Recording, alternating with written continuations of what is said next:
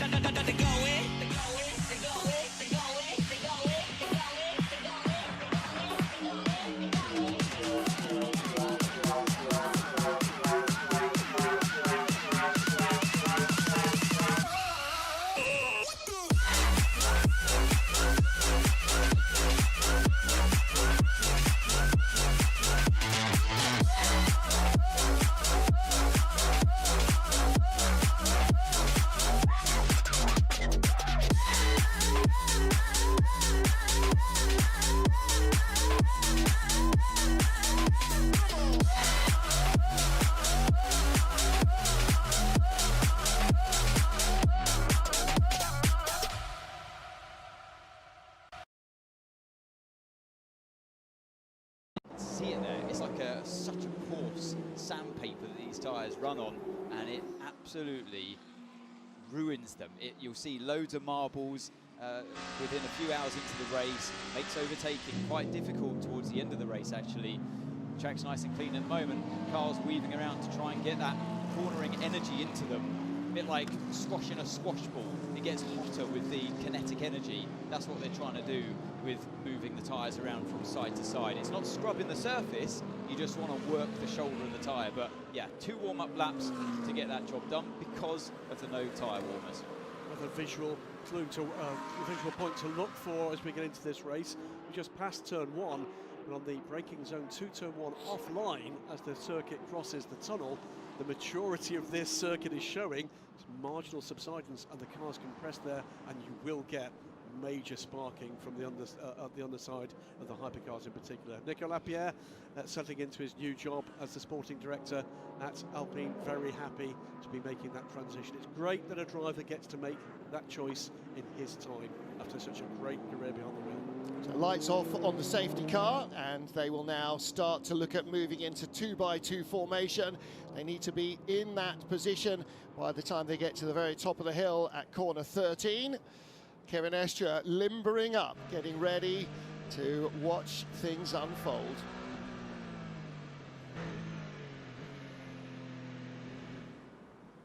Toyota 1-2 on the grid in Bahrain. They have not been beaten since 2016. Is this the year that it happens? Porsche has not won here since 2015. Is this the year that it happens? What about Ferrari? What about Alpine? What about potentially Peugeot or BMW? Everybody, in theory, could be out front. Practice, fate is going to decide what happens to a lot of our 36 starters. Aboard with Ryan Hardwick in the 77 Proton competition car, right behind its sister Ford, as they are lined up 2x2, heading down towards the final corners here and getting ready to start the 8 hours of Bahrain.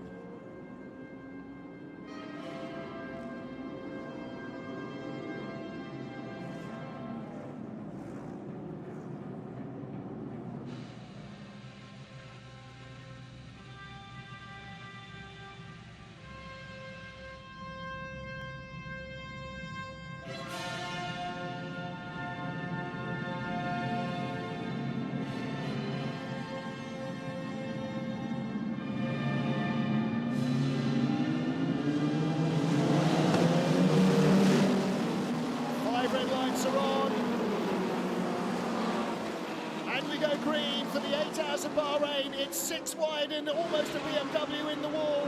The pole man looking down the inside.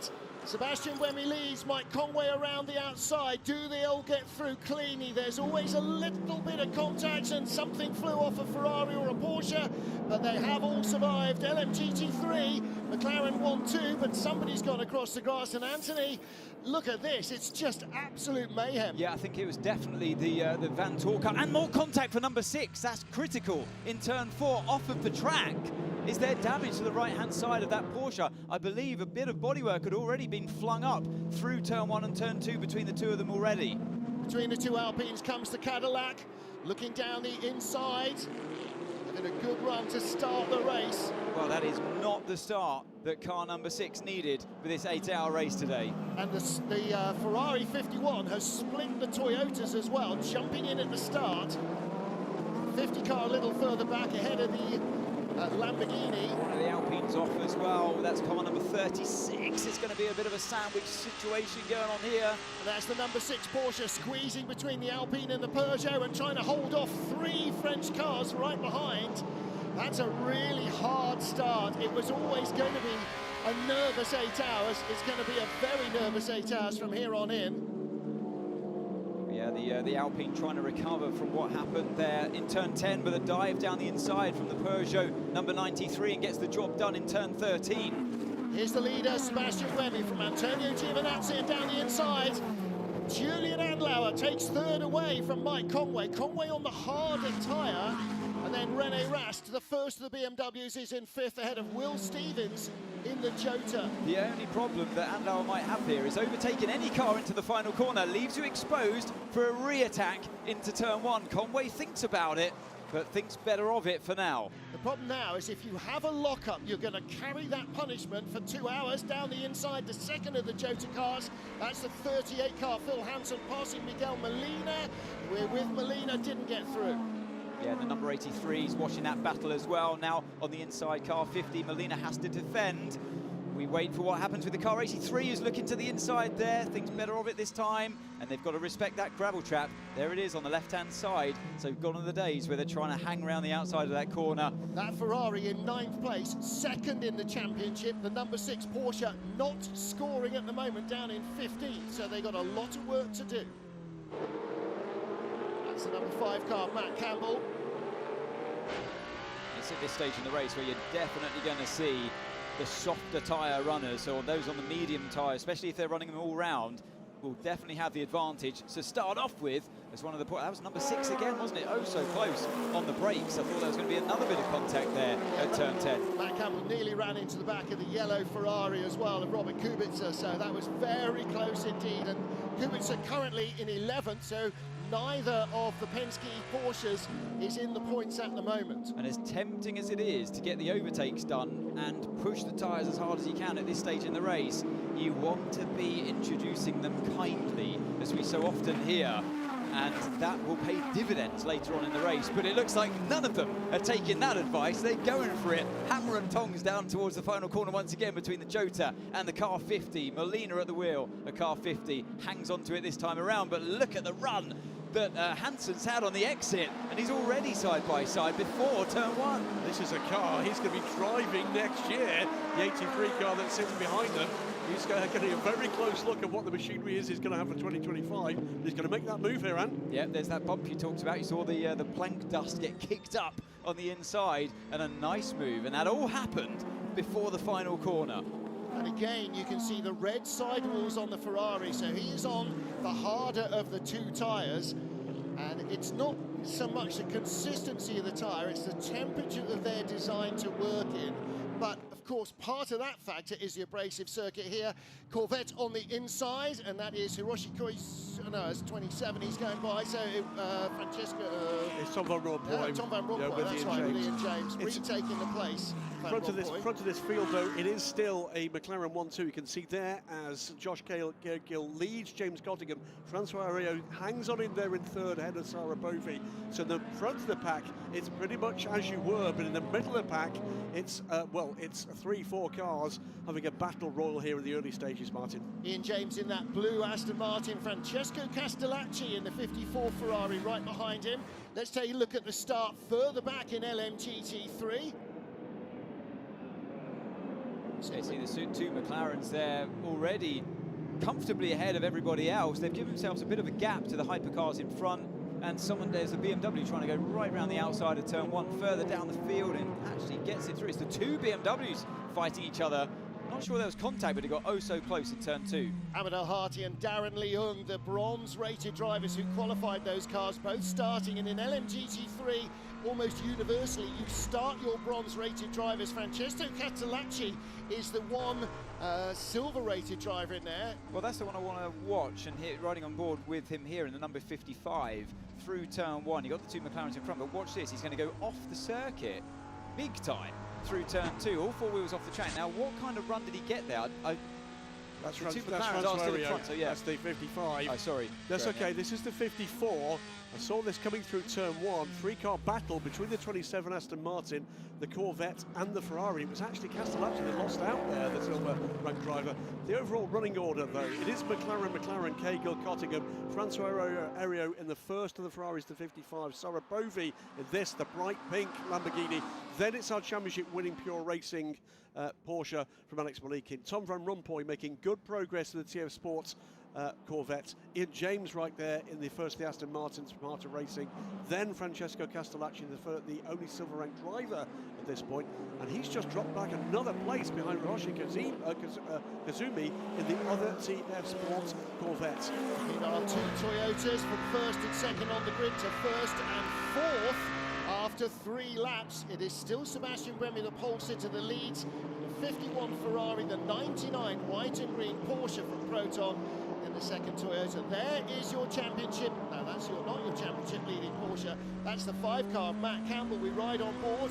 Behind Robert Kubica, that yellow car is the one that Phil Hansen will be driving next year with Yeyife and TBN. TBN may be a Polish driver named Robert, but that has yet to be fully confirmed. Certainly not sure that Kubica is going to find a better seat than that one. And that is the only Ferrari to have won outside Le Mans. We're hearing that the car 50 and I guess you could call it the sister car, the 83 car, two different colours, but they're both Ferraris, suffering with rear tyre brake temperatures at the moment. Oh, okay. Well, it's a hot day. I mean, we started at 2 o'clock. The sun doesn't really start to go down until 4, and then temperatures will change, but it's going to be hard work on the brakes anyway. This is a bit of a stop-start track out. Speaking of hard on the brakes, that car number 5 just there, Matt Campbell, a bit of a lock-up into turn 1. Lost a little bit of time through there, but he's got the Ferraris in his sights who are suffering with those rear brake temperatures, as we know. Running on board with Robert Kubica through turn 4. Looks okay to me on the entry at least. Now, with your experience of racing here, is that going to be better as the cars gradually spread out and you're less in the hot air of the car in front? It can do. It's not a great sign though this early on in the race, although this is the hottest part of the race, having started at 2 p.m. So they will be getting into slightly cooler conditions later on, but when the car's heavy with all the fuel on board at the start of the race and you're following so closely, it can exaggerate those problems. It's the right rear brake temperature which is high. Yes, that reason is because I put rearward brake bias for the first lap.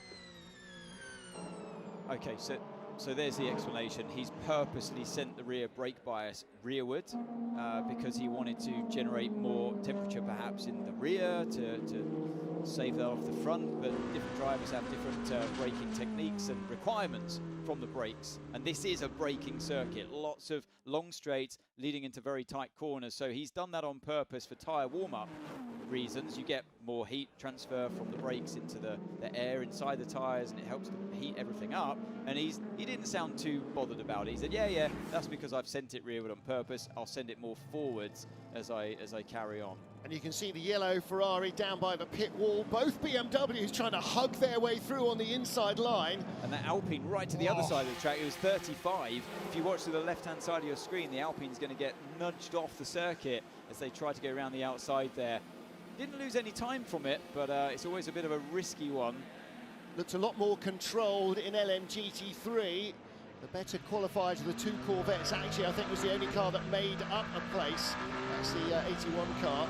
Looking back from Sebastian Buemi, you'll watch Mike Conway really squirm around there, send the car sideways, and the Ferrari, and there's that bit of bodywork. I'm still not sure whose car that got flung up by. It was either 50 or 6. Watch the 6 in front.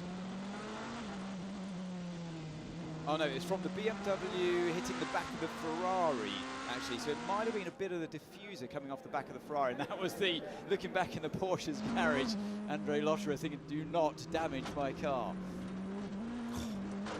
It's all arms and elbows, Anthony. That was the other Porsche, that was the number 5, so that was Matt Campbell recovering after being off the track. And then we had this touch with the car number 6 to the right-hand side of the screen in the middle of the pack, and the red Ferrari, as he tried to get around the outside, there was definite contact that time around. Yeah, 2 of our 3 championship contenders with contact at, what's that, turn 3 on lap 1. This is on board with the Peugeot, sends it round the outside, and there's the flying bodywork, actually, of one of those cars. I'm guessing it's from the Porsche's right rear. And this is on board with the Ferrari 50, and that's the contact. It has bigger than I thought, actually, from riding on board here with the 50. So that was Molina, wasn't it, going into the side of the number 6, our championship leader. And I think he tagged the back of the car in front as well, a tiny bit. Josh Cagle leads in LMGT3 from James Cottingham. Anthony, how on earth do 2 different drivers lap 0.002 of a second apart? Well, I'm sure, like I said at the time, if you look through the data, there'll be bits here and there, and if you put the perfect lap together, you'll be talking tenths at least that would make you faster. But yeah, it's great to see them nose to tail now, because they were nose to tail in qualifying. I get the feeling right now it's Cottingham's got the slight advantage. Repeat what you said in about qualifying. Oh, well, Except James Cottingham regretting not having gone for a wee before hyperpole. and you know what? It's those. It takes 0.007 of a second to blink the human eye, so it's not even a third of that. Darren Leon on the outside. Yasser Shaheen, the 2 most bearded drivers on the grid, battling for 12th place. Cracking battle between the 2 German makes. I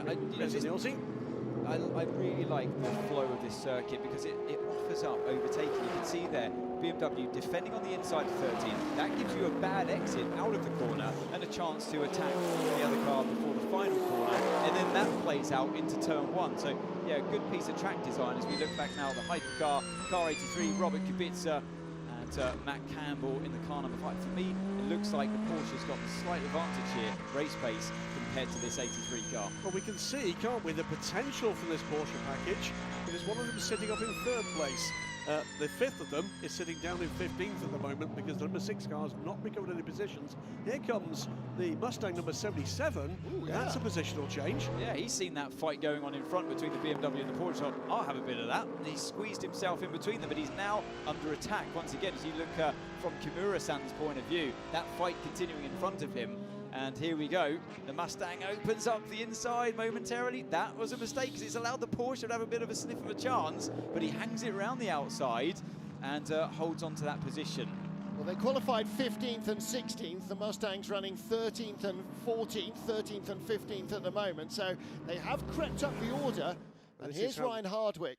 So it did give the chance into the final corner. So just before we broke away and looked at the hypercars, I was mentioning how 13, the penultimate corner, can give the car a chance to attack into the final corner, and then it carries on down into turn 1, and that's how the Mustang got involved. Yeah, the rumour mill doing the rounds at the moment is that Ryan Hardwick might well be in that car, the orange car, next season. Maybe a switch coming from Ford to Porsche. So he's got a good, close look at what potentially might be campaigning next time. But boy, that Ford's quick in a straight line. Yeah, and it's hard to get that braking right as well. I mean, of course, these cars have ABS in the LMGT3 category. It makes it a little bit easier for the, particularly the bronze-rated, the lowest-graded drivers. But still, hard to choose your braking point in a move like that, surrounded by other cars.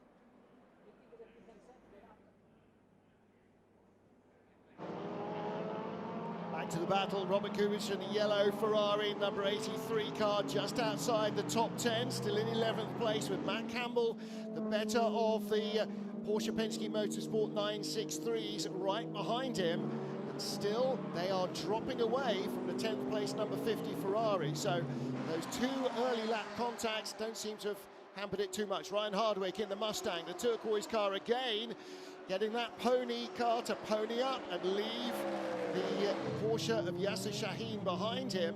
Just to show the straight line speed it's got, the Mustang, doesn't it? It's in a perfect place to make the move, as here comes the race leaders through this traffic as well, Anne. Yeah, the hypercars already coming through this traffic. It's always the hardest part in the race, actually, when you're in the leading pack, coming up to the GT cars that are still very close together because you're so close to the start of the race. And look, you see there, Buemi diving to the inside in desperation to get back to the racing line before turn 4. And now the Ferrari, who we ride on board with, Giovinazzi, right in the thick of this GT action. Can he clear them before turn 6? Yes, he does. But the Proton further back behind them, the green and white Porsche, he's right in the middle of them now. So yeah, a tricky time. Got to keep your nose clean when you're in the hypercar category. It's tempting just to overdo it and be desperate to get through them too quickly. Proton Porsche around the outside of the Proton Mustang and then goes by the Manthey EMA Porsche. And often the faster cars coming through will offer an opportunity to the LMGT3 machinery to break the deadlock, close some gaps or open them up. Here's our LMGT3 leaders. United Autosport McLaren's 1-2 with Francois Heriot third in the 55 Vista AF Corsa Ferrari. And actually, the three of those with a little bit of a gap between them will make it easier for the leaders to get through. Absolutely. Keep an eye on that little battle as the leaders came through the traffic. Looked to me as if Will Stevens made up good ground for the early part of that block of LMGT3 traffic in his pursuit of the top 4. Just behind the blue number 2 caddy, the championship leaders. 14th place for the number 6 Porsche Penske 963. You can see the 35 Alpine right behind. Race leader now carving his way through the midfield in LMGT3. The better of the two Lexi, Hiroshi Koizumi. And look at the speed differential on the straight. Ooh, now was that a challenge there from James Cottingham on Josh Cahill for the lead? Yeah, he's looked to me. Oh, it's the spin, there's a race leader, Sebastian Buemi. Yeah, Buemi facing the wrong way in turn 2 and 3, donuts it round, but surely, that's the BMW, so they were 6th and 7th. Top 6 positions lost for Sebastian Buemi. Now, my guess this has got something to do with traffic. Was he hit from behind? He was. It was the Corvette. Oh, dear, wow. Oh, dear. And there's damage, I think, to the rear of that Toyota as well. A little bit of damage. The 82 car that hit him, Hiroshi Koizumi. This is from riding on board with Buemi, and that's the hit. Not Buemi's fault at all there. Just part and parcel, like I said, getting through the GT cars at the start of the race. There's the change. That's the 12 car ahead of the 7 of Mike Conway. Yeah. So Will Stevens is making rapid progress here. So Will Stevens now up to 3rd place. Ferrari's Antonio Giovinazzi leads in car number 51. The Proton Porsche of Julian Andlauer in 2nd. Mike Conway down to 4th as Will Stevens moves up to 3rd. Porsche's in 2nd and 3rd, but they're not the Penske duo. They're not. It's a car apiece from each of our privateer contenders. So number 51 Ferrari gifted that race lead. Now Julian Andlauer trying to pin down the Ferrari, but in hot pursuit some 4 seconds back. Will Stevens having put a move on Mike Conway, the number 7 car.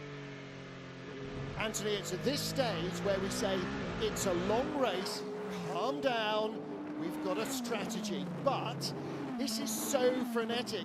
18 hypercars, only 10 of them even get a point. I mean, the drivers know how hard overtaking comes at a premium. Even on this track where it is possible, they know in the hypercar category they're so evenly matched that you know, they don't want to give up a position, and they're on full attack to try and get one whenever they can. It's a lead battle developing here through the final aspects of LMGT3 traffic. Antonio Giovinazzi has got his mirrors full, not just of the LMGT3 cars he's just passed, but now for Julian Andlauer, he's on full attack mode with the number 99 Proton competition car. This is developing this quite some race. I think it's going to be a while before we start talking about the championship. Well, we will just highlight that this is the car that leads the standings, and the Porsche Penske 963 right up behind the caddy, the number 2 Cadillac V-Series R. This is still only a battle for 13th, as it has been since lap 1. Neither the Cadillac nor the Porsche seem to be able to close the gap remotely on the cars in front of them.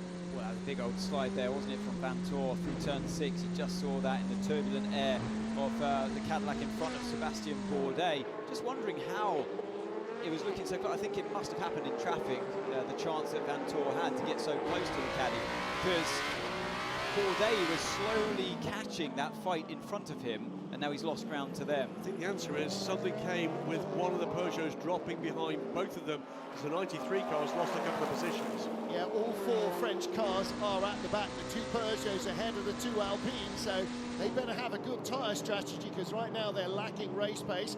Sebastian Buemi Hiroshi Koizumi incident will be looked at by the stewards. I can't see how Buemi would be getting a penalty for that, and 50 is off. That's another championship contender, remember? Oh, whoa, whoa, whoa, whoa, and off very slowly and coming back on behind the GT cars. Yeah, basically got onto the marbles and just off onto the dust as well, and just couldn't recover the speed before turn 13. Matt Campbell flies by. Let's take a look again, Anthony. That's right, he's gone around the outside, got onto the curb, beached the car, then he's onto the tarmac, which is super dusty, and that's AstroTurf there as well.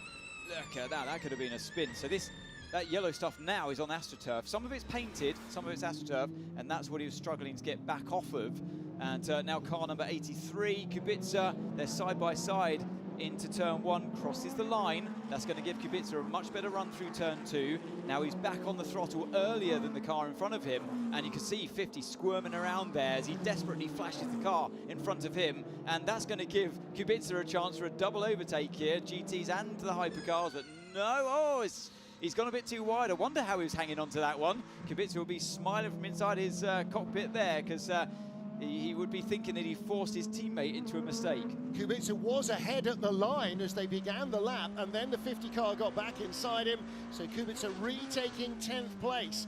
So the 83 car is in the points. Miguel Molina in the 50 car is not, and right behind him is Matty Campbell, the Kiwi in full Hunter killer mode here. Well, he's going to be tasked with putting that car under as much pressure as possible as Lawrence Vantor recovers positions further back. Here's the 8 trying to put a move on the BMW. Yeah. Speaking of recovering positions, this is Buemi, who has race pace to be leading this race and pulling away, as we know. Now stuck there behind the BMWs as Vantor having a look down the inside now of the I'd say of the limping Ferrari number 50, who I believe is carrying a bit of damage at the front end there from that contact they had at the start of the race with the, I think it was with the BMW, wasn't it? Sebastian Buemi between the BMWs now, so he's got ahead of Marco Wittmann, but René Rast was the car that was in our sights as we rode on board a moment or 2 ago. As we get deeper and deeper into this race, remember, it's not just about where the number 6 Porsche ends up. It's about the fact that the number 50 and the number 7 have to score very big points indeed. And there are 2 different championship battles with completely different ways of scoring. One for the manufacturers and one for the drivers. So, yeah, Porsche would love to win both. They want to win the manufacturers, and of course the drivers want to win the drivers. So again, Campbell, beg your pardon, in the 6 car, Vantor having a look at Sebastian Bourdais. Seems to me the number 6 car is at this stage of the race adopting a minimum risk strategy. There's no lunges going on at all anywhere here. They had their excitement on that rather frenetic lap 1. That's dropped them back down to where they currently sit, 14th place. You sort of assume, looking at Kevin Escher there with the headset on, there was probably quite a lot of unbroadcastable radio in lap 1 and lap 2. Hopefully things have calmed down a little. The BMW, René Rast just ahead of the black Toyota of Sebastian Buemi, who led from pole position for, 10 laps, 9 laps before he got tagged into a spin. This is going to be a problem for Buemi, because the BMW looks to have slightly more straight line speed, even in the slipstream there, down towards turn 11. Buemi could see the BMW pulling away. And now, yeah, we look back to the Caddy versus the Porsche. They're riding on board now with Vantor. It's a difficult one, like you say, Graham. He's got to bide his time and be sensible now. They've had their drama at the start. Now it's time to settle into the race pace and just bring the car home, basically. That's all they need to do if car 7 isn't leading the race, which is currently not. Well, the other things to watch, by the way, as this develops, with Matty Campbell all over the back now of Miguel Molina, they are being caught by the chasing caddy and the number 6 Porsche Penske Motorsport car. We could very well be in a 4 or 5 car battle with championship implications going deep through that group in just a couple of laps' time. Now, the stint length is expected to be around 30, possibly 31 laps in the first stint, 31 to 32 for Hypercar the rest of the race. And there's the contact with Hiroshi Koizumi and the Corvette running into the back of Sebastian Buemi. Yeah, I can't blame Buemi at all for that one, because he had so much distance between himself and the GT car. That's what I was looking for. Is it the case of the Hypercar swooping back to the racing line and then catching out the GT? No, it wasn't. There was more than enough clear air between them, and yeah, Kazuki Nakajima sees it as well. He knows exactly, he's raced around here enough times himself to know that that was nothing to do with in the hands of his driver. It was, I think there'll be a penalty coming Koizumi's way. Yeah, the race pace, by the way, for Seb Buemi, now having got back up to speed and recovered after that spin. Nothing wrong with that. Doesn't appear to be any lasting damage to the Tota. No lasting damage, but he had to do a serious spin turn, didn't he, to get it back going again. So I think he's probably done some, well, a lot of damage to the rear tyres at least. There's this fight going on here. The Lexus on the inside of turn 2. We just cut away there because that was going to be oh so close. That was Takeshi Kimura, the car guy, and he almost squeezed through, didn't he, on Giorgio Roda. Giorgio Roda back in the black 88. Ryan Hardwick just in front having a little look at the back of Darren Leung's 31 BMW. So Giorgio Roda back in 88 and joined by a rookie to the World Championship, Gianmarco Leverato, with Dennis Olsen as their remaining driver. And again, there's our champions, and that's a change of position, isn't it? It is. Alexander Malikin ahead of Sarah Bovi out of turn 10. I think ahead of Sarah Bovi and of Francesco Castellacci, who is not making the progress you would expect for a silver driver at this point. He'd already, I wondered if Castellacci had made a mistake and held up Bovi, but no, he's gone by both of them. Yeah, that was a serious lunge, wasn't it? Look at that for a move. Nicely done indeed, and monitoring the rear on the exit as well. Yeah, beautiful lunge down the inside from the champion, Alex Malikin.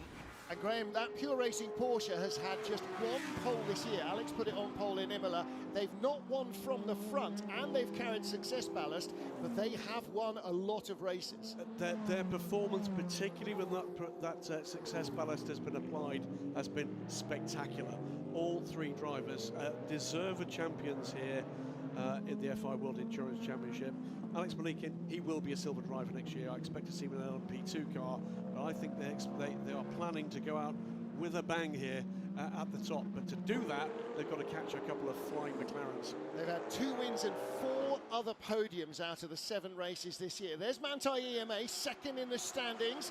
Yasser Shaheen holding off Ahmed Al-Hati in the 46 BMW. Yeah, well, actually, remember, it was Yasser Shaheen who was in the battle with the cars we can see in the background there. He's made progress. He's come back past those 2 cars and has now got past the 46 BMW. So it's been a great recovery period here from Yasser Shaheen. Yeah, this is how it was done. Down towards the final corner there. Got the BMW on the outside. Could have given himself less space, less gap in between the 2 of them. Something you often see with drivers into that final corner. You want to stay away from the dirt on the inside as much as you can, and helps open up that corner as well.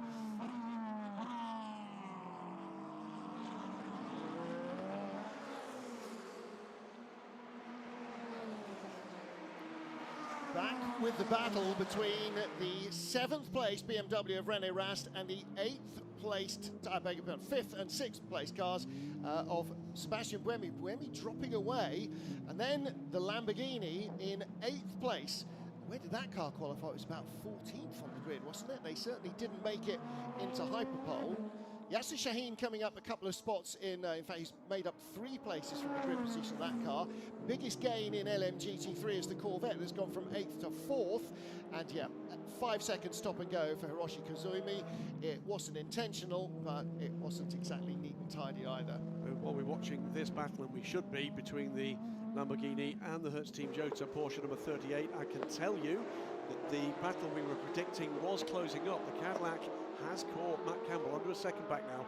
And look behind what's happened behind these 2 is 83, the yellow Ferrari of Robert Kubica, has shaken off the 50 car and is starting to close on the battle in front, whereas the 50 Ferrari, as they come through the corner, look, there's the red car. He's been caught by the Porsche, with Matt Campbell was there anyway, but you're right, the Cadillac and the 6 Porsche are there as well. Yeah, that is now that 4-car battle, but it's not 5 cars because of the progress been made by Robert Kubica, and it remains to be seen as we get deeper into this stint whether or not that's reported. Lack of front downforce as Sarah Bovey goes to the outside of Alex Malikin. Yeah. As I look there, don't think there's a way through. Goes defensive. There might be. Malikin compromised there. He can't really pick up the throttle quite as early because he couldn't run out wide with Sarah Bovey there. So, Anthony, that's actually quite good running around the outside by Bovey because it compromises the car in front. Yeah, but Malikin was too kind there. He was way too kind. He didn't run her out enough on the exit of turn 4, and then didn't do the same before turn 6. He definitely had space between him just to be a bit more aggressive and chop back onto the line. She should have Verstappened him off into the gravel. The other way around. He should have Verstappened her off. You're the one that just said that. But right behind, as that goes on, in the Ferrari, not Francois Heriot, is it? It is Francois Heriot. No, it's Francesco Castellacci. Sorry, the one we're looking at the foreground here. Yeah, yes. no, behind those two, Castellacci is like rubbing his hands. Right, come on, you guys. Let's have a little bit of contact and I'll slip through. Yeah, I mean, but for me, I can't understand why we've not seen better progress from Francesco. What we're looking at here, by the way, this is the second group. We've seen that first group of 4 with the 2 McLarens, the Vista number 55 and the 81 TF Sport Car. These are right there. It's just going to take one stumble. We've got a 6-7 car train.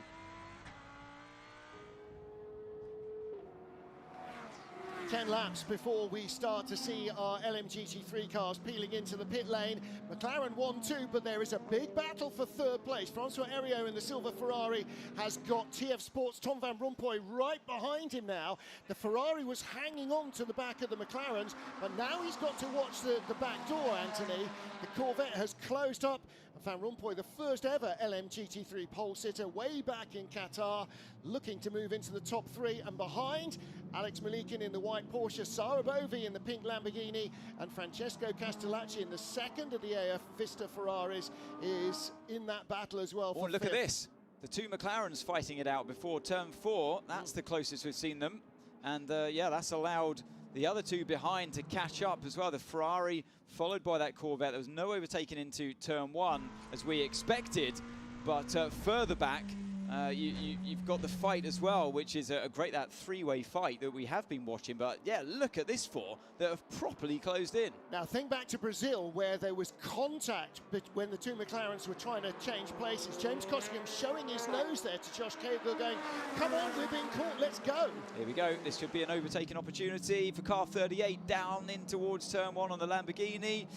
Yeah, nice solid move there. Runs a little bit wide, but that's pretty common through turn 1. Now you've got to play the defensive game on the exit. So Phil Hansen passed Eduardo Mortara. That's for 8th place. Edo had actually recouped that place on the straight, but Hansen back past him.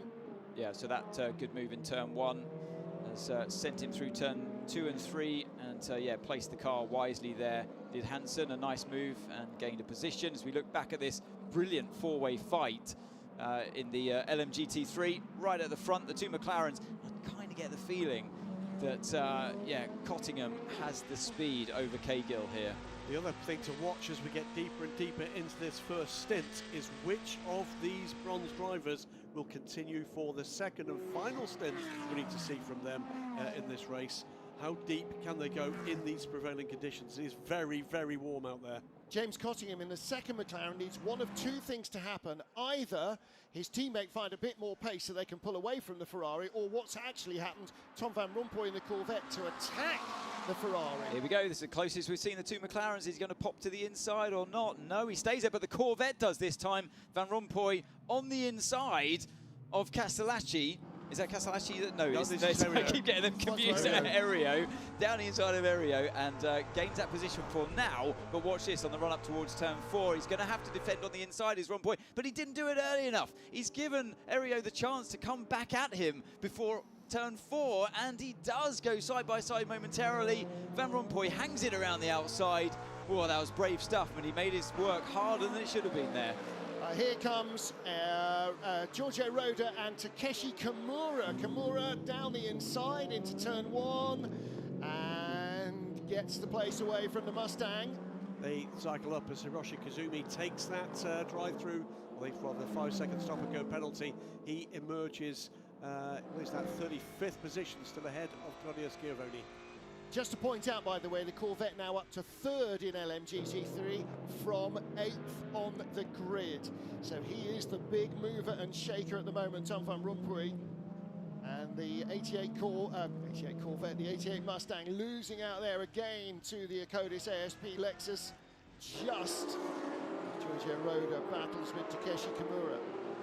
Through this battle comes the 38 car, Phil Hansen, trying to make good his escape from Edo Matara, who's now under more pressure from behind from the 83 Ferrari. Yeah, the 83 Ferrari still recovering from turn 1. But yeah, the Lamborghini is definitely looking more in the mirrors than he is forwards at this point. No change in positions yet. It is still the McLaren of James Cottingham chasing his teammate Josh Cahill. Cottingham's got the orange windscreen strip. Otherwise, it's quite hard to tell the cars apart from dead ahead. A little bit of a Jota scenario going on there. Here's Julian Andlauer in the 99 Proton Porsche in 2nd place, but Ferrari lead here. What a brilliant opening stint at the race this has been by Julian Andlauer. I think he's been a real star this season. Phenomenal performance that we saw from him in Spa earlier in the year. Arguably should have won the race that day. Riding on board now with Will Stevens. You can see that white Porsche in front of him. Stevens has kept his nose clean, hasn't he, at the start of this race as well, looking after those tyres. The two McLarens ever so close again down towards turn 4, but I'm expecting this move from Cottingham soon. But Van Rompuy's getting involved here. He's looking more aggressive than Cottingham, and could we see the Corvette past one of the McLarens before the other McLaren overtakes the sister car? Is he going to have to defend down into the inside of turn 8? Yes, he does a bit. Van Rompuy's got the advantage that it's not his teammate. He doesn't mind if he bumps them. Yeah, James Cottingham's not getting the room to attack on Josh Cahill. He was he with the Ferrari behind? Now we've got the bright yellow nose of the 81 Corvette as they come through turn 10. Yeah, we're going to have to get back to that action after watching this replay as soon as possible, because, oh, that's a lock up there, wasn't it, for car number 5. That's Matt Campbell through on the inside of the Mustang GT, and it's always hard to do that, splitting two GT cars before turning into turn 1. You're asking for trouble. Looking racy here, Tom van Rompuy, looking for a way by at almost every turn, and we've got hypercar traffic coming as well, and that could play a part here. Cottingham just needs to calm down. He knows he's got the speed to not only catch his teammate but pass him. He's done it already, and he can do it again. He's got to start looking forward instead of in his mirrors, because that bright yellow Corvette's on the attack, but he's got the speed as well. Two race leaders in both classes side by side as they come into the braking zone. Yeah, that's an easy pass there for Giovinazzi. It's not the ideal part of the track to overtake on because it is quite dusty on the inside, but you have to get it done as soon as possible, as Andlauer now gets the advantage of a bit of a slipstream from the GT car, seeing popping in and out between each one. And can he get that move done? You're desperate to get the move done into turn 1. No, you can't, but he's got free air around him, and that's not what he wanted there. So he loses out more than the car in front of him of Giovinazzi did in the final corner. The good thing is that turn 1, the minimum speed of the GT3 is barely any slower than the hypercar, so it's a little bit less, but yeah, you can't afford to lose anything. Will Stevens with the same problem now, but he'll be passing them down the hill. He lost it more on the braking though, did Andlauer. You know, braking offline into turn 1 is such a, you don't want to be on the inside there. It's such a compromised position as Stevens finds his way through now through a very tricky part of the track to get through traffic. Turns 6 and 7, a little bit higher speed, and the GT cars move around a lot more than the cars with more downforce. 5 laps until LMGT3 pit stops, we anticipate. Is the Corvette going to go from 8th to the lead of the class in one stint? He's certainly well placed, and he does look to have better pace than either McLaren. And again, James Cottingham coming under pressure. Now, is the Corvette going to try and follow the Toyota through? He can't, but he does put the leader, Josh Cahill, a little offline. And these are the opportunities, aren't they, for the GT cars? It's been a great race to start the this 8 hours of Bahrain, remember, in LMGT3. good, solid pace from both the McLarens, but a very different tenor now for that second place battle, with the Corvette getting involved. Yeah, the Corvette was unfortunately overtaken right before the apex of turn 13, and it's never nice into there. So yeah, he would have lost a little bit of time there to the with the Toyota overtaking, but he looks like he's back in the mix before the final corner, and Cottingham once again just chipping away at his teammate, edging closer and closer, and he might have a chance this time around to be late on the brakes. So we've seen him closer before and still resisted that temptation. At some point, he's going to have to pluck up the courage and just commit to the inside and try and outbrake his teammate, but once again, looks set and happy to sit behind him. Yeah, the next group, by the way, to catch this leader battle is going to be that. Well, this is interesting. Sorry, Graham, this is interesting. Now, Cagill's had a terrible exit out of turn 2, really compromised his line round 1 and 2, and now we've got the chance for Cottingham on the inside. Come on, late on the brakes. You can do it this time around. Surely, surely, yes, it's done. The move has happened. Finally, it's been there for a long time, and Van Rompuy's getting involved as well. Before turn 6, is he going to stay on the inside? Yes, he does. Look at that for aggressive driving over the curb. So 2 passes in 2 corners there. Great stuff. And all came from a mistake into and through turn 1 from the previous race leader. Well, here's the second.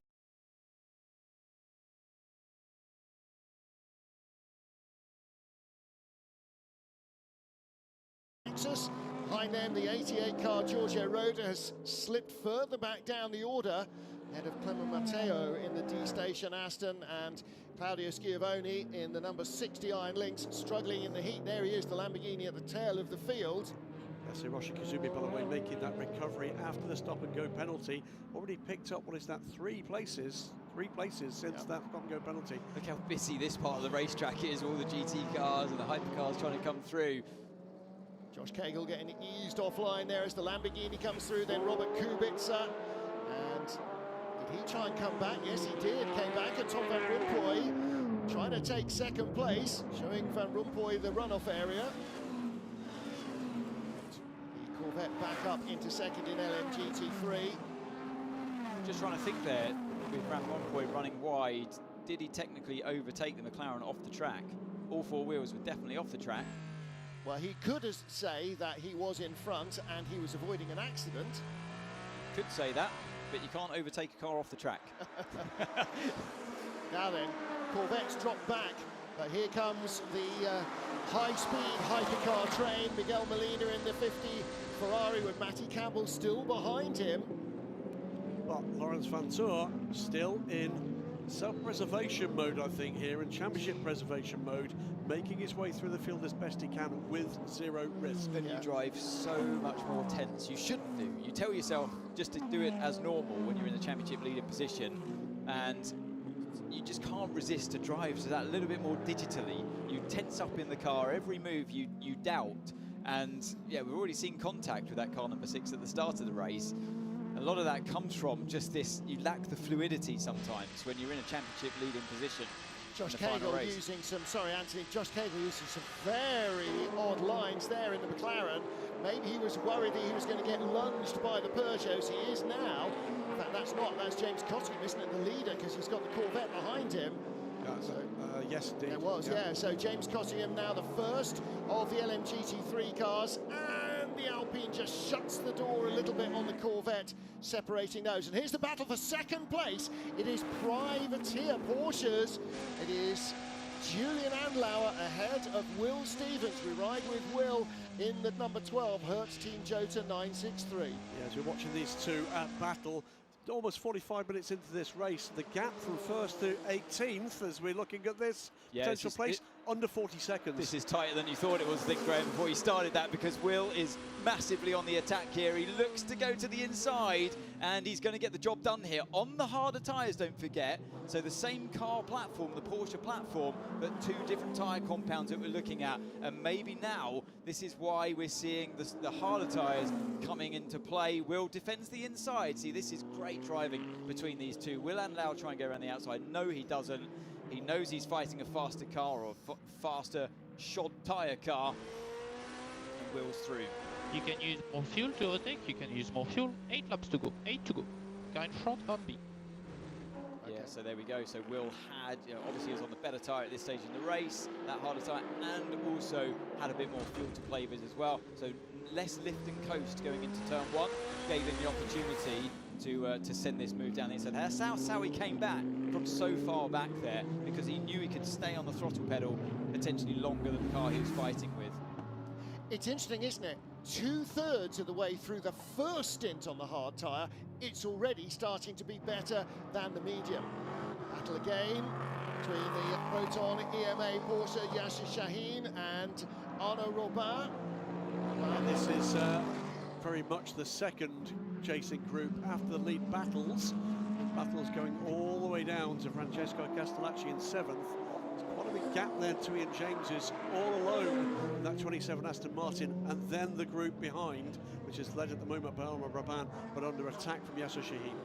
This is the other Lexus. This is Takeshi Kimura ahead of the black car of Giorgio Roda and black and green Clement Matteo as our race leader comes across the line. Again, expecting around 30 laps here, and the Ferrari on the hard tyre as well. His last time round a 54.995. Will's was a 54.969. So with an overtake as well. 300ths of a second quicker. Yeah, it's let's keep an eye on that gap as we close in on the first pit stops. We expect, by the way, that number 50 car, that is the Ferrari that's in championship contention, down in 11th place, likely nose change coming for that car after that report of loss of front downforce of the rushes at the start of the race. Front nose, as it's otherwise known. René Rast under pressure from Sebastian Buemi. Buemi not making much inroad here. The BMW on the hard tyre and the Toyota. The Toyota can make speed and can make the medium last. We've seen it make the soft last in Brazil when everybody else needed a medium, but it's the medium, the softer of the two compounds we have here. And Anthony, you don't have to use both. You can commit to whichever tyre you want in whichever combination you want. You might have 3 mediums, 1 hard. You might have hard left, hard and medium right, whatever. It's not like Formula 1 where you are mandatorily required to use all compounds available. Exactly, that's what makes it exciting in sports car racing. It's great that now we can see in the World Endurance Championship which tyre compound they're actually on. So like before in the past they had this opportunity, but all the tyres looked the same. So from the outside you had no idea who was on what, and the teams obviously like to keep it secretive. So we see the energy remaining of the cars here, so less energy remaining for all of the LMGT3 cars. We expect them in before the hypercars pitting anywhere from lap 31 to lap 33. Yeah, significantly less energy for Josh Cahill there, I was noticing, about 5% less, so he's been burning that energy, and now we've got a battle here for 3rd place. Mike Conway gets in the slipstream of Julian Andlauer. Those medium tyres really starting to fall away, aren't they, on that car 99, as Conway on the hard tyre comes through down the inside. Andlauer's now starting to look in the mirrors quite a lot. Has he taken too much out of them as well? See another slide there on the exit of turn 2. I hope for his sake they're only going to single stint this set of tyres. I think that was the problem for Josh Cahill, too much sliding in the McLaren. For your info, car 50 will change 2 tires and will pit 4 laps earlier. And we might lose another 2 places if those cars change only 2 tires. Yes, so what you are asking, my opinion is that you don't want to do.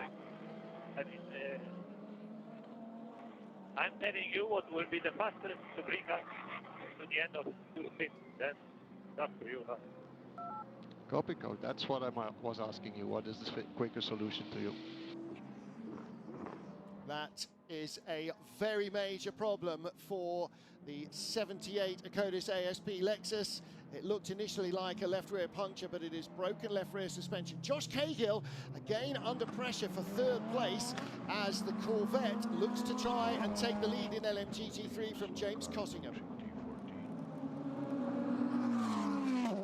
Yeah, the Lexus is going to try and make it back to the pits. That's Arnaud Robin. Don't forget, he was in that battle behind Cahill, and Cahill with less energy, he was holding up his teammate. I think he's had too much wheel spin, he's been sliding the car too much, so his tyres have gone away, and now he's having to try and preserve energy, not to have to pit a lap earlier as well. Always starts playing out at the end of the first stint here at Bahrain. If you've been too aggressive on your tyres earlier on, it's really going to come and bite you at the end of the first stint. And fingers crossed, we don't see those drivers having to double stint them, because that's an absolute nightmare. When more fuel goes back into the car and you send them out there for another stint, it becomes almost undrivable. So yeah, you really have to babysit the tyres at the start. Some drivers are better at that than others, and I love this part of the race when you start to see it all play out, as now we look to that left rear suspension of the Lexus. Keep an eye on this pit stop. Just noting as well, by the way, the train of Alex Malikin and Sarah Bovey having caught that lead group as well. So as we come into the window for the routine pit stop, first routine pit stops for LMGT3, it's not going to be 2, 3 or 4 cars for the lead battle. It's going to be into the 7 or even 8 cars. Wild, wild ride offline there from the 99 car. We're with Rene Rast. This is the battle for 4th place. Julian Andlauer ahead of the BMW, who is right on his heels. Andlauer have to be very inventive to get through a solid knot of LMGT3 cars. And through goes the number 8 Toyota as well. That's the Black Shadow behind the BMW. And the second Beamer going through as well, Marco Wittmann. And on the inside of the remaining Lexus, the car of Sebastian Buemi at 78 gets pushed back into the garage. Now, it's not all over. They can replace the suspension, and I'm sure they will try and make sure that they can finish this race, but they've got to do it in as quick a time as possible. Yeah, 8 hours, remember, and they'll want to get to the end of this World Championship event and celebrate the end of their campaign. Here we go. We'll be back. Rob Poy having a look down the inside of Cottingham now, so he clearly has the speed here, doesn't he? Faster at this stage of the race than both McLarens, but the faster of the 2 McLarens leading the pack at the moment. Okay, down in the pit lane, Bruce Giovanni. Bruce, what do you know? Well, I know that you're talking about the McLarens, and James Cottingham, who's in the car at the moment, hasn't got any radio working at all, so he can't communicate with his engineer, and they're not sure whether they're going to do a driver change or not. But apart from that, everything's okay. Just no communications. That's perfect for 8 hours. Radio silence. You saw 95, Josh Cahill in the pit, so he will take, sure he's going to have to take at least rear tyres. And here's another battle. Julian Andlauer starting to struggle now. He's just dropping away from the cars in front. Don't forget, he was second. He's currently hanging on to 4th by the skin of his teeth. Anthony, I'm guessing it's rubber related here. Absolutely. He's run out of tyres, and he's asked too much from them too early. And on top of that, one of the only medium tyre runners as well that's still out there. You can see the BMW, the red stripes on that. Buemi, though, is also on mediums and clearly faster as well. But you'd expect that from that car. They've been quick all weekend on the medium compound. But yeah, this is now a stage of the race where Andlauer's got to think about the tyres he's on and not do anything silly. And it might come back around for him later on in the race. Didn't look like a driver change there for the 31 WRT BMW. Darren Leung staying in. Yasser Shaheen, James, Josh Cahill both stayed in. Darren Leung did stay in. So we're seeing the first of our LMGT3 pit stops. Louise Beckett down in the pit lane. We're also seeing the 50 Ferrari crew in the pit lane, ready for the car to come in. Molina has reported loss of grip at the front of the car after those incidents. They've got a nose ready, which I know you know already, and left side only on the tyres. All right, well, we're expecting the Corvette to stop and do left side only, but a driver change as well to Charlie Eastwood. Now, some of the other bronzes have stayed in. I think they might judge that on how the driver responds. If Tom van Rompuy can stay in for a second stint, that would be beneficial. There's the nose ready for the 50 Ferrari.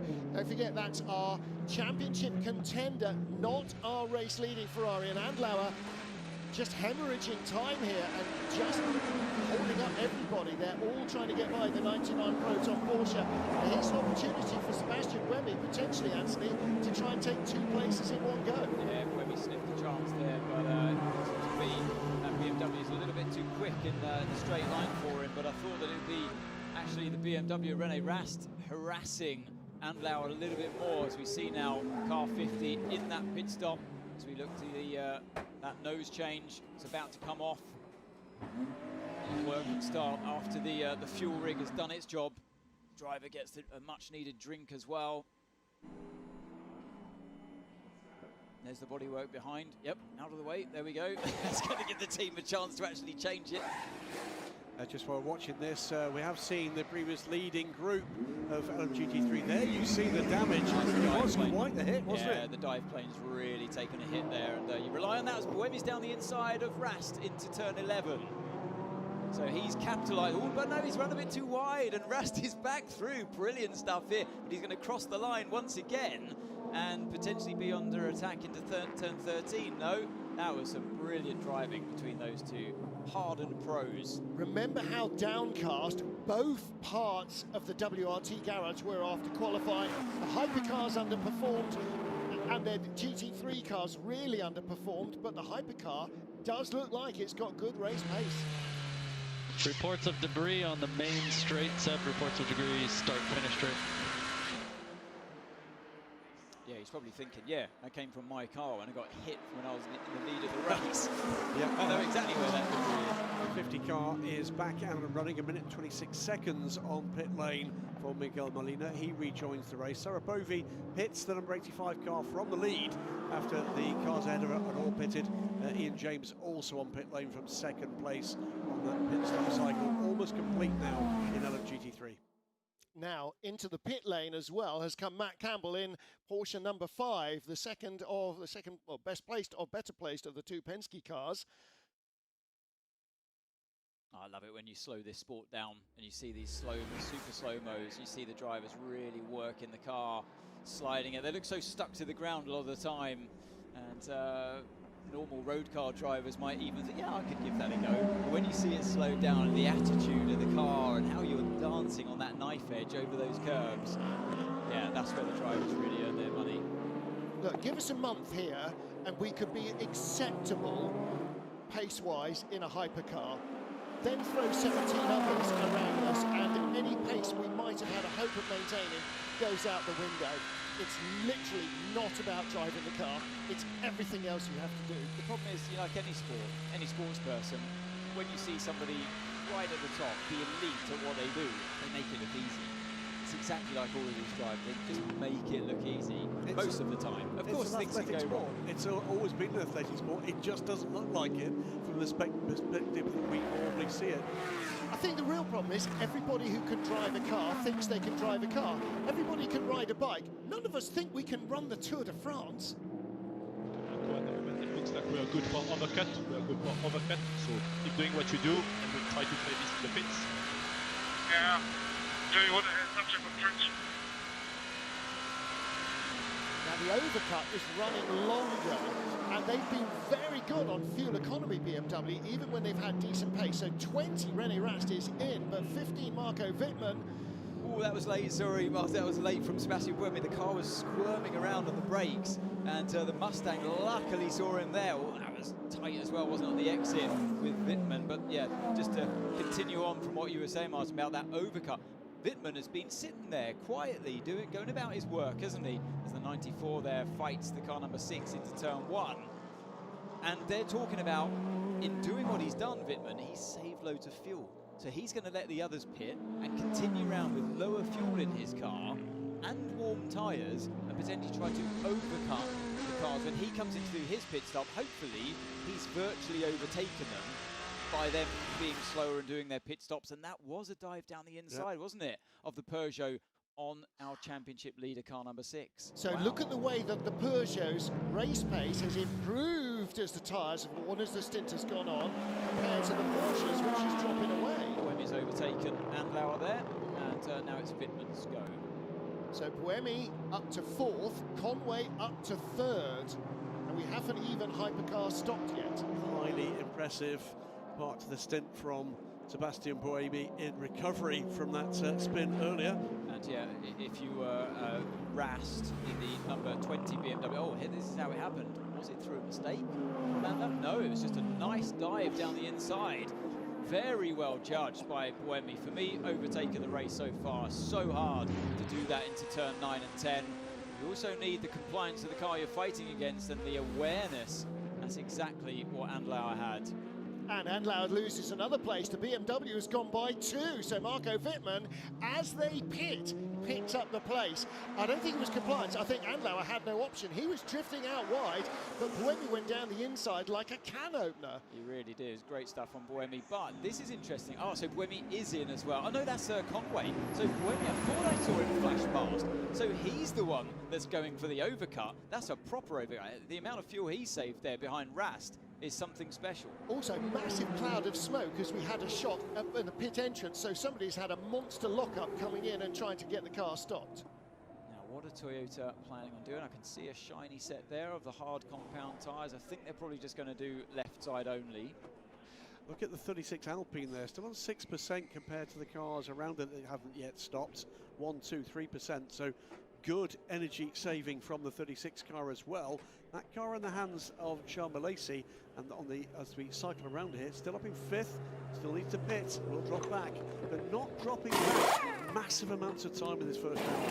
Don't forget in hypercar, not all of the energy is fuel in the tank. It also incorporates their SOC, their electrical energy. So sometimes we've seen the cars coming in, as BMW explained to us, coming in with 5 or 10% usable energy, it would seem, but actually they've had to pit because they're out of gas and they still have electrical charge left, so you can't use one without the other. So it looked like 3 tyres went on that number 83 there. At least 2 of them were old hards. By old, I mean it's probably done qualifying, first round of qualifying before Hyperpole, because Hyperpole you have to run new tyres, of course. So yeah, just the 1 or 2 laps on them. So, but still, you know, they've been conditioned, they're older tyres, and you lose a little bit of that edge from them to take them through this next long stint of around 33 laps. Stoffel Van Dorn in the 94 Peugeot got ahead of the Cadillac in that stop.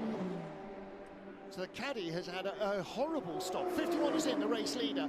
Sebastian Buemi is in, Phil Hansen is in. The top 3 are in. Mikkel Jensen, if he does not pit, will lead for Peugeot at the 1 hour and 1 minute mark.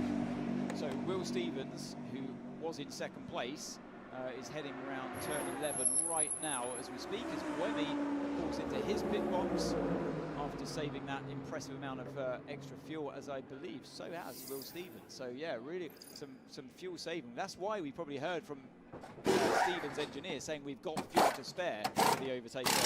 Race leader Charles Malaysi obviously saving fuel because he's so petite he can't quite get full throttle on the Alpine. Confirmed, by the way, the number 8 car is under review for a possible overtake beyond track limits on Claudio Schiavone. That was 15 minutes ago.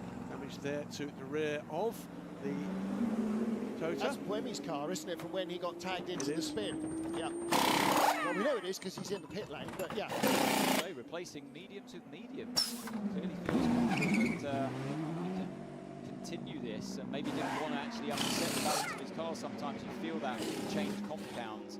I never really liked changing the compound from left to right, or even just one different compound. I always felt like it upset the balance of my car. Buemi continues that on the medium tyres. As we see this drag race down the main straight between the Porsche Proton 99 and the Marco 15 car. Wittmann on the outside of Julian Andlauer. Wittmann under being examined for passing the 88 Mustang of Giorgio Roda outside of track limits. Beautiful move there for the 5 Porsche. Just let them get on with it. I think nearly got them both. Yeah, it was kind of handed to him there, wasn't it, with Campbell, because that was a little bit silly, in my opinion, to hang it around the outside of turn 1 and so compromise the entry to turn 2 for Wittmann. It was never going to really happen. You weren't going to overtake Andlauer on the inside of turn 2, and then he's pinched himself so much, Campbell just thought, okay, I'll just take that on the exit, thank you very much. And don't forget, Campbell's got more grip because he stopped a lap earlier, and so his tyres are hot, and Andlauer's and Wittmann's are still cold. leader is in the pits, the 36 Alpine. Charles going long on fuel. That is going to see the new race leader, Will Stevens. A minute and 16 seconds on pit lane for their first routine stop, compared to a minute and 25 for the 51 Ferrari.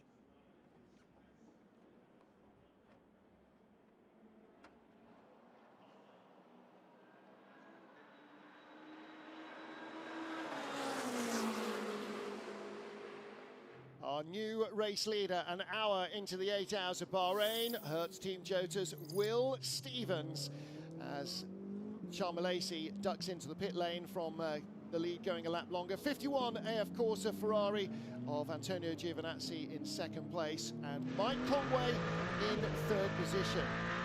A 5-time winner here, 4 for Toyota, and once in LMP2 with G-Drive. Slick stop there for the 36 crew. That's the last of our hypercars in and out for a routine stop. Let's hear from Bruce Schwani in the pit lane. Yes, that car number 36 had only 3 tires changed, and it went back into mediums, sticking to the strategy since the beginning of the race with medium compounds. And they look pretty old to me. All right, well, replay here of that battle a lap ago, Anthony, between the cold-tired BMW and Porsche. Yeah, so you can see Wittmann. I mean, it looked a little bit closer off-board than it did on-board, to be fair to him, before turn 2. But you always run that risk of getting pinched through turn 2. They're big, wide cars. It's hard to get through there side by side. And in my opinion, that Andlauer just about had enough of the cornering authority to stay in front.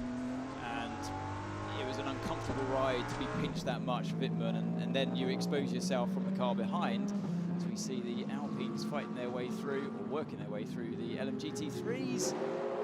And the first of those two Alpines, Charles Malaysia, fresh out of the pits. Fernie Habsburg on warmer tyres, goes around the outside. He'll have a little more grip.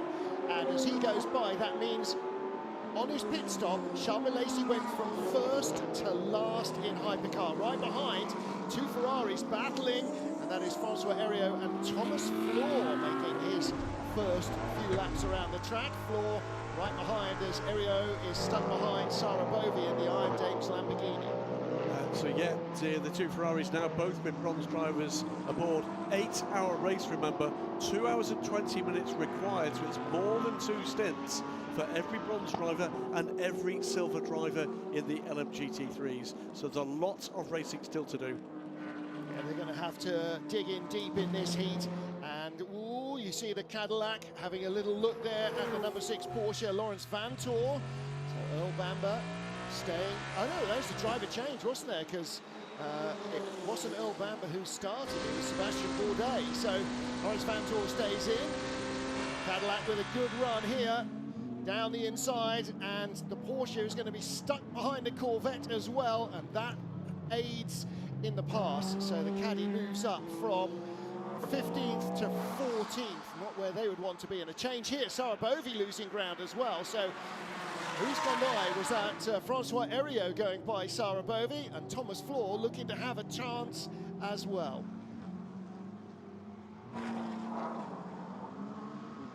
Great battle for 5th place in LMGT3. Italian brands, Ferrari with a Lamborghini, the meat in the sandwich, and Sarah Bovy with Thomas Floor looking early and a long way down the inside up the hill to turn 4.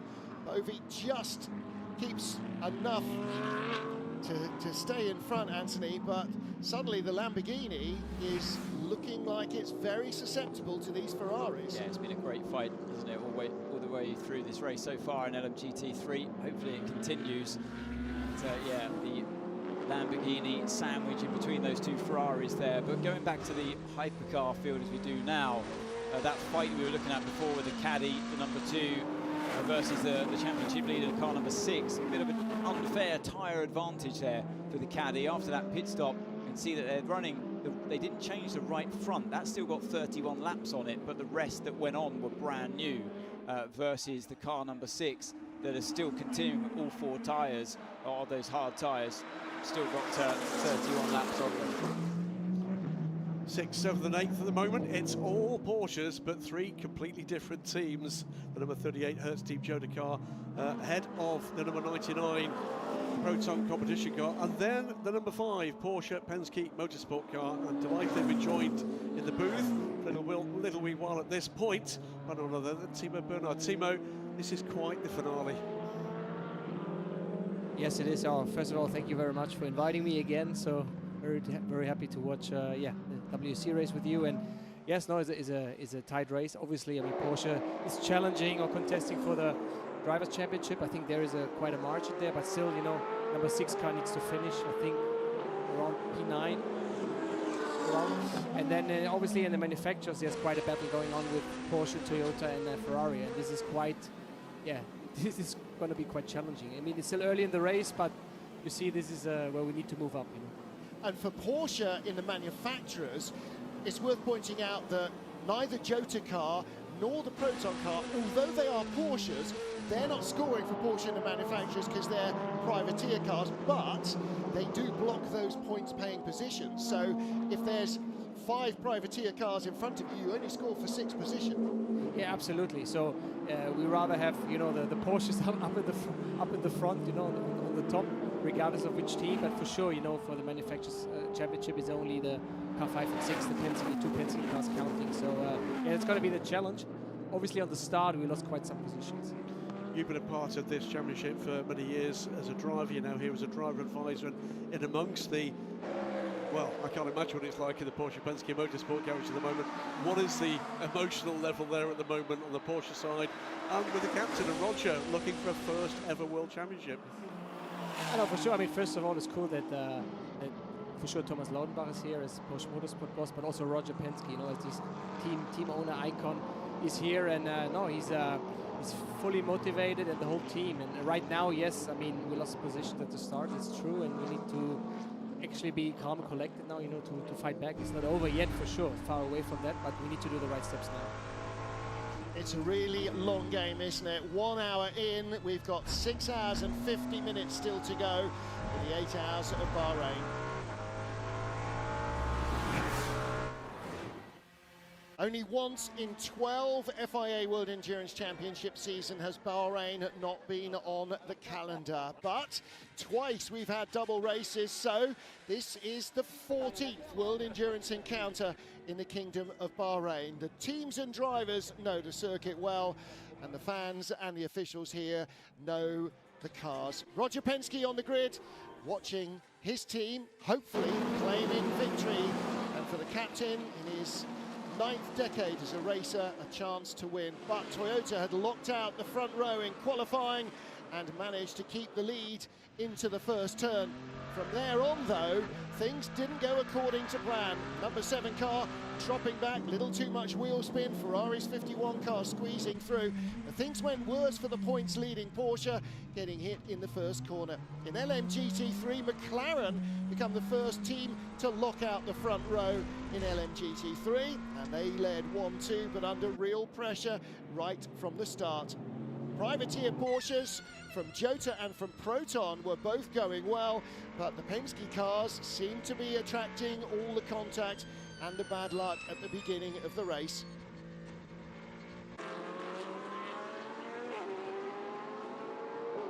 Trying to work their way through LMGT3 traffic, the hypercars, Will Stevens in the number 12 Jota car and the number 7 car Mike Conway battling to try and get back into the top half dozen. Disaster for race leader Sebastian Buemi, tagged from behind by the Corvette of Hiroshi Koizumi, who pick up a 5-second penalty for that. And then a big wayward moment for the best placed Ferrari in the standings, riding too far over the curbs, getting away without too much drama. But the number 50 car had early contact. Champions in LMGT3, Alex Malikin starting for Manthey Pure Racing. Manthey looking to secure a 1-2 in the championship for their Porsches. Porsche as a brand having dominated in IMSA, winning every competition that it entered, looking to do the same in World Endurance, having already tied up drivers and manufacturers titles in LMGT3. But with McLaren at the front of the field, Tom van Rompuy in the Corvette, having started 8th on the grid, was the big mover, closing up on the lead duo.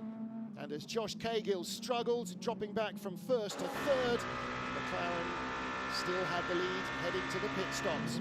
number 7 Toyota, Mike Conway, working its way back up the order as the 99 Proton Porsche started to fade, its tyres giving way towards the end of the opening stint. Conway was up into third, and Andlauer's woes were not over. Sebastian Buemi was right behind him and carved up the inside into turn 10 to move by him as well, and into the top 4. A nose change for the 50 Ferrari, and it is the number 12 Hertz Team Jota car that leads the race. Well, Graham, it's been a busy first hour. Hertz Team Jota leading from the 51 AF Corsa Ferrari, and Toyota third and fourth. And in terms of our championship standings, well, the number 50 Ferrari and the number 6 Porsche, who are the second and best placed car, currently not scoring points. Points only go down to 10th place. In LMGT3, it is TF Sports' Charlie Eastwood in the Corvette that leads from Mantai's Joel Sturm, with the United Autosports drivers having swapped in 95. Nico Pino's taken over there. James Cottingham stays in 4th place in the 59 McLaren. Lots of racing still to go, 6 3/4 hours. So in a normal FIA World Endurance Championship race, cars would barely be leaving the pit lane at this stage. We've already had a frantic first hour. Absolutely, you're just saying a little bit off mic, Timo, though. This is the first of 2 races. We're here in bright sunshine, it's baking hot out there, but that's not the way it's going to stay.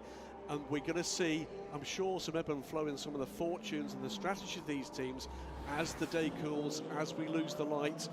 What are you expected to see towards the end of this motor race? Yes, and that's exactly right what you just said. And the second half of the race, as you so called it, will be around halftime when it starts to get darker, cooling off. There will be a crossover of different tire compound. I mean, we've seen some teams, they started already with a medium tire, so with a softer compound, but some teams are still on the hard. So there will be a crossover for these teams starting with a harder compound. This will be interesting. Well, let's catch up with the caddy team. Sebastian Bourdais in the pit lane.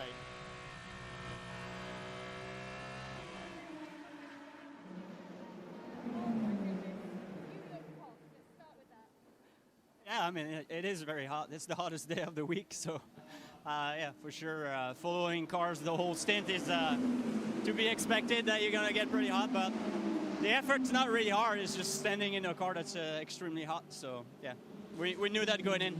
Talk about the challenges out there, because obviously we're talking about saving tires, saving fuel. How difficult is that?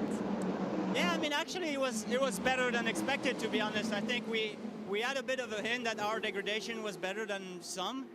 The problem is that at ISO tires, it's extremely difficult to make any kind of pass. So I just got bottled up behind the group that I was in. The start was less than perfect. It felt like it went, and then it bunched up, and I had to catch the brakes just under the bridge there. So not quite sure what happened, but I guess that accordion effect happens when you start at the back there. So I was just happy that we didn't get hit. I didn't hit anyone, and then we went on racing for 8 hours. So that's a good start. But yeah, definitely didn't make any positions, and yeah, it's an uphill battle from there. Okay, thank you. Thank you. We'll be back with Timo Bernhard. Timo, we've been treated to, what is this now, almost an hour and 20 minutes of green flag racing. All 18 hypercars still on the pace and separated by less than a minute at this stage. But then the next thing inevitably happens. We've not had any intervention yet into this race, and adversity happens. And you've been part of the Porsche team, and that's come your way in the middle of an endurance race. I was talking to one of your guys earlier this week and reminded about the 919 and the race where, was it two of the cylinders on the full throttle? Yes. That engine is yes. now in the Porsche Museum, and you guys had to manage that for the rest of that race. Yes, we only had 4 cylinders in total, so it was the 2 were completely open. Yeah, there was the race in 2015. Maybe Anthony can remember that time, but yeah, we were leading, and then we had this issue, and we were dropping back quite a lot. But we needed to finish in order to win the championship. So that was. You were too fast anyway, so you. Not after the incident, so but it was like not heartbreaking, but it was like, you know, we were not sure we were ever going to see the finish line, so it was quite. Crazy race. Yeah. Just going to point out here, it's an epic run up through this field, by the way, at the moment from Thomas Fleur. He's dealt with teammate Francois Heriot, now goes past James Cottingham. He's got the 54 car up to 4th place in this hotly contested LMGT3 field. I tell you what, a win will do wonders for a driver's mentality, won't it? Took his third win in the championship and his third win in Fuji last time out. So Thomas Floor, he will feel the heat, and so I'm sure he will single stint, and quite a number of the drivers in LMGT3 will. Got the yellows at the moment out at turn 8, the exit there. Just have a look and see who may or may not be in trouble there. Anybody dropping down the order? Not at the moment. One final question from me, Timo. We wait and see what happens in 6 hours and 41 minutes. But already, whatever happens here, what a year for Porsche Motorsport. We've seen the end of the IMSA WeatherTech Sports Car Championship season and sweeping the board there. Let's have a listen on board with the 50 car before we get down to this. He's definitely struggling. We can get him. We'll be referring to the 63 car ahead. The Lamborghini. This is a battle for 11th place. We've seen the inaugural LMGT3 title go to Porsche. It's an astounding 2024 from Porsche. What more can be added to the chapters of this season? No, it's been an incredible year with clinching all the IMSA titles, LMGT, and also, you know, here in the last race of the season, also we wanted to clinch the WEC title. But so far, as you said, already a tremendous season. But you know, if you're close to achieving even more, you know, you want to get that, and that's kind of the mentality that the team is in right now. But we're only in the second year of the Porsche Penske Motorsport program, and already, you know, we had a huge, you know, success, and also you see where the program is heading. So that's a tremendous job of everybody involved, and, you know, proud to be part of it. But I have one final question, because it's interesting for the drivers that not everybody likes this place, you know. So I don't know how it was for you, Anthony, but actually, if you speak with drivers, also in the past, you know, it was like, because this track, you have such a high degradation, not everybody enjoys it, you know. No, I always love this track. I don't know, I think I love it as a commentator. I think it offers up really good racing. It's an interesting track, but yeah, I enjoyed driving on it, definitely. Over the years, of course, it's degraded. The surface is 20 years old.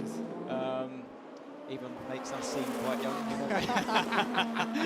But you know, I just think it's a brilliant track. I really do. But I understand why some drivers that maybe like more higher speed circuits, like Spa or Suzuka, etc., maybe they find this place a little bit too different.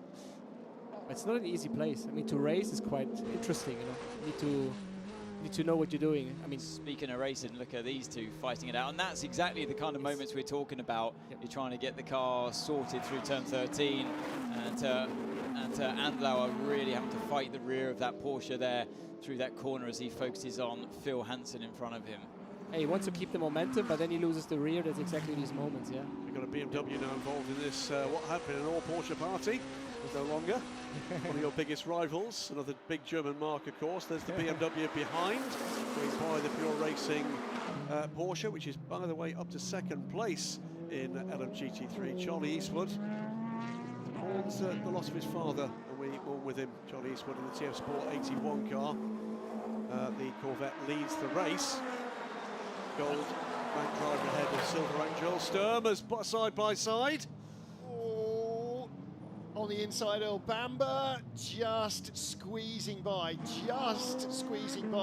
Stoffel van Dorn. And do you remember earlier on I was talking about the bronze-rated drivers in the LMGT3 category giving way too much room between each other when they're going into a corner, and that's why, you know, the pros, especially in the hypercar category, you're talking millimeters sometimes, and they do this in the straight line to try and gain a bit of slipstream advantage, the side draft. But that's the precision that we're all used to driving to. We won't mention Spa then. Nice fighting. Spa. Cadillac. Oops. Sometimes it goes wrong. From on board with Earl.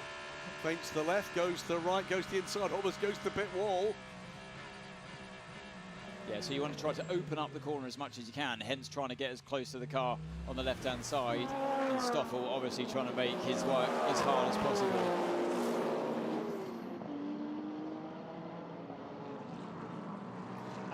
Final question for Timo as we watch this battle still emerging, which is, there's never been as big a depth of competition in the top class. Let's have a listen before we... I have some rattling in the engine on high revs. Copy. We look at it. That's Timo's 2 cylinders there, rattling in the engine. So misfire starting, yeah. So we've never had this depth of competition between manufacturers with us. We can see some very able privateers in amongst them. From the days when you and Ant were going head-to-head in the FI1 Endurance Championship, is that camaraderie, that spirit we love from sports car racing still here when the pressure is now bigger? That's something we need to keep, because it's a different. There was a difference in the past with WEC when you step into the paddock, that it was a kind of a family feeling, and this is something we need to maintain in this championship. Good stuff. We'll give it all our best to Porsche Penske Motorsport as you battle away for remaining 6.5 hours this race. Everything's on the line here. The Manufacturers' Championship that means so much to brands, and the Drivers' Championship, we know means absolutely everything to the 3 guys aboard the number 6 car. Thanks so much for joining us, Timo Bernhard. Thank you very much. So 2 world champions in one booth. Julian Andlauer under investigation for passing under double yellows. Well done. And that was very brief double yellows down at turn 8, the right-handed hairpin. But yeah, the slight worry there, engine rattling noises from Friday. Those tend not to get better in my experience of road cars. Yeah, and Anthony, it's an odd racing comment. cars the same. Odd comment. I mean, I mean, luckily that the engineers will have all of the information, all of the data in front of them. Sometimes the driver can help guide them where to look. But yeah, we haven't heard anything or seen anything yet to suggest from car 50 that it's any kind of terminal problem. He's just been passed by the caddy, but not a massive loss of lap time. But so the caddy has been fast. Anyways, for me, that car is out of position, the caddy. And since the last time I mentioned tyres, my app has updated itself, and the caddy actually took 4 brand new tyres in that last pit stop. Zandlauer has a bit of a look down the inside once again into turn 1. Nothing doing there this time around for him, but putting Hansen under serious pressure. Great battling here in what is not the middle field. This is the bottom end of the top 10. And this battle has been going on for, what, a good half an hour now since we came out from those pit stops. The 2 BMWs now both pulling onto the rear of that 3-car Porsche battle. And here is the caddy you're talking about. But actually, the 2 BMWs, well, one of them, the second placed of them, that of René Rast, on the radio has been reporting that, Anthony, he's got reduced throttle modulation. Yeah, so they've been reporting a few throttle issues on that car.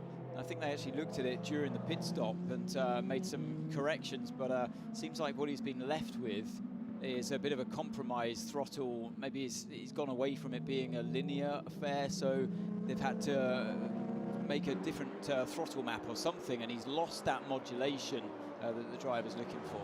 Now, it's worth pointing out that unlike most of my old road cars, it's not a throttle cable. Everything is drive-by-wire. Well, if you look to the bottom of your screen now, the graphics here, you'll see, oh, it's just gone away. But you had the throttle. You can see how important it is for the drivers to have to modulate. You don't just bang the throttle on. They don't have traction control like the LMGT3 cars do. So it's, you have to be working it all the time under your right foot. And if you don't have that sensitivity to allow you to modulate the lack of rear grip that you have exiting a corner, and there's plenty of tight corners here where you have to modulate throttle, then it can be obviously an even more difficult task. So that's what René Rast is having to deal with right now. As we look at the caddy, making up progress here, making up time on the 63 Lamborghini. The Lamborghini at this last pit stop took a used set of left-hand tyres only. The right-hand tyres stayed on that car compared to the caddy that, as we know, took all four tyres. So now we've got the graphic on the screen. You see the throttle on the right-hand side. It's flat out down that main straight. As you look to the inside, lift and coast, see how long you're lifting and coasting for, and that's why he couldn't mount a challenge that time around. You have to respect the lift and coast most of the time. Unless, like we heard from Will Stevens' engineer, you're allowed to use a little bit more. But yeah, the caddy's clearly got that tyre advantage with those 4 brand new tyres that went on during his last pit stop. He's And now done 11 laps on them. And he's got to make use of them, hasn't he, while they still have that freshness over the rival car. Looking back again at the 38.99 battle, so 38 the gold car, Phil Hansen, Julian Andlau, the white and green Porsche. So 3 Porsches here, and this is 5th, 6th and 7th, because Matt Campbell up to 7th place. And look at the top 7 cars. There are 4 Porsches in the top 7. And only one of them is one of the, quote, factory cars run by Roger Penske's operation. And the number 6 car, further from the points now than it was before the stop, so down in 15th place. And again, none of the other cars are invisible for points. In terms of the Drivers' Championship right now, the crew of number 6 and their closest rivals, number 50, are going to score nothing. And it's only the Toyota drivers that are in a point-scoring position. So, an hour and a half in, lots and lots of racing to do, but at the moment, I sort of almost wanted to ask Timo Bernhardt, but he probably can't say. Imagine you're on the Penske pit wall, neither of your cars are performing as well as any of the other Porsches in the race, but they're literally exactly the same car. So why not? And what are you going to do about it? And that's what their issue is now. Whereas the car we run aboard now, Vantor, they're on a different mission today. You know, this is they're driving for the championship, and you're not going to be taking the same amount of risks. As we see Bamber think about it once again down the inside of turn 1, but the Lamborghini of Eduardo Mortara has got it covered. But yeah, sorry, just going back to that car number 6, I mentioned the tyres before. So we got another move here. Now Bamber's finally going to get it done into turn 4. So yeah, making best use of that pit stop before. So I'm going to finish what I'm going to say about the tyres of car number 6. I said before that he didn't take any tyres at all. He took rear tyres only in that stop. Okay, 50 Ferrari's just been passed by the 35 Alpine, and right behind him now is the 6 Porsche. So in that 50 Ferrari, Miguel Molina, championship leader Lawrence Vantor behind him. Now, neither of them are in a point-scoring position. And by the way, the caddy's move ahead of the Lamborghini is for 11th. That will become 10th because the 99 Proton Porsche has picked up a penalty. 6 goes by 50. So that's where they need to be. They also need to be in the points a little bit if they want to hold off Toyota, but the Toyota crew must win. Car 50, just since that earlier moment, well, at the start of the race where they damaged the front of the car, they just haven't been in it, have they? They changed tyres only left side on that car at the pit stop, and they changed the nose. So unless there is that engine problem, then I can't really explain why they're losing speed so rapidly when the sister car, car 51, is right at the sharp end. All right, well, neither of our top 2 in the championship are currently in a point-scoring position. Graham, only 2 drivers then could make a difference right now, and that's 2 of the crew of number 7. Absolutely. Here comes the number 99 car after that drive-through penalty for the overtake onto the yellow. It's all about what points can you make up on that points lead in the Drivers' Championship at the moment. The answer is the number 7 car. We're going to see the replay for the overtake on the yellow, I think, here. There's the double yellow. Who's on the GT car. And he did indeed go past the number 27 Aston Martin. So pretty clear cut there. The reality at the moment for the number 7 car is Mike Conway, who's not in a championship winning position because he missed Le Mans, of course. They've not done enough. They will need to win this race to even if the other 2 cars do not score. In the Manufacturers' World Championship, it is Porsche that leads Toyota by just 10 points. But the gap, because the privateer cars are invisible for that, is not yet enough for Toyota to have overhauled them. They're invisible, but if they finish, let's say Hertz Team Jota finishes first, Ferrari will get points for 2nd, Toyota will get points for 3rd, not for being the 2nd manufacturer's car. On board the number 6 car is Lawrence Vantor, beginning to start to make progress here. You can see the driver points on the screen there, and yeah, why car number 6 just has to do what it's doing right now, and the race will come to them later on, I'm sure. So they're keeping their nose clean at this stage. Remember, in an 8-hour race, you get 38 points for victory today, as well as that 1 point, of course, course, for qualifying on pole position in the hyperpole, but neither car that's fighting for the championship in terms of the drivers got that 1 point. Usually in a 6-hour race, it's 25 points.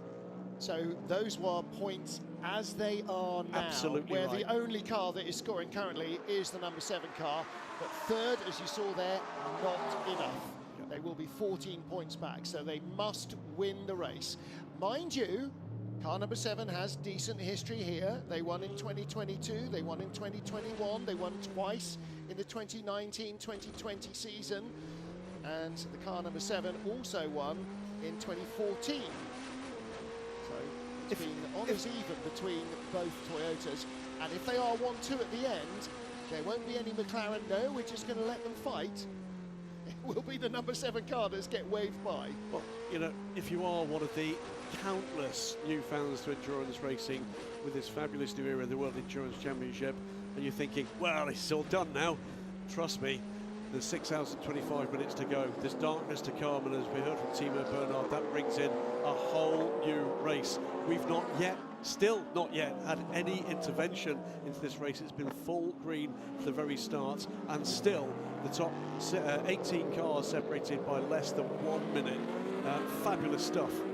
It really is, and obviously you're looking at the live action, and if you go to the WEC YouTube channel, in about a dozen days' time, you'll be able to see the latest full access program, which will bring you all the information and lots of what's going on behind the scenes in the garages. Maybe there we'll actually find out what Porsche are thinking at the moment in the Penske team, and what's going on with Ferrari as well. And that will be the key drama that will be unfolding from our Fly on the Wall documentary series. There will be a Christmas special as well. There will also be a new series profiling the legends of endurance racing coming up in November from the WEC crew. So lots to watch in the off-season. Season review as well being formulated even as we speak. Right now, Will Stevens leaves from Antonio Giovinazzi with Mike Conway in third place in the number 7 Toyota. Here's the battle not too far behind. Phil Hansen for Hertz Team Jota, and Matt Campbell up to 6th position and looking to move up to 5th place. And don't forget, this car started in 7th, so not really a big progress off the grid. But the number 5 car, like number 6, did get shuffled back in the opening lap or two. Didn't really get the opportunity to run a tortoise and hare, did they, the 5 and the 6? With the troubles for the 6, they've had to be sort of in push mode from the very start. 6 very different body language that we're seeing here from Matt Campbell in this 5 car, and yeah, it was a bit of a mistake there by Hansen there through turn 10. That's given Campbell an opportunity to send one down the inside into 11, and he gets that position for now. Is it going to be a switch back on the exit for Hansen? He's trying, but it's job done, and it's a round of applause from his teammates that watch on in the Porsche Penske garage. Yeah, good move that, and well judged by Campbell. He is on. They took 3 brand new tyres, by the way, did car 5 during their last pit stop.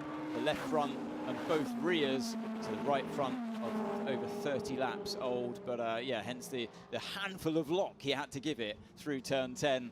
And that's what, yeah, that's the way where we saw Hansen running wide. one tiny mistake, position gone, and away goes Matty Campbell.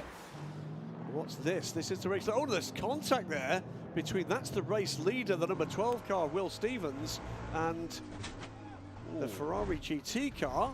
Yeah, that's you don't want to be doing too much of that when you're leading the race. And you got to give 55? That GT car a little bit more of a wide berth. I think, yeah, the GT is obviously keen to get back onto the racing line as soon as possible. And will just, I think, misjudge that one just ever so slightly. Well, 2 questions. One is the damage to either car. 2 is there an incident to be judged here? And side by side, minor contact as well, by the look of it, between the 2 green and white cars. It's the 99 car from Proton Competition and the charging Lamborghini, the number 63 car. This is a battle for 12th place between Julian Andra and Edo Mortara. Ferdy Habsburg right there under the rear wing of the Lamborghini, looking to take advantage of the Alpines start to come on strong, and he's going to take that position, Anne. Yep, so the Lamborghini losing 2 positions in the last 2 or 3 corners, but yeah, it's lacked the pace, isn't it? As we see this change of position there with the BMW through into turn 10. That was a nice move. So he's seen Matt Campbell do it, and yeah, so Hansen loses another position. Here we go. Oh, a bit of a lock-up as well, but nicely judged there by René Rast. He's on the move. He's had the speed the whole way through this race, hasn't he? So throttle modulation or no throttle modulation, he's recovering well. They've got that done early, and he's now beginning to pull away from Phil Hansen as the other BMW gets onto terms. Fast and furious stuff all the way down this hypercar field. Porsche versus BMW, Porsche versus Porsche, Porsche versus the Ferraris at the front of this race. The Totas there, hunting for points and championship opportunities. So many storylines already and so many more to come. 6 hours and 20 minutes remain of this fabulous 2024 season. We'll finish it here under the lights in the Kingdom of Bahrain. So yeah, I don't actually have any information on the tyres that Jota are on and how they've used them. So your guess is as good as mine on that one. And I'd be surprised if they put more than 2 new tyres on Hansen the way that he's slipping back here during his last pit stop. Both, yeah, the BMW seem to be faster as well. As we look back to that action with the Lamborghini, struggling for speed here, isn't he? He's now holding off or fending off, for all it's worth, the Alpine behind him. There's a bit of debris on the circuit there, a bit of blue bodywork I just saw get flicked up by one of the cars as the Alpine gets through into turn 4. That's a tight squeeze between the Lexus as well. But yeah, the Alpine making light work, that's Charles Malesi, light work of into turn 4 of the green Lamborghini, but runs a little bit wide through turn 6 and exposes himself through 7. He has to give the car space, and he does. So that was an error from Malesi into turn 6. He's lost out from that one. Eduardo Mortara in full DTM mode there with his sleeves rolled up to the elbows, getting stuck in back down the inside of Charles Malesi. Well, once he was alongside him around the left-hander of turn 7, he deserved the room, and that's exactly what Malesi gave him. But he should be further down the road by now, and he's got to do that hard work all over again. He clearly has the speed. He looks into 11, but it's not going to happen into there. Wasn't quite close enough. And the Peugeot behind them now closing in all the time. So one little mistake like that, and you lose loads of time. It might even add up to around a second of time loss just in this one lap alone. Interesting, I think, that we're seeing with the new cars, the Alpine, the Lamborghini, exactly what we saw when the Peugeot arrived, when the Porsche arrived. They've got speed, but keeping the tyres alive. That's the understanding of the car that you require. And that's been an issue for BMW as well. So all of these first-year cars should hopefully be much more adept at keeping that tyre life going as they get into year 2. Left sides only for both Jota cars, Louise Beckett reporting. So, yeah, a tyre deficit slightly there. Now then, in LMGT3, there's a very significant sea change going on for the Iron Dame Sara Bovi. She has been passed by the Iron Lynx Lamborghini of Matteo Cressoni. He's the silver driver, remember, and Sara's been in from the very start. However, Claudio Schiavone was running 18th, or 17th after retirement to the Lexus, and although Matteo hasn't been in from the start, Claudio Schiavone started, Sara's been in from the start, but she has slipped from being in the top 5 to being down in 15th in this stint so far. Principally that's because very many of the other teams, as we've got an investigation between on that contact between Will Stevens and Francois Rio, very many of the cars ahead of them have changed to a silver or gold driver. So it's all about, for Sara Bovi now, sticking on that lead lap, sticking as close as she can to the cars ahead of her. And yes, you're right, it's a significant positional change, but looking at the order ahead, 1, 2, 3, 4, 5 bronze drivers left in the wheel. And they're down the inside, Charles Malesi. Mikkel Jensen in the Peugeot gives us a great view of it. Malesi got around Eduardo Mortara that time. Mortara's the nose of the Lamborghini is all over the place, just twitching away underneath him. He's trying to have a fight back again as they get into traffic. They're behind the Manthey EMA Porsche. And that holds up the Lamborghini, and here's an opportunity for the Peugeot. He's got a run going on Eduardo Mortara. He's going to steam down the hill behind him. He's not going to quite catch him down into the penultimate corner. Mortara squeezes by the 55 Ferrari. That is currently lying in 6th in LMGT3. Pit stop for Nico Pino in the 95 McLaren. Now he is in the pits a little early, I think, for... That's about right. right. No, maybe not, yeah. But That's about right. And it stopped early in the hands of Josh Cahill, 93 down the inside. So Mikkel Jensen tucks up Eduardo Mortara under braking. Yeah, nice move there by Jensen, and well judged as well in the final corner. He knew not to carry on through the inside and follow the Lamborghini down the inside of the GT3 Ferrari. So he bided his time, he knew he had the speed in the car, and a nice late move as well. Who is with the same condition as us, please? The car around, now you have Alpine behind, Alpine is on medium, and the car in front, 94, is the same tires.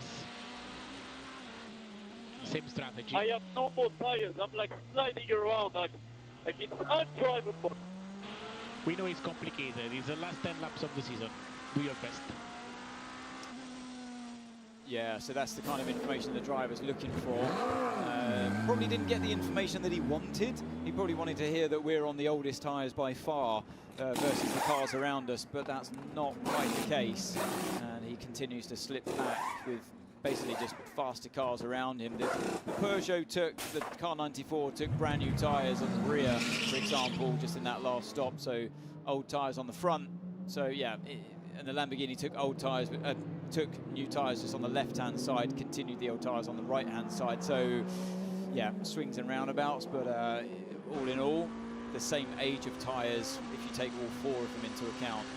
It's an important battle in the manufacturer's standings. It's the second of the Toyotas in the order. This is the brake car running in 4th, and the first of the Porsche Penske Motorsport cars just behind. The hands were now charging again. Matt Campbell. Yeah, Matt Campbell's been absolutely flying, hasn't he? It just looks like that car is faster than its position, but Buemi sticking with those medium tyres, and Campbell, clearly you can see there the red stripes of the hards.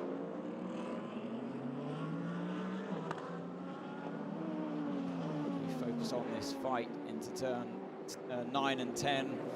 Buemi, car number 8, was leading this race from the front of the pack. Was just edging away nicely over everyone and got turfed around, wasn't he, by the Lexus into turn 1.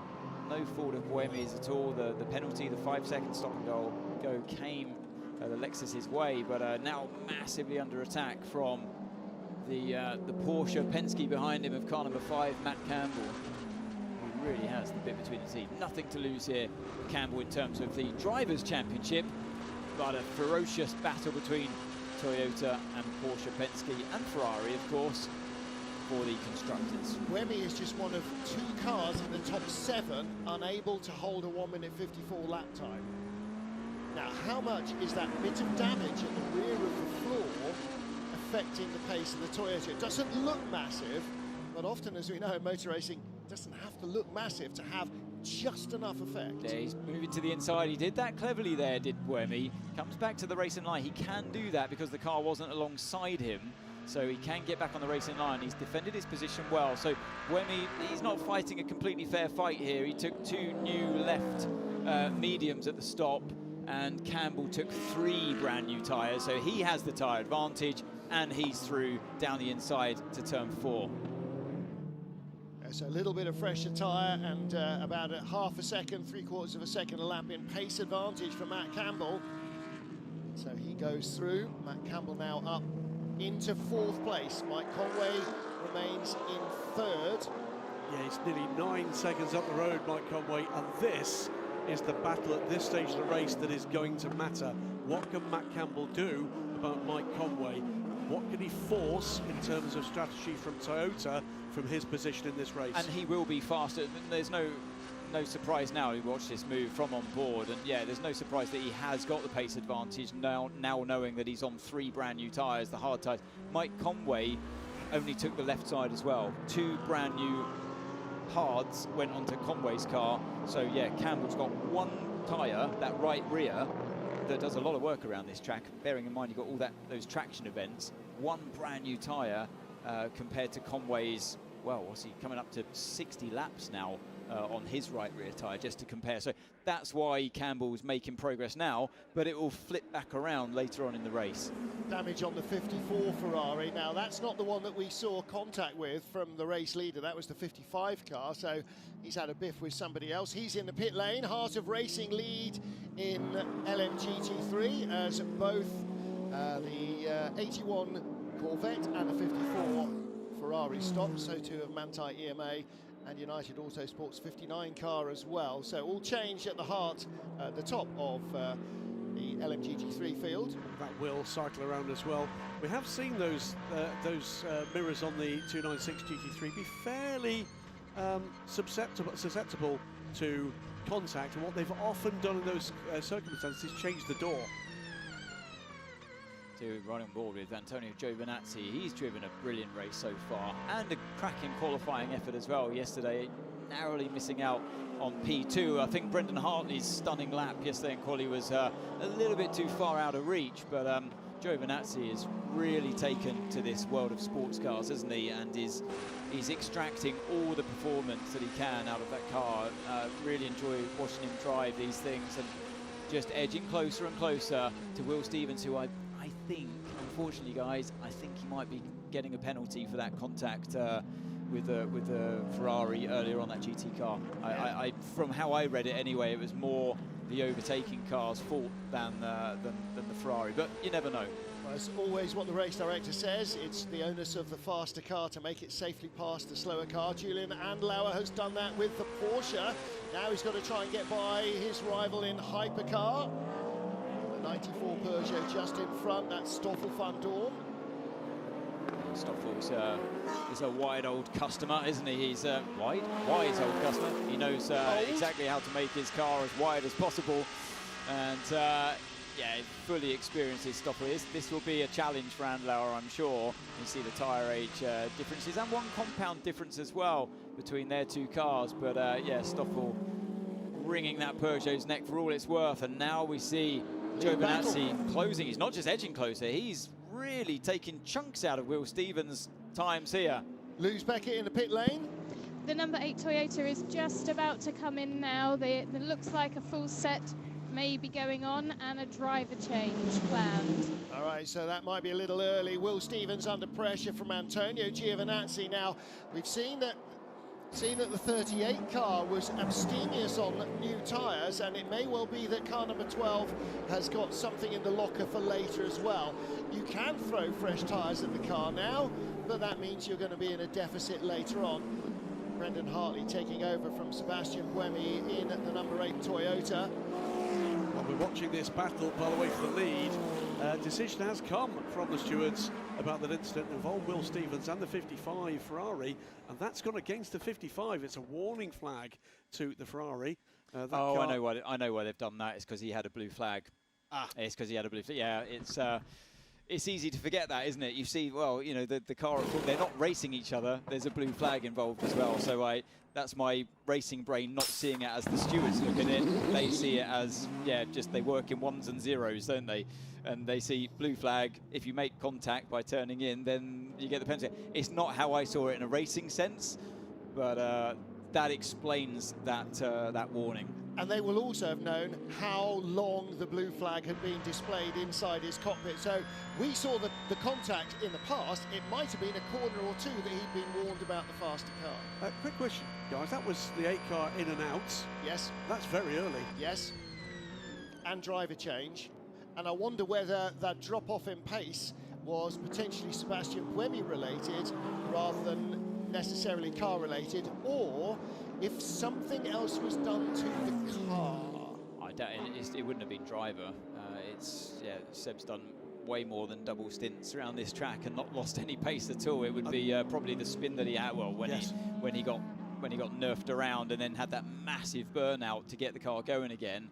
I should imagine that caused some serious damage to the rear tyres. Quick update from the pit lane. We now have 36 cars running in. 78 Lexus has had that left rear damage or left broken rear suspension replaced and is back in the race. Yeah, an hour and 3 minutes on pit lane. Race leader in LMGT3, Ian James. And the The lead battle in the main picture still going on. Will Stevens with Antonio Giovinazzi. Giovinazzi, sort of the new boy in that 51 lineup a couple of years ago. Alessandro Guidi, Pierre Guidi and James Collado raced the 51 Ferrari for a number of years in GTE Pro, won a couple of championships on this track. And unfortunately, they're not in a position to win a championship this year. Miguel Molina, imminently due for the pits, you would think, and Mike Conway, the number 7 Toyota. They're both in an energy deficit. Look at the top three. Absolutely substantial more energy. Mike Conway, by the way, is closing the gap to the pair ahead, but he's being closed down more quickly by Matt Campbell behind. Remember, we said it was almost 9 seconds when Matt got into 4th place. It's under 5.5 now. So stellar pace from Matt Campbell, who last time around was a full second quicker than Mike Conway, who was a full 2.5 seconds quicker than the cars ahead of him. Yeah, like we expected, Campbell with that one fresher tyre compared to Conway to be closing in on him. And that will flip around later on in the race. But Giovinazzi and Will Stevens here, this is a great battle, and it's good as well. In many ways, not great for them as Toyota that car number 8 is completely out of position after that getting hit at near the start of the race from the Lexus. They're going to be slowly working their way through the race now, and they've offset themselves by what, 14–15% worth of fuel. So if there are any kind of full course yellows or safety cars later in the race, that could really play to their advantage perhaps, that maybe they've saved themselves a splash by the end of the race by pitting earlier now. When you get yourself out of sync, sometimes, if you're lucky, the race can fall your way. And I guess that's what they're hoping for in terms of their strategy, but also I feel like they just had to get away from those medium tyres and get onto some hards. As it nearly did in Spa for both Ferraris, who were looking to be in the catbird seat when the red flag came out. Will Stevens checking the mirror again, and then again, and maybe a third time just before he comes towards the next corner. He senses how close the Ferrari is of Giovinazzi behind him, but he's keeping his cool at the moment.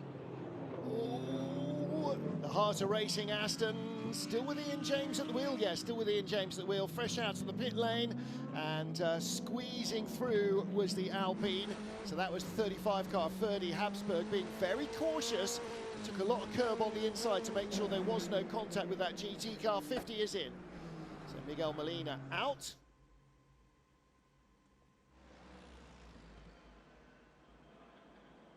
Yeah, and Nick Nielsen taking over there. You know how rapid he can be. Yeah, for me, one of the drivers of the season so far, Nick Nielsen. Absolutely amazing stuff from him at Le Mans this year. And they're going to need a bit of a turnaround, aren't they? Their race really hasn't gone the way we expected it to go. Car 50 has really struggled so far, and they struggled actually yesterday in qualifying. I thought that was just a bit of a blip yesterday, but it just seems to be built into that car this weekend. And then, of course, on top of that, they had that nose change. Now, lead of the race in hypercar. Giovinazzi sends it around the outside, late on the brakes. Is he going to stay within the track here? He does. What a well-judged move that was from Giovinazzi. Brilliant stuff, and we just got to that battle in time. And he's got 3% more energy, so he could go a lap longer as well. Now, of course, that means that it was Will going wide in turn 1. You opened it up for it. Just as I said, he was keeping his cool. Yeah, he just ran a little bit wide in turn 1, and Giovinazzi thought, thank you very much, I'll take that. Easily done. Driver change in the lead car in LMGT3. Rui Andrade in the 81 car. Ahead of Vista AF Courses 54 car, Thomas Floor. Yeah, it's a great run. Driving a great stint. He is. We shouldn't forget, though, that they started their silver driver, so this is first stint for Thomas. He's got 2 hours and 20 minutes to do in this car. But he didn't take it over in second. He took it over in 6th or 7th, and he has driven up the field. He's having a really good run. So Will Stevens in second, Antonio Giovinazzi showing the pace that was in the car as he moves up the order. 78 back out on track, that's Arnaud Robin. And there is your race leader in LMGT3, the 81 Corvette. Tom van Rompuy started, Charlie Eastwood has been in, so the third driver, Rui Andrade, and they're going single driver, single driver. You can see the tyres on the right-hand side, the slightly less used side of the car. Those have run in qualifying, they've got 4 laps on them, and the other pair brand new. Watch the ebb and flow here. Looking at the side of the cars ahead. Second of the United McLarens being passed by Simon Mann, who's just taken over that 55 Ferrari. Josh Cahill drops back from 5th place to 6th. This is coming to the end of his double stint. Campbell on pit lane from 4th position. Will start to drop down. Expecting the leading Ferrari in imminently as well. It's a driver change too for that number 5 car. Now that's interesting because the Ferrari had 3% more fuel or more energy than Will Stevens. I'm misleading myself again, aren't I?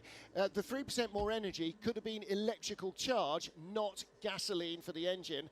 And if you run dry on gasoline, doesn't matter how much electrical charge you've got left, you're not going to make it round, or if you do, you'll be dead last. So Michael Christensen taking over in the number 5 car from Matt Campbell. And this will be full service. And again, hard tyres. And as we heard from Timo Bernhardt, this really is 2 races. We've got a hot and sunny race in the desert, and then we've got a much cooler race in the desert. And once we get to about 4 o'clock, and it's 4 o'clock now, you start to feel the air temperature really change. It becomes a much more relaxed temperature. There's Antonio Giovinazzi, the race leader. Is he coming in this time? That's what we're hearing on the radio. And I'm sure Will Stevens will have to as well. And the number 7 Toyota, Mike Conway, looked like he was on roughly the same energy strategy. Louise Beckett. The number 7 Toyota team are ready for Mike to come in. They've got a set of used hards, so scrubbed hards, and Kamui Kobayashi is ready to jump in the car. All right, so driver change. Everybody is going hard now. Little update with a Cadillac in 8th and moving up the order. Number 12, Hertz Team Jota, Will Stevens is in as well. The Caddy has moved up 9 spots since its last pit stop. There's the 51 car, the race leader. Door open, double stint completed. Eduardo Mortara's brought the Lamborghini in, by the way. And those seats, unusual looking seats, Anthony Davidson, we learned all about those at Le Mans from the manufacturer. They are actively cooled seats. They blow air through them to keep the driver cool. Yeah, it's an impressive bit of kit, and it's, you know, if you can keep the driver cool, there's performance in that. Speaking of keeping things cool, look at the brakes steaming away at the front of that Jota, car 12 in the pits as well. And he got the tyres ready. It looks like a used set going to go on for the Ferrari here. Usually when you change driver, they give the opportunity to change all 4 tyres. We've seen that with a few teams so far. What are they going to do down here at Ferrari? Yeah, they're going to attack the right rear as well. Didn't quite see the right front, but I would assume they changed that on top of the others. Saying about the brakes smoking away on that number 12 car, it is typically very hard indeed on brakes here, Anthony. Oh, it really is. It's such a braking circuit, and you see the Jota there coming out behind. So I think, yeah, we've got the driver changes. Now it's their responsibility. It's always such a good feeling when you come out of the pits. You just jumped in the car, you've seen your teammates battling it out, and you've seen the lap times that they're able to do. Jumping in, Kevin Estra here into car number 6, our championship leaders. And it's that responsibility that is such a good feeling. Look at the rush job it is to get yourself belted in, clipped into the air hose as well. That's another job that the drivers have to do today, particularly in the Porsche Penske run car. That air tube that comes in. We were talking about driver cooling and how important it is. It's a proper rush job to get in because the pit stops come and go as quickly as that. And a snapshot, as things stand now, as we watch side by side, Ferrari and McLaren. Number 7 car just pitting from the lead, the number 6 car pitting in 15th place. The race would finish right now, that would be Tota winning the World Drivers' Championship. Well, let's wait and see when the dust settles after all of the pit stops. No point overcomplicating things when cars are out of position. As there's Conway out of the car, and the boss gets in. Team principal and race driver for Toyota Gazoo Racing, Kamui Kobayashi. Yep, from business to all business, away he goes for his first stint in this final round of the 2024 WEC. Great season it's been. We've seen these guys at Toyota Gazoo Racing as the target this year. Sometimes they've been tough to catch and sometimes they haven't. It was a good job from Conway. The car wasn't quite as quick as I expected it to be, in all honesty, after their performance yesterday in qualifying. Now let's see, a used set goes on, similar to what we saw at Ferrari, car 51, so that would be a qualified set of tyres goes on. So not optimum, but they're good enough. They got 1 flying lap on them, so 3 laps total. As who's this fighting down in the background there? It's one of the Jotas. Is that car number 5? Very late on the brakes. And a lock up there for, is that still Campbell at the wheel of 5, or have they changed? No, so Michael Christensen. Yeah, so they did change driver as well in that last pit stop. So we've got the inside of the Jota.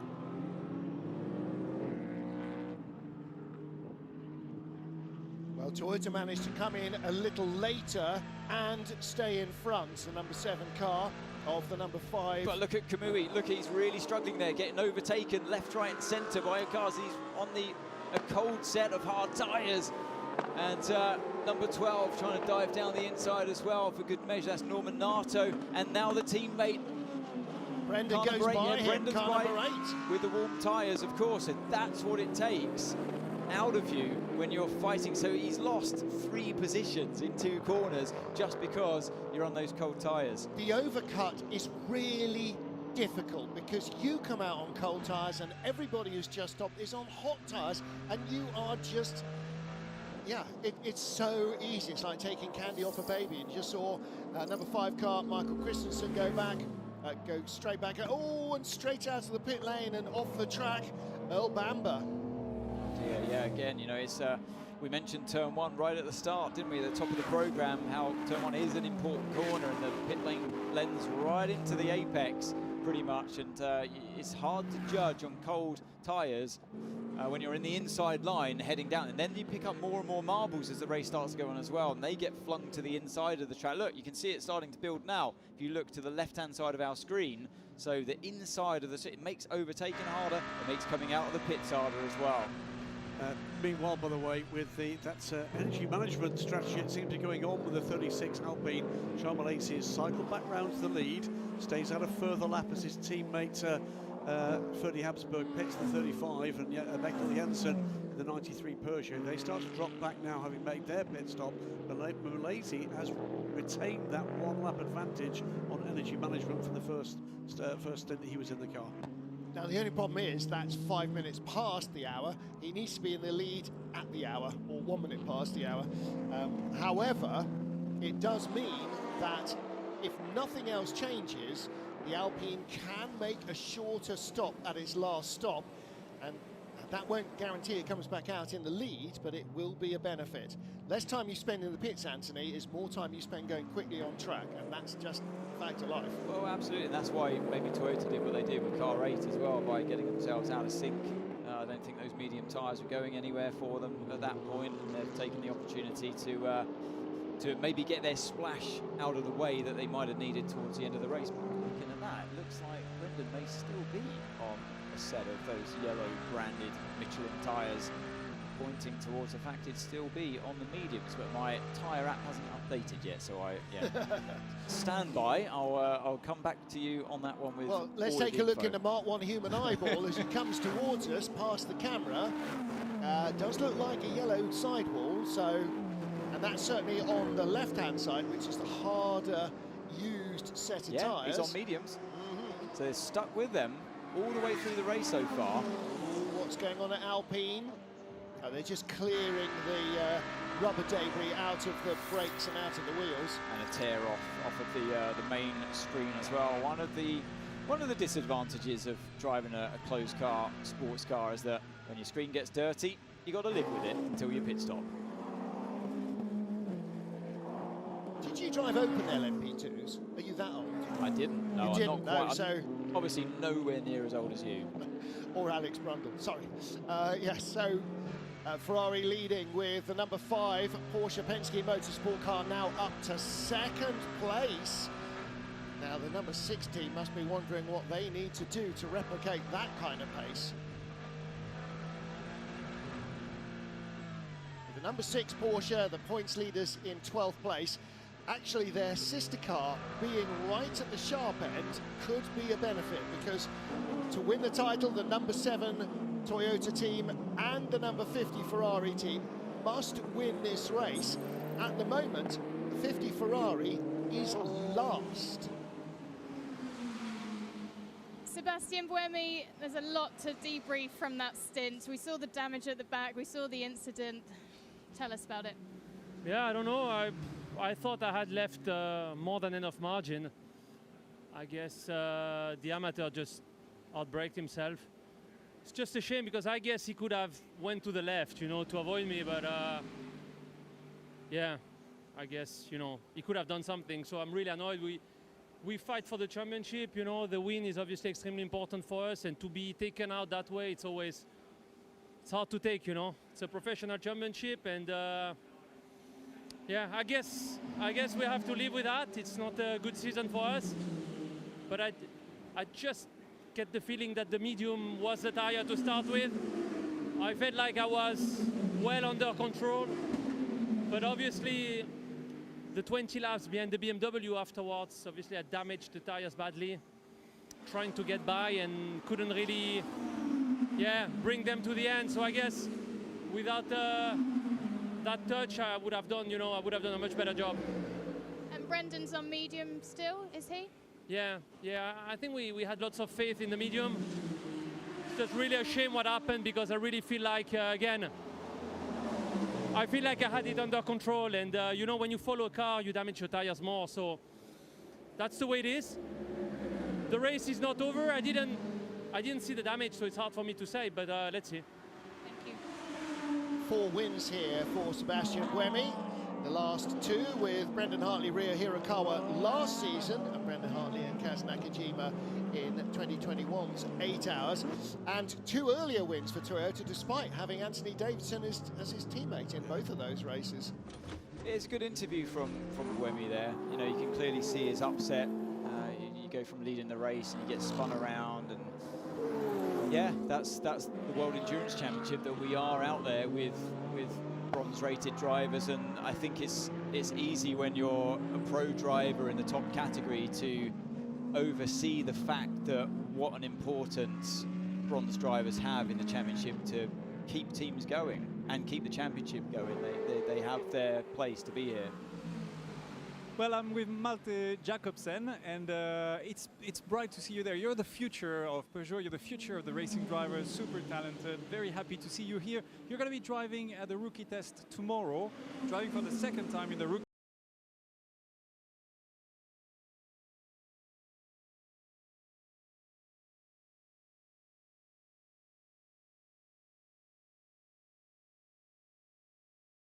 As well as Phil Hansen, already mentioned with the 83, all newcomers in Ferrari hypercars for 5 hours of testing on Sunday.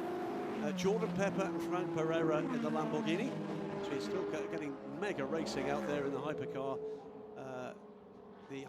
field. And finally, Proton Competition will have Charlie Wirtz, a 2nd generation potential racer in the WEC, with Maritin Vaughan and Antonio Ciravale making a comeback to hypercar after part of the season here with, of course, the Isotta Fraschini that left us earlier in the season.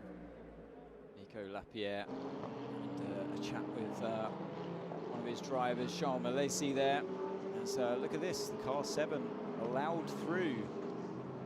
Brendan Hartley dropping back there to allow the sister car through of Kobayashi. And Anthony, just while Graham was giving us chapter and verse on the rookie test, we were looking at the fact that the number 8 car that Brendan Hartley is in is on the mediums, and you were saying off air, still not convinced about the medium, and it looks like the hard tyre number 7 Toyota has actually got more pace.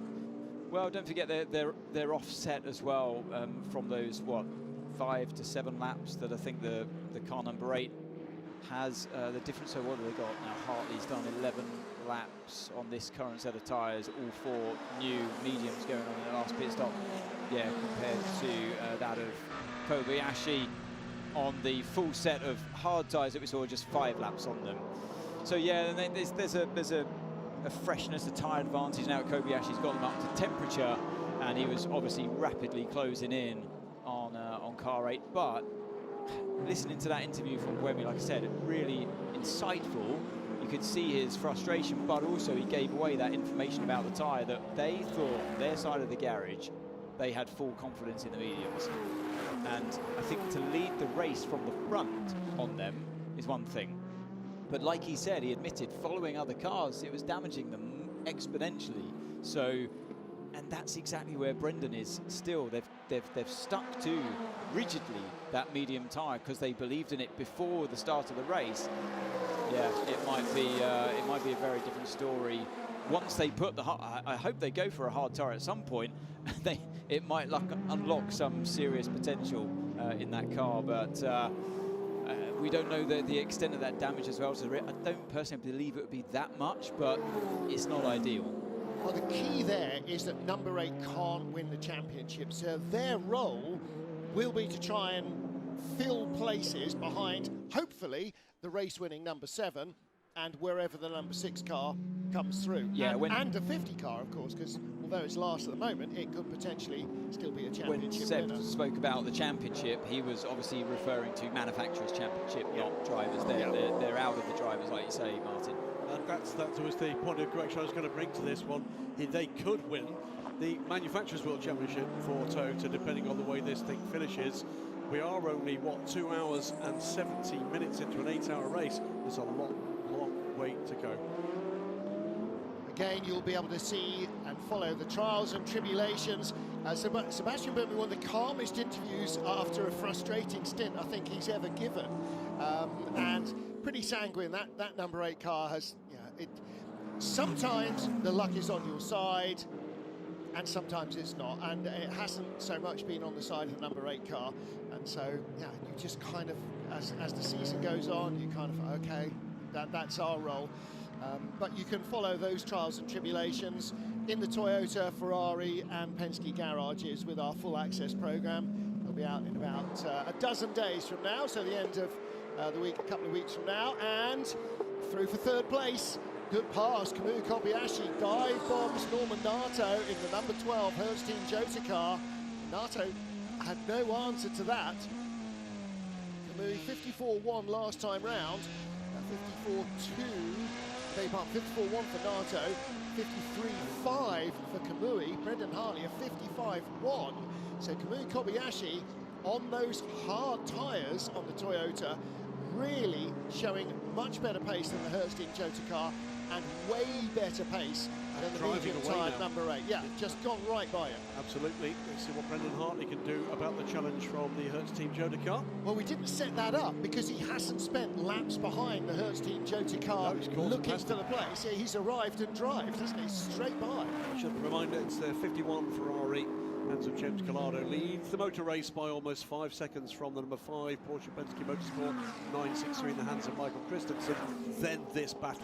And again, we are looking at what the second team car can do for their teammates. Number 6 leads the points, and so number 5 is trying to make sure that 50 Ferrari and the number 7 Toyota can't win the race and overhaul them in the championship. Yeah. But right now, the 51 car is also making sure that the Toyota can't win, and hopefully to try and make sure that they are taking points away from the rivals of the 50 car. Back in our LMGT3 battles, United Autosports, McLaren and Nico Costa and Simon Mann. This is Josh Cagle, in fact, just behind. Josh Cagle's still aboard behind Thomas Floor. So Floor double stinting. This is Josh's 3rd stint, isn't it? He's been in from the start. That car? Woo! Did Josh get out that car for the 2nd stint? We'll check that out in a minute, because if he hasn't... hang on, Nico Pino was in. He did. So Josh is in for the 2nd time, okay, and he started the car from pole position. And for those of you just joining us, the United Autosport McLarens were 1-2, 2 thousandths apart in qualifying. Josh Cagle in 95 there, the first of the orange and black cars all over the back. And the 54A, of course, the Ferrari of Thomas Floor. Down the inside he comes. Former British Superbike racer, Josh Cagle. This is himself tucked up inside Thomas Floor, and Floor now starting to feel the heat and the pressure a little. 71 laps into the race from the leaders, but we are 6 laps behind now, so we're probably probably about 10 laps away from pit stops for our LMGT3 cars. Great aerial shot over this fabulous facility. I think this track has hosted more World Endurance races probably than any other in the 12 years. Spa. Yeah, Spa's only done one a year for 12 years. We did miss one here. We've had two races.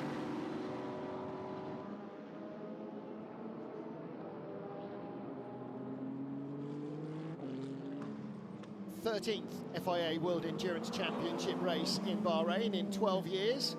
Even Le Mans hasn't had that many. We've never had 2 24-hour races in a year. Elder statesman at Hertz Team Jota. Easy for you to say. Absolutely. Hertz Team Jota having a good run so far. Norman Nato in third. And here's where he got back at Kamui Kobayashi. Now, we didn't see that. We didn't see Kobayashi building up to the dive bomb on Nato a lap and a half ago. And Hertz Team Jota car came right back at you. Look at that. What happened there? Kamui Kobayashi, while Anthony was out of the room for 30 seconds and had his back changed, he had his back turned, here at corner 10, dive bomb Norman Nato to go through into third, and now the Hertz Team Jota car, lap and a half later, has gone straight by the Toyota on the straight. Oh, and trouble for the Lexus. Is that the 78 car again? It's on a Raban, and he's taken the car off the circuit at turn 3. Yellows were there, and I think he's managed to back that car into a place of safety. So he might just have kept us from getting the very first intervention into this motor race. Unless it's backed itself off. That car was in the garage earlier on with broken left rear suspension. That looks like coming out of turn 1 through turn 2. So maybe taken to the escape road and then, I don't know, like, can you reverse the car back into that barrier? You know from inside the car, you look for the orange barriers, and that's an escape, that's an access point for the marshals. If you've driven a Lexus, and I'm sure you have, excellent driver aids development in that car. Oh, you're right, yeah, we'll call it self-parked. Well, it's nearly self-parked when the suspension broke in the first part of the race. Back with the action, this is 99. Harry Tincknell in the Proton competition Porsche that was started by Julian Andlauer, and that car was up in the top 5. It is now down in 14th. Harry Tincknell holding off Mick Schumacher. So Schumacher in the tall driver Alpine, the 30. No, he's in the short driver Alpine, isn't he, for 36 car? Well, that got close, didn't it, on the exit of turn 4. It's so hard to judge the front of these cars in a crossover move like that. And you can very easily come into the pits and not even realise that you've damaged one of those tiny flick-ups on the front.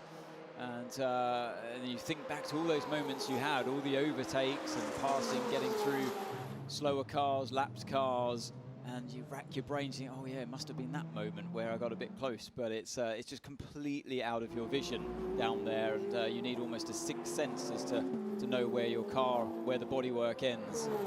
Mick Schumacher's sort of come alive in combative racing as he's felt the Alpine a little bit more under him, I think, in the second half of the season. Really stood out in Sao Paulo, had a good race in Kota as well.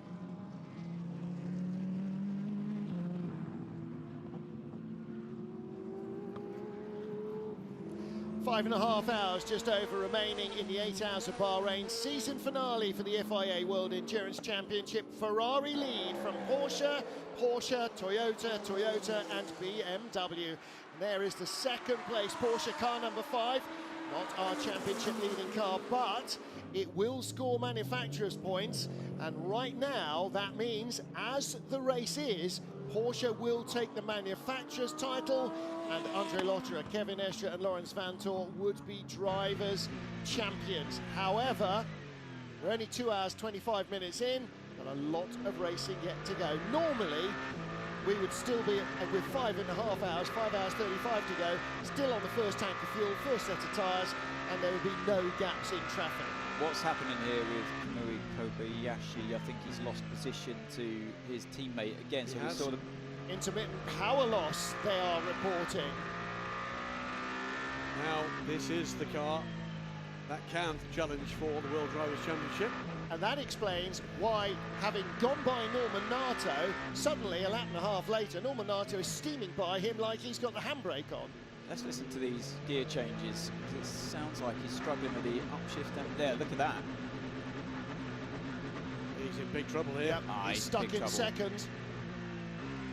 Oh dear, I wonder if this is what Conway was having to battle with as well, and would explain some of the lack of speed from the car at points in the race. But this is a terrible situation. Just as you were saying, anything can happen in one of these endurance races.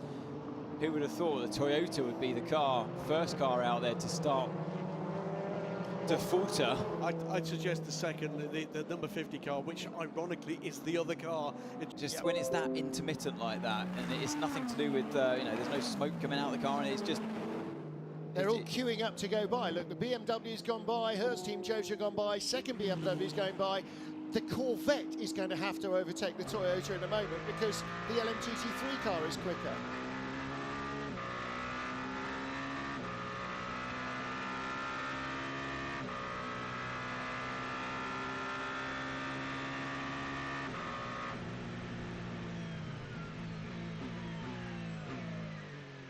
Suddenly it seems okay again. The whole way down that straight, and then the braking. But it's in the wheel, isn't it? It's something in the flappy paddles. Well, no, I saw his dash going off as well every now and again. He was losing the display. It is something in the wheel.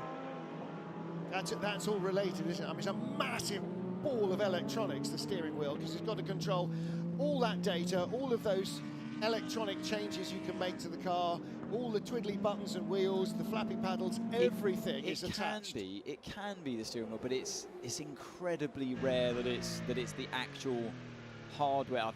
Well, put it this way: in all my years at Toyota, I never once had a steering wheel fail.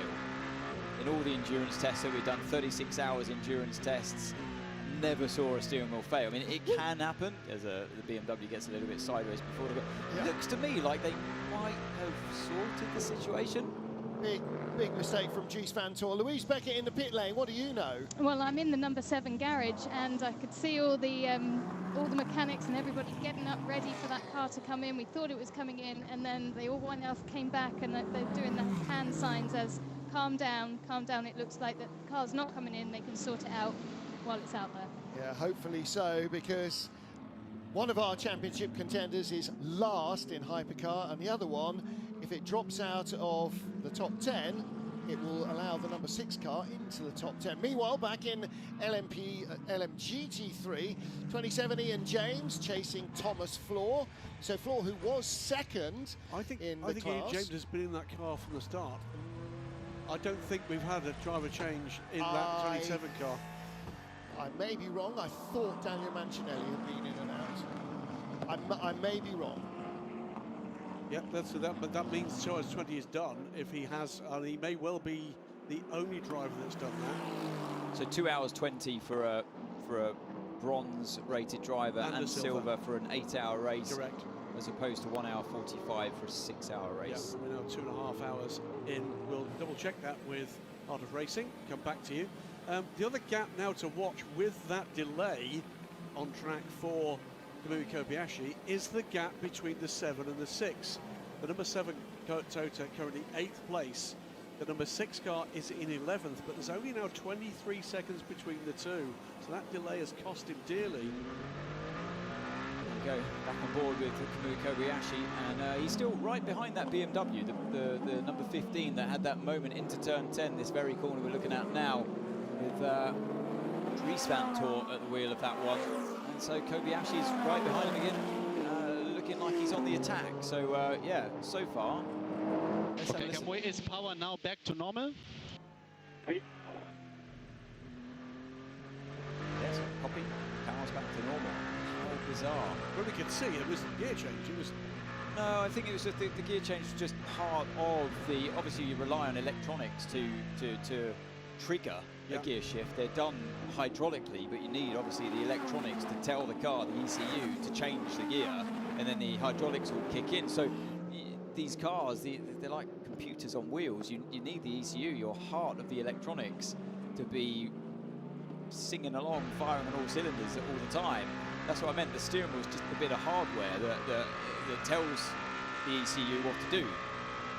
So for me, it looked like there was a significant electronics problem that now seems to, as electrics for you. We didn't see any kind of hard reset, control alt delete in the way in which you were talking about it in these broadcasts done. Yeah. Is there some kind of double redundancy in a system you can find a way around that problem? There are loads of workarounds inside these cars that the team could do to sort that, and many modes. I mean, a failing sensor could be one of the problems, for example. Yep. If you had a wheel sensor that suddenly failed, the team could be onto the driver saying, change this mode, change that mode, we can rectify the problem. I think we can go down to Lou in the pit lane. I can't give you an answer, but I wanted to say is that I'm asking the team, and they are still investigating. They themselves do not know right now, or that's what they've told me at this point. I think they're probably right. I mean, with electronics, usually you have to plug it into computer back in the garage and then look for the spike, look for that flaw in the data. And Oh, no, they can see everything from their racks where they sit in the garage. And yeah, maybe they don't want to give absolutely everything away, but I feel like the team must have told the driver to make some switch changes, and the car's forgotten that badly behaving sensor, and then it can get back to business again. We see that so often. My guess would be it's definitely electronics, and therefore it has to be a sensor that started to fail. And weirdly, the car looks to that badly behaving sensor and takes all the readings from that. Now he's made a change here, and you see the screen's gone off for a start, but he's now right behind the excuse me, Jenson Button Dries Van Tor battle with the Hurst Team Jota and the BMW. Just worth pointing out as they went by the yellow number 60 Lamborghini. First Lamborghini drive in the World Championship for former Porsche race Matteo Cairoli, who's just taken over the number 60 car. Indeed. Just a snapshot, by the way, of the way this race is going and how close this has been. On the last lap, these cars in Hypercar completed. All bar two of them were in the 154s. Kevin Estra in the 153s, Jenson Button just tipping into the 155s in traffic, and with this battle underway, this is super close. Yeah. So right in the middle is the Gold Hurst Team Jota car, Jenson Button, all over the back of Dries Van Tor, almost up the exhaust pipe of Dries Van Tor there, Anthony, as they exit the corner. So Van Tor's worked his way past Jenson, as does Kobayashi now into turn 8.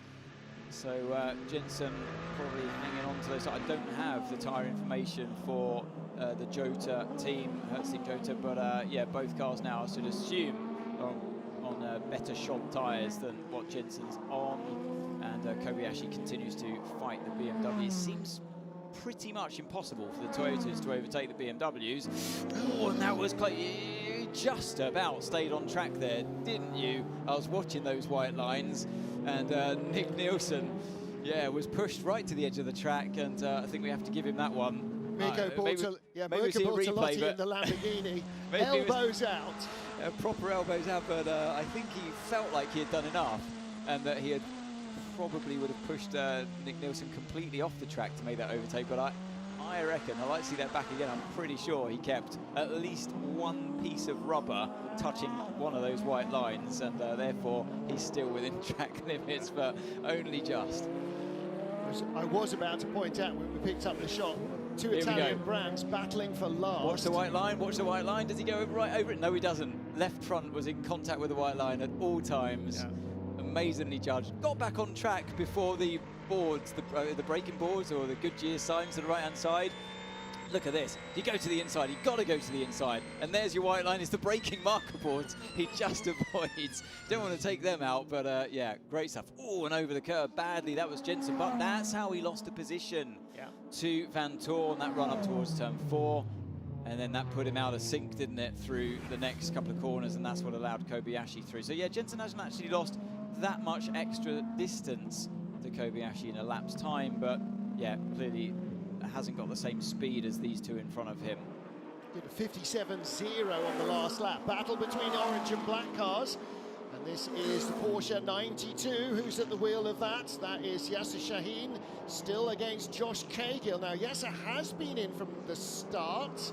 Well, this is 91, isn't it? I beg your pardon, 91, yeah. So, yeah, Maurice Schuring and Richard Leach haven't driven yet. So, the Aussie is doing all of his stint in one go, or all of his time in one go. A massive triple stint for Yasser Shaheen. Well, if that's right, that's a brilliant performance because he's in 6th place. Yeah.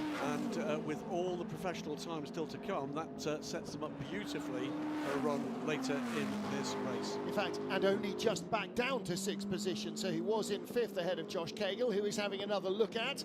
Cagle in his 2nd stint in the car will have to do more time after this, but here comes the Porsche.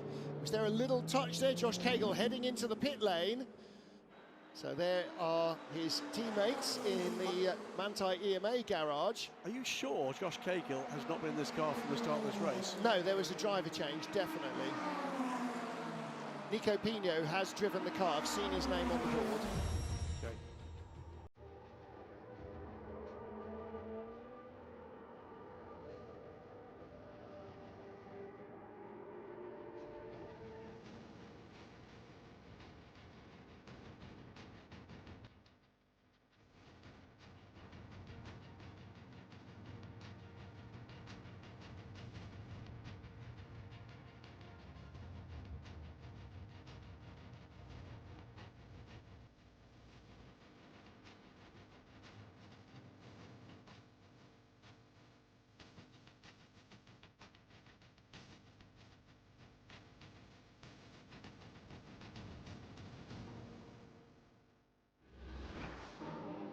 Eighth and final race of the FIA World Endurance Championship, the 8 Hours of Bahrain, and it is being led by Ferrari. The Le Mans winners last year, the number 51 car. James Collado at the wheel of the car now, having been started by Antonio Giovinazzi, and a great double from him at the start. We're just over halfway through the stint, and as you can see, the 51 car not only out front and extending its lead over Michael Christensen's number 5 Porsche, but being abstemious with the fuel as well. Now, there is history here between the 51 Ferrari crew in GT Pro and the 92, wasn't it, Porsche crew, Christensen and Estra. Quite a lot of history, not all of it well-mannered either. Julian Andlauer, not Julian Andlauer now at the wheel, is it? It's Harry Tincknell. Harry Tincknell, yeah. Is that the second contact? And that's a heavy contact with 46. That is going to be trouble in the stewards' room. Well, maybe not. It'll be remember what happened in turn 13. There's a blue flag involved. There is going to be trouble in the stewards' room, but from that view, I think it's coming the way of 46. You're right, because he was trying to make the corner, but he did turn in Valentino and hit the back of the passing car. Just a quick update, by the way, on bronze driver time, which is going to be important moving forward, with thanks to Stephen Gilby in the press room. 3 drivers at that point that we made the point a few moments ago have been in the starts as bronze drivers. Yasser Shaheen, Ian James and Darren Leung have all been in the car and have all now completed their bronze driver time. Well, Yasser Shaheen literally has, because he's now in the pit lane. Meanwhile, here's the battle with Kamui Kobayashi, number 7 Toyota, trying to get back past Dries Van Toor. The BMWs in 5th and 6th position, first season for the cars. They were clattered out of the race in Imola, but actually they'd qualified really well after a very disappointing time here in Qatar, where they couldn't find performance with a map and a torch. And the new car has just gradually got better and better as the team have understood it. Well, let's put this into context. We tend, as sports car fans, to kind of look at the downsides too often. Earlier in this season, people were talking about, BMW and Alpine may not make this season, may not go into. Then we're talking about both those teams now with real prospects of scoring massive results in major races. There's no real chat about that being at risk anymore. Great progress from them. Team WRT have done a stellar job with this car. They've got cars running in the North American Championship as well, and that's helping them. Alpine, with the work they've done on managing the reliability of that engine, with an update to come for next season to further engage with the longer races. We'll see a further step forward here in terms of whether or not what they've done for 6-hour races is going to help with 8, and then 10, and then 24. great progress that we've seen, and that's matching the progress we saw at the end of last season for Porsche Penske Motorsport. Yep, change there. Kamui Kobayashi getting by Dries van Tor once more. He's going to have to defend in towards turn 4. Luckily, there's a Lexus in his way as well. Look at that for good teamwork between the two Toyota brands. Exactly right. Exactly, yeah. Cover me, yes, boss, anything. And no, great move there by Kobayashi, and finally he's released. And after those problems, the electronic problems that plagued him, good move down the inside.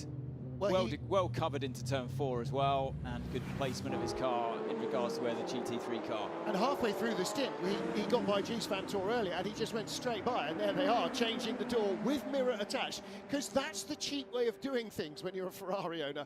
My mirror's fallen off, get me a new door.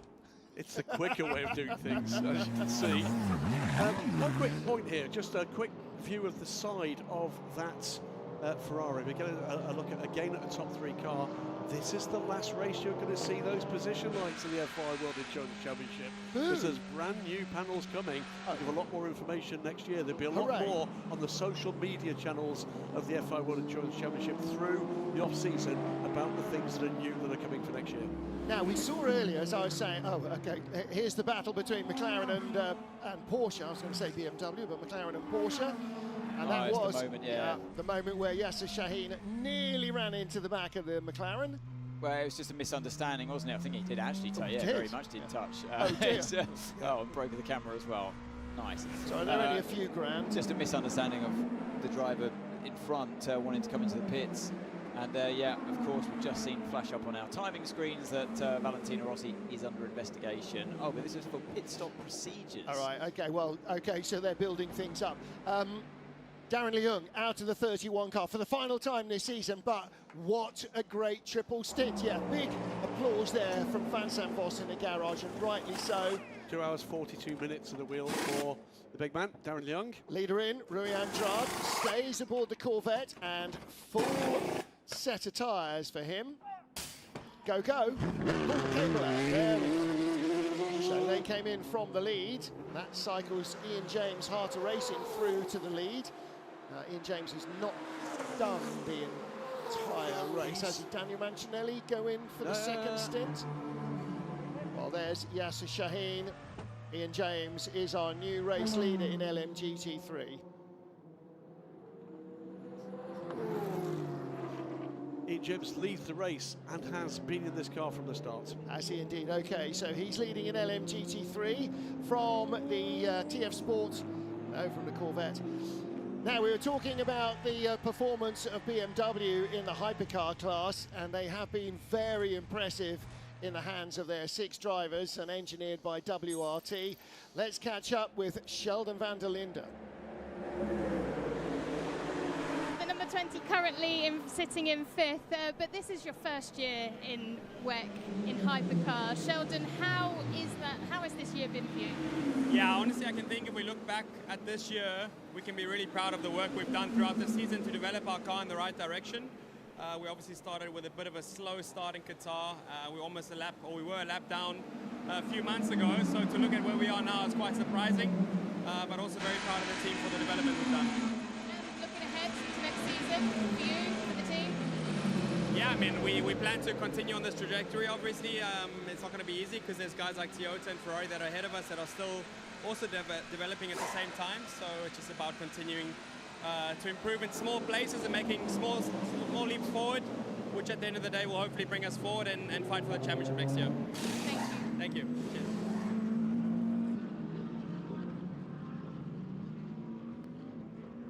Okay, Brendan, 5 laps to go this stint. We're going to go to the hard all-round next stint.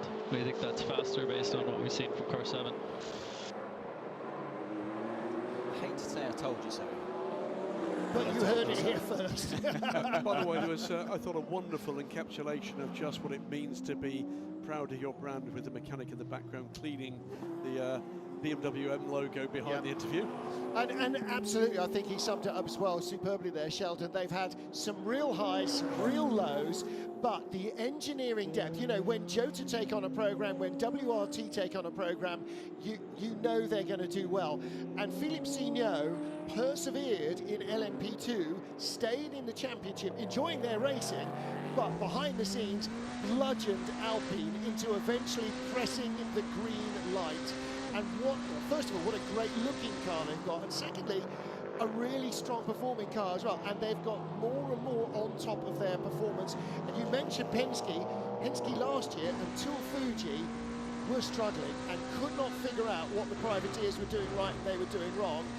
They've really got on top of their car, and it does take, you know, a season to really get to understand these things. They're not straightforward.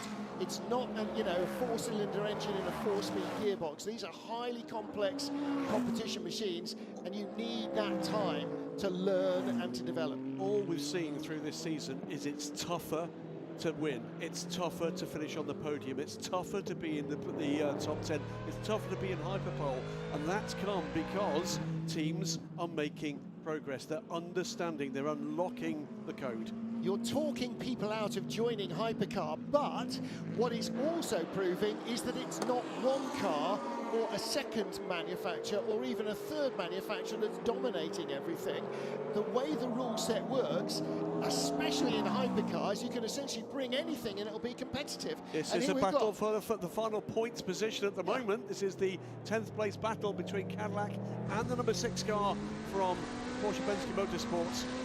Two LMDH machines, both with hybrid, but with totally different engine compositions and absolutely nose to tail. So the number 6 car starting to creep up the order. Kevin Esch gets by Earl Bamber and is finally scoring a point in that car. You mentioned it earlier, I was doing a great job of talking people out joining hypercar.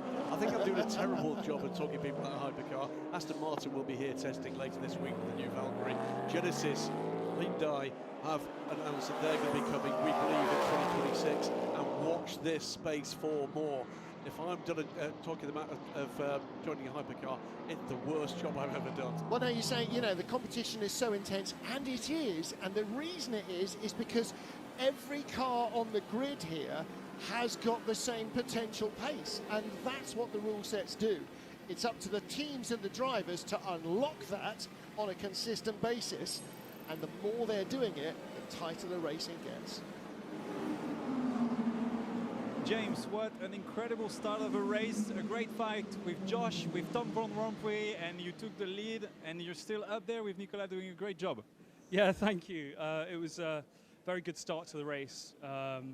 Kept it very neat and tidy, just really looking after the tyres. Unfortunately, we have no radio on our car. We have a problem. So I was talking to the team, but no one was coming back to me, and then I realized it's because our radio's not working, because I could see that Josh, just his tyres hadn't worked as well as mine.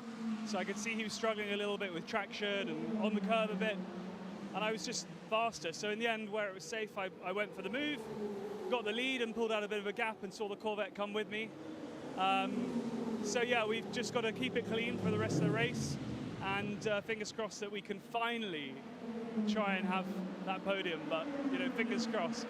Yeah, and fingers crossed for you. Good job at the beginning. Thank you very much.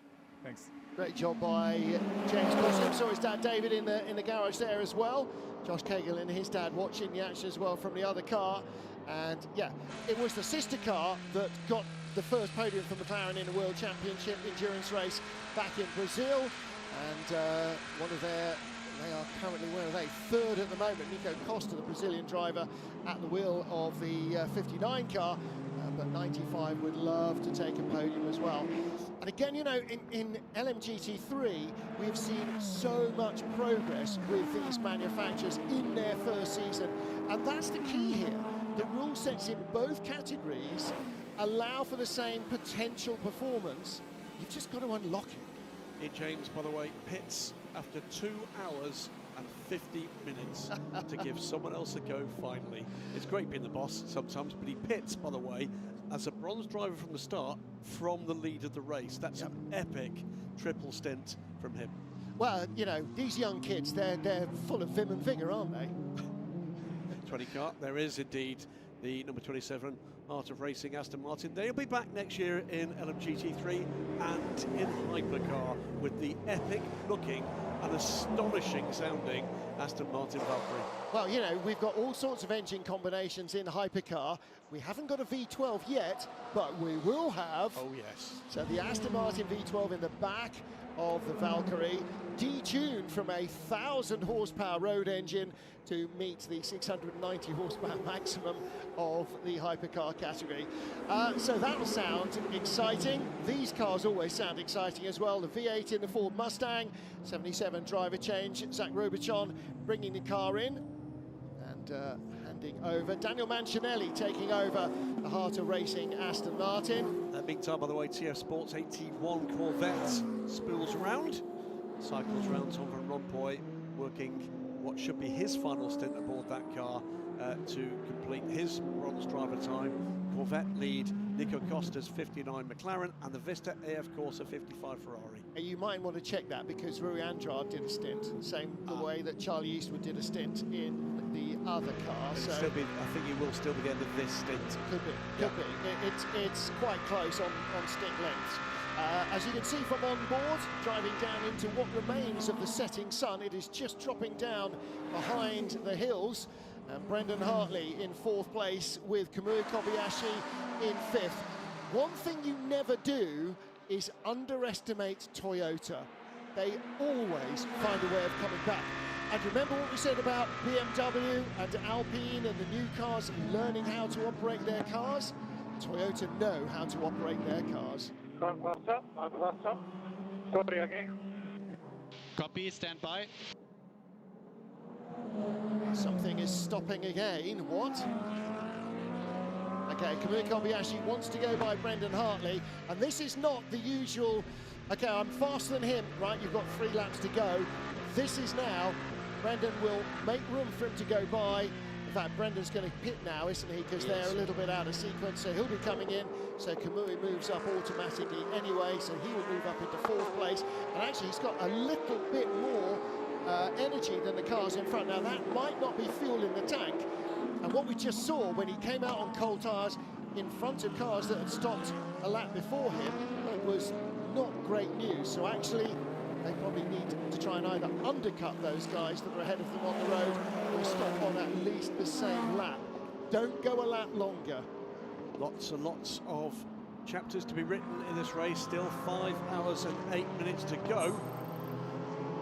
One of them has already been written, and that is putting the Aston Martin number 27 into contention for a second race win this year. That's come through an epic stint from Ian James, and he's down the pit lane right now. Yeah, I'm with Ian James from the Heart of Racing Aston Martin. Great drive, slowly grabbing and climbing to the front. Yeah, well, first of all, you know, that was my last stint of the year here, and what an amazing year it's been. Seattle Children's Hospital, Gabe Newell makes our dreams come true, and Heart of Racing. But yeah, I was out there for 3 solid stints, just chipping away little bit by little bit, and a lot of fun. Excellent. Looking forward for the night. Maybe it's going to be a little bit fresher, and you think it's going to be easier on the tires? Yeah, well, now the fast guys get to drive, so let's see what happens. Okay, thank you so much. Thank you. I joked about the young guns like Ian James. He could at least have the decency to look like he was warm. Indeed. Honestly, he's just spent, what is it now? 2 hours, 50 odd minutes in the car in sweltering heat. And, you know, he's in his late 50s. He could have the decency to look like it was hard work. What a stint. What an epic way to finish your season. 8 on pit lane, Anne. Yep, so it's going to be a tear-off coming off the front there, and we believe they're going to put the qualified set of hard tyres on, at least on the left-hand side. I can't see any other tyres lurking around in the pit box there as we go back to the LMGT3 fight. Corvette versus Mustang as we head down towards turn 11. I was just checking something that I just heard Martin say, and I'm going to use the phrase we use often, which is no, it's not that. Not late 50s, 50 years old, Ian James. I'm from my current hometown of Epsom, originally in Surrey, but now dual nationality, of course, with the United States. And what I'd say as well, what he was referencing there about the Children's Hospital is part of racing through the history of this team and the backing of Gabe Newell, raising money for charitable causes and children's health in the United States in particular. It's been a fabulous run of millions of dollars raised by the team through the successes they've had down through the years, and who knows what comes next. Headlamps went off just then on the Toyota, the Corvette as it came through. Yeah, I spotted that. I wondered if he was flashing at first, flashing the car in front, but there would be no need for it. He has got some lights. He's got the marker lights on, but not the headlamps. They went off. I wonder if that's just finger trouble. And you need, obviously, all lights working at all times, don't it? Even in pit lane. Potential dramas ahead here. Number 7, Kobayashi, number 10, Robin Prines, under review, going off track on a lasting advantage at turn 7. That was, what, 7 minutes ago. Didn't see that one, but no, since Kobayashi is ahead, you would tend to believe that that was Kamui going by the BMW. Yeah, that's what we would. That's how I read into it as well. We did see Kobayashi getting past a BMW, but that was into turn 1. But yeah, we missed that one at turn 7, or it just wasn't shown.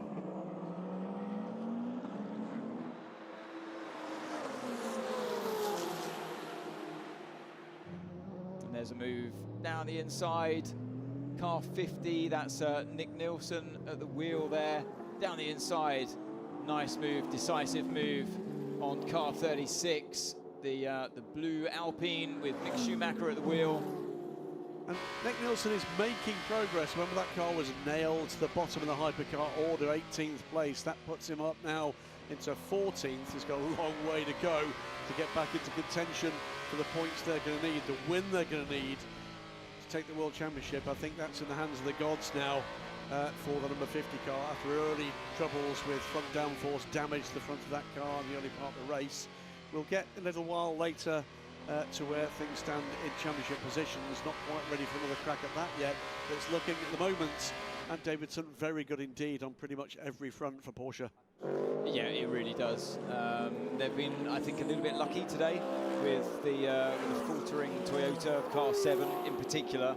So we yet to find out what exactly was going on there, or is going on there, with Kobayashi running down currently in 4th position. And of course, yeah, car 8 that was spun around from having led the race. Brendan Hartley now down in 17th place after that last pit stop. That will shake out differently once everyone else has come into the pits, including this driver we're on board with now, Mick Schumacher. And I bumped into Mick actually at one of the F1 races, and he was talking about his race in Fuji, where, do you remember how it all ended in tears with Earl Bamber, wasn't it, in turn 4, 5 and 6? And Mick was saying, wow, it's a jungle out there. I never quite realised. Is he enjoying it? Hard to tell, honestly speaking, hard to tell. It's always difficult, isn't it, in year 1 of a programme, and year 1 for a programme for drivers. We still have the Ferrari number 50 on pit lane. But we have seen some flashes of real form from Mick Schumacher as he gets deeper and deeper into this season. It looks like he's enjoying it. Oh, that was 3 into 1 there. Car 83 actually overtook off track. We'll probably have to give some positions back there, or a position back there, but would argue that took avoiding action. That's difficult one. His final race in the Ferrari before we believe IndyCar fun to come. I always look at it as a, sorry Graham, I always look at it as a racing sense first and foremost, but it's difficult when you have to factor in the fact that he was lapping cars, and we're going to see that moment again. So the cars would have had a blue flag, should in theory get out of the way for the lapping car, and I think that 3 into 1, you know what, I would just call that a racing situation with 3 into 1. There were blue flags at play, but he has sent it down the inside, hasn't he, as well? So I think what he did there, he had room, he just didn't take the risk. Didn't trust him. He just didn't trust them. You know what? You can't trust the fact that 2 cars aren't going to turn in on you. 5 on pit lane from 6th place. Michael Christensen aboard that 963. This is the car that's at the moment it stands to take the points that matter. If Porsche are going to take this World Manufacturers Championship. You've been part of a factory team, multiple factory teams And you know how much this means at manufacturer level to them. The Drivers' Championship is one thing. To come away with a Manufacturers' Championship is something they prize. Well, it's nice for the driver to give that to a manufacturer, but when you're behind the wheel, rightly so, you know, it feels like it's all about you. That's how a racing driver has to operate, and that's the beauty of sports car racing as well, because you have to be there in conjunction with your other teammates, and you share that glory. And you share the responsibilities, but when you're behind the wheel, it does feel like it's your race, your car, and it's all about you. But if you can deliver that championship to a manufacturer, it's always nice. And let's face it, it's not going to hurt your career prospects either. Not going to hurt your career prospects, especially when Porsche is obviously so involved in all racing around the world in multiple different categories, and yeah, these drivers here are in a good place. Shame for, I think, the immediate car crew to be losing Andre Lotterer from that.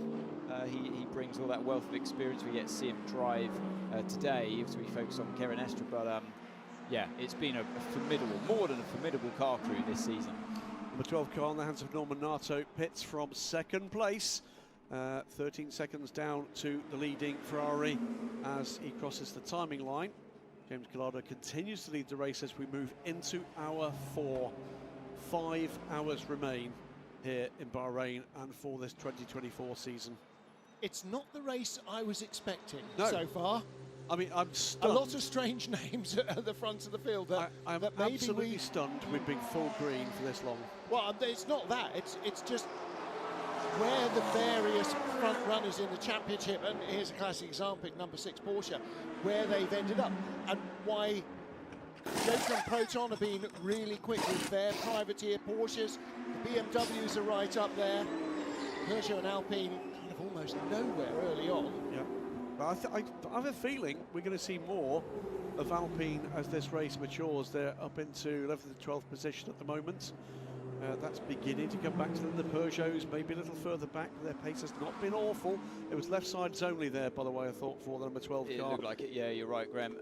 But I'm not surprised. The one thing that hasn't surprised me at all this weekend, particularly today, is that car 6 has seemed a little bit lackluster, because that's usually the way. I think you go into it a little bit on the defensive when you've got such a healthy championship lead. And in doing so, you usually have a little bit go against you, and you don't quite...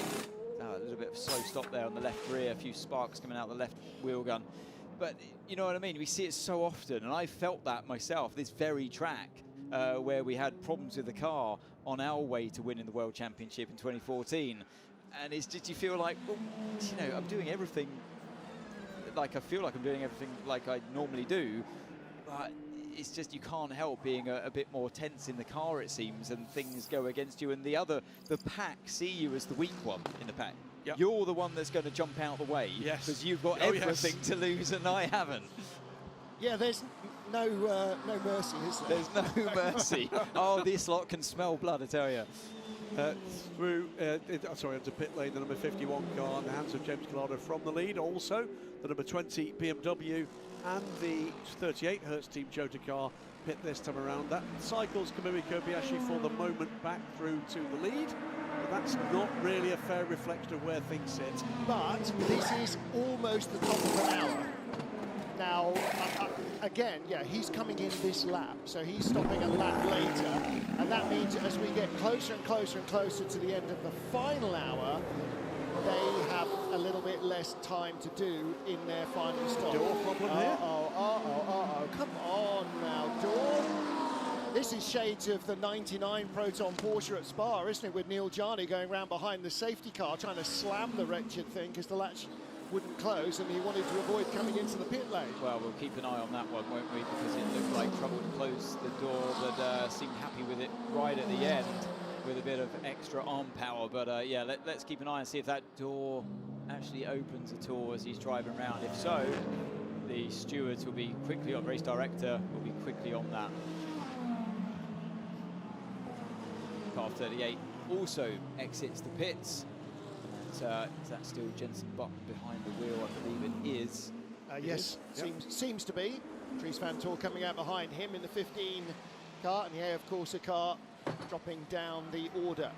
the all-important study of the tyres when they come off the car as well. You can read so much into car balance and what the drivers are going through. Car number 7 under investigation. I've seen that track before. Yeah, so they're still looking into that one, aren't they? It's just popped up on our screens again. I think you're out of the room, Martin, when that message originally came up, but be interesting to see where or exactly what happened there, because it wasn't shown on the screen, I believe, at the time. Is that a fresh tail? No. No, they're just cleaning it. So Is that's it not? Kobayashi in. It's very clean, isn't it, compared to the front of it? No, it's not. It's not. It's just just they've got shiny It's paint. the lighting. which The is lighting unusual. does make these. Oh, By the now way, then, I mean, talking about shiny paint, we've had an email in from Peter Conlon, who's watching in Dublin. Hello, sorry. Oh dear. Oh dear. It's all right. I'm an Irish citizen. That's fine. Wanted to know why almost all the teams are using exactly the same livery as they did last year. He said one of the advantages of being a model collector is that you can date your model collection by the changing liveries in them, like in Formula 1. And he was saying, don't the teams consider that it's worth changing liveries so they can flog lots more replica cars? Well, I think some of the liveries could evolve. Yeah. Hello, Toyota, looking at you there again. And I'm sure Jotas will change next year, but then the base car will change as well. So here we go. Look at this though, just a butt in there. So it's the Porsche. Remember this, the championship fight in terms of manufacturers is still on. So that was a bit of an important moment with car 7 exiting the pits with car 5. Sorry, Martin. It's Kobayashi out pits there, fighting the. I believe that fresh left-hand side that went on, fighting them for temperature, but you've got the help at least from the right-hand side that gives you that warmth, so it's not as bad obviously as changing all 4 tyres, but yeah, you've got car 5 of Michael Gisselson making hay while he can. that is the handicap of stopping later, isn't it? Is you're always vulnerable to immediate attack. So it's been a good race so far for Hertz Team Jota. They looked a little disappointed after qualifying. I wonder if they still do. I am with Will Stevens, driver from the number 12 Hertz Jota Porsche. Will, very strong start of the race, gently making your way up, taking the lead, and how is it looking now? Yeah, I mean, we knew we'd be good on tyre deck. We needed to be aggressive in the first couple of stints to try and make positions up, which we managed to do very well. I think it's very close up front with pace between everybody, but it will more come down to when you use your tyres. So we're at the moment trying to use as little as we can. So come the end of the race, we've got a lot of fresh tyres to put on the car. So it's interesting to see what different people are doing. But we're in the fight. We're fighting up the sharp end. So I think it will play out good for us at the moment, but let's see how it comes. It looked pretty relaxed to me, so good luck for the end of the race. Yeah, I'll be going back in for the end for the last 2 stints, but we should be in a tyre advantage at the moment. But it just depends. At some point, they're going to have to do only 2 tyres, as a lot of people are putting on 3 at the moment. So we'll wait and see. Okay, good luck. Thank you, mate. This is the Jota strategy. It has been all year long. Bury yourself early on, save the tyres, keep them in the locker, and hopefully you've got something to fight with it. And exactly as he was saying there, we've got to be aggressive at the start, got to try and make up places, then nurse what we've got, and then as the race progresses, we'll have more left than they've got. Well, it's not a bad strategy if you're near the front as they found themselves at the start of the race, and therefore you minimise the amount of tyres you throw at the car, and you make as life difficult as it can be for the others catching you on fresher tyres or using more tyres. So the more you can hold them up, the better it is for you, because you're using your track position for good benefit. But yeah, what he's saying there is that once I've done all that and I've had a good time holding people up on fresher tyres, then it's going to be my turn to come back at them at the end, because you only have those 26 tyres individually to run through this 8-hour race today. Well, let's have a little bit of a tyre chat as we ride on board with Loic Duval. Loic just freshly into the Peugeot, isn't he? John-Eric Van's also taken over the 93 car, so Loic chasing Alex Lynn in the number 2 caddy. Let's catch up with Mike from Goodyear after what has been an entertaining, aggressively driven and fiercely competitive first season in LMGT3. We talked about this in free practice at the beginning of the race. You've not only had to design a tyre that works here, in Fuji, in the heat of Texas, in Brazil, in Qatar, everywhere else. So this wide variety of different tracks. But in addition, it's not a single chassis formula. So you've got front engine, rear engine, mid-engine, every possible engine combination to throw at it as well. Where on earth do you start with a job like that? A blank sheet of paper. Yeah. You know, we really did. We've talked about this a little bit through the season, but the way we approached the GT3 project was really to start from scratch. You know, having 9 manufacturers with very different philosophies of car type, engine configuration, weight distribution, aero platform, kinematic is so different that really you do have to think about all of that when designing a tyre. And we did a rigorous test program, you know, to really understand what we would require. It's been a busy race so far here in Bahrain. 3 hours ago, we started in the heat of the afternoon. Sun has already sunk below the yard arm, but facing up to the first 3 or 4 stints in fierce heat. A packed grid, including Roger Penske on hand to hopefully see his team win their first ever FIA World Championship titles. But it was Toyota that had locked out the front row in qualifying. Sebastian Buemi in the number 8 car taking the lead ahead of Mike Conway. Conway, though, with a little bit of oversteer right from the first corner, jumped by the 51 Ferrari, Antonio Giovinazzi. The 50 Ferrari had a tag from behind and lost a bit of bodywork. In the LMGT3 category, we saw the McLarens that had qualified 1-2 leading away from the start under pressure from Ferrari. In terms of our championship challengers, the number 6 Porsche had a clash in the first corner and in turn 4 on the opening lap. Jota aggressive, working their way through traffic. Number 12 car moving up by the number 7 championship contending Toyota, and then the race leader tagged into a spin by the number 82 Corvette. That cost half a dozen places for Sebastian Buemi, but they weren't on the right tyre anyway for the conditions and will struggle for pace after that. Sarah Bovi in the Lamborghini for the Iron Dames, getting passed by the championship winning Porsche. And then towards the end of the first hour, the McLaren's being split by Tom van Rompuy in the Corvette. Number 7 Toyota starting to work its way up the field, the third and most tenuous of our championship contenders. Corvette coming back out in the lead of LMGT3 after the first hour of racing, but McLaren still looking very strong in terms of race pace along with the Porsche. Recovering Sebastian Buemi, levering his way down the inside of the 99 Proton Porsche of Julian Andlauer towards the end of the second hour, but still the championship leading number 6 Porsche not in the points. Drive-through penalty for contact for Julian Andlauer in the 99 car. And the number 6 Porsche struggling towards the tail of the field as the number 5 car in the hands of Matt Campbell started to move up the order. Challenge for the lead from the Jota team. Norman Nato and James Collado battling in 51 and 12. Further back, Toyota starting to work their way back into the lead group. Technical electronic glitch briefly dropped the number 7 car behind. They seem to have got on top of that, and he is now back in contention. But the number 7 car must win this race to stand any chance of winning the championship. And right now it is the 51 Ferrari that sits in front. So back with our live racing action, and there you can see the Hertz team Jota car number 12, Norman Nato in second place. Right behind him, Michael Christensen and Kamui Kobayashi. Kobayashi in the number 7 Toyota, looking to move up to third place. Don't forget to win the title ahead of the 6 Porsche team. Either the number 7 car or the number 50 Ferrari must win this race. That is their only chance.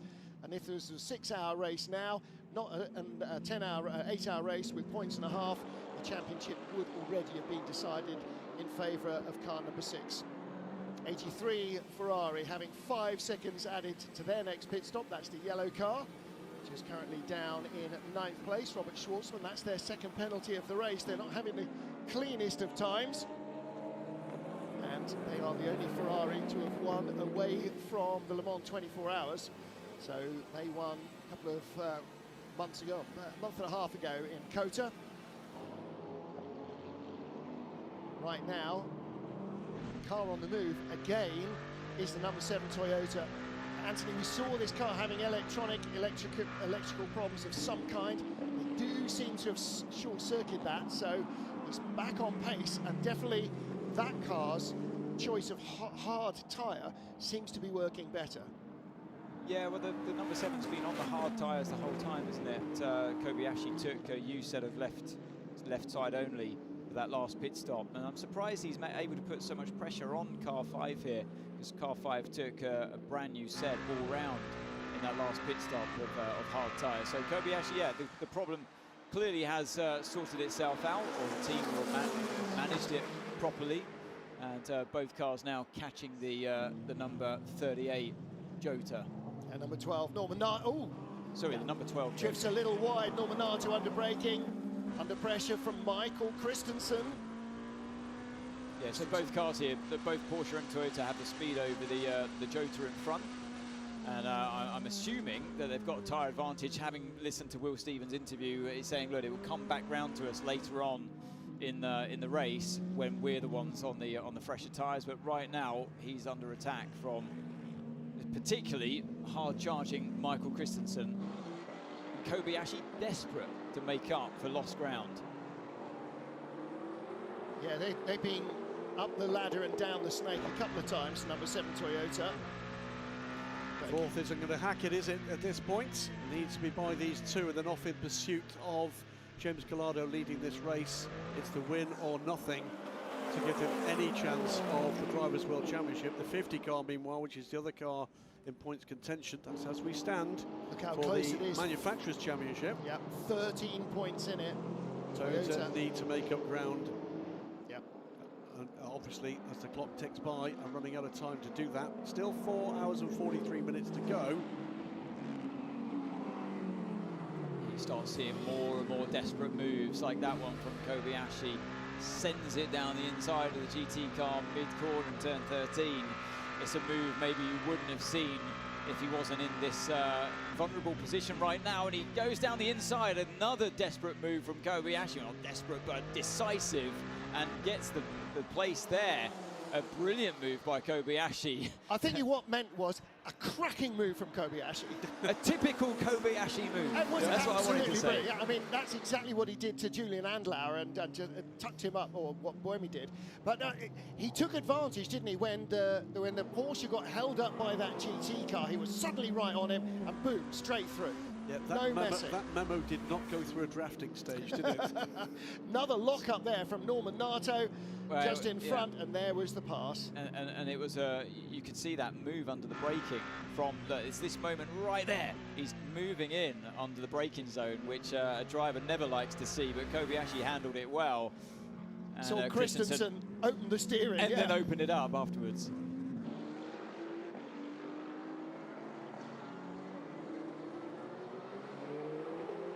Penske Porsche's Michael Christensen back down to 4th place after a demon move from Kamui Kobayashi, and it barely looks like Kobayashi was behind the Porsche 3 corners ago, because he's suddenly right behind the Porsche, but the other Porsche, the Jota car of Normannato, in 2nd place.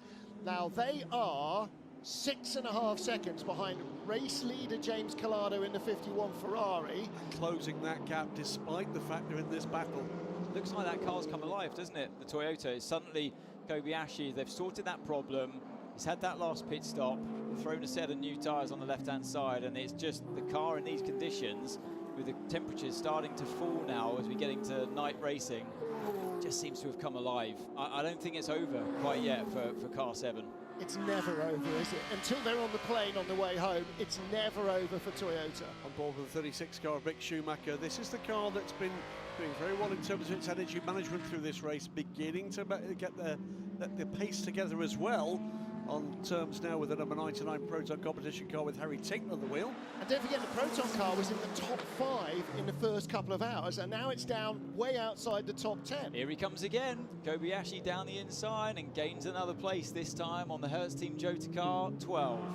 And what that means, by the way, is if he catches and passes the Ferrari, that points gap switches the other way at this stage of the race. This is a critical point in the World Manufacturers' Championship. Yep, really is. And actually for Porsche, Michael Christensen and the crew of the number 5 car are going to be absolutely critical to their manufacturer standings, because the number 6 car at the moment has got nothing to show. At this point, you might start to see a slightly different approach to the number 6 car, because they need to make up places for the Drivers' World Championship at this stage. If the 7 car is going to close down that Ferrari, it is about the 5 and the 7 for the World Manufacturers' Championship.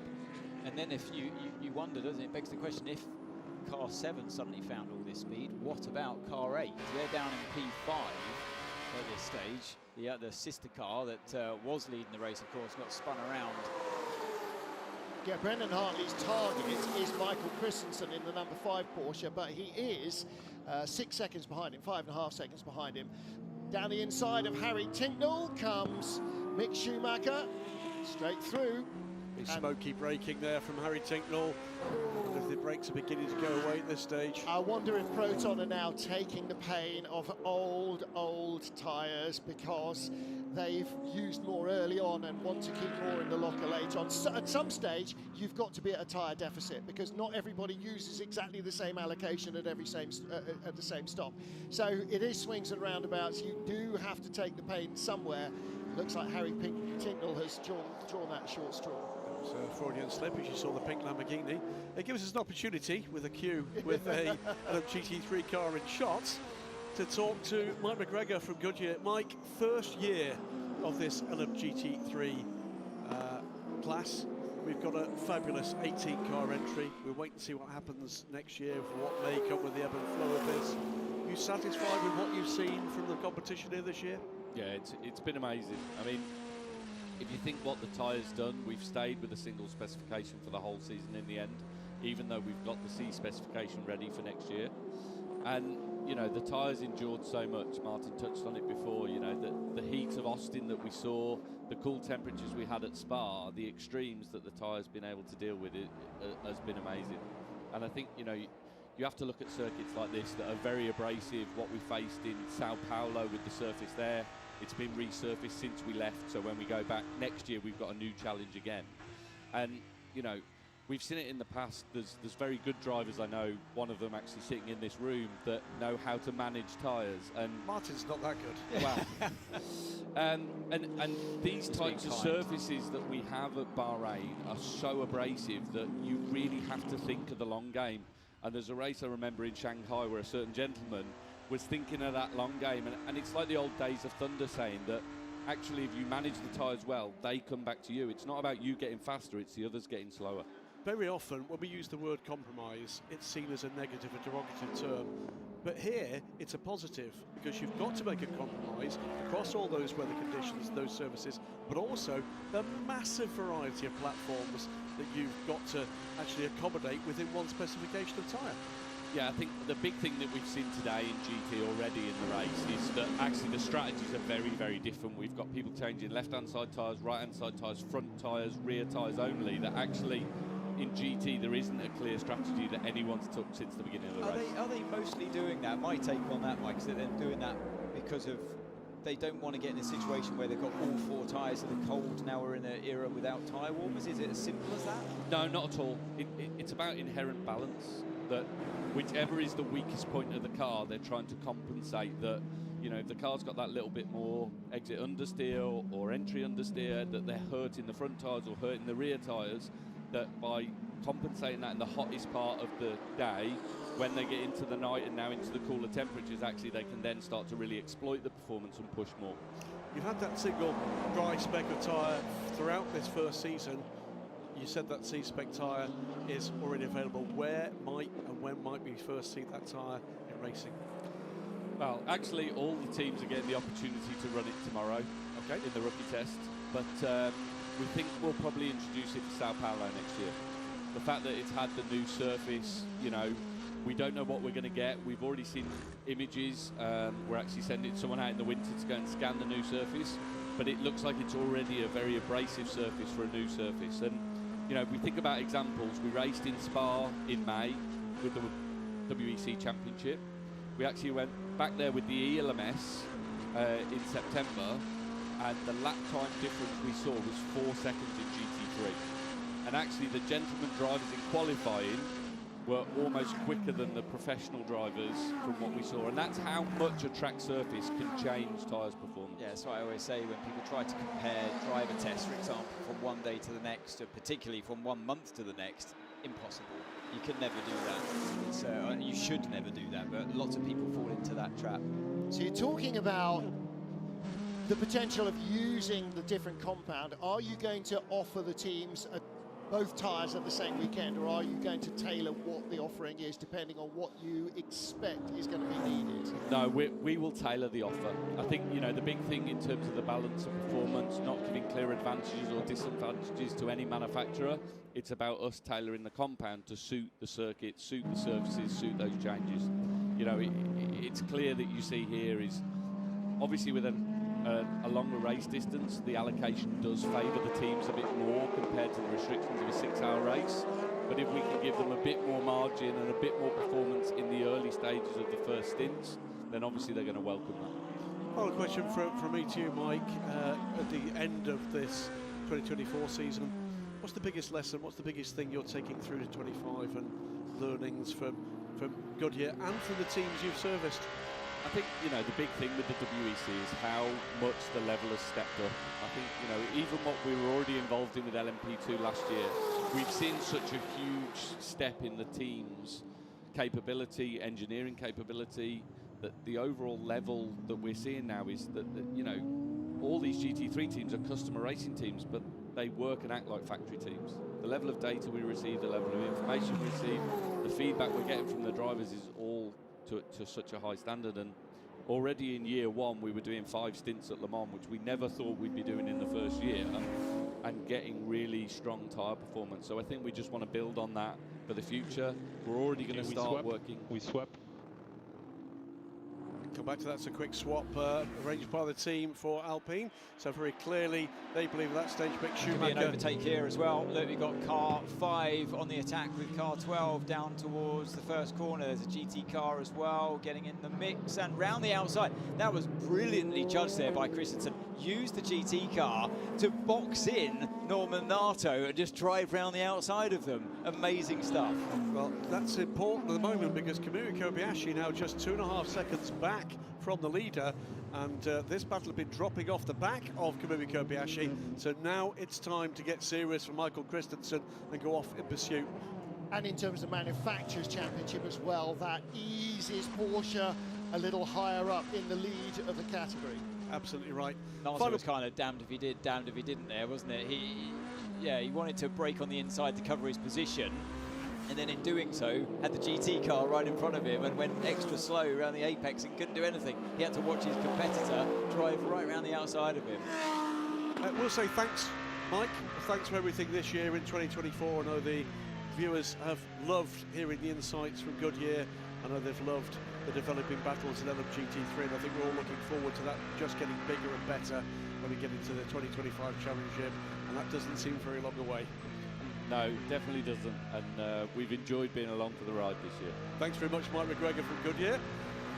And just looking at the gap between Kamui Kobayashi and race leader James Collado in the last 3 laps, Kobayashi has halved a 5.5 second gap. It's now down to just under 3 seconds. You look at that graph, it says it all. Power down, but now come back.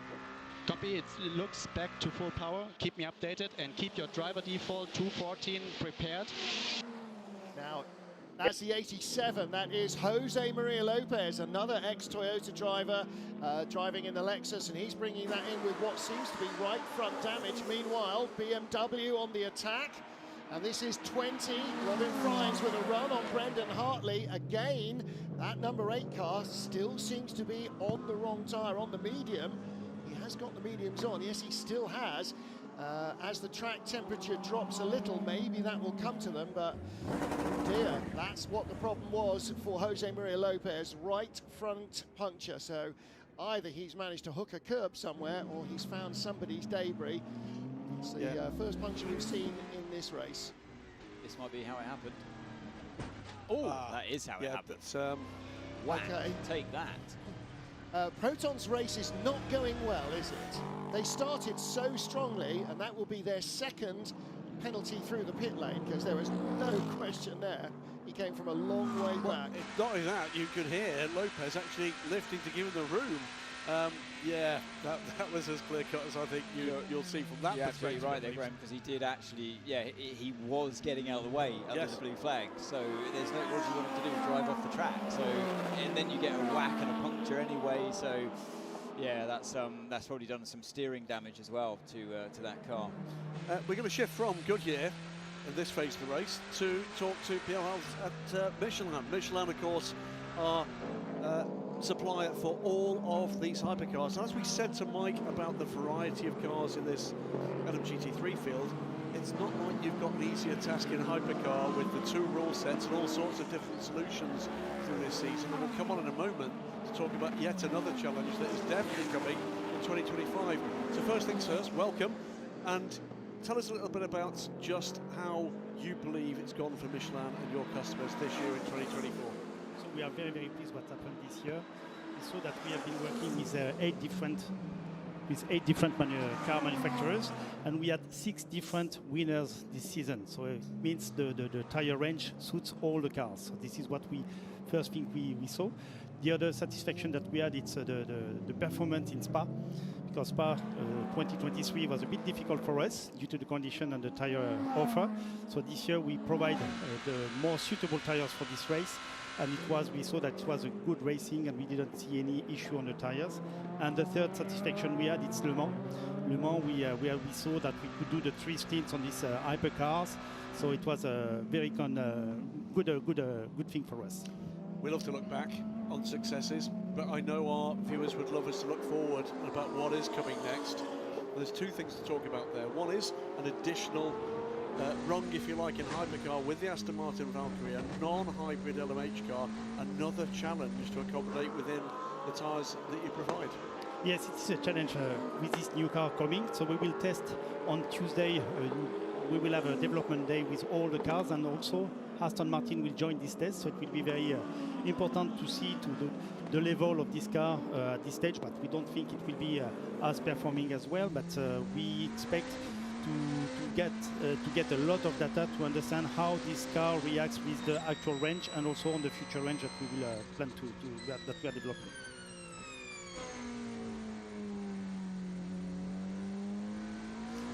Would be remiss not to mention by the fact that while we've been talking to you, Pierre, there's been a significant pass. That's the 15 of Dries van Zyl going by Brendan Hartley for 6th position.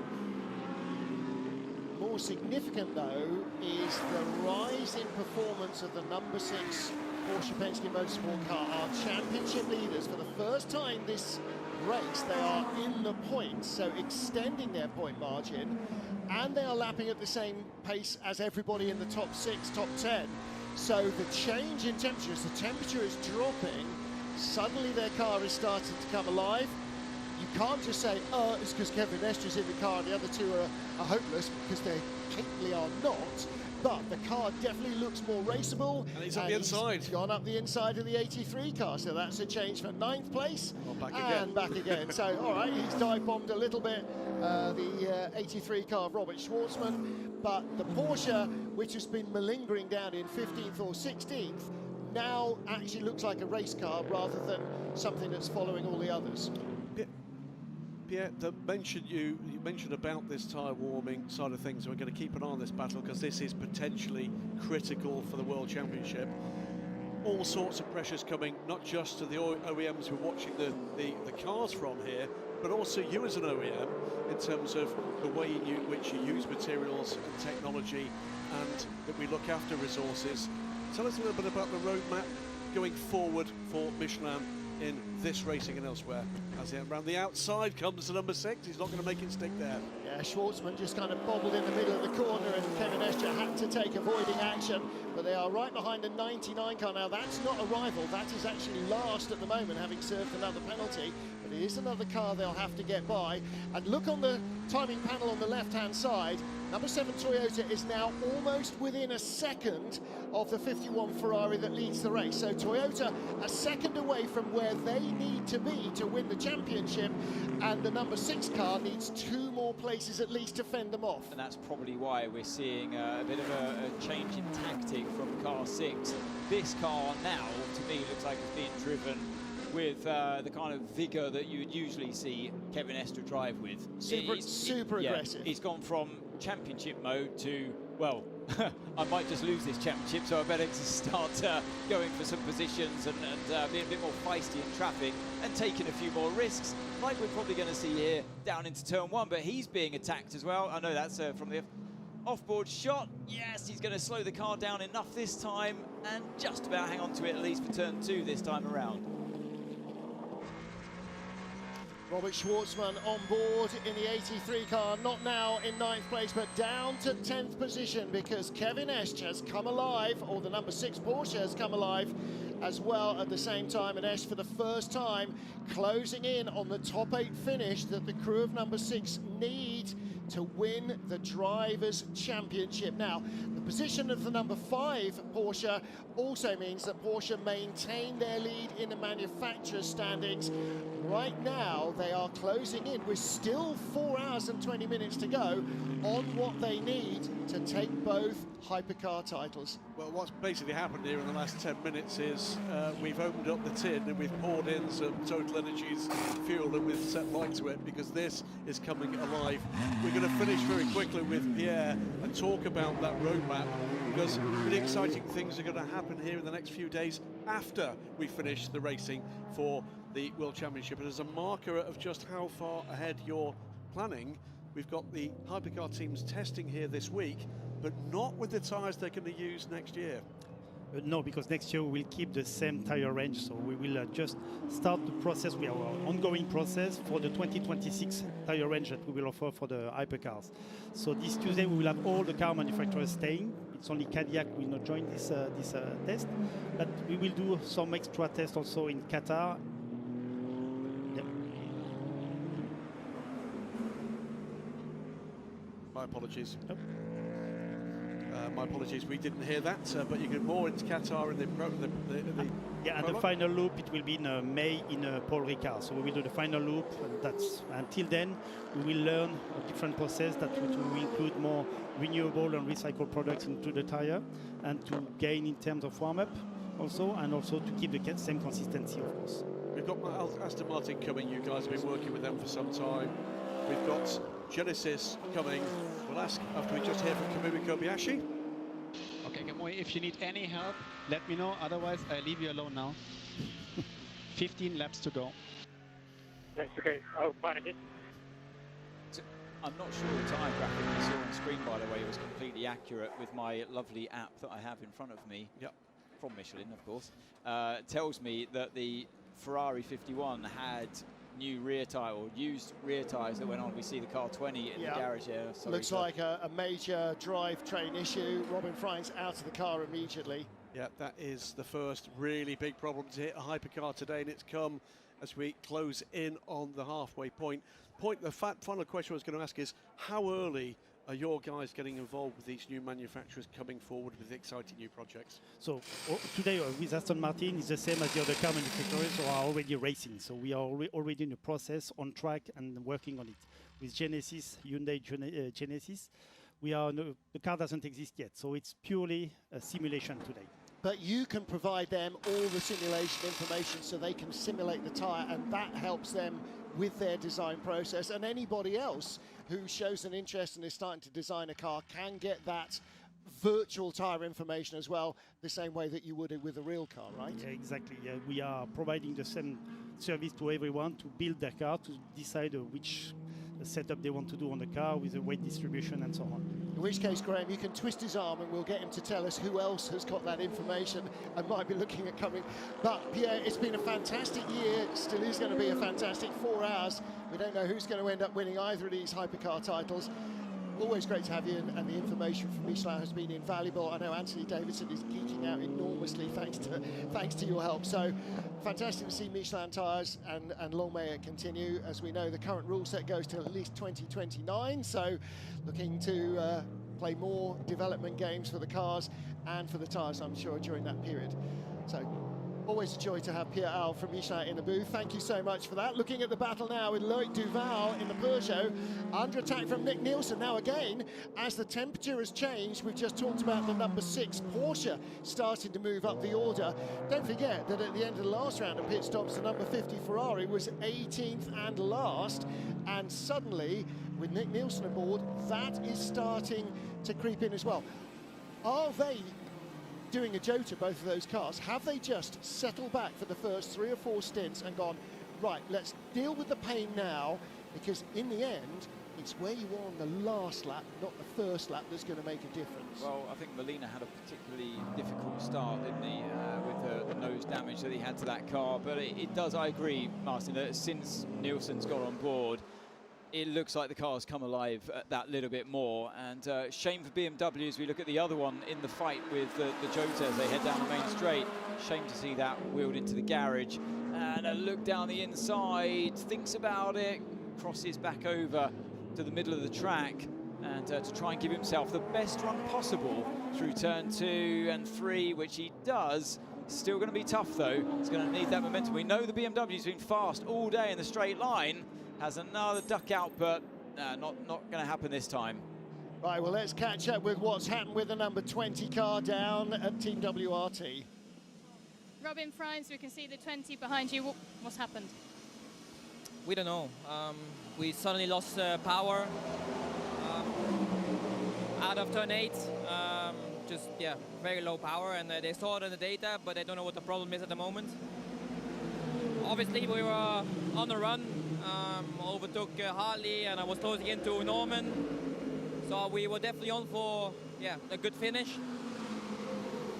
It's very unfortunate. It really is. Thank you. Thank you. Yeah, that's not happy Friends, is it? That's unhappy Roberts, and Robin rather. Don't like to see it. We've seen such great pace in this entire 18-car field for almost half the race, and that looks like the first big problem to any of the hypercars in all this running. And again, that shows further the progress we've made with this amazing new class of sports cars. Yeah. Super, work by the WRT team to bring on this program. They arrived at the beginning of the season with the car that they'd never raced before and had no major information on, so they have had to learn all the way through. The bitter irony, of course, is as we see one BMW retiring, we have a BMW group in the commentary booth with us as well. Also, we've just seen a BMW taking 4th position from Hertz Team Jota's Norman Nato, Dries van Toor on a tear. Well, it's been a season of huge growth in all sorts of ways, and we're looking forward to exciting futures. The first chapter in that comes tomorrow with the WEC Rookie Test, and there's a whole host, as we said earlier in the show, of new talent hitting the hypercar entry list for that. And one of them, delighted to say, was in the booth, and it is BMW factory driver Dan Harper. Dan, welcome to WEC TV. Success in British GT, success at success in GT World Challenge, success around the Nürburgring, all in BMW machinery, and now you get a chance to try the M Hybrid V8. I'm not going to even ask the question, are you looking forward to it? Of course, I would be crazy if I wasn't. Firstly, thank you for having me here with you guys. Brilliant to be here. Only my first time here at WEC, so yeah, very exciting.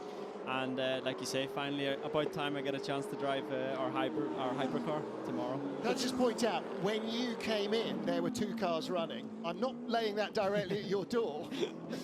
You'll get me Sophie's fired. giving me that look. I'll ask the question straight. When did you hear that you were going to get the opportunity, and how has this been sold to you? Is this part of, we know the BMW Young Driver Programme has had a hugely successful run in developing talent, yourself and a number of your colleagues. Is that part of this journey? Is this part of reward for your undoubted success over the last couple of years? What did they say on the phone call? I think it's a bit of both. I think obviously we've had both Max and I, to be fair, we've been doing very well the last year or two in the GT World Challenge, and especially this year the Nürburgring 24 Hours was probably our standout event this year. Constantly fighting at the front and getting the podium there. But also I think part of the program, I mean, they have young drivers like myself, and they want to give us an opportunity, and I think the rookie test is the perfect chance to do so. They need to promote young drivers. It's something BMW Motorsport also wants to do more of as well. So yeah, it's the perfect opportunity for them to give us a chance, and it's the perfect opportunity for myself and for Max to get our first try in the hypercar. It's WRT, it's a factory BMW team. What kind of preparation have they offered you for this? You've been through the simulator and all of that. They're not presumably just chucking the keys on the desk and saying, off you go, son. Off you go, good luck. No, thankfully not. I was a bit worried about that. But yes, I was in the sim in Munich last week, just one day actually. I got a go on the sim a couple of years ago at the very beginning of the program, but then I've been away from it, so oh dear, that doesn't look so good. Really not great news, and unfortunately for the team, they're going to try and run both cars in the rookie test tomorrow. So you can see they've tried to, and now they, have they actually fired it up? They had tried to, hadn't they? Badly wrong. Yeah. Yeah. It's not you're named in both cars, Dan. You're going to be fine. At the moment, I don't want to jinx anything, but I think I'm supposed to be in the 15. So that's bad news by the look of it for the number 20 car, and that does look to me to be end of days for that one. What do you hope for? You're watching, I'm sure, with great interest the growth in GT and sports car racing. You've had fantastic success in GT3 at this point, but this must be catching your eye, as this could be a big step forward for you. For sure, yes, for sure. I'm really looking forward to it. I've never had any high downforce experience before. I never drove a single seater or any sort of prototype, so it's going to be a lot of learning, a steep learning curve, and yeah, there's not so much time also when we're sharing a car together. Yeah, it's mainly just a great opportunity to learn how the car works, get used to driving without all the cheats like TC and ABS again. So yeah, just very excited, and yeah, it's going to be cool to be flying past the GT3 cars. It's going to be interesting to see, to get the answer from you after you've tried this in the real world, but you've tried it in sim.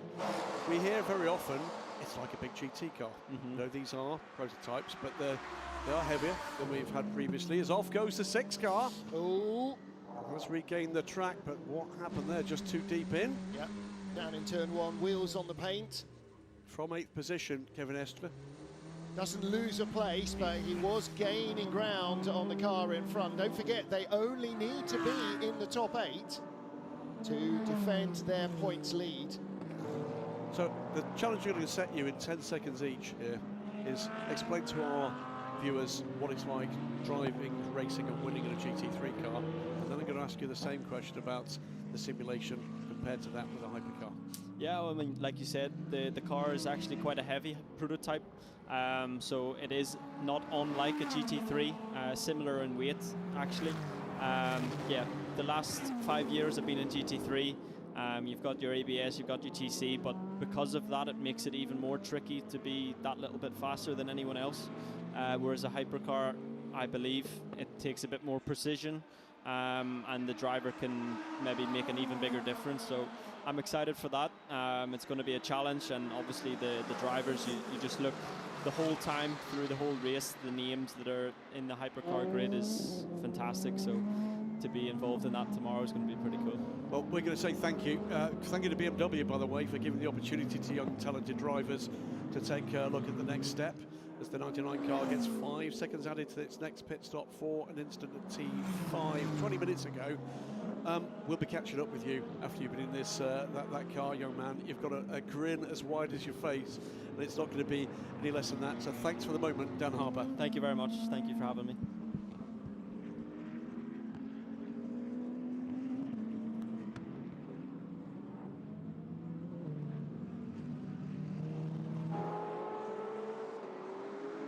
Well, busy times here in the LMGT3 field as well as in hypercar. Let's take a look here.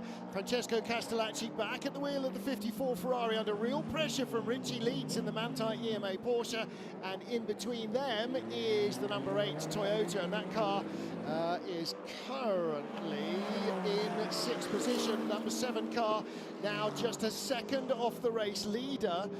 And there behind number 8 is Hertz Team Jota. So Jenson Button chasing down Brendan Hartley in the Ferrari, just in front of the 91 Porsche, hanging on in 2nd place. In 3rd place, Francesco Castellacci. Tom Van Rompuy leads in LMGT3 in the 81 TF Sport Aston Martin. And James Cottingham's 59, United Autosport McLaren. James back in the wheel of that car in 2nd place. So there you can see Vista AF course of the 54 car in 3rd. Flash of the headlights from the Manthey EMA machine. Richie Leeds, he's their pro driver. Well, he tried last time around, didn't he, into that corner, and it didn't go so well. So he's done the right thing this time around and focused on the run that you can get on the exit instead, and now puts himself in a much more powerful position before turn 1. It looks like the Ferrari's just a little bit faster in a straight line. He has to duck back into the slipstream momentarily, and now he's lining himself up. Resistance from the Ferrari, but he's got the job done late on the brakes, and yeah, it makes the move stick this time. Pro driver Richard Leeds, he's the platinum, silver-rated Francesco Castellacci, and that's Francesco's 2nd run in the car. Here's our lead battle.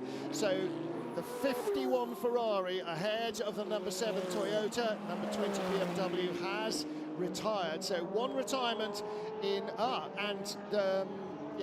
one retirement in LMGT3 as well. That's the 78 Codis ASP Lexus. So that surge, that attack that Kobayashi was on, and he was relentlessly catching that gap, wasn't he? At a rate of knots with car 51. James Collado still at the wheel there.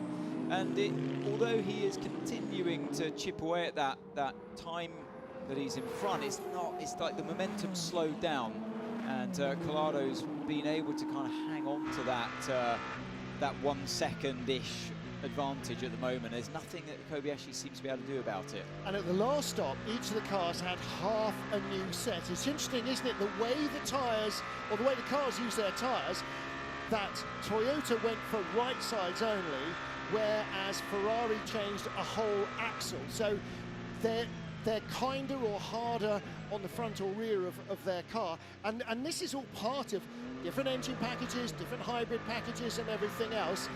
You know, the overall lap time should be identical. How they produce it can be absolutely, totally worlds apart. Riding on board with Kamui Kobayashi. Now, right now, with the number 7 Toyota in 2nd place and the number 51 Ferrari leading, the number 7 crew, as of now, are no longer 3rd in the points. The 51 Ferrari crew have moved ahead of them.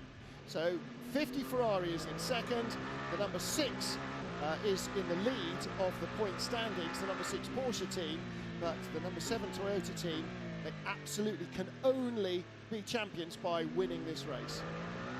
Kobayashi navigates his way through turn 10. You can see the Alpine in front, and would have had the blue flags for these two to get past. Now, Collado's going to catch this GT car next up.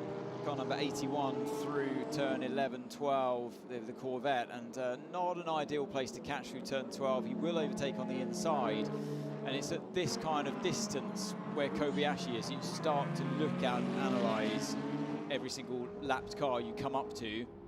Is it going to be an advantage for me or the person in front of me? And someone always wins out, someone always goes against them. So that time around, slightly went against Collado.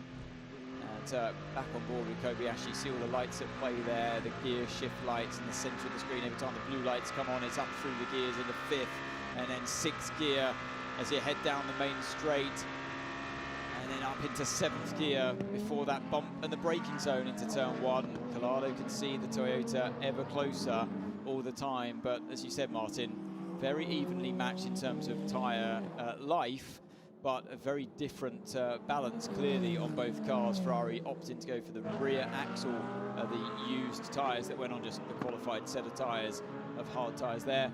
compared to it was actually the left-hand side for Kobayashi. And lest we get tied up too much with World Championship points and chases, what you said earlier in the race, and Davidson, about the 2 red Ferraris that they've not won a WEC race outside of Le Mans being surprising. I think it's fair to say that the guys aboard these Ferraris, it's not surprising, it's really irritating, and what they want to do is win this race. Well, I mean, in my opinion, they should have won Imola this year. I believe they threw that race away in terms of their tyre strategy in the changeable conditions. They had the speed. Well, and also it was a bit of force majeure because without the rain, they clearly had the speed in the dry to win, hands down. But Spa, really, that was the one where it was so unfortunate. Again, they should have won the race. But we had that massive incident, didn't we, with Earl Bamber and Sean Galale, and the race got red flagged, and we didn't think it'd be restarted. If it wasn't restarted, Ferrari would have won, but it did get restarted, and their fuel strategy at the time just completely went against them. Nothing they could have done, and lost out on the win that day. But could today be their day? At the moment, you'd have to say again, Kobayashi in that car 7 looking very, very fast. And at Spa, unlike Imola, they had made all the right decisions for all the right reasons. Strategically, they look very strong, as well as in terms of race pace. And that's just fortune, isn't it? And you can have the best team, the best car, the best drivers, the best strategy. You also need the best luck. Just to, if bad luck comes your way, it just does. And, you know, we heard that from Sebastian Buemi with the number 8 car. They were hoping not to win the race, but to play rear gunner to the number 7, and they're still sort of in there as well. But 4 minutes the halfway point here. It is still James Carter leading this motor race, and that's for the number 51 Ferrari, 1.3 seconds ahead of Kamui Kobayashi. Malcolm Christensen is beginning to edge towards that under 7 seconds for the first time in a while. In comes the number 8 car from 8th position with Brendan Hartley. Right, they told him they were going to put hard tyres on before. We heard the radio message. We're going to see a driver change here. Yeah, the drinks tube comes out and Hartley places it on the headrest. We're going to see a driver change. There we go. Here's Ryo Hirakawa about to jump on board the car number 8. Now, please put Hirakawa on the hard tyres. Hartley is getting out of the car because he's going into the pit wall to poke people in the chest. Going, you said I was getting the hard tyres and you lied. There they are. There they are, sitting on the side. Yeah. So they're finally going to do it. I guess they couldn't do it earlier on because it would have cost Hartley more time. And now the car crew get to work. While we're watching this pit stop underway, by the way, we've got a reprimand for the Cadillac, technical infringement tyre pressure, and immediately under investigation for a technical infringement for total power.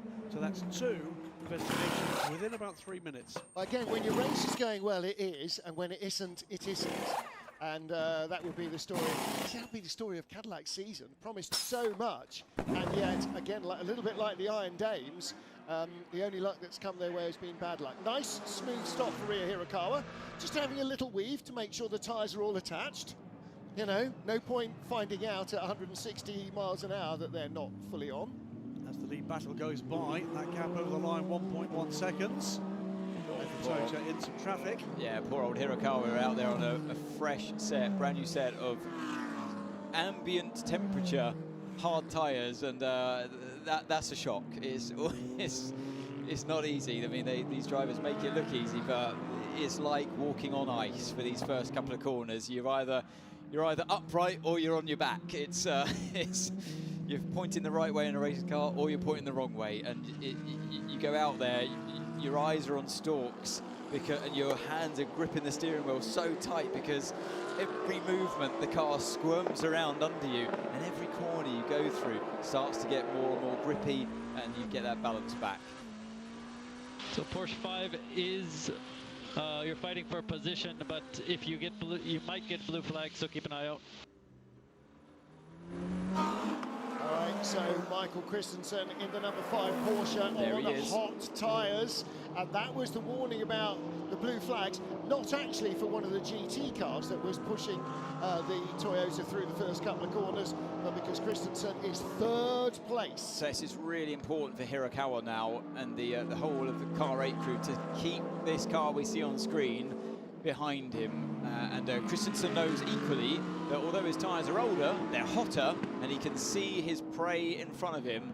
And if he can get in front, he claims track position and can then try and hold up the progress of car rate as much as he can. But for Hirakawa, he's thinking, I've got to get the temperature up into these as fast as I can, get myself into the groove, stop this car that we're running on board with, catching me, passing me, because he's vulnerable right now. No, Christensen, he's into the pits. Yeah, all right, so that's a break for Hirakawa. And in the words of Eminem, Christensen, you know, when you're on hot tyres and the guy in front comes out on cold tyres, you have one shot. And that's it. By lap 2, too late. Gone and done. And actually, Hirakawa was pulling away. Now, he's dropped down to 13th place, and that means that Christensen, or the number 5 car, will drop back behind him. This might well be a driver change as well for the number 5. Yeah, he's been there in a while, hasn't he? Yep, sure enough, he jumps out. So Fred Mako should take over. Matt Campbell started. And Fred in his last race in the Porsche factory team. Possibly not his final stint aboard a Works Porsche, but certainly absolutely right, his final race here with this team. What a servant he's been to Porsche down through the years in GT and now in hypercar. Now, right they all there. gain hards, still going hards. So how many are they going to put on? Is it just left side only? They seem to be in sync with Toyota in that regard, don't they? Still a bit of a clumsy stop there on the left rear. The tyre didn't go on properly, didn't seat properly. And then the gun just sparking away as it wasn't completely at the right angle. So yeah, a bit of time wasted there, I think, on the left rear. And the answer is, it was a 1 minute 25 pit stop. Number 8 car had a 1 minute 22 pit stop, so that's 3 seconds advantage on track, or rather, the number 5 car will be 3 seconds closer to the number 8 car as he leaves the pit lane. Into the second half of this 8-hour race, hour 69 of 72 this season. And that is for position, sorry Graham, Jean-Eric Verne going by him in the 93 Peugeot, so that is for position. Just pointing out as well, by the way, league gap is coming out again. Last time around, that may have been a little bit of traffic, but 1.5, 1.7 seconds lost by Kamui Kobayashi as the 3rd place number 15 BMW and the 4th place number 12 Hertz Team Toyota Porsche, both on pit lane. If anything, it seems like, and it would fit with qualifying, the qualifying advantage that Toyota had. It seems like, if anything, that the car, Toyota's got the advantage when the tyres are newer. And the Ferrari, good longevity, and I think the Car 51 crew so far said driving a brilliant race. And yeah, Joe Benazzi swaps to Collado. Collado continues that momentum on, and yeah, like you say, Graham, gaps back up to 3 seconds now from 1. 6 in the pits. So Kevin Esch stops for tyres, and that will be a fuel stop and maybe 2 tyres. Hopefully we'll get a look at that in a moment. Fred Mako's in the car, we know that. It's irrelevant. Norman Nato, Dries Van Tor in the remaining BMW in as well. And I'm looking at the monitor over Jason's shoulder. And there will be fresh tyres going on the number 6 car. Oh, monster lockup from the Alpine, and that is the 94-36 battle. So Loic Duval whipped the cape out of the way, and Mick Schumacher outbraked himself down into turn 1. Oh. Big old lockup. Yeah, big. That's a huge error there, isn't it? And you're going to feel that. But yeah, tried to go for the move. A little bit too late, really, wasn't it? And too late on the brake, too aggressively. Nice try, but yeah, just that inside wheel grabs, and then you just can't slow the car down. And now, hopefully, for Habsburg's, Mick Schumacher's sake, he's not going to be fighting a flat spot, which can easily happen at that. Leader in. Kamui Kobayashi now leads the race with just under 4 hours to go. And James Collado bails out, hands over to Alessandro Pierguidi. Yeah, really, I mean, Pierguidi's got it. It's been teed up for him, isn't it? And he's got to run with this momentum that the other 2 drivers have served up. Can you imagine how good they'll feel to end their second season in hypercar with the first win for the factory team? Of course, the first win for a Ferrari outside Le Mans came in Kota a couple of months ago, and they have obviously won the one that everybody wants to win, and will not down talk that in any way, shape or form, because if you're only going to win one race in a year, that's the one everybody cares about. Now then, they're going with hards. The number 6 had left side only mediums. So there is a disparity in what people think is happening with the temperature, and that was busy, close didn't it? to an unsafe release, wasn't it? That got very busy. I wondered why he was creeping away out of his pit box. That was close. Somebody was on the radio going, slow, slow, slow, slow, slow. Because the 83 was incoming, and it wasn't the only car either. Well, I wonder, yeah, I'd love to have seen that from the onboard of the 83. Yeah. Were they compromised in any way at all? Has he got the limiter off, or is it just the tyres? It's literally just the tyre. Those first couple of corners, it's a nightmare. I thought he only had left sides driver change as well in the 83 car, so Robert Schwartzman out, and Ye Yifei is in. He's really developed into such a quick driver, this guy, hasn't he, since he started in LMP2 with WRT. So nearly, I mean, he knows your pace, so nearly won Le Mans last lap 3 or 4 years ago, 3 years ago. The car died under him. In comes the number 7, and out goes the number 2. Hopefully they've checked their tyre pressures and various other things on the caddy. Okay, so Nick de Vries getting ready to jump in. Kobayashi out. Ooh, catches the seat. He catches sometimes the front of the seat on the steering wheel, and it's just you're in a rush. You're desperate to get into the car, and then that's why they rehearsed this so many times during free practice. You've got to have that slick operation in just knowing exactly how to put your seat in, take it out, and maybe that's with de Vries's lack of experience within that particular team. Little things like that can sometimes catch you out. Got to say, he's really developed, hasn't he? We knew he was quick.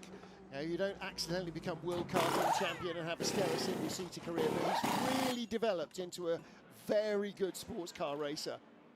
Shout out, by the way, for all of our camera guys out in the heat of the day, and especially those in the fire suits down in pit lane. Bumped into a couple of the guys earlier on. They are absolutely melting. So that's for the officials and for the marshals and for the team members as well.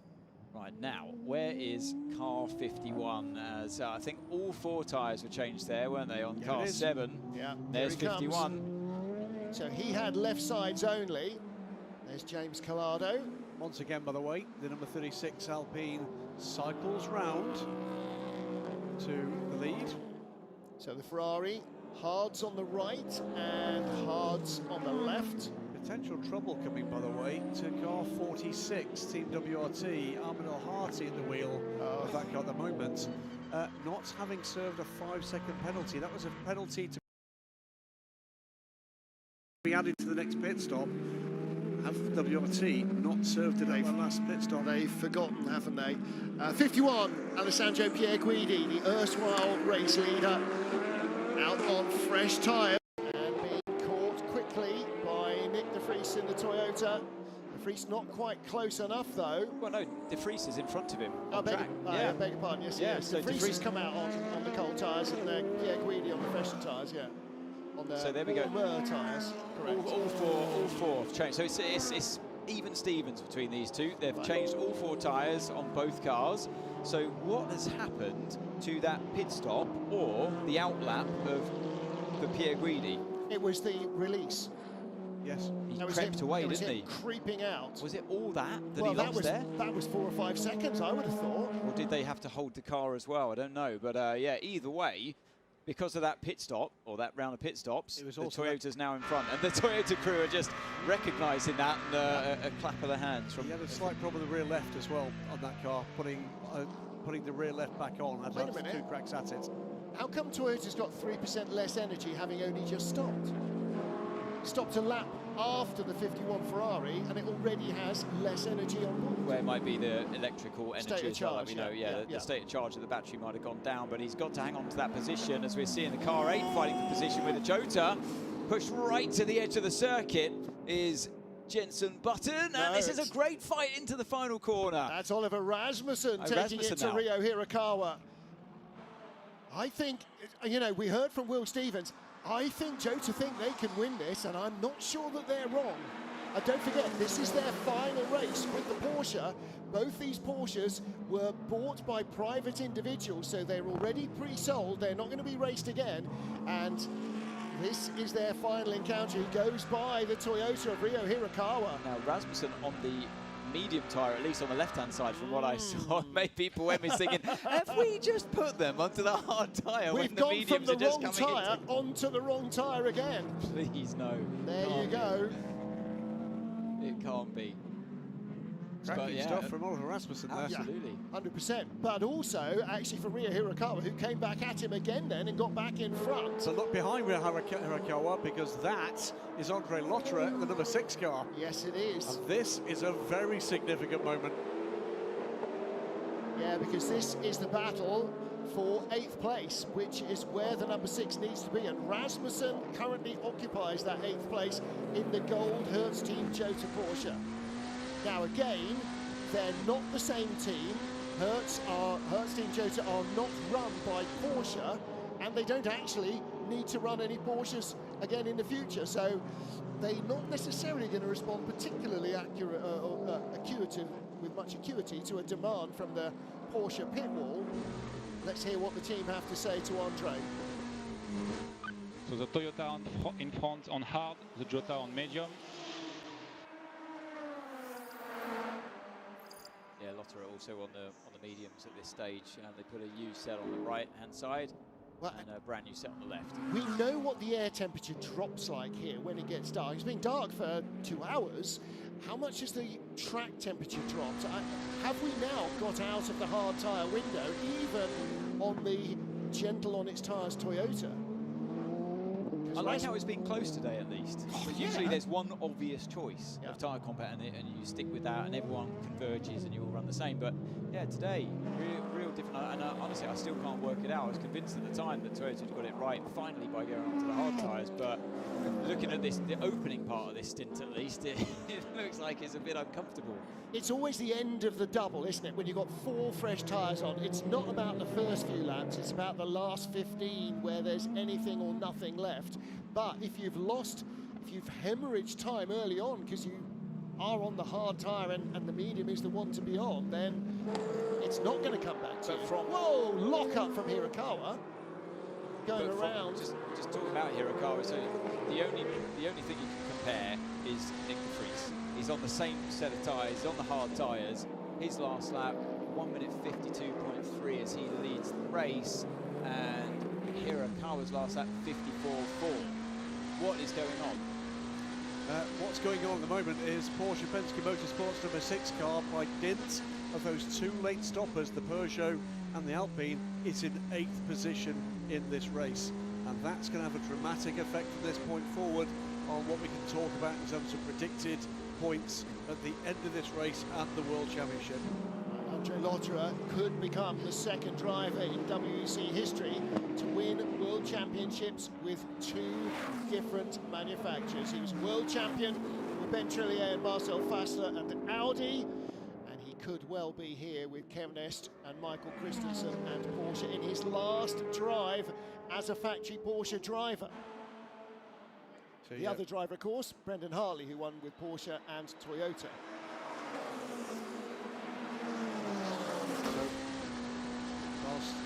There we go. It is even Stevens in terms of the points totals in the manufacturer's world title. That comes by dint of Toyota leading and Porsche 3rd place. We'll have to look at countback on that, because that's going to be critical. Countback is going to come into play. So how many wins for each of the teams?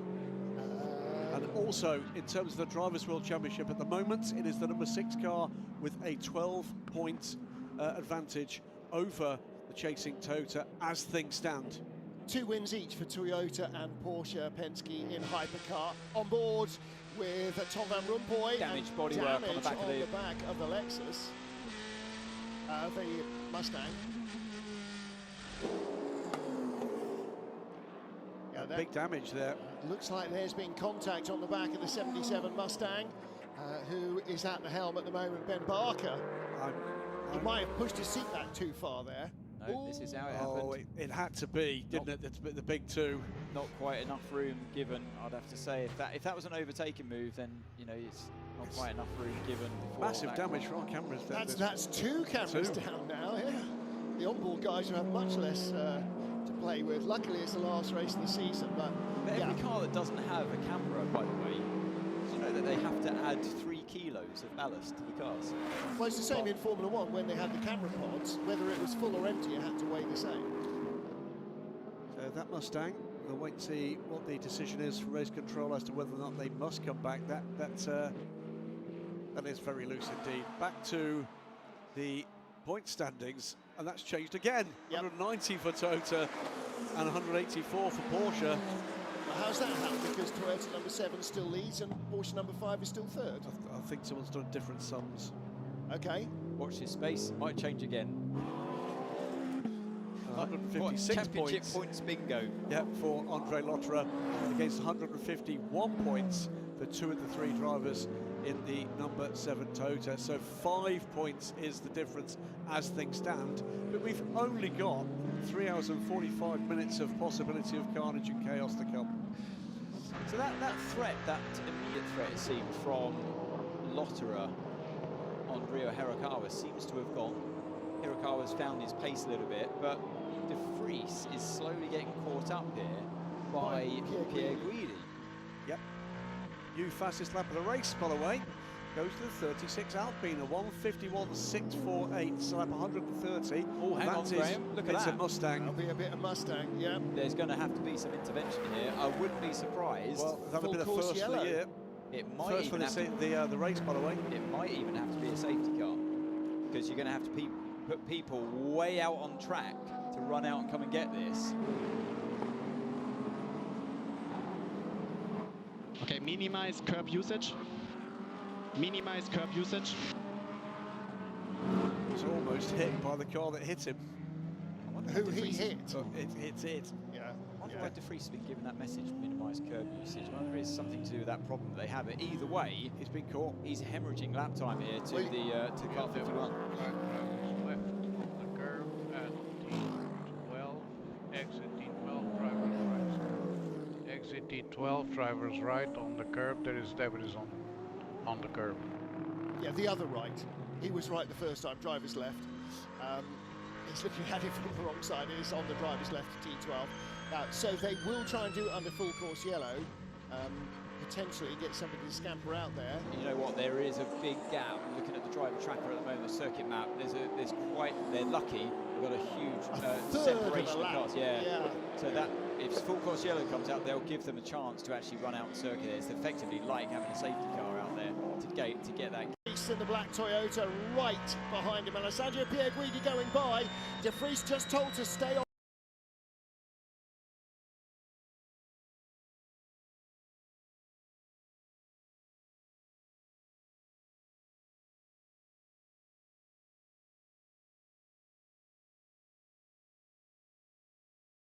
He's been told to stay off the curbs.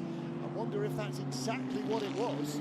Something in the wheel monitoring or the tyre pressure monitoring or something. Well, the way that car just didn't accelerate coming out of turn 10 there would suggest to me that problem that they had earlier on is back, that electrical gremlin. And we heard Kobayashi, didn't we, being told to remember when you come into the pits to change some kind of mode on the steering wheel, to reactivate a mode or something. I would imagine that after a pit stop, it's having to be reset every time. Yep. Let's have a listen there. Oh, we've got full course yellow, by the way. Stay on board. In 20 seconds for that debris. Because that's how 51 overtook. It wasn't like the Vries wanted him to overtake. Here we are.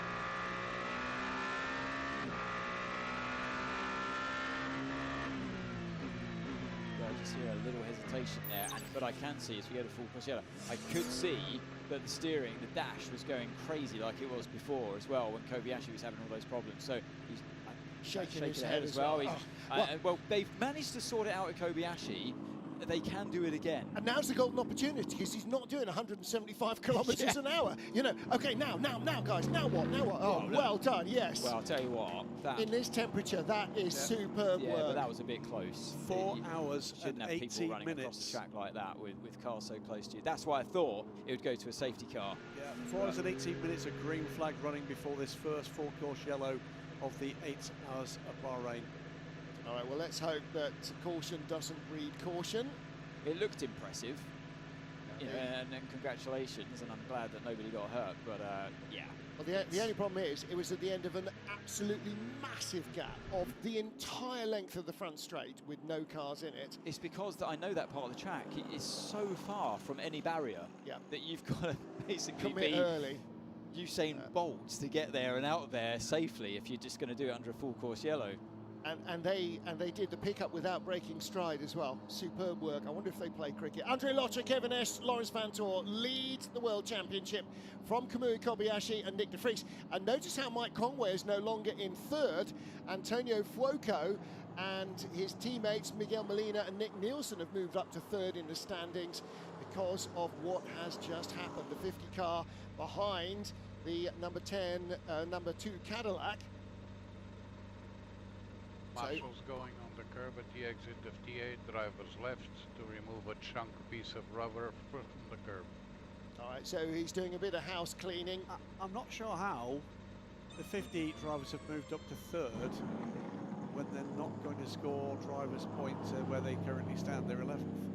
I don't know. I'm not sure that the counting upping is any more accurate than me doing it in my head live on air, which we know never works well. Let's hear from Toyota about their ongoing travails.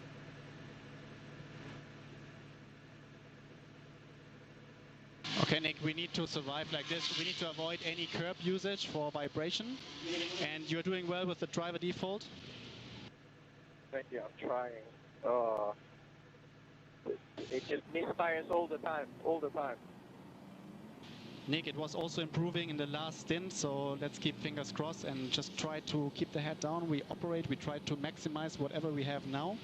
The race is still 3 hours 40 long. Now please stay off radio because it might be a short one. That was David Fleury coming in at the end saying, right, okay, I know it's important information, but no more talking because it's about to go green, or we suspect it's about to go green. And the driver needs the call to be able to hear that countdown before it does, otherwise you'll lose even more time. And there is David. Of course, he also gets the countdown on the dash. Removed at 18, 22, 30. In 45 seconds, more or less, we're removing full course yellow. He also gets a countdown on the dash, but he wants to be slightly in anticipation of it happening. Board Antonio Fuoco, and in front of him is the man who started the race in the number 2 30 Cadillac, seconds to remove full course yellow.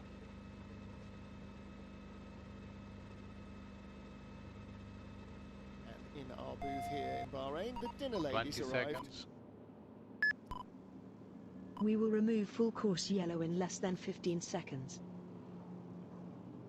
10, 9, 8, 7, 6, 5, 4, 3, 2, 1. Full course yellow removed. Sebastian Bourdais with fresher tyres, but Antonio Fuoco with a bit between his teeth. They are desperate to get into the points, the number 50 Ferrari crew.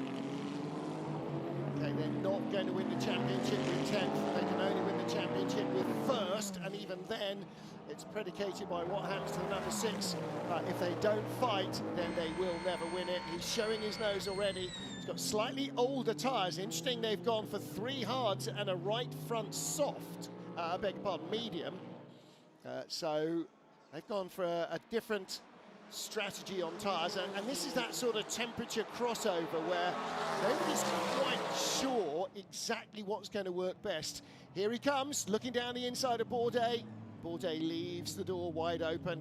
He doesn't have a dog in this fight in terms of championship. Seb is too much of a gentleman to heave somebody off, even for 10th place, when they are potentially in a championship battle, and he isn't.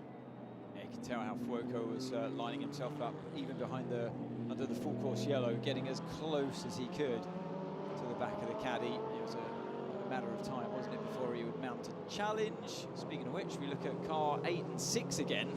So Lotterer has managed to close back up, probably because of that full course yellow, close back up on the back of Hirakawa. And here's Callum Eilert down the inside of car 5, Fred Makovici, into that final corner. Not a brilliant place to overtake quite often, because you're then left exposed to have to hold on to that position, as he's having to do here down that main straight towards turn 1. Battle for third place. Makovici on the inside in the red and white number 5. And Callum Eilert loses third place well, again. Hang on, hold on, because he crosses over the line. Makowici's aware of it and actually did that very well. He came back across. He knew he had gone in a bit deep. Came back across to stop the sort of undercut happening, the slingshot. And yeah, that was some wise driving there from Fred Mako. And Callum's going to have to think harder to try and mount the next challenge. And remember, yeah, like you said earlier on, Martin, equal machinery between these two cars. Callum tried to send it down the inside in turn 6, but you've got to give the GT car a bit of space as well. Sam Hignett watches on down at Jota. Yes, we're watching down at Proton Competition, and the rear end of the 77 Mustang being rebuilt. Actually shows how little of a race car that looks like a road car is actually a road car. Now, yeah, it's just it's sort of like a fascia that goes over the back to make it look like the road car. if your road car was built like that, you'd be going right back to the dealer going, excuse me, what have you done with the body? You've got a Morris, mate. Where's my car gone? Where's my car gone, Governor? You put anything in the boot there, it falls straight down onto the floor. Meanwhile, back with the Toyota battle for 7th place. Number 6 Porsche right behind him. And just in front, 38 from Hertz Team Jota, Oliver Rasmussen. Leaving his way past Rio Hirakawa, didn't he? And Rio is not the Toyota that's got the issues, and he's driving away from Hirakawa. These are telling moments in these battles, both of which are involving Toyota machinery. Battle for the lead between Alessandro Pierguidi, Nick De Vries, with De Vries nursing a problem pretty clearly. And now the number 6 car looking to secure its place in the World Championship. Andre Lotterer trying to go into terms of Rio Hirakawa. Now, is Hirakawa on the medium tyre? No, he's on the hards. He's on the hards. They finally went to hards, and again, it didn't seem to be the right time for that, did it? Well, he was starting to pull away from Lotterer earlier on before the full course yellow, and then after the full course yellow, obviously the tyre temperatures drop massively, and then you're exposed being on the harder tyre against the medium. So he's got to survive this challenge from Lotterer once again. And then, because Lotterer's on the mediums, as is the Jota in front of him. So it should start to come good for him later on in this stint.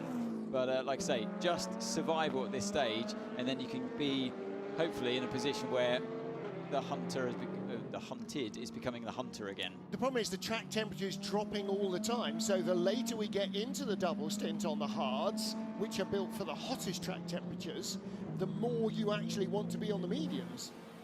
46 BMW, we saw a little while ago under investigation for not serving a 5 seconds added to the pit stop. Well, the punishment comes with a drive-through. That car will be coming down pit lane. Sebastian Bourdais in the Cadillac being investigated for full course yellow procedures, which may well be not having slowed down within the 3 seconds of extra allowed time or leeway.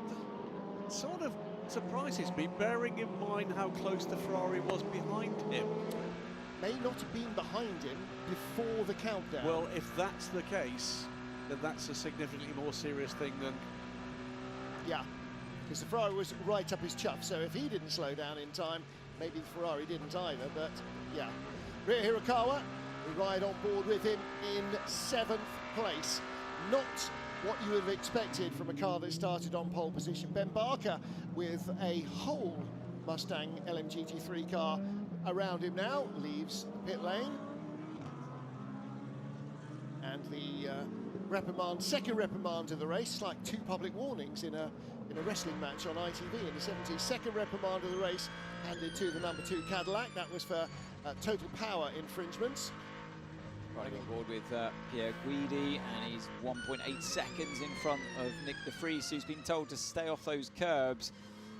It is a circuit where you do need to use a bit of curb on the exits particularly, but luckily no real, and like here as well, before turn 9 and turn 10, you you grab an extra bit of track there to help open up the corner, and you'll use a bit here again on the exit. Look at the difference. Pierre Guidi uses that. You can see where the black rubber lines are going over the curb, but De Vries well away from it, and each time you're driving on, you're taking a tighter line than necessary. And don't forget how much curb we've seen the Porsches use. I mean, they don't like ride a couple of wheels up, they hit it with the center of the plank, bang, right over the top. It sounds awful. And so, yeah, that makes the corner wider and more open, and a tighter corner is a slower corner, and Nick De Vries, all of the corners he's now using are tighter. Talking about Porsches that clatter over things, here's the 99 Proton Porsche, under pressure from behind, and Nico Müller in his last drive for Peugeot goes by. So Harry Tingle in the 99 car. They are struggling. They showed speed at the beginning, but it's absolutely vanished. But they've had so many penalties as well, haven't they? 5 seconds here, 5 seconds there, and you just can't go through an endurance race. No matter how long it is, you can't go through an endurance race and have these kind of penalties coming your way. It's too competitive these days. De Vries is not dropping, or Alessandro Pierguidi is not dropping Nick De Vries, is he? De Vries has really adjusted to this. And I always think that's a phenomenal sign of a racing driver, that you can drive a car with a handicap, not in the normal free-flowing way, and yet you can still keep it up. Drive-through penalty for the number 2 car. I'm betting he did make a pass under the full course yellow countdown. So 2 reprimands for technical issues, and now a drive-through penalty, quite correct, coming through 11th place. That's going to hurt them. It's going to drop them back at least 2 more positions behind the 94 Peugeot and the 36 Alpine. So this problem with De Vries, so this intermittent electrical problem. So that last message from the engineer, what I take from that is that they've got no idea how to solve it. So it is literally, it's coming and going depending on whenever it wants, and it's no matter what they're trying to solve it.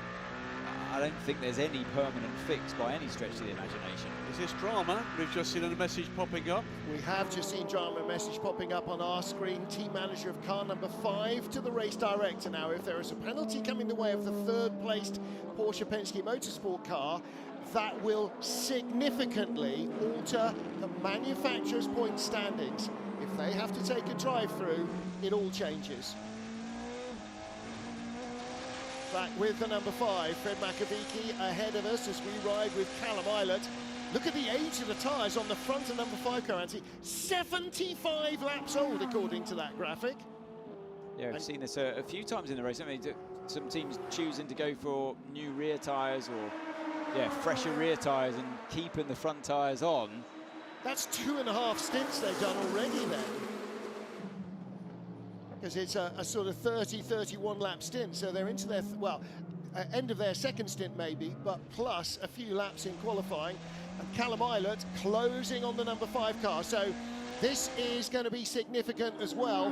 Hertz Team Jota, although the car is a Porsche 963, it does not score manufacturer's points. What it does do is take manufacturer's points away from the number 5 Porsche Penske team if it gets in front. Now, what the race director wants to see the number 5 team manager for, I'm not entirely sure. We will find out in the fullness of time or not, but I think right now Fred Mako has got more pressing problems in the form of Callum Eilert shaping up behind him. I think it was similar to what we saw with Lotterer, wasn't it? Eilert's on the medium tyre, and after the full course yellow, you got a bit more grip available to the driver, and that's why he was putting Makowiecki under pressure straight away. But it looks like Makowiecki's got him covered for now, just about. But I love this. At least when you watch these 2 cars, you know it's equal machinery. It's just 2 different teams doing their thing here. Jota versus Penske, basically. Yep. And with the same platform underneath them, same power unit, everything's the same. Of course, we've got 2 different tyres compounds at play, and I think that's what we were seeing after the full course yellow. But yeah, we do have balance of performance in the hypercar category, in the World Endurance Championship, all across the board.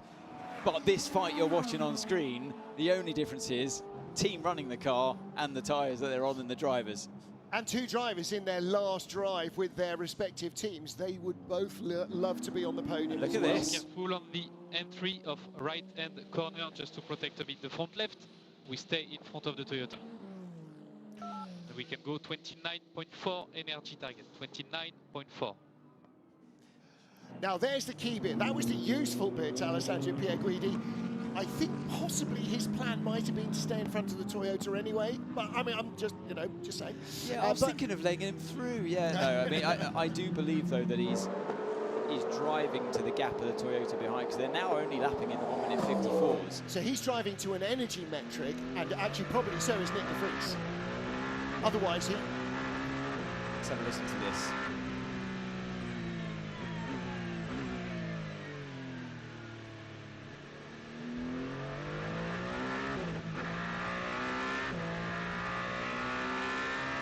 Still there, isn't it? It hesitated out of turn 10. Yeah, it didn't want to select second gear. What's that button on the top right? What's he? He's pressing that all the time. It's not a radio button. Is that the flasher? No, can't be. Look how quick. That little hesitation, the acceleration from like 0 speed in first gear. Look how far Pierguidi's gone ahead of him. Well, his engineer said to him, remember the driver default. To use the driver default. I wonder if that is driver default.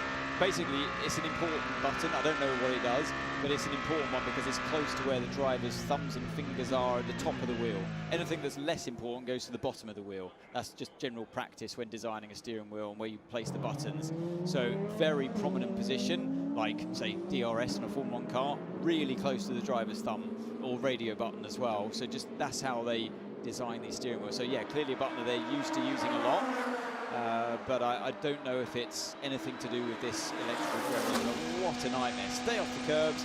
And by the way, your car's going to have this hesitation. Oh yeah, and if you can, try and close the gap to the car in front because it's for the championship. Yeah, and try and win. Yeah, absolutely. Meanwhile, Fred Makovic in third place. Callum Eilert still all over the back of him. You can see again, two Porsches, but that right front tyre that Fred was told to preserve, 78 laps old, so they haven't changed that basically since 3 weeks last Wednesday. Callum Eilert with fresher tyres, universally fresher, just a couple of laps on the right-hand side, newer than Mako's.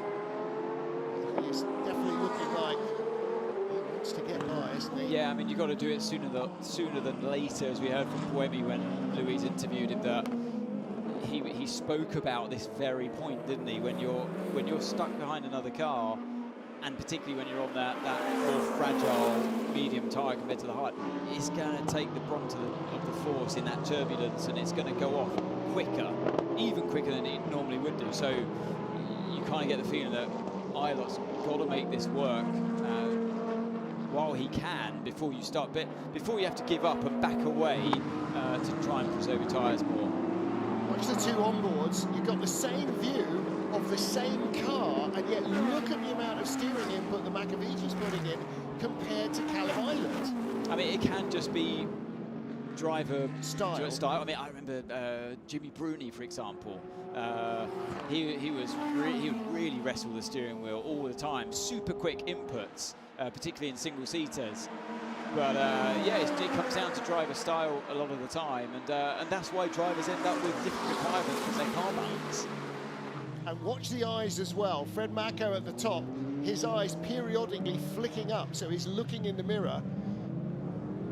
That's just above their eye line, just below the windscreen strip. Of course, it's a rear view camera with an HD display, but he's still looking at it. Callum Eilert, 4 mediums, Fred Mako, 4 hards.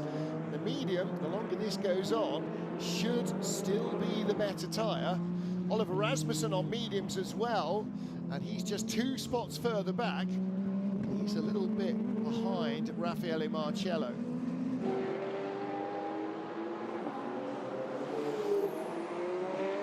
Ferrari lead in Bahrain, the 51 car ahead of the number 7 Toyota, and here massive lockup from the number 8 car of Ryo Hirakawa, trying to chase Oliver Rasmussen. He had been closing in, was down to within a second or so.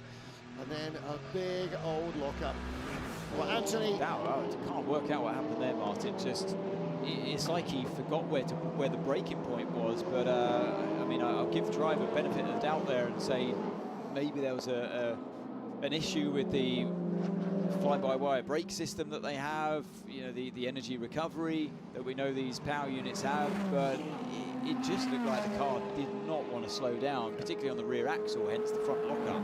Well, hello. Oh, no, that was the Lamborghini coming up behind the number 7 Toyota. But why is it coming up behind? I know. Well, never mind coming up behind, going by, because the Lamborghini is running in 16th place and he has passed De Vries.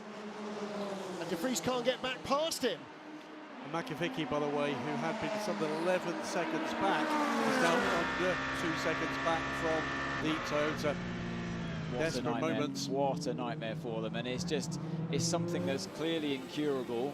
And at this stage, at least in the race, after having sorted itself out miraculously when Kobayashi was driving, it's back with a vengeance, isn't it? There's nothing that they can do about it. Electronics never fix themselves. Think about your laptop when it freezes, your phone when it freezes. They never fix themselves. And he was a second behind the Ferrari. He's now 8 seconds behind the Ferrari. And as you pointed out, Graham, Fred Mako is right there, and so is Callum Eilert. This could be Ferrari in the lead, but the number 7 Toyota, by the end of this lap, might not be second, it might be 4th.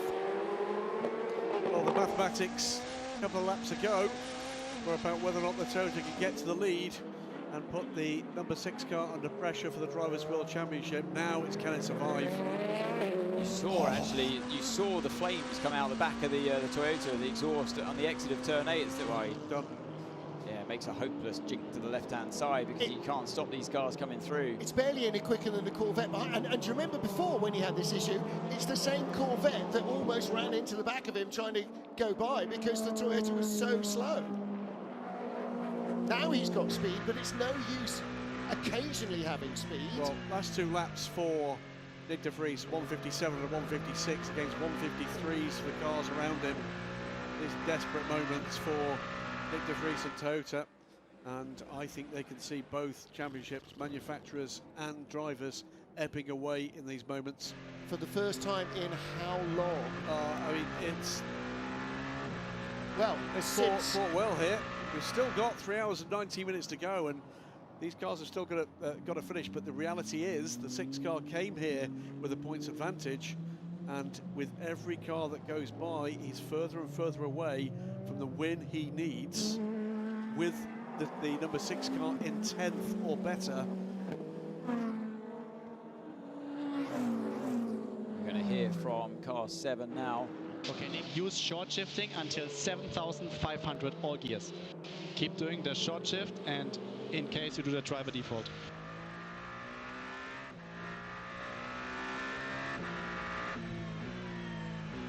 Wow, I mean, it's talk about overload for the driver. Short shifting gears, driver default every time. He's still on that top right button. You can see there pretty much after every gear shift. But whatever they're trying, it's not working.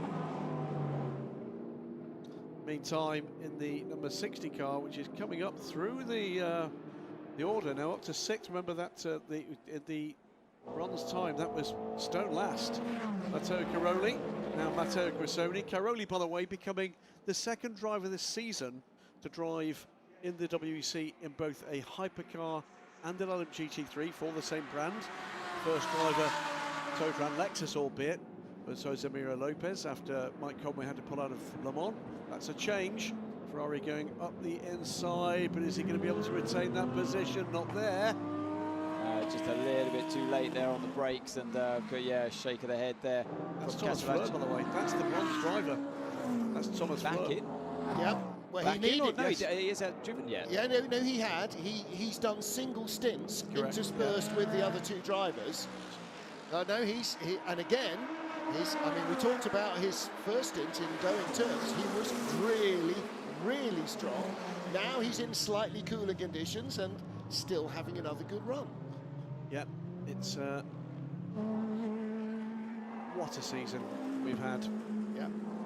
in both categories. So we talked about this a couple of years ago when Hypercar was on its, well, a couple of years ago, 3 or 4 years ago, when Hypercar was on its way and LMGT3 was on its way. And I said, either Hypercar is the top class or LMGT3 was enough to get any sports car racing fans' juices going. And here we are with both. Well, a swathe of different manufacturers that I don't think 3 or 4 years ago we expected to get quite this number in either category. Well, it's just been astonishing. Well, to be honest with you, no matter what brand you're a fan of, with the exception of a couple of really high-end, you know, not properly road car brands, they're either here or they're coming. It's the straight and honest answer. It is an exceptionally, it's an amazing time to be a sports car racing follower and fan. And driver. And driver. I can certainly count myself as part of it.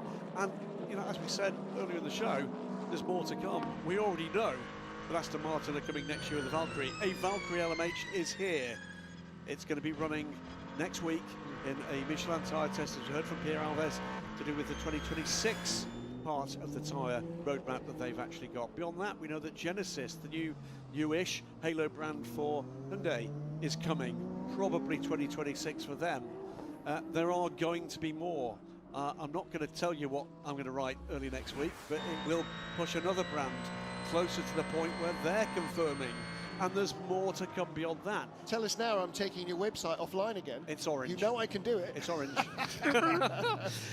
Beyond that, there's the distinct possibility we may see expansion in the number of GT3 manufacturers next year. Will AMG find a place on this grid? And then we get into the drivers that are talking about coming and looking at going. Talking to some of my friends and colleagues in other areas of motorsport, whether or not it be over in North America, whether or not it be in Formula One. There are drivers looking at the opportunities that are offered here, either for an appearance in a couple of races, including Le Mans, or full season career opportunities here in the FI World Endurance Championships. At least one recently ex-Formula One driver actively being talked about in the paddock right now. Oh, Anthony, not recently. So recent. Anthony, put yourself back in your younger years as a Formula 3 driver. This has got to be a massively open prospect for any young single-seater race. You know, at what stage do you go, actually, do you know what, I'm going to do that, I'm going to try and become a world champion, I'm going to try and win Le Mans, instead of I'm going to try and fill the money hole that is Formula One? Well, I mean, sports cars, to put it simply, it just wasn't on my radar at all when I was a younger driver. It was single-seater, the focus was on that, because with sports car, I always called it, when I first became aware of the world of sports car racing, it wasn't the World Endurance Championship, it wasn't a World Championship. And I always called it the secret category of racing, of motorsport, because it was these amazing cars, these LMP1 machinery that I'd never heard about. Maybe I'd heard of Audi had won Le Mans, that might have been about it, but when I saw one up close, I think I bought one to the British Grand Prix once, I saw one there, I thought, wow, these things are amazing. Then I was intrigued, I wanted to try one. Started speaking to a few drivers like Alex Wirtz, who was already driving Peugeot. We hear more of these. We hear more of these hesitations from De Vries under us as we talk about that. And yeah, you know, we come to the stage now where it is very much on a young driver's radar, and that's why it's booming. I can't drive like this. Nick, I know we need to maximize here the situation. We need to maximize. Let me give you the scope and the scale of the problem here for Nick De Vries. Remember some little while ago, I said one of the gaps we should be looking at is the gap between the number 7 car and the number 6 in time terms. That gap is approaching 15 seconds now. The car's between, but if that car gets closer and passes the 7, it's all over.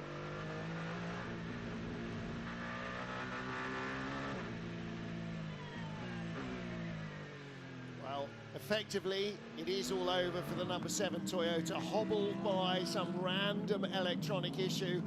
They have to win this race with the number 6 Porsche outside of the top 8 to take the Drivers' Championship. And that would be the first time that Toyota have not been world champions in both categories since 2017, when Earl Bamber, Timo Bernhardt and Brendan Hartley won it with Porsche taking the manufacturer's title as well in LMP1. So a whole different era.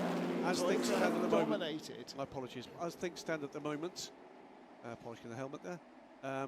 As things stand at the moment, the number 6 car is catching Nick de Vries at between 2.5 and 3 seconds a lap. Yeah. The number 6 car doesn't have to pass them. No. They just have to be in the top 8. They have finished in the top 10 with the Toyota winning the race. Yeah. And the other active party is the number 50 Ferrari, which is behind number 6 anyway, so you can't overtake from behind. Not if you finish behind anyway. But again, what do we know about sports car racing? And while Anthony's got a mouth of food and can't argue, we know it is never over. I can always argue that. I know you can always. I hate Don't to bring, you dare remind me about that. I hate to bring it out. I hate to bring it up. You were a world champion, but you know that was the day that everything in sport, in motorsport, suddenly changed, because on the last lap of a runaway victory, all right. it all went. Anyway, back to the present. Right, you eat your sandwich. And by the way, the dinner lady's got a fearsome right hook. Oh, wants to lock up from the number 8. There's a braking problem with that car. Has to be. It's the second time we've seen just that out of control That's the 6 car going by him as well. Yep. That is another place gained by the 6 car. This is the least Toyota race I think I've ever seen. I mean, looks to be braking okay into turn 8, but it seems like any time Hirakawa wants to stamp on the brake pedal and really stop the car, that it's just not there, and it's grabbing a front wheel every time. A driver just wouldn't do that. It wouldn't just overcommit by so much, get it wrong by so far. I can't see it, and it would explain why they lacked us. Here we go again. So where is it? Looks out, and then immediately immediately the front left just locks, and it's like it doesn't want to unlock. Now, you talked about all the dirt offline. Is that a factor, going so shallow so deep rather into turn 4? But it would be the inside front that should lock up, the unloaded tyre, not the outside tyre in a corner like that. It just doesn't make sense. There's clearly a problem. 51 Ferrari leading here in Bahrain. Just over 3 hours of the season finale for the 2024 World Endurance Championship to go. Number 5, Porsche Penske Motorsport car up to 2nd place. Hertz Team Jota in 3rd. Then the number 7 Toyota in 4th place, hobbled by electronic issues. 15 BMW in 5th. Hertz Team Jota in 6th. The number 6 Penske Motorsport car battling here with the number 8 Toyota, who's just gone back in front of him. So really, if there's one thing wrong, at worse than having a problem with the car, it's having an intermittent problem with the car. If you can't trust your brakes or your gear shift, then what can you trust? I'll tell you one thing that the number 6 Porsche doesn't want to be, which is in close contention with the car that can't trust its braking. Yeah. Exactly, yeah. And isn't in contention for the Drivers' Championship. There we go, that moment just around there. So, yeah, it's like I talked about earlier on, when you get that pinch into turn 2, you have to back out of it. So that was the right thing to do there. That was Andre. From Andre Lotterer. You need that experience there at that moment. Nick de Vries drops to 5th place behind Raffaele Marciello. Let's listen to Rio Hirakawa. Need to recover. I don't know what happened to braking into 4 when I overtake. These things are hewn from solid, Toyota's race cars. And again, it's not a pedal pressure issue relating to the master cylinder. This has got an electronics problem as well. It's a brake-by-wire system. The driver is connected to a computer that talks to the brakes. All I know is that the outside front, the loaded tyre going into turn 4, shouldn't be the one that locks up. It just didn't make sense when I saw that. Visual confirmation there. Raffaele Marciello up into 4th place now in the number 15, the surviving BMW, after, we believe, drivetrain problems eliminated the number 20 car. 2 retirements from this race. It's the number 20 BMW into the garage in the hands of Robin Frines, with what we believe has been reported as a drivetrain issue, and then the 78 the Codis ASP Lexus from LMGT3 after suspension problems, had the car on the garage, and then stopped out on track some little time later. Don't forget the number 15 BMW finished second in Japan last time out, so they've had their first podium of the season, and I'm sure they will be hungry for another. Number 7 Toyota, well, its lap times are as erratic as the braking in the sister car. 159.5 last time round for Nick de Vries. The leader, 154.1. Let's hear from the number 7 Toyota team. And 8 laps to go, 8 laps. Keep doing the driver default 214 on off. And this is getting to a very extreme point. I cannot do one straight without pressing the whole straight on off. All you can do is drive the car until it blows up or stops.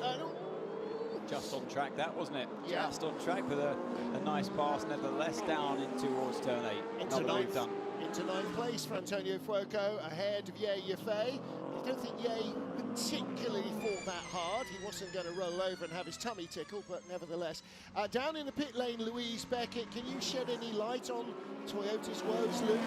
Not at the moment, no, but the number 8 crew are ready for that car to come in. It possibly is a standard pit stop, but they're ready. 7's nowhere near ready. No, number 8 has been ahead in the pit stop cycle, hasn't it? They were sort of 3 or 4 laps in advance of most of the others. So I'm guessing that whatever else they do, they're probably going to get off the hard tyre that they belatedly fitted as well. That's not going to help them in the long-term strategy, but nor is having no brakes. 3 hours 5 minutes to go. That's up to 9th place now for the number 50 car. That car needs to win to be in any chance of the World Championship. We have not had a safety car yet. That would close the field up. I was just going to say this. The top 10 cars are still, after 5 hours of racing, within a minute. The top 10. Just pointing out here, Thomas Floor, Pons driver in the Vista AF Ferrari, attacking Matteo Cressoni in the Iron Lynx Lamborghini. Matteo Cressoni driver rating is silver. He's a silver. Okay, so again, gentleman driver Thomas Floor, the man behind VistaJet, who sponsors this 2-car lineup, having another good run. They won last time out in class when we were in Japan. Yep. So that has definitely not hurt his get up and go. Spoke to Thomas yesterday evening. There's Claudio Schiavone. He is Mr. Iron Lynx. Yes. But Thomas telling me he will be back next year, we believe, with the same driver lineup in that 54 car. Why wouldn't you? Those guys have a lot of fun, and he's going for a 4th win in Fuji, clearly. He was saying after the race, we've only won 3 times, and we've only won in Japan. So, you can't argue with that. Gap Nick de Vries to Andre Lotterer in time terms now is under 10 seconds. And Antonio Fuoco is next up, by the way, behind Lotterer. He's 21.5 seconds back and is on a hurry up right now. And Andre Lotterer is 7/10 behind Ria Hirakawa, and they are 6 seconds behind Oliver Rasmussen, who is 6 seconds behind Nick de Vries. So the real battle at the moment is Lotterer getting by Ria Hirakawa in the number 8 car, as we see the battle for 5th place. Matteo Cressoni holding off Thomas Floor. Floor may be giving away a few years on his birth certificate, but not in terms of determination here today. It's been a cracking run. So here's Hirakawa again, car 8, now looking a bit more comfortable. And he's pulled away from Lotterer, and he's... Not much he has, there's Lotterer right behind. But Lotterer was harassing him properly, wasn't he, before? And he's got him at bay, and it looks like he's kind of back in the swing of things. It's such an odd, sporadic performance from Toyota today. Obviously, car 7, we know the reasons behind it, but car 8's been just so up and down. Not a clean race at all. Like you said, very un-Toyota. Yeah, this trio are catching Nick de Vries. To train now about 6.5 to 8 seconds back from the seemingly increasingly stricken number 7 car. I just imagine they'll just keep number 7 out there until they're just running in last place, and then then I get it when all hope is lost, and then you have to box the car, because like Nick said, he can't drive like this. His lap times are going from 154 to 155 to 157 and back again. Well, I've seen 59 in there at one point, so it's just like you said, I can't do one straight at the moment, it seems, without having to go for this driver default button every time to, I guess that's cancelling out the hesitation, but you never know when that hesitation is going to come, so you're kind of ready in anticipation, and it happens, and then you go for the button and it cancels it. But he's saying, it's now got to the point, I'm doing this every single straight. So a moment with LMGT3, the two Monti cars together on the main straight as the battling hypercars come through. It's Ricard Leitz under pressure from Joel Sturm, who's looking to close down the Monti EMA car in the already championship winning Pure Racing number 92. We talked about next season for Monti, leading the all change with the driver crews here. Manthey Pure Racing with 2 wins this year. Manthey EMA with 2 as well. They won at Spa and at Le Mans.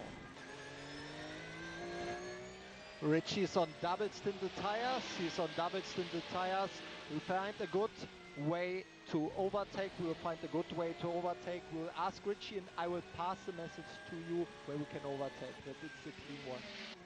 Well, there you go. And that's where it happened. I think that was worked out between the team. Yeah, he saw the left-hand indicator show for Ricard Leitz. He's let the car go. Nothing to be won here. The championship has gone. And why get in the way of a car that could chase down the first and second place cars? It's coming down again, that gap. Yeah, but don't forget, Manthey EMA are in a relatively tight battle for second in the overall championship. Manthey would love to go 1-2. So, yeah, they still need to watch their tail on that one. Yeah, Nick de Vries losing another 2.5 seconds to the chasing pack this time around. You can see on the top left-hand side of his dash, it says default quite often. I'm guessing that is the drive default that he's going for. It's in blue. Next time we see it, yeah. So the top left-hand side, you've got the blue text there, the lap time, and every once in a while, it's just changing to default, and it's just gone away from it. I should imagine it would have gone. It would have happened again. Oh, is that him coming in now? Yep. Yeah. Louise said they were ready. Porsche leading the manufacturer standings from Ferrari and Toyota in third. It's the 8 on pit lane. Yeah. Oh, sorry, here a car. No, but Lou said the 8 was due to come in, and it has. It's stopping earlier than all the other cars in hypercar. Lotra now 3 seconds and only 1 position back from the number 7 Toyota. Yeah, and that was a 58.4 last time around for Nick de Vries. Fastest car on track on the last lap, a 1:53, and that was for one of the 2 Jota cars. I forget which one now, but they're still keeping the pace up. Fastest race lap, Mathieu Vaxivière on lap 130, almost a whole stint ago in the 36 Alpine. Previous fastest lap was set on lap 2. Just a quick catch-up while we're watching this pit stop for the number 50 Ferrari. LMGT3 being led by the TF Sport Corvette. Marie Andrade, their silver driver, 34 seconds to good for Gregoire Saucy in the United Autosports 59 McLaren. Then it's those 2 Porsches.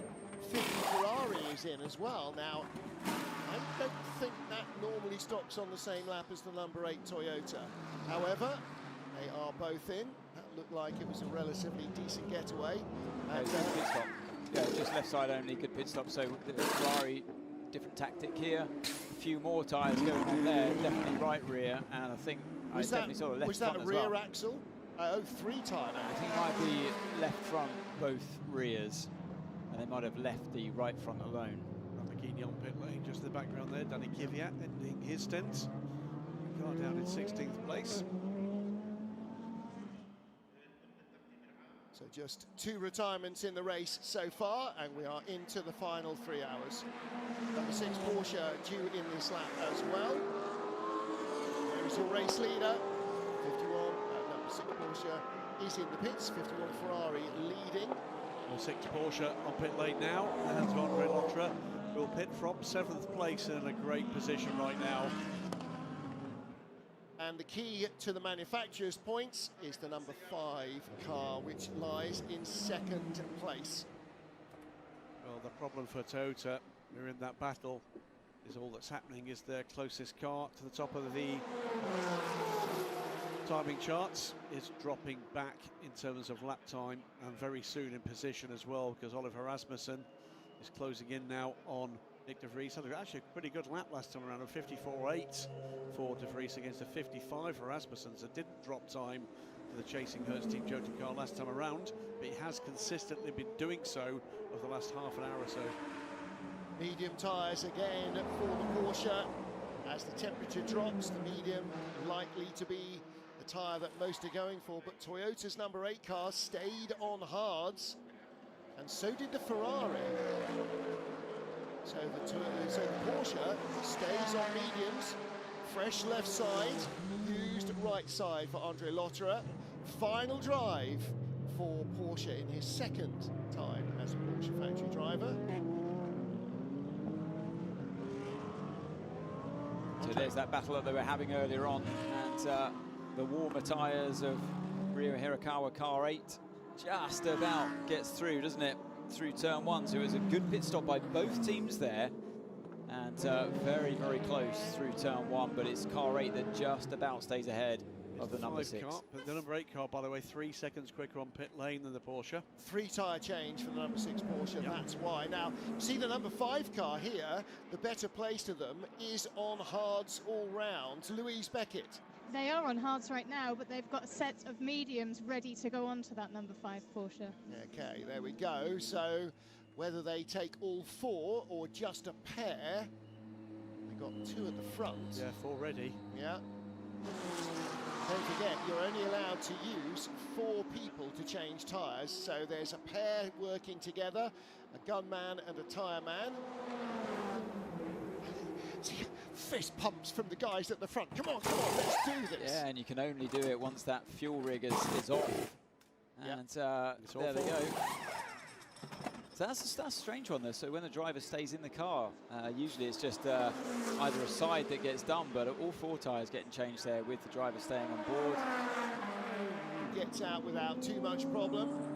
That was close, as 12 from Hertz Team Jota was leaving as well, with Callum Eilert aboard. Who's taken that position, by the way?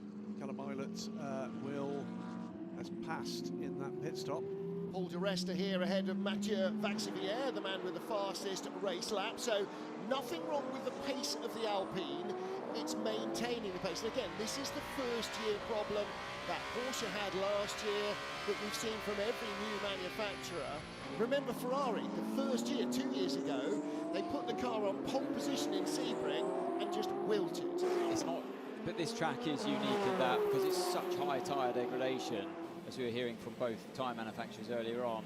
It's a valuable commodity when you put a new tyre on, and in a way it's a little bit irresponsible to just go for the fastest lap, because you take so much out of that brand new tyre, it's going to come back to bite you later on. So it's a game of attrition when it comes to the tyres here on this circuit, and actually, if anything, you really shouldn't go for the fastest lap time. So fastest lap on this particular circuit has less of a kind of like less weight to it. I'm not like taking any wind out of their sails. It's just that's the harsh reality of this track.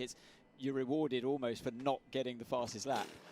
The number crunchers out there, and I know there are a lot of you, will be intrigued when looking at the data for this race for a battle that's been quietly underway throughout this race. And it's the battle that at the moment is for 6th and 7th place and cycling up with that energy management strategy underway from Alpine. It's between the 94 Peugeot and the 36 Alpine, and they've been pretty much together as the ebb and flow of this race has been going ahead. It's Paul de Resta and Mathieu Vaxivière. They're now 2nd and 3rd again, but always those pit stops. The Alpine's a bit later, and they're about half a second apart. And I think that's been the case with those 2 cars for about the last 3 hours. Yeah, the problem is now they're artificially high. They are still hovering outside the top 10, predominantly on pace, and the 2 French brands, Peugeot and Alpine, have been, I'm sure, disappointed with the way the race has gone so far for them. Yeah, they've not been that far off the pace, but they've just not been on it. They've been, broadly speaking, a second or so back from the ultimate pace in this race. Now we're hearing that when car 7 hits this lap, is in turn 13 at the moment, is Nick de Vries. He hits this lap, they're going to do a hard reset on the car. engine off, and it's going to be, driver default hard reset, whatever that means. Have you tried turning it off and on again? Yeah, exactly. Like the closest you can come to a racing car to a Control-Alt-Delete. Yes, absolutely. Literally is Control-Alt-Delete. If not, then it's a big hammer. Number 2 is in, this time not for penalty. Sebastian Bourdais at the wheel of the caddy. When it came in, here is the number 7 on pit road. So let's stay on board and see what happens. No, they're not listening to you. No change there then. Pardon? There's so many things I could say right now that would get me in trouble. So here we go then. So car stops, engine off. Are we going to see it go up onto the stands and or rear bodywork off? I'm intrigued by this one. You can clean the car while the fuel's going in, but nothing of real value until that fuel rig's off. Then we're going to see the team jump into action, cleaning the front, the splitter there at the front. Tyres are ready. We believe they're going to carry on with the usual service of the car. And here we go. So definitely left side. They're going to do the right side as well. No. Oh, and it didn't sound healthy as it pulled away either, did it? Even on the start-up, pulling away, it wasn't clean. Didn't see a full electrical reset on that car. The lights have remained on throughout. But the pit wall were giving him instructions over the radio on driver default resets while he was sitting stationary. So they were trying to do it without having to turn it off and on again, sir. 94 on pit lane. Apparently 2 driver default codes were given to him from the pit wall, but you know what? If anything, it's made it worse.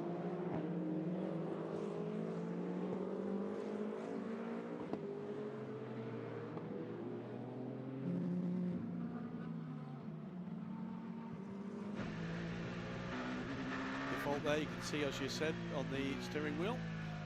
The car lurched very violently, didn't it, in towards turn 4, and if anything, like I say, this is whatever they've done here, the screen is going absolutely crazy. Look at this, the text is all over the place. Ah, poor old De Vries, for the whole team as well, and what a problem to have. Super frustrating as a driver, for the other drivers watching on as well, and for one moment in the race, it looked like they were going to win. When Kobayashi was closing in on car 51, and now you're limping around with, it just looks absolutely helpless, doesn't it? And 4 fresh tyres as well, making it even harder to handle. Let's see what's going on aboard the 7. Yeah, I don't know what's happening, but... Okay, driver default 511 off, driver default 511 off. And keep doing the driver default 214 on off every time. Yeah, all the while trying to drive at as close to 200 miles an hour as you can. And warm up tyres. And that's why they tried to do as much as they could just then in the pit stop while the car was stationary. So, yeah, it's a situation they clearly can't figure out. There is no fix for it. And, yeah, Bohemi's getting involved there, but that's for car 8, of course. Looking through all their data because they've got an intermittent issue as well. The car not deciding to stop 4 square, locking up its left front wheel. Now, we haven't seen a major repetition of that. What that means is that we haven't seen a major repetition of that. It may still be an issue for the number 8 car. Well, we came into this hypercar era with everybody having to understand that to beat Toyota you had to be perfect, and tonight Toyota having to learn that they have to be perfect to beat the opposition, and it's not happening. Yeah, they've had 2 or 3 seasons of malfunctions, all throwing themselves at the cars in one go, haven't they? Michel Gatti for the Iron Dames, 7th place in the Lamborghini. Alessio Rivera right behind.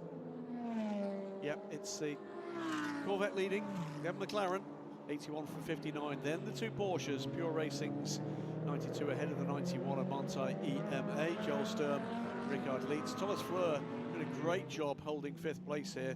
And then TF Sports silver driver Sebastian Boe putting the 2nd TF Sport Corvettes in into the top 6. Heimdall's 7th, Alessio Rivera in the 55 Ferrari is 8th, and completing the top 10 is Daniel Mancinelli in the Heart of Racing team Aston Martin, and the 95 United Autosports McLaren and Nico Pino, so another team with both cars in the top 10. Now in that Ferrari, behind the pink Iron Dames Lamborghini, Alessio Rivera, another championship title won last weekend. The LMS, yeah. in LMP2 Pro-Am, yet another title for Francois Perrodo, who is here in spirit, by the way, because it's his number, 83, that adorns the yellow Ferrari that's currently in 12th place.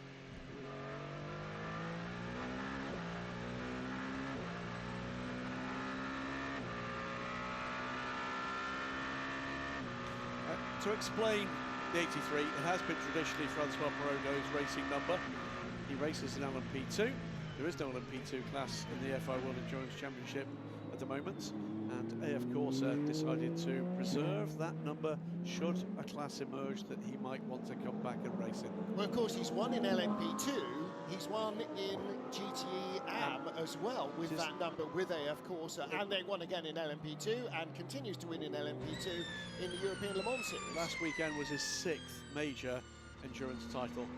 Astonishing, astonishing, and that crew that he's had for the last half dozen years with Alessio Rivera, who's racing here in the Ferrari as well, they're just such a good combination. Into the pit lane comes which of the Alpine?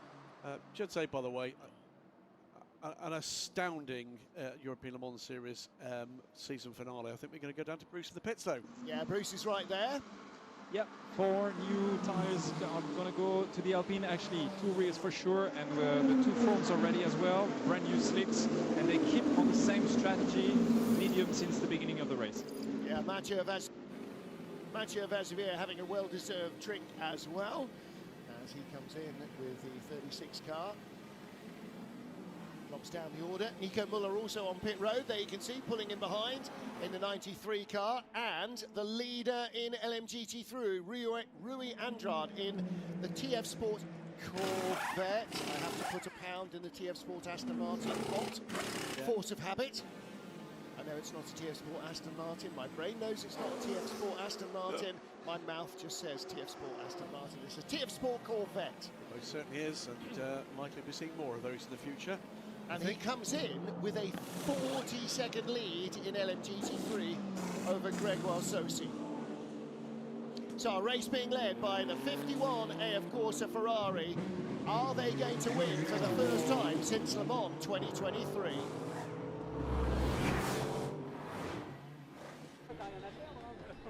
Five hours into the 8 hours of Bahrain. Roger Penske among those here on scene to watch the action from the season finale. Toyota locked out the front row with astonishing speed from Brendan Hartley to take pole for the number 8 car, and Sebastian Buemi held the lead for the Japanese team ahead of teammate Mike Conway, who I think probably got a little helping hand from the number 99 Porsche of Julian Andlau. There was contact in the midfield in the hypercars. LMGT3 all got away fairly cleanly. McLaren had locked out the front row in qualifying in LMGT3. They went 1-2 from the start. Halfway round, a third of the way round the lap, the number 6 Porsche, a second contact with the 50 Ferrari. And then the Hertz Team Jota crew, Callum Island starting to work his way up the order. Number 8 Toyota of Sebastian Buemi tagged out of the lead. That earns the Corvette a penalty and cost Toyota 6 places. Towards the end of the first stint, from 8th on the grid, Tom van Rompuy took the lead of LMGT3 from the McLaren duo. They came out in 2nd and 3rd. And a drive-through penalty for the 99 Proton competition for another contact with one of the LMGT3 cars. Number 5 Porsche working its way up the order, trying to guarantee the team some manufacturer's points. And a fantastic pass by the Toyota. Tyre strategy a major factor always in the heat of Bahrain and on the abrasive circuit, but the biggest story of the race has been the drama for the number 7 Toyota. Electronic issues have robbed it of consistent pace. The driver's struggling just to complete every single lap, and as a result they have gone from being in a potential race-winning situation to nowhere in the championship. One brief full course yellow so far in 5 hours of racing. The number 5 Porsche back in the top 3, trying to guarantee Roger Penske and Porsche the manufacturer's crown, along with the number 6 team looking for the driver's title. Number 8 Toyota Ryo Hirakawa struggling as well. That car's got braking issues. They're at a loss to explain exactly where those have come from. Somewhere in the brake-by-wire electronic system there is a gremlin. So Toyota having the least Toyota race in the history of Toyota racing in World Endurance. And right now they are on the back foot. Ferrari leads and Manthey Pure Racing are on top in LMGT3. So here's how we are with a mere 2 hours and 40 minutes to go. Ferrari 51 leading from Hertz Team Jota and the number 5 Porsche Penske car. BMW in 4th, looking for a second podium for the 15 car. Number 8 Toyota struggling with with braking issues, and the number 7 car down in 8th. Number 50 Ferrari, a potential championship winning team, they're in 9th position. Right now, Andrea Lotter and his teammates are looking good out front. Manthey Pure Racing from United Autosports and Manthey EMA, the top 3 in LMGT3. TF Sport has just pitted from the lead. They're in 4th ahead of Vista AF Corsa, the 54 car, and the Iron Dames in 6th position in the class. Just 2 cars have retired. The Codis ASP car, the Lexus that had a broken left rear suspension, and the BMW number 20. But back with the live action, while everybody else eats steak brought by Hertz Team Jota. Well, yeah, I'm outraged. Hertz Team Jota's Matt Sankey has been into the booth, and I think Hertz Team Jota's Matt Sankey feels that giving us a plate of beautifully rare Wagyu beef, I'm told it is, beautifully seasoned. I think the Hertz Team Jota team representative, with his Hertz Racing Gold coloured forks, thinks that we're going to mention Hertz Team Jota more than we otherwise would mention Hertz Team Jota. That's false, completely false. Matt, I'm appalled. Yeah, but can you tell which slice is from the 12 cow and which is from the 38? Number 7 Toyota, and that is a change of position. But hang on a minute, look at the difference here in the predicted championship running order at the moment. It's a massive advantage now going towards Porsche in both the drivers and manufacturers' titles, with the woes for both of the Toyotas in the last hour or so. At the moment it is Ferrari AF Corsa leading this race, the number 51 car from the number 12 Wagyu beef fueled Hertz Team Jota, Callum Eilert, 9 seconds back. Then the number 5 Porsche Penske Motorsports, 963. But the important cars in this race in championship terms are the number 7 Toyota, now down in 9th place and behind the number 50 car, which is a championship challenger. That's how that happened, and ahead of both of them in 6th position at the moment, Andre Lotterer, who's 36 seconds off the lead of this race in 6th place. Actually, you missed out the number 5 to Porsche, which is going to win the manufacturer's crown for Porsche. That's what I said in terms of the 3rd place thing. That its position against the 2 Toyotas is what's doing the damage at the moment. But let's not forget, before we finish that roundup, that's delicious Wagyu beef from Hertz Team Jota. Well, at least they're not bringing us an idiot's guide to eating this year.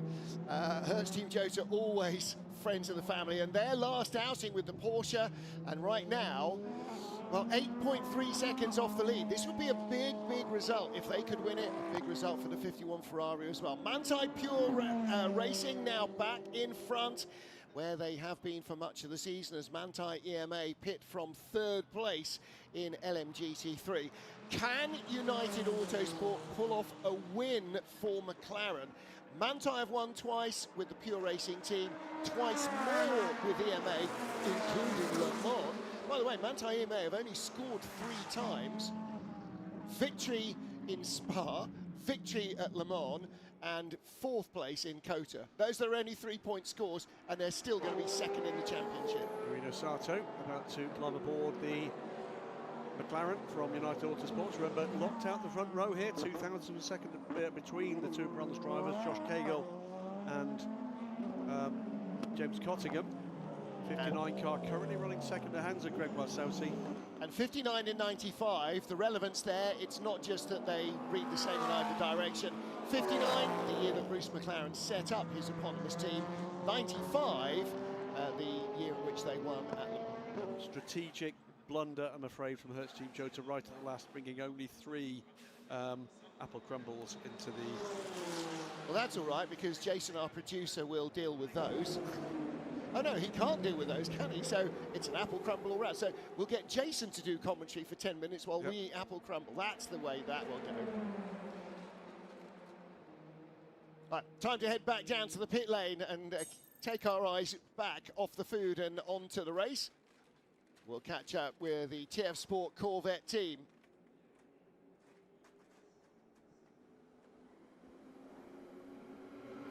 I am with Daniel Giuncadella, driver of the TF Sport Corvette. Danny, how is the race going so far? Top 10, not fantastic, but you might have also good things that are coming up tomorrow that you want to speak about. Yeah, I mean, we are very competitive right now. Like our teammates are leading by 30-35 seconds, so that shows that we have a very strong car. Unfortunately, on the first stint, we had a penalty because Hiroshi had contact with the Toyota right at the beginning, so we lost like 45 seconds with the penalty. And we are like 1 minute 25 behind the leader. So yeah, I mean, anything can happen. Hoping for us, obviously a safety car would make things way easier, but I'm excited to be in the car for the last 2 hours and see how far I can go. Okay, good luck for the remaining 2 hours while you will be driving, and also maybe you can say a little word about driving the Caddy tomorrow. Yeah, obviously very excited to get my first taste of the LMDH tomorrow. It will be a first time for me, and it's great to get the opportunity from Cadillac to show what I can do, and I think I'd like to drive those cars more often. Okay, well, good luck then, and for today as well. Thank you. Yeah, Danny Giuncadella sharing the #2 Cadillac with Charlie Eastwood tomorrow, and both of those LMGT3 drivers being rewarded by the GM Racing family. Oh, trouble for the Mustang. It's on fire. And that's a big fire. It is very much on fire. Now that is a bank of cylinders, I would suggest, that has gone AWOL in a hurry. And it is just revving its little heart out. Fire from both side pipes briefly in the end. And this might be our first Standby. Major intervention. Virtual. Boris Fauzi, our assistant race director, on the radio there. I'm not quite sure what they're going to do if that does really take light. That is. He is not by a Marshall's extinguisher Standby point. for virtual safety car at 1927. Virtual safety car at 1927. Right, and virtual safety car means we will then go to safety car. Absolutely will. Virtual safety car in 30 seconds. So if you're not familiar with this process, we'll take you through it just briefly. That's exactly what Giuncadella wanted, wasn't it?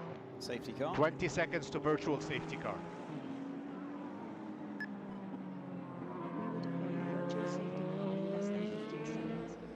Virtual safety car in 10, 9, 8, 7, 6, 5, 4, 3, 2, 1. Virtual safety car deployed. VSC, VSC. So virtual safety car, we effectively go at this point to a full course yellow situation. So But the driver, pit yeah, lane the stays open. drivers have to slow down and do 80 kph. They press the button in the same way that they do the full course yellow, but you're just neutralising the race before the safety car can actually get out there on track and pick up the cars in front, and then they can. So once you've neutralised the race, then you can bring the safety car onto the track. It's actually quite a safe way to do it. Indeed. But what it means is that everybody now gets a chance to pit. So a couple of laps behind under a virtual safety car, but to bring the field back into position, the safety car itself will then be called. And at the moment we see on the screens that the safety car has been deployed, the pit lane entry will close. Yeah, those will happen simultaneously, but it does allow everybody at least to have a chance to pit. And then, of course, we have the option for pass-arounds to make sure that in the safety car queue, any car that is in the queue in front of its category leader doesn't lose a lap, effectively. It gets waved around to the back of the safety car queue. And this is one bank of cylinders just absolutely revving its heart out. That's why you're getting these huge sheets of flame coming out. Fire, big fire under the engine bay. Yeah, it's let go in a big way. And actually, I think that's the first dramatic engine failure since Ferdy Habsburg's Alpine let go at Mulsanne corner in a monstrous 1980s Formula One turbo style blow up. We've said it before, it bears saying it again, albeit in the wake of disappointment here for the Mustang crew. One of the big changes we've seen through this era of the World Endurance Championship is reliability. I was just saying, yeah, normally it's electronics, as we've seen from the Toyota. Things don't tend to blow up these days, and actually, because the engine's run by electronics, it's probably that's gone on the fritz first. Does this give Toyota just a little bit more leeway to try to solve that problem if it is a hard reset that's required? So apparently a different engine map they're trying going into the car as it sits stationary here. Now, they are the first car to come into the pit lane, along with the number 2 Cadillac and the 35 Alpine. Of course, Mike Conway in the garage there, suited and booted, ready to go. Yeah, people don't rush into the pit lane because they're only doing 80 Ks out on track, so they crawl into the pit lane. That's certainly what it will feel like to the racing drivers. 80 Ks, 50 miles an hour, that's on track. 60 kilometers an hour, the pit lane speed limit, so even slower. And we are under virtual safety car with 2.5 hours remaining. Wholesale pit stops expected, driver changes. 2 hours, 30 minutes. Is it going to be the final driver change of the race? Alessandro Pierguidi getting back into the 51 Air Corsa Ferrari, beg your pardon, Antonio Giovinazzi getting back into the 51 Air Corsa Ferrari. Now, don't forget, of course, that although everybody is only doing 80 Ks out on track, any time you lose in the pit lane is still time lost, because you're doing no more or no less speed through the pits than everybody else does or would do at any other time. So you still must be absolutely flying at your pit stops to make sure you don't lose any time. Oh dear, disaster for the white Kia. What's happening here? I think that's actually rescuing our driver, who was in the 88. It was Gianmarco Leverata, as you say. First time in the car and he's blown it up. He's not going to be popular, is he, with Christian Reed? Did very well. He's probably saying you said Ford Mustang or similar. Did very well to bring the car to a safe place to stop it, though, and I think so. Near the access point so the marshals could get to the car as quick as possible. And I wonder whether it was the dash lighting up like a Christmas tree, or whether the team were on the radio going, pull over, pull over, pull over, you're on fire. I think he would have seen the smoke coming through inside the cockpit, actually. Yeah. That's, I think, probably the first thing. And, well, he would have felt that the engine had started misfiring. Yeah, as soon as he opened the door, you could see the smoke just coming in through the cockpit as well. So, yeah, front engine car, obviously, it's short. Yeah, hello. Yeah, cold tyres. Cold tyres. We see that so often, don't we? Even at 80 Ks. The problem is you get so used to the car being stuck on that limiter at 80 Ks, it feels so slow. When you get to the corners, it's easy to think that it's just going to hold the car at that speed and you can easily go through the corner at that speed, but it's even slower through turn one, and around it goes. And there's one sorry-looking race car. Yeah, they're not completely convinced that's not going to self-immolate again, are they? It's a good time to say, as we see some of the dramas on and off track. Remember, there will be another episode of Full Access on the FIWC social media pages, principally our YouTube channel, after this race. And as we were saying earlier in the show, Christmas special to come, long form again, proved to be very popular indeed. What is Full Access? Well, it gives you some of the background stories to the stories you're seeing and hearing but you'll see a lot more detail of the dramas, the emotion that goes with the FI World Endurance Championship. It's proved to be a hugely popular part of our offering to you, the general public, the viewing public, and of course free of charge to watch. Think of those live pictures at Le Mans of the crew of car number 50 absolutely unable to contain themselves on the last lap. That's the sort of thing you get. Driver change for number 46 BMW, and it was Maxime Martin who brought the car in. Valentino Rossi will take it back out. Another stint for Valet. Slightly surprised not to see Valentino testing a hypercar, actually, in the rookie test. I know he's not exactly a rookie, but he would be in a hypercar. He is. Oh, is he? Did I not read the list? Oh, no, he is. He's racing, he's testing the new BMW. So, what about Porsche? Let's catch up with the Penske Porsche Motorsport team. Car number 5. The number 5 Porsche is currently running in 3rd, and you're running your own race, but this is really about teamwork and working towards that manufacturer title. Yeah, absolutely. Of course, a win would be nice as well, but the ultimate goal is the manufacturer's title. Of course, the title for car 6, but it all looks decent in that regard. So we have to keep focused on the job, but ultimately, if we can win, all is good. So that is the goal, but we have to be smart here. And how is the feeling in camp? Because I'm imagining the number 6 that are a little bit more nervous than you guys. But so how is the feeling generally in the Porsche camp? Well, the start of the race wasn't particularly good for us, and car 6, it was not what we wished for. A few things happening on the first lap, which was not good for us.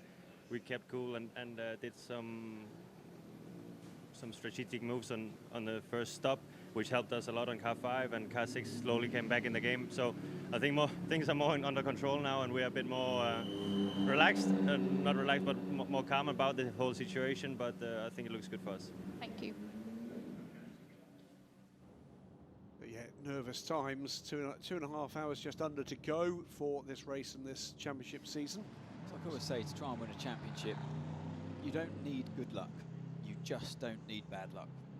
And that's what Toyota seem to have had today. It just, well, particularly from the driver's point of view. The team, they control their own luck. And, you know, the car has let the drivers down today with that misfire. The drivers were doing fine. Mike Conway started a solid first stint, a couple of stints. And Kobayashi as well, really closing in on the Ferrari. So for the drivers, it's just been bad luck. Absolutely. It does happen. I do believe in luck, and it hurts you in motor racing. But from a team's point of view, it's not bad luck. They're the ones that designed, prepared the car, and yeah, they'll be hurting after this one. Yeah. Pit entry is closed as the safety car boards are deployed, and the safety car will follow. Doesn't mean to say this car can't leave pit lane. It just couldn't have come in after that pit entry was closed. It's going to be close, though. It's going to be very close. If the light goes red, he better not break through it. Safety car boards are out, and every flag signal around the circuit is relayed to the driver in the zone in which it is being shown as a physical item on that onboard safety system. So, because full course yellow and safety car are applicable all the way around, you see them all the way around. When you come into a yellow flag zone, normally on a green racetrack, it'll show up yellow, or you'll get a blue flag.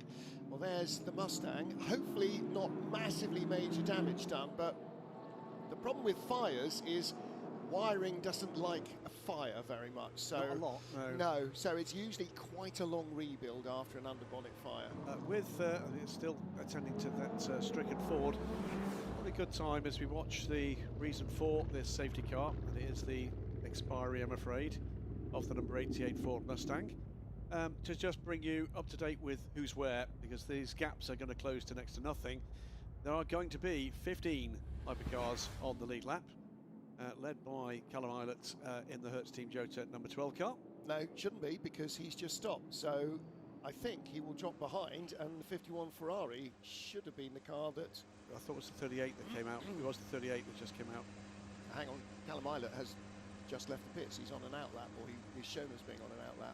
We will wait and see who the safety car picks up. Well, it will be 15 hypercars on the lead lap, and for the LMGT3s, with or without a wave-by, it is at least 8 cars on that lead lap. The Porsche safety car takes the track now. Now, and you're right, Callum Ilott was at the head of that queue, so either by good fortune or extremely good planning. 39 seconds on pit lane, that's why. Okay, there we go. So they did what? Fuel? And not a full tank of fuel either at that. They've just taken the opportunity to top it off. 2 hours and 22 minutes to go, and this field is going to close right up. So trying to get a close look at what tyres the Jota's on. We know that the car 51 had been running the hard tyre. Callum was on the mediums. Did they keep those on? Well, I can't imagine they would have gone to hard because it was performing so well on the medium as the temperature has dropped. All I know is that Will Stevens, when we spoke to him earlier on, was saying it's going to come back to us as the race continues because we've conserved tyres at the beginning.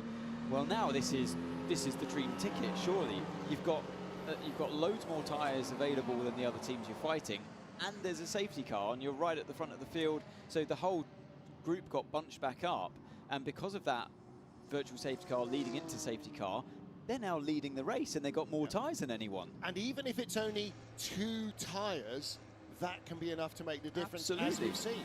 Even if sometimes if it's only 1, it can be enough to make the difference. Once this field is under control of the safety car, we will go through, I'm sure, the wave-by process. What is that? Well, we have 2 classes of car here. We have the hypercars and the LMGT3 cars.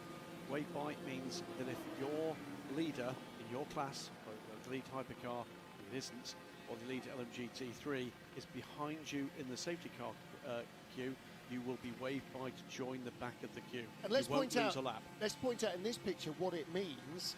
There is a yellow Lamborghini, Yes. that will get waved by. There's a Ferrari, that will get waved by. There's a 777 Aston Martin, that will get waved by as situation with the tires. So Porsche 5 directly ahead, all medium. The Ferrari 51 ahead of him, hard on the left, medium on the right. BMW 15 behind, left-hand side medium, right-hand side hard. And the lead car, Jota 12, is all on medium. Okay, it's funny, we are doing opposite, but They've been doing the opposite all day, haven't they, in car number 8.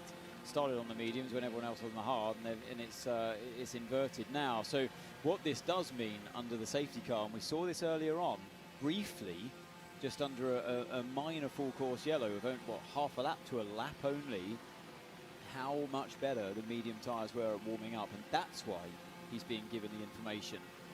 And instead of just taking it on board, he came back with, oh, so we're doing the opposite. No, that was absolutely a questioning criticism. Why on earth? Yeah. Why on earth? Other points of interest, by the way, in LMGT3, it is still the number 81 TF Sport Corvette that leads. I'm down to second. Sarah Bovey back at the wheel. What I presume is going to be her final stint as the bronze driver. One other bronze still out there, and that is Takeshi Kimura in the surviving Lexus down in 15th. Everybody else has done their bronze time. Here we go wave-by with the wave-by for LMGT3, and the 81 Corvette is quite a long way back in the queue. I was trying to figure out actually how many cars that's. 1, 2, 3, 4, 5, 6. There's the 81. 5 cars. 5 cars. So that's the half dozen, 5 cars that have gone by, and in 6th place in the line was the class leader. And what are we talking about losing a lap? Well, if you were, let's say, half a lap or a minute behind the class leader before the safety car, but with the safety car he then closes right up behind you, he's then got the option to jump you in traffic and put you a lap down, whereas in fact you might have only been half a minute behind him. Yeah, imagine it. You're racing another person around, you're running around a big circle, but you're equidistant in that circle, separated by a half. And then somebody comes out and decides to catch up with one of you and slow you right down. But they actually catch the leader. They slow you right down. And suddenly, one of you is going to win big time. You win half a lap. Yeah. And you're going, hang on a minute, that's not fair. Suddenly, the one you've picked up, they're now sitting right behind me again. So, and they're about to lap me. Yeah. And when we were equidistant, so it's really unfair. I'm out of the race. Yeah. So it just allows you to basically go back to where you should be, because there are a whole bunch of cars in between you in reality. It's the best way I can describe it. It is complicated to get your head around, but that's why we have the wave by. So that group of cars is already scuttling off as the safety car comes up to turn 4. They're on the back straight. And in fact, when you get an overhead shot, actually, of the back straight, you'll see beside it, between it and the support pit lane, is the drag strip here. So they have a quarter-mile drag strip as well, running parallel with the straight between corners 10 and 11. We don't use that, Actually obviously. crosses the Grand Prix circuit and the braking zone for that drag strip further out and out of the quarters of this circuit we're watching here. This is where we stand at the moment. Porsche looking sitting pretty for the World Manufacturers' Championship by 13 points as things stand. I'll talk about why in a moment. And Ferrari perilously close to Toyota and taking second place, just 3 points back at the moment. 7 years since Porsche claimed the Manufacturers' Championship in the top class here at Le Mans in the World Endurance. And in a similar vein, André Lotterer, Kevin Estre and Laurens Vanthoor, well, ahead now of the 50 crew by, what is that? That's 38 points as things stand. Where things need to be for anything other than the 6 to win the Drivers' Championship, the trio there, Vanthoor, Estre and André Lotterer, is either the number 50 Ferrari or the number 7 Toyota need to win the race. And in the case of the Toyota, no points going to the anyone else, to the 6 Porsche. In the case of the Ferrari, I think it would have to be 6th. I think that's correct. At the moment, both those cars are sitting behind the number 6. But here's the but.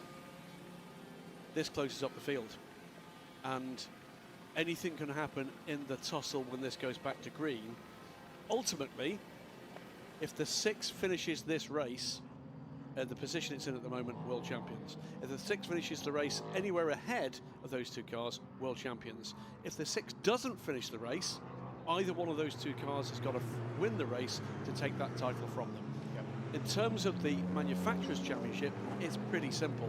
Unless Toyota can be ahead of Porsche, it's a pointless discussion. And at the moment, they're not, and both their cars have been carrying problems. Now, what has happened in the virtual safety car pit stops is the number 15 BMW has dropped from 4th to 5th. They were knocking on the door of a second podium finish.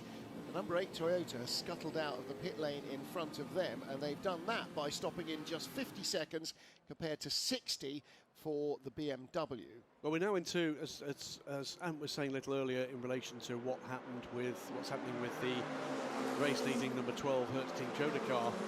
Who's got a healthy car underneath them, and what tyres do they have left in the bank? Are they on the car now, or sitting in the garage waiting to go on the car in the last, 2-3 stints that we've got remaining in this race and in this season?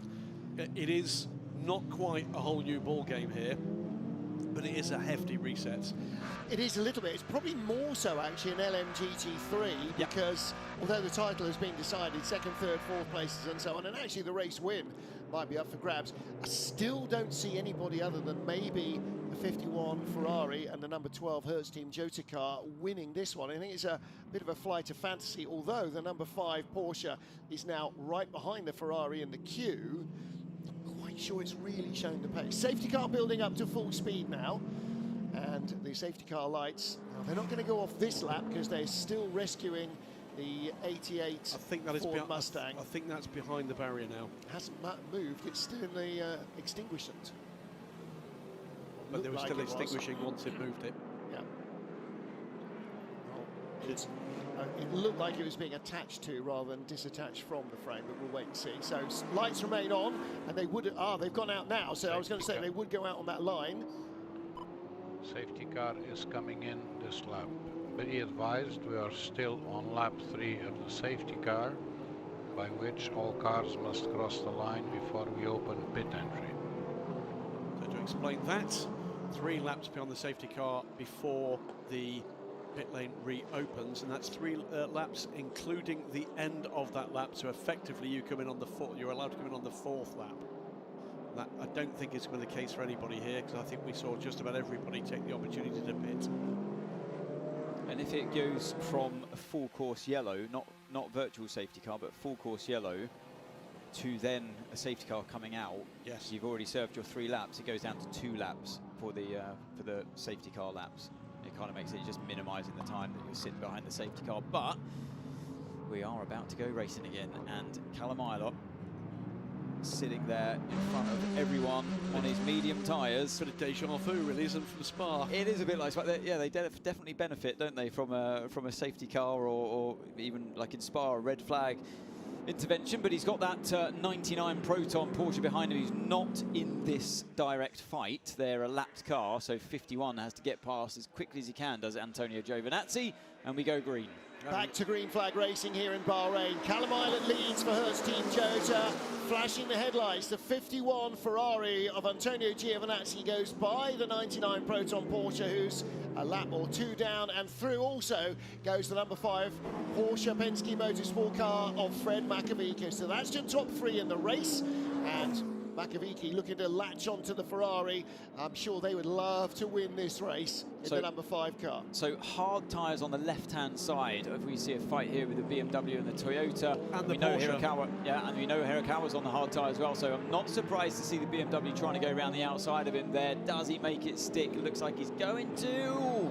A little bit argy-bargy before turn 6, but he just about makes it through from what I could see. Yes, he does. And now here's the number 6 Porsche as well, getting involved in the action. Tries to get around the outside of Hirakawa. I think he's going to make this move. Stick as well. No, he's pushed out wide. He's got to give that back and yield that position there, but he's on the attack. And he will have been told that Hirakawa was on the hard tyre and is going to be vulnerable. You saw Lawrence Vanthoor with a massive handful of understeer, and again there, but he has got the advantage. He's going to get by down into turn 11. He's got to have a look here. The longer every metre that he leaves it, Hirakawa's tyres are going to get warmer. Yeah, Vanthoor has got 3 new tyres on. Here he comes. He's coming through on the exit as they start to climb the hill.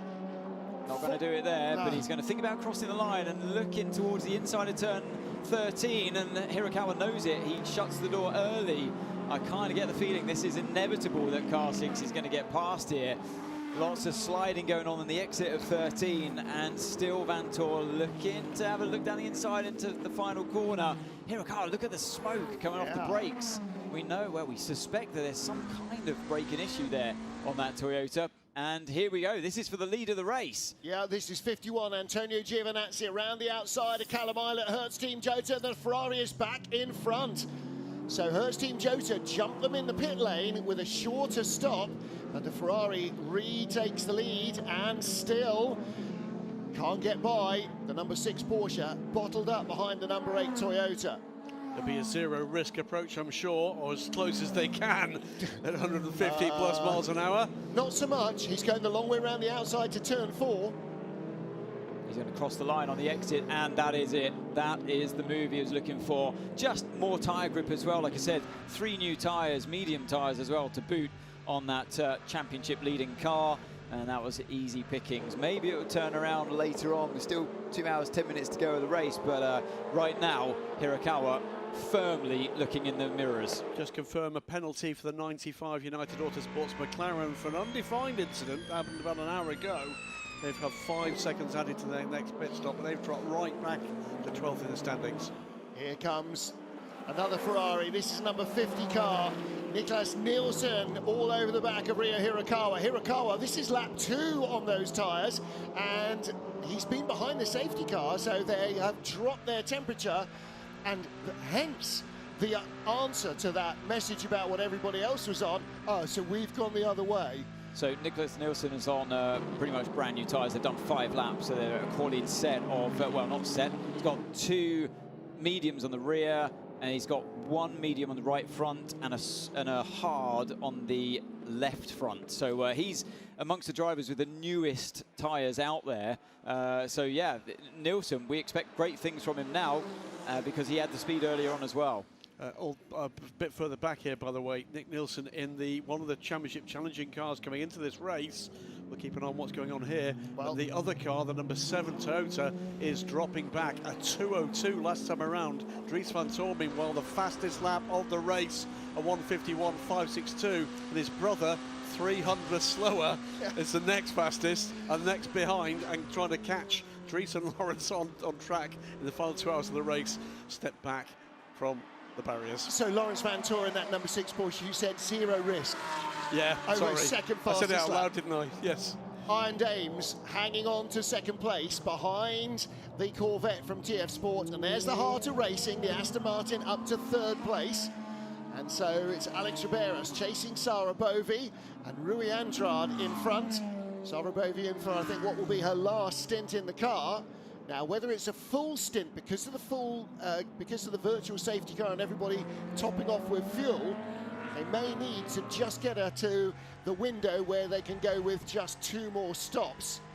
Looks like Alex Riberas got in a hurry and knocked the rear view mirror in the Aston. At this stage of this race, 2 hours 7 minutes to go. Alex Riberas obviously very close because of the field being bunched up on the safety car, but he's got a silver driver leading the race in Rui Andrade and a bronze driver second, and he's there as the gold in the Heart of Racing Aston Martin, and in 3rd place and pushing hard to get the lead of this race. That iconic view back from the Porsche 963 that we saw for Le Mans the first time in the dark, with those big sheets of flame coming out of those high-mounted exhausts.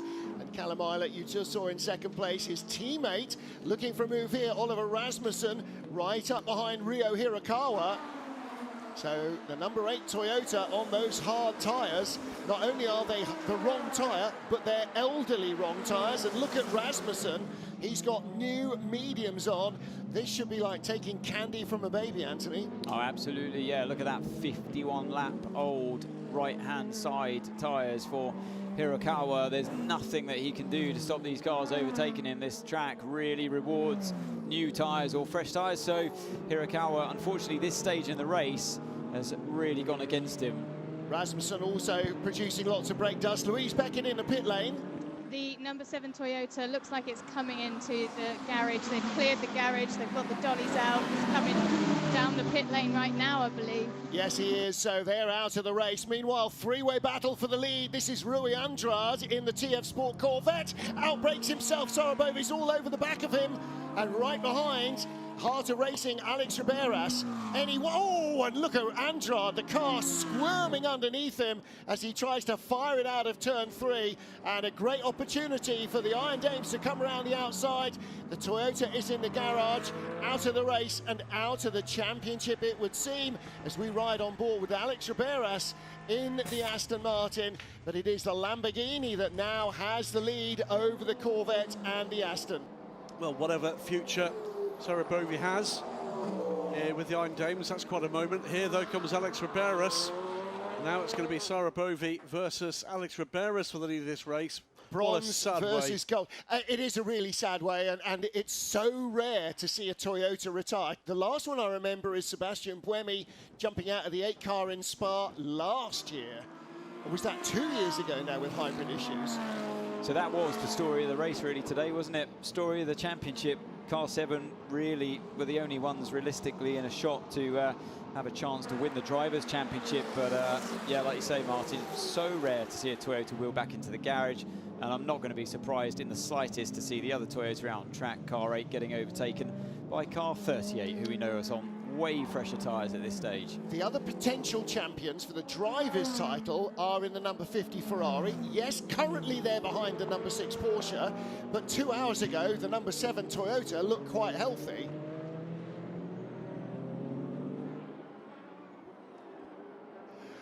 Just over 2 hours remain in the 2024 FIA World Endurance Championship. The season finale, the Bapco 8 Hours of Bahrain.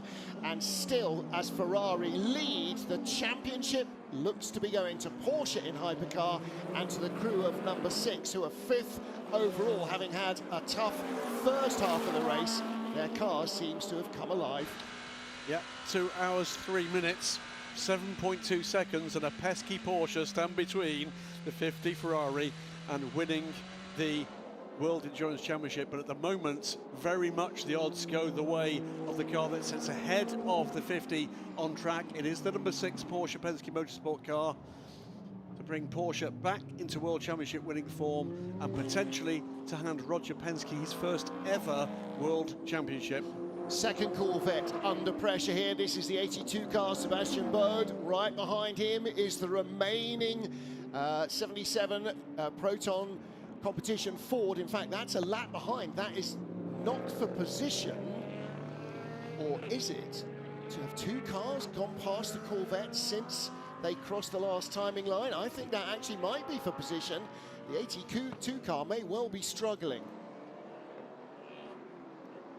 That is for position, so the 82 car was 10th at the line, and the 77 was 15th. It can't be right. Let's get back to something we do know. 51 leads the race, 12 in second, 5 in third, and 15 right there in fourth.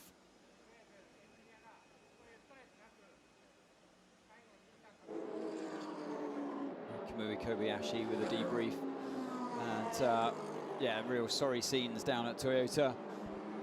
It looked like for a moment the race was really on. It looked like they were going to have a chance to win the race today, and also in the process really take that fight to car number 6. And also for the Constructors' Championship, it's not the way we envisage this day going. Well, you know, a team of the quality of Toyota Gazoo Racing, a team with the record of Toyota Gazoo Racing, if you're going to lose a championship, you want to lose it on track and not in the garage. And that's a really sad way for this to end. It is, yeah. You know, Porsche have been the most consistent, it's fair to say, all season, particularly the Car 6 crew. They've put together such a phenomenal season, but yeah, Car 7 have been there to keep them honest enough until this moment. But yeah, as we look back now at the LMGT3 battle, this rages on the approach to turn 4. 4th, 5th, 6th and 7th. We ride on board there briefly with Klaus Bachler in the championship winning crew.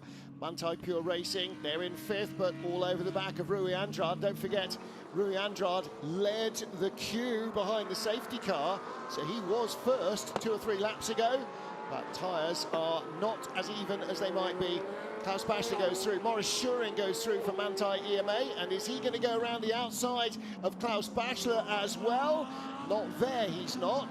I might not get around the outside of the Corvette there either. Oh, but Anthony, he does. He's got grip to spare, hasn't he? I've seen it happen before. I've had it happen to me before. A car just driving around the outside, and like I said before, if you're on just slightly fresher tyres and you line yourself up nicely, you can, but the Corvette's not giving in. Just has to accept defeat. Admit defeat, I should say, on the approach to turn 11. So finally, that move was done, and a bit of contact there, surely. Between the two Vista Ferraris, because that's Simon Mann in 55, in front in 54 was Davide Rigon. Wow, that was, well, like I said, just as we came to it, I thought that was contact. If not, definitely a bit too close for comfort between those two Ferraris, and they're side by side on the drag race down towards the final corner. And Simon Mann coming back on the inside of Davide Rigon. Oh, way too late on the brakes, way too late, but just about somehow gets the car stopped, does Simon Mann. Well, he avoided the Corvette, and I think that was more luck than judgment. That was a proper dive bomb down the end, a lunge and a half, but yeah, he's now going to have to do it again into turn 1. Oh. So much for taking it easier with your teammate. And he is. Just a quick moment as we watch the amazing Stings LMGT3. We're 27 races into the hypercar era. That means 54 starts for Toyota Gazoo Racing. This will become only their 4th retirement in that era. Yep. They've had an incredible record. Well, I hope you were watching that Vista AF Corsa Inter-Team battle. I was Doctor Whoing it. I was watching it from between my fingers. Hertz Team Toyota already crowned as the Hypercar World Cup Teams champions, ahead of AF Corsa, the 83 car, the 38 car in 3rd place. There is the 38 car moving up ahead of 83. They might need a little bit more than that to be able to overhaul them for second place. So the number 7 Toyota in the garage is the 4th retirement of the race. That's an unusually high number for this race, particularly since we're not on the last lap. Number 8 Toyota, it will be due down pit lanes very soon. That seems oddly early. They have been pitting early. But they've just come out with a safety car. Yeah, but what was their last pit stop? They tried to gain track position. Yeah, they only did 50 seconds. Louise Beckett. They've also got Sebastian Buemi ready to get in the car. A set of mediums for that Toyota number 8. All too little, too late for the number 8 Toyota. And again, 38 comprehensively outbraking himself, Oliver Rasmussen. It's cost them a position, hasn't it, to the AF Corsa number 83 car and to the Alpine of Mathieu Vazevière that is making progress here up the order. Who's going very slowly? It's got to be a Toyota, hasn't it? That's Peugeot 94. Okay, so 94 car going very slowly in the hands of Ferdy Habsburg. No, that's Paul di Resta. Paul di Resta, yeah. And that car has stopped. Sorry, I beg your pardon. And that car is not in a place of safety either. It's turn 11, drivers left. Now that's not in a position on the track where it's easy to recover. I'm looking around to see where any orange barriers are. Meanwhile, we've got a fight here with the BMW versus car 5. Fred Makowiecki still at the wheel there. Makowiecki is going to have to be a little bit cautious here because he is carrying Porsche's hopes of the Manufacturers' Championship. Luckily for him, not too far behind is the number 6 car, which, if the number 5 drops out, would move up a spot and would keep Porsche as the Manufacturers' Champions. Yep, BMW and Porsche factory drivers and podcast co-hosts of Vanthoor Brothers. Soon to be together on track as number 8 car goes through that pit stop to put Sebastian Buemi aboard the surviving Toyota. When they should have been on hards, they were on mediums that didn't work. Then they went to hards when everybody else went to mediums. Yeah, finally, they seem to be heading to the right tyre, but there's still that question mark over the brakes. I was just wondering there if Buemi had managed to plug his radio in. Still, I could still see the radio on top of his helmet on the Velcro. It's definitely the coiled bit resting on top of the helmet there. So he looked a bit rushed, a bit panicked there to jump into the car and get belted in. And yeah, we'll have to keep an eye on that one. It's very hard to do. It can be done, but it's very hard to do on the move. To get that radio jack into that tiny hole at speed over the bumps is. Yeah, easier said than done. This could be the defining final battle these last 2 hours in hypercar. So 9/10 of a second cover the number 5 Porsche in 3rd, the number 15 BMW in 4th, and the number 6 Porsche in 5th. Would remind you as we're on board now, that's changed as Alex Riberas has taken the lead from Sarabovia. That's just happened. Number 94 Peugeot is still down at turn 11, drivers left on the exit. Was it last year that Paul parked in at turn 2 and 3 with a gearbox problem? 2 years ago. How time rushes by. This is going to be the overtake for the lead. Down into turn 1. Great move by Alex Riberas. Just enough room to survive from Sarabovi. It's a great piece of circuit design. It really is turn 1. That long straight leading into turn 1 and turn 2 is, in the early days, was often criticised, but yeah, it definitely offers good racing. Here's Nick de Vries. Nick de Vries, we can see the number 7 Toyota in the garage here. It's not what we're used to seeing from Toyota, and it's not the way you want this race to go, or championship indeed. No, it's obviously very unfortunate that we had to end our final race of the season like this. I think Kamui and Mike did a great job in the first 2 stints, and I think we were looking strong to fight for the win today. We had a strong package, and we came out in front with a bit of a gap, but unfortunately this issue, fuel pump issue, came earlier in the race, and we were trying to deal with it, but when I jumped in the car, it just got worse and worse and worse, and yeah, unfortunately we decided to retire the car to put our focus on car A to see if we can still minimize the damage. Tell us what you were doing, because we saw the pictures from the onboard constantly pressing buttons. What was going on for you? Yeah, we were trying to obviously kind of cancel a safety mode that was constantly kicking in due to the fuel pump issues we had. But in the beginning it was reacting and responding, but later on it wasn't really doing what it should, and then we were trying different settings to reduce the power and to kind of avoid triggering the issue, but yeah, didn't work. It looked like a tough drive, thank you. Very tough. Yeah. Well, thanks to Nick de Vries and Louise Beckett in the pit lane. On board with Lawrence Van Tor. Is he going to put in the move on the number 5 car, Fred Makovici? His brother has just gone by, and he does go by the number 5 car. Well, that was always going to be uncontested, wasn't it? Because for the Porsche Penske team, it doesn't matter which one's in front, but for the drivers, number 6, it sort of does. And Fred Mako, in your last drive as a Porsche factory driver, do not tub off the number 6 car out of the championship. But Dries Van Tor made the move first in the BMW. That is now 3rd. They're looking for their 2nd consecutive podium, the number 15 team. They were 2nd in Fuji last time out. So Dries Van Tor 3rd, Lawrence in 4th place. Dries Van Tor only 4 seconds off the lead, remember, here, and with the 2nd place car of Callum Eilert right there in his sights, this could be a famous day for BMW.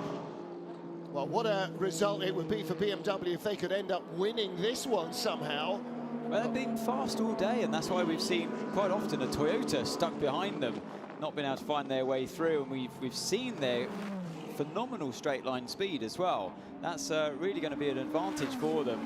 New fastest lap of the race goes to Ryo Hirakawa in the now 10th place number 8 Toyota, a 1:51.201. So Sebastian Buemi did not get his helmet plugged in, did he? Because the car still thinks it's Ryo Hirakawa. We saw Buemi's helmet getting in, unless Ryo Hirakawa's using a Red Bull helmet. Into the pit lane comes car number 12, Callum Eilert. So it was a short fuel stint, 39 seconds last time round for Jota, but they are now within a window of 1 stop gets you to the end. 20 seconds. We're going to virtual safety car. That will be for recovery of the Peugeot. Virtual safety car in less than 15 seconds. Virtual safety car in 10, 9, 8, 7, 6, 5, 4, 3, 2, 1. Virtual safety car deployed. VSC, VSC.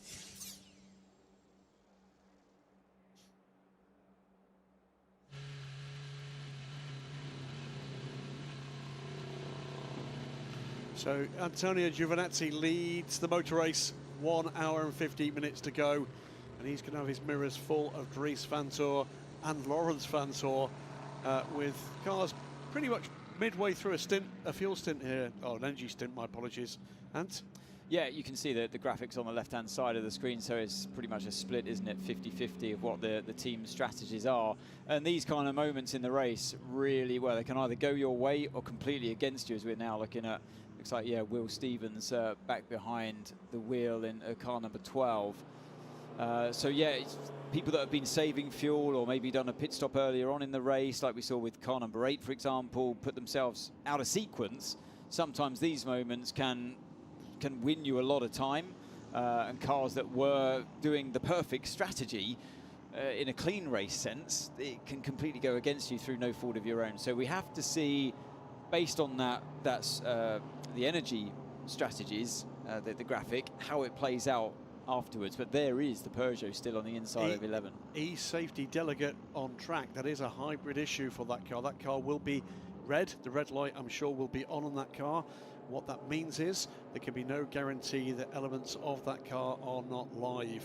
Or if it's off as well, if there's no light at all, then they treat it as if it's red, yeah. So that might take just a little wee while. Need this bit to be safe. I have to say, in this era where this hybrid technology has been advancing, it's been remarkably rare. Remarkably rare. I think I can recall it happening maybe twice during a race meeting. Once for Toyota at Spa, and once if I recall, for Ferrari at Sebring. Yeah, I mean, it's obviously that's why the safety delegate, the e-safety delegate, is on the track, because it is to be taken seriously. There's an awful lot of energy sitting there inside these cars, and if you had seen the driver earlier, I'm sure that Paul di Resta would have had to have done the safety jump away from the car, switch it all off, P0, everything's on. It might have been off already, but then you have to jump, leave the car, so there's no contact between yourself and the car before you hit the ground. And I'm sure if we'd seen that, that's exactly how di Resta would have exited that car 94, as we now ride on board with Fred Makawiki.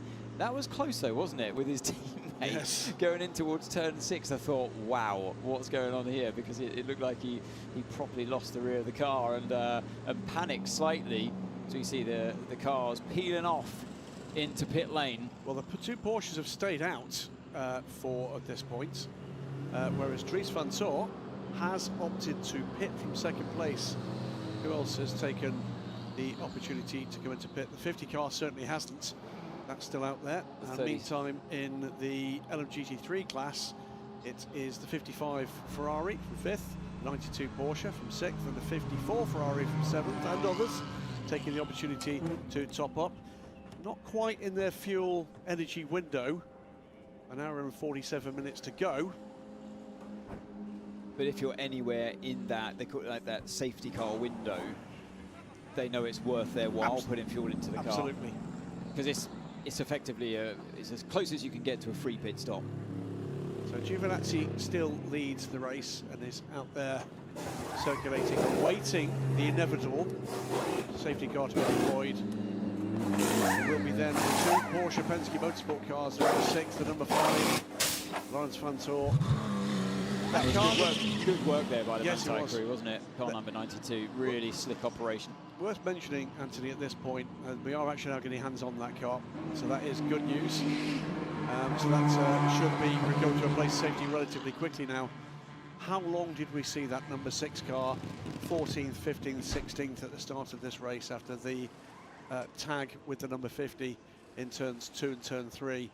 They took the conservative approach. They've made progress as and where they can. Now they sit second place and sitting on top of a pile of points coming their way. It's why they're leading this championship and on their way to winning it today, because that's the way they've approached this season. They've been wise behind the wheel. They've survived all of those moments that can really go against you, and they've chosen their battles. Their season win in Qatar, second at Imola, second at Spa, 4th at Le Mans, and a disappointment for them at Le Mans. Sao Paulo and Interlagos, second place again, 6th at Kota, and then the win last time out at Fuji brought them into this race with a mighty points advantage. Hirakawa coming in again. Surely he... No, not Hirakawa, it's Buemi again.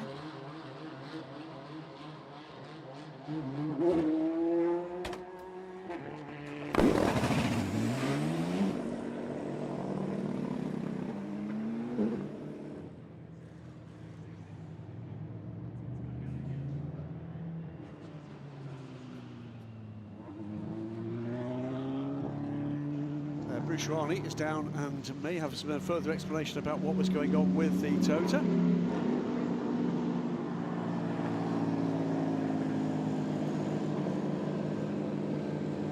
Bruce, sorry, Bruce, we had the wrong button pressed there. Talk to us again. Okay, sorry about that. Yeah, I was lucky to have a quick chance. I had a chance to speak to Nick de Vries following their retirement, and he was just explaining that car number 8 also had similar issues, and his initial issues were fuel pump.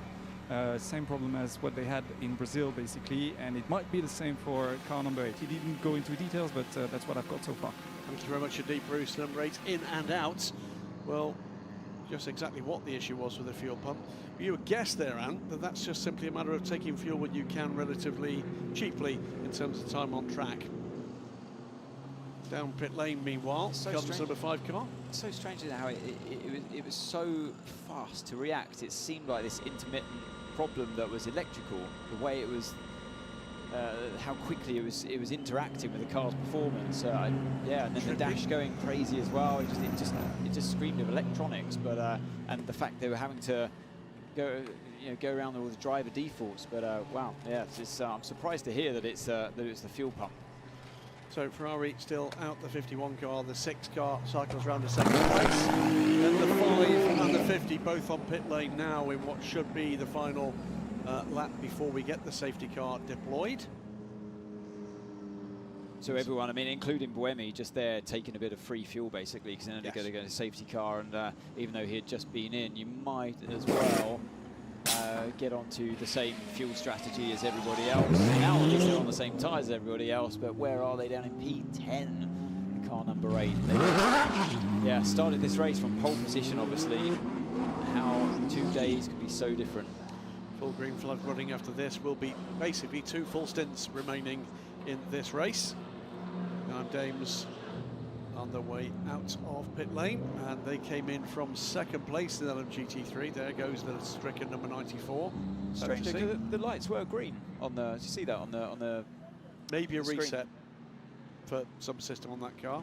But either way, now Sarah Bovey. Is that the last we're going to see of Sarah in the FI World Endurance Championship? Future uncertain, with a silver ranking looming. I'm absolutely certain whatever happens, she's going to have a future in some regard in the Iron Dames project. Safety car deployed, safety car deployed. Leader keep the pace, leader keep the pace. Everyone do its best to join behind car 51. Clear instructions there from Eduardo Freitas. Pit lane again will now be closed. So we just saw Sarah Bovey, history maker in the FI World Endurance Championship at the end of the GTM era. What's she got to say about a race-leading stint aboard the Lamborghini? Sarah, sorry, I've jumped on you as soon as you got out of the car. So you said it was pretty hairy out there. You did a super good job, took the lead. How do you feel? Well, it feels like what Deborah said, it's never over until it's over, is pretty true. This race started really, really in a difficult way for us all, but mostly for me in the car. So it was nice to have, for once, a safety car happening at the good time for us. We knew we had the pace, but what happened in the first 2 hours of the race, it's still a mystery for me. So yeah, I mean, it looks like we have a pace and we can fight. So this race is not decided yet. It's going to be extremely tight until the last corner. So we'll try to push. And do you think you can reiterate 2023? But I mean, that's the target, of course. But I don't know, to be honest. It's extremely difficult. You know, the competition is super high. It's not easy on track with the tire deck and everything. Obviously, with the temperature now, it's a bit more manageable. But what I can guarantee is that we will try until the very last corner. Thank you so much and good luck. Thank you. Well, and the reference to 2023, of course, is a win here for the Iron Dames in GTE Am was the very last win in GTE history. So they didn't take the first win in GT3 history, but there's no question that Sarah would like to round out probably her time as, it will be her time as a bronze driver, because she will be upgraded next year with victory here, and it would certainly be not for want of trying this year. The Iron Dames have been on the pace pretty much everywhere they've raced, both in World Endurance and in European Le Mans Series, and have had wretched fortune. Well, there is the 94 Peugeot on the flatbed. So that will be taken off to Area 51, which is where hybrid cars with questionable status are taken. So Paul di Resta, for not the second year in a row, but 2 years out of 3, car coming to a grinding halt under him. Remember, 2 years ago, the gearbox packed up and it took a long time, and eventually the car did come back from effectively behind the barriers, and he was able to continue with it, but that's not the case here. So the number 7 Toyota out, the 94 Peugeot out, and the number 20 BMW out as well. Proton's 88 car caught fire, the black Mustang, and Akoda's ASP's Arnaud Robin gave up the uneven struggle with rear suspension that was trying to throw him off the road. Nearly succeeded twice, and that was the end of that one. So 5 retirements from our 36 starters. Safety car is out after the pit lane was closed. So 2 laps of virtual safety car has allowed everybody to pit for fuel. Not everybody has taken that option. And certainly in hypercar, when we went virtual safety car, I would have thought we were within the window for making it a one-stop race after this. Now, those who haven't one-stopped or haven't filled up to one-stop obviously don't watch much US racing or are better than me. US racing, as we know, never, well, there's 2 things. Never give up the option to take fuel, always fuel, but also always maintain track position. Now, sometimes those are mutually exclusive, and if you're leading the race, like the number 51 Ferrari, or you want to win the championship by winning the race, like the number 6 Porsche, then you stay out and hope that fate saves you a little bit later. Okay, so as it stands, we need 1 more pit stop. We can change 4 tires, so you have to nurse them. Both cars in front will need 2 pit stops as it stands. So at the moment it's looking good. We're fighting more with the cars behind than with the cars in front. Okay, so we are fighting the cars behind. Copy, copy. Exactly so. So what the message there is saying, look after these tyres, we're going to win the race. Don't attack the guys in front. They are in a fuel deficit. That's the sort of message that you want to have from an engineer when you're lying 3rd in a safety car queue. Yeah, so they're on a decent set of tyres. They've got the mediums on the left-hand side, hards on the right-hand side. When they went on, they've done 18 laps now after that stint. They went on with only 4 laps old on the left side, 1 lap old on the right side. And they're amongst some of the cars out there. I think car 50 is another one that has tyres of similar age. Car 51 as well, similar age, but critically, as his engineer mentioned there, a lot less fuel on board this car we're running on board with. Half tanks, basically, yep. This car and car number 6 compared to that of Dries van Toor in car number 15. Could this be BMW's day? His engineer sounded mildly confident. Well, the slight worry for him is the car immediately behind, because the number 50 Ferrari has to win the race. Absolutely. To stand any chance of winning the title. That was the point I was going to make. I mean, it's far closer to the front of the queue now behind the safety car. You're right, I think the 51 is very marginal indeed. Everybody is going to need at least 1 fuel stop to get to the end of this race. Most of them only need 1 fuel stop to get to the end of the race. There might be 2 or 3 of these cars that are going to need a splash, and that's going to count them out with the cars so closely spaced. The 50 car, it's pretty simple at this stage. Get to the lead and hope something befalls the 6 car that is currently ahead of it in the chain. I don't completely agree with his engineer, though, in that I cannot believe that the lead cars, 51 and number 6, don't know what they're doing. I mean, maybe less so number 6, so their tyres aren't the same age as they've got a really old front right, for example, that's done over 40 laps. It's almost like it's over 50 laps actually now on that car. So yeah, they're going to be the vulnerable ones here, number 6, and they're also half tanks. But I can't believe that 51 have got it that wrong. What it means by having half tanks at the moment, it's a very short stop for their second stop. You need a safety car or a No, yellow. it's just going to be a splash and dash at the end. And right now, they'll be pulling away because they're half tanks. And there's a lot of lap time in that. With a little bit more on what happened to the 94 Peugeot before we go back to green. Bruce Ioane. Bruce. We've lost Bruce. He did have more on the 50, on the 94 Peugeot, so we'll try and catch up with that in a moment. So approaching 90 minutes left of this race. Now, lights would normally have gone off on the safety car if they were coming in this lap, but they're not. So, we don't have an update from Bruce. Let's catch up with the BMW and car number 15's Marco Wittmann. Marco Wittmann, we can see where the 15 is out on track right now. You've got a lot to play for out there. Yeah, right. I mean, so far we did a great job from the drivers, from the team, from the strategy guys. I think we made the right call actually to pit now once again. Obviously having now an advantage over the two front runners. I mean, the race is still 1.5 hours to go, and I think it will be a big fight in these last 1.5 hours till the checkered flag. But obviously we are in a quite good spot at the moment. Yeah, we did just hear the radio. I don't know if you were listening at the time. So really it's about looking behind you because you're going to be hunted down.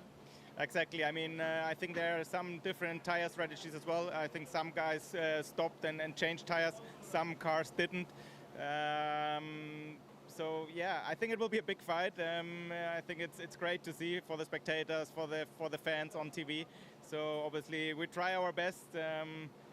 I mean, so far the end of the season is going very well for us, and I hope that we can finish on a good one today. Great, thank you. Thank you.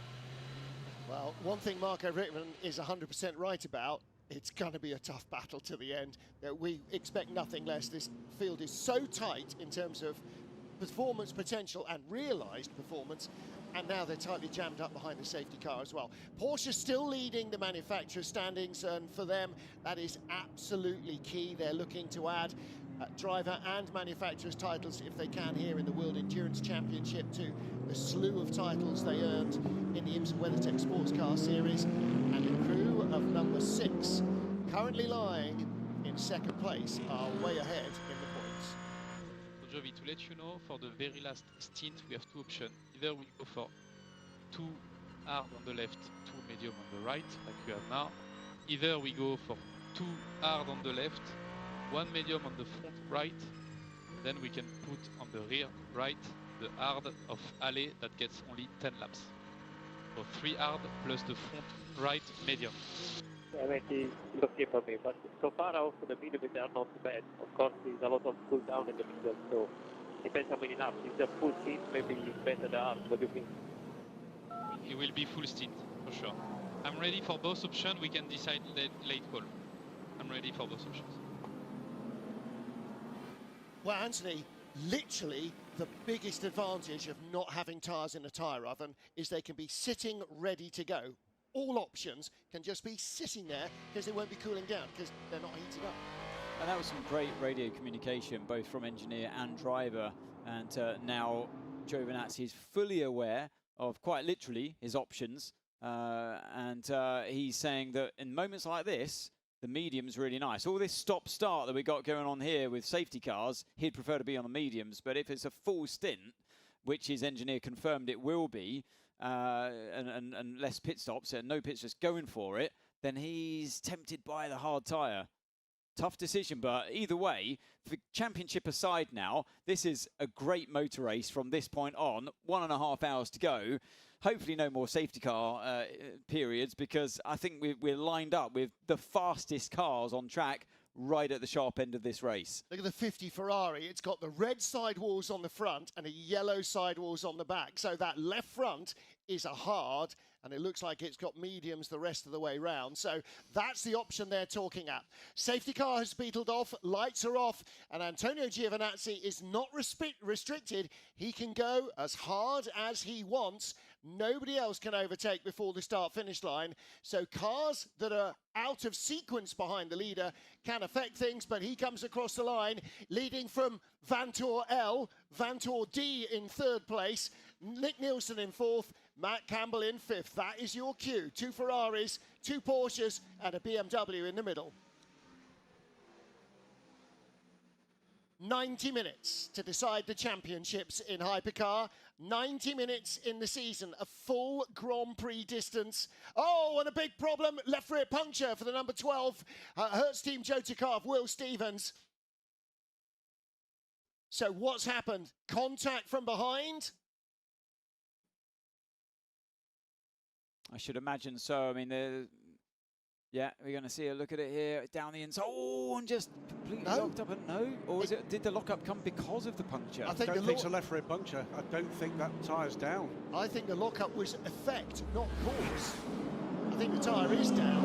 Or the suspension has collapsed. One or the other. Yeah. It looked like it on the dark, on that dark, so in the shadows, didn't it? But maybe he was right on the inside there. Let's see if he can get going again and what the performance looks like. But he is circulating. He's just exited turn 4. I can see as we look back at the front pack here.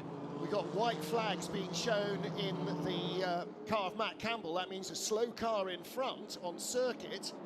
There's only one other car, but that can't be Will Stevens. He's behind them. He was very lucky not to hit any cars there, wasn't he, Will Stevens, as the car lurched to the left-hand side. It was contact with a GT car. He has got a puncture. And here comes the pass for 4th. This is Matt Campbell down the inside of the 50 car of Nick Nielsen. Up to 4th place goes the Porsche. Makes that task, albeit a distant and unlikely one, even more unlikely at this moment. The 5 ahead of the 50, which is the only other remaining car in title contention, comes back at him now. What does Anthony say about passing out of the final corner? It always leaves you vulnerable to counter-attack, and around the outside goes Nick Nielsen.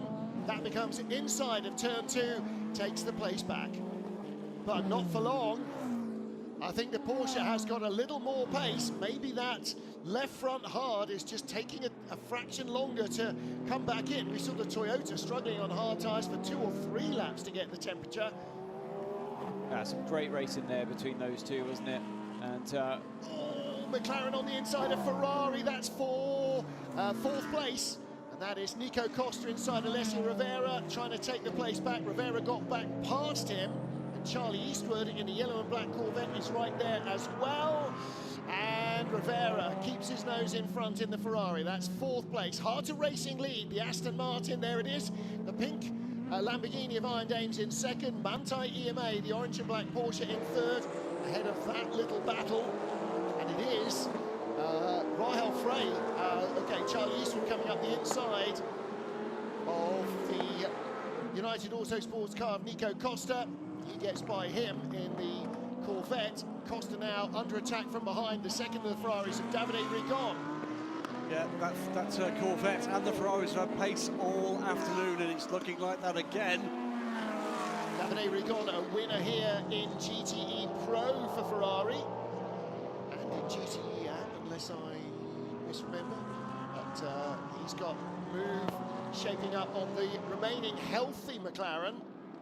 59 car. Quality move down the inside there into turn 8 by Charlie Eastwood.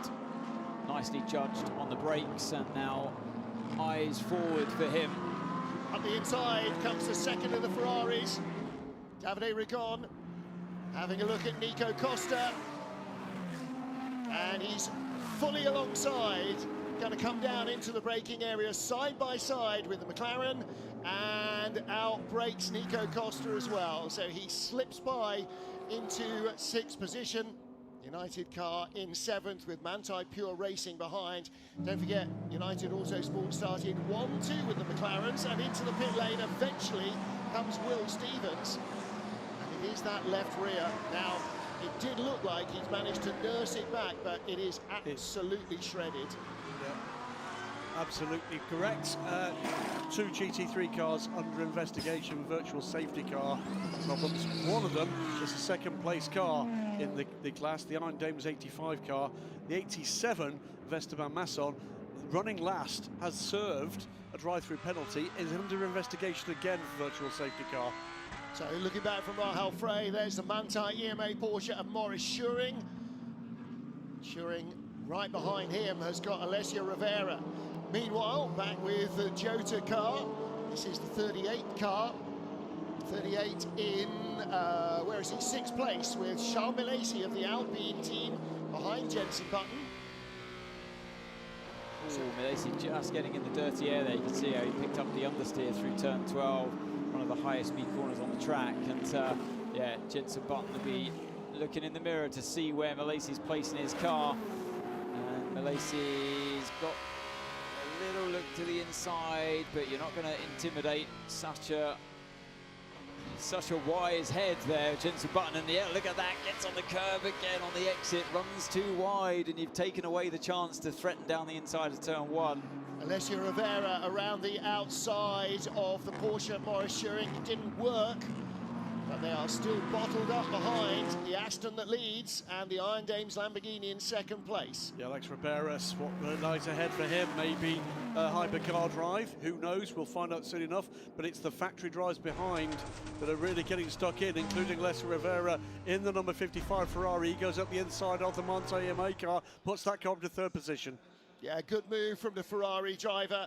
And behind him at the tail of that top six is the other Vista AF Corsa car of Davide Rigon. Watch for Charlie Eastwood here in the Corvette, the yellow Corvette versus the Porsche here. Where do you go, Charlie? To the outside. You're going to use the braking zone, the line, the racing line. And for the lead, Rahul Frey around the outside of Alex Riberas. And the Aston Martin who shuts the door again. And the Iron Dames lose out. Rahul Frey over the curve, so Ferrari goes through. Here comes the Corvette. Here comes the second Ferrari. And the Manthey EMA car shooting out backwards.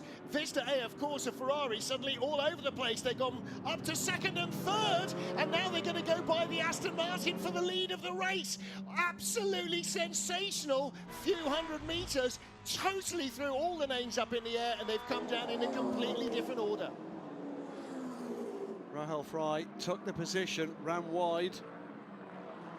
Wow. And then the Aston Martin regained it. There's Ferraris and the Corvette back into the mix. Ferrari's back up to 1-2 in GT3. Absolutely astonishing half a lap. The 55 Ferrari leads from the 54 Ferrari. They were third and sixth in this queue at the beginning of the lap. It was like watching a go-kart battle, wasn't it? Cars were everywhere, and it still continues down towards turn 11. The McLarens are getting involved as well, and we had, just around the outside, but runs too wide there. That's Nico Costa going through. Will calm down well when they calm down. Charlie Eastwood up to third. The Iron Dames down to fourth. United up to fifth. There's the Heart of Racing that started the lap in the lead. And the Iron Dames have got a drive-through penalty.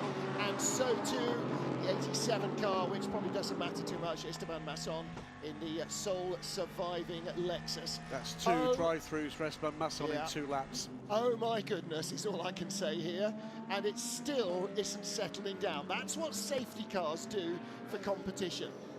3 factory drivers lead the way now. It is Alessio Rivera in the 55 Ferrari, Davide Rigon in the 54 Ferrari, and Charlie Eastwood in the TF Sport Corvette, number 81. 1, 2, 3. And of course we've got different variety of drivers, gold graded, platinum graded, silver graded. So it's not just the tyres, it's not just how the cars were performing, and the drivers have kept the heat in the tyres. And suddenly Manthey EMA starting to come back, Manthey Pure Racing rather starting to come back into it. As we ride on board with Alex Riberas, this car led a lap ago, and Riberas is currently down in, I don't know where, so far way down. 10th place. It's Danny Juncadella now on the move. He's got in between the 2 Porsches. He's gone by the Pure Racing car. Now he's trying to close the gap to the Manthey EMA car. He's in a hurry to get back to the front of this queue. Meanwhile, apparently things haven't settled down in hypercar either. Matt Campbell on the attack.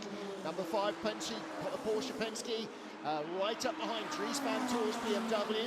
The BMW in third place. And remember Dries's engineer saying it's about the cars behind us, not the cars in front. Well, first among those equals is Matt Campbell in Porsche number 5.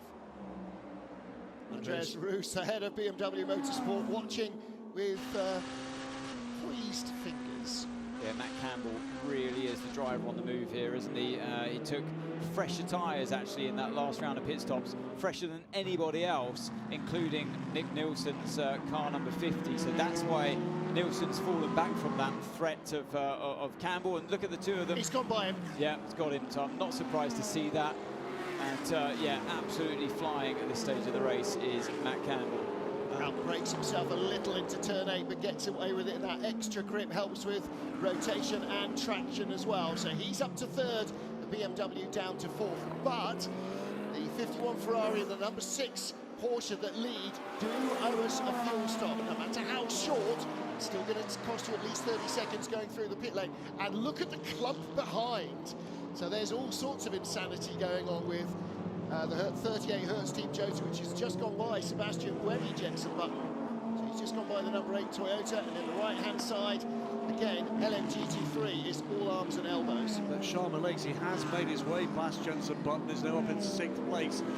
Most significantly in terms of the championship, at the moment not in the fight in that top group is Nick Nielsen. He's in 5th and not closing the gap to Dries van Teur. Well, the Manthey Pure Racing Porsche has dropped back behind the number 60 Iron Lynx Lamborghini. That's in the hands of Matteo Cressoni right in front of us as we ride with Manthey's pro driver. So this is already the championship winning car. Klaus Bachler playing definitely his part in the lineup with Alex Malikin and Joel Sturm. Klaus Bachler, platinum rated drivers. We've got a lot of platinums out there, a couple of golds and silvers as well. Yeah, Pure Racing will shift, as we said before, to LMP2. They'll start that campaign with the next live sports car racing you can see live and free on YouTube, which is the Asian Le Mans Series, kicking off in December in Sepang with 2 back-to-back races. There's the number 8 Toyota, struggling for pace. Behind her, Team Joseph's Jenson Button, and closing in behind the Toyota, Mikkel Jensen in the Peugeot. How much would he love to put in a move on a Toyota and get by him? Then there is the 83. I think it's actually the opposite, Martin. The number 8 is on the attack. That's why we went to them. So he's on fresher tyres now, finally on the same tyres as everybody else, it seems, at this stage in the race. And yeah, now Buemi absolutely flying like he was at the start of this race a long time ago. Yeah, when they were in the lead from pole position till he got turned around by an errant GT car. There's the drag strip on the right-hand side as they drag race down from 10 to 11. Right, Sebastian Buemi has come back up. Ria Hirakawa and which of the Van Tor brothers? Car number 6, that's Lawrence Van Tor, under investigation for an incident earlier on. That's an hour ago. These things take time and ruin. And 38 now, Jenson Button coming under the cudgels of Mikkel Jensen. Oh, it was the moment, wasn't it, when Hirakawa seemed to push wide car number 6 on the exit of turn 8. And when I mentioned that car 6 wasn't going to be able to get the move done because he was off track, maybe they thought there was a little bit of too much argy-bargy on it. Personally, I thought it was okay. I thought it was hard racing. It's always hard to try and go around the outside of somebody in a corner like turn 8. You almost expect to be run out of road, and it's a very aggressive curve on the exit there as well, so you don't really want to venture out there. Bit late at the moment, the 777 car for D-Station Racing, Marco Sorensen, a previous WEC champion, of course. Is this the last race for D-Station? 4 years with us in GTM and now LMGT3.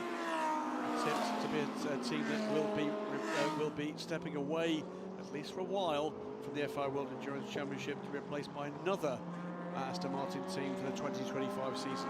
Marco Sorensen hasn't won here for 4 years. His last victory with Nicky Team in the Dane Train 95 Aston Martin, the first race of the 2019-20 season, and the Peugeot goes by, gets the move done on Jenson Button, Mikkel Jensen, but for how long? That's Jensen on Jensen. And you see how Jensen had to just back out of that from being pushed onto that heavily serrated curb. So he knows that corner very well, and you don't want to really go placing the car over there, and you almost expect to be pushed out when you go through that corner if you're hanging around the outside. It's not like one of those tracks at that part of the circuit where you've just got a sea of flat tarmac just to run out onto, which obviously, from recent experience in other categories, creates very different racing. Yeah, very different racing. There's a touch more gentlemanly stuff to it. Here for the drive-through come the Iron Dames, so that takes them way out of the frame, and trouble for the remaining Lexus. This is not the way the Dakotas ASP wanted to end their season. They've been working hard with this car. Again, a little bit like the McLaren, it was all at sea at the beginning of the season in Qatar, somewhat 8 months ago. It's been getting progressively better, but this is the second car in the team running to a halt. Esteban Masson will be the winner of that car. He'll be aboard the Toyota Hypercar tomorrow with a test.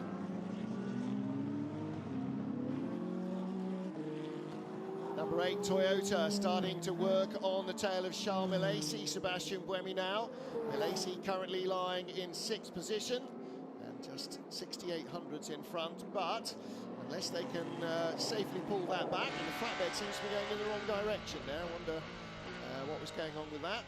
back with Paul-Luc Chatin. Chatin in the other Alpine, and he's chasing Robert Kubica in the yellow Ferrari, the 83 AF Corsa car.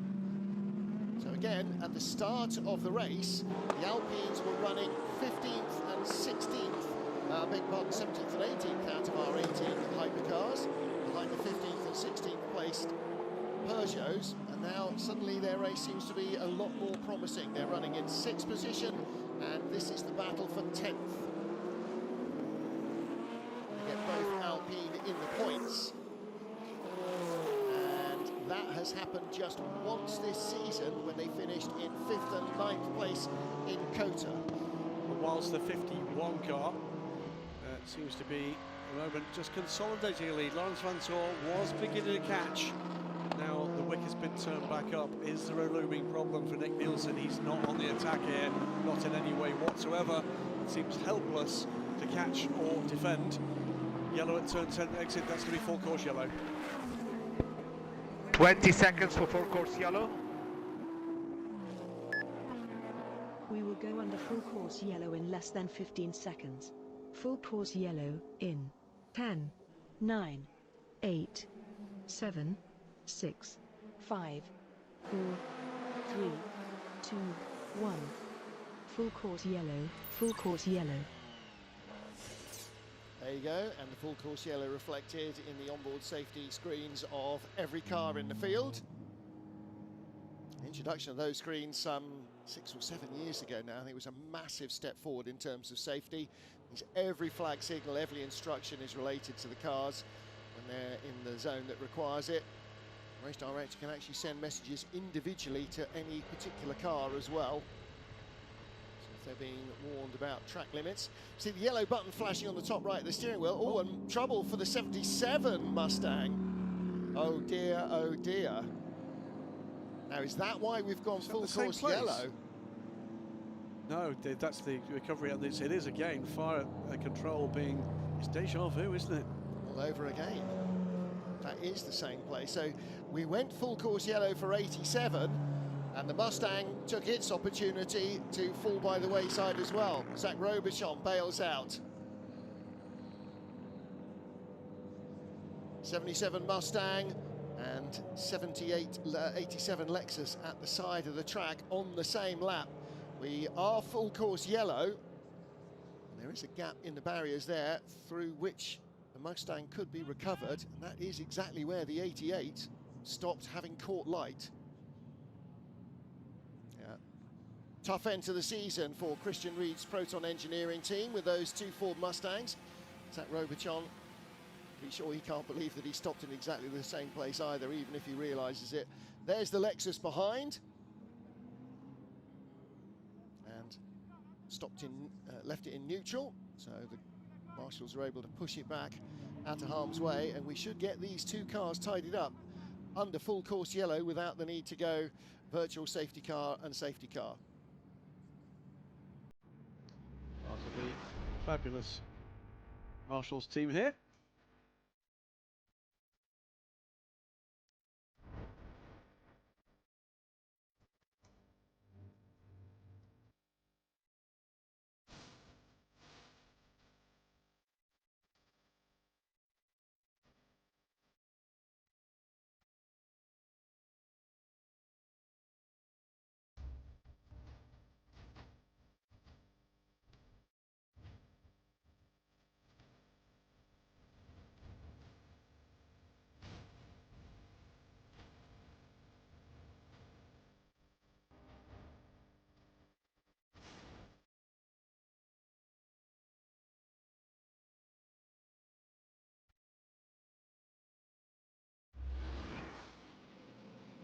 Shout out once more to the marshals and the officials that have been working all day in searing temperatures, rescuing first the Lexus and then the Mustang, which both decided to depart the race stage left on the same lap.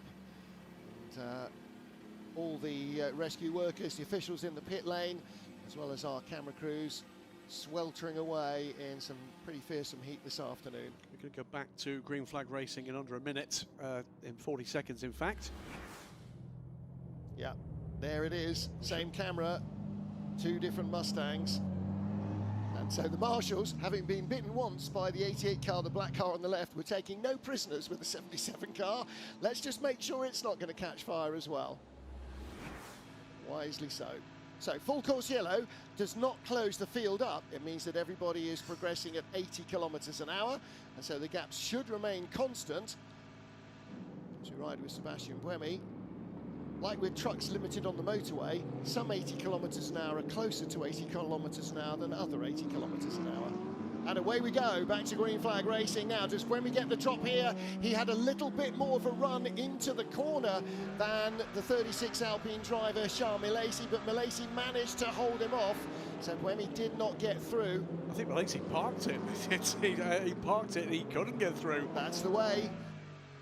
Park it at the curb, and suddenly Buemi's not got the speed to go the long way around the outside. Yeah, Milesi might be difficult for Buemi to overtake here. I think the Toyota's been naturally a little bit faster for most of the day when it's been healthy and on the right tyres. But yeah, Milesi's they're on equal tyre age basically, so that's why I think Milesi will be a bit of a difficult customer for Buemi to overcome. But yeah, Buemi certainly had the speed at the start of the race as Mick Schumacher watches on from the garage.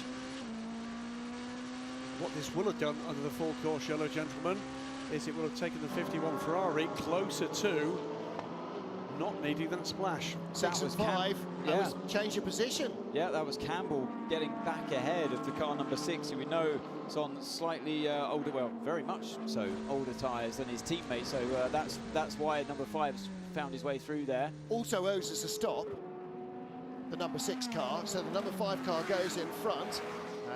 Under investigation, number 6 Porsche, 99 Porsche and 54 Ferrari for full course yellow procedures. Okay.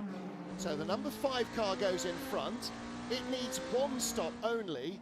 That potentially is now the race winning car, because although 51 lead and 5 is second, 51 owes us a stop compared to 5. Tell you what, are we all into the 1-stop window? If we were looking at the 50 league in the race and the 6 looking down the barrel of a drive-through penalty, that could be dramatic coming out of a caution, because this field is very closely spaced indeed. So a drive-through penalty at this stage could drop that into the zone where it's losing points it can't afford. Which makes it doubly important for the number 5 car to deny the number 50 victory. Correct. It will do. So, I mean, not that the 5 car doesn't want to win anyway.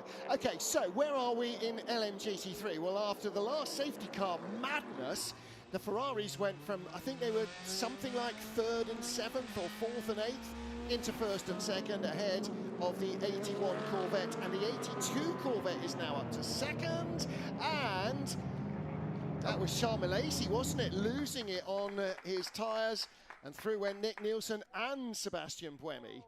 Oh, that was a joy to despair. Took the position, lost it as he came off the turn, was clipped by the Ferrari and taken then by the Ferrari and the Toyota. Yeah. You know, when I said it was going to be hard for Sebastian Buemi to overtake Charles Milesi, it wasn't. Oh, is this a problem doesn't here? sound like this. Doesn't Nielsen, sound right. he's down to 9th. Yeah. Puncture. Left rear puncture, surely. That's it. And that's the end of the championship. Never mind a drive-through potentially for car number 6. 50 has to win. It's like the number 7 Toyota. That's down to 12th. So 18% energy remaining for the leader, 17% for the number 6 car, and that's it. All over for the number 50. So that contact where Milesi got sideways, just enough to snag the tyre. I'll add into the mix, by the way, there was some fairly significant debris on the racing line at the point of that impact.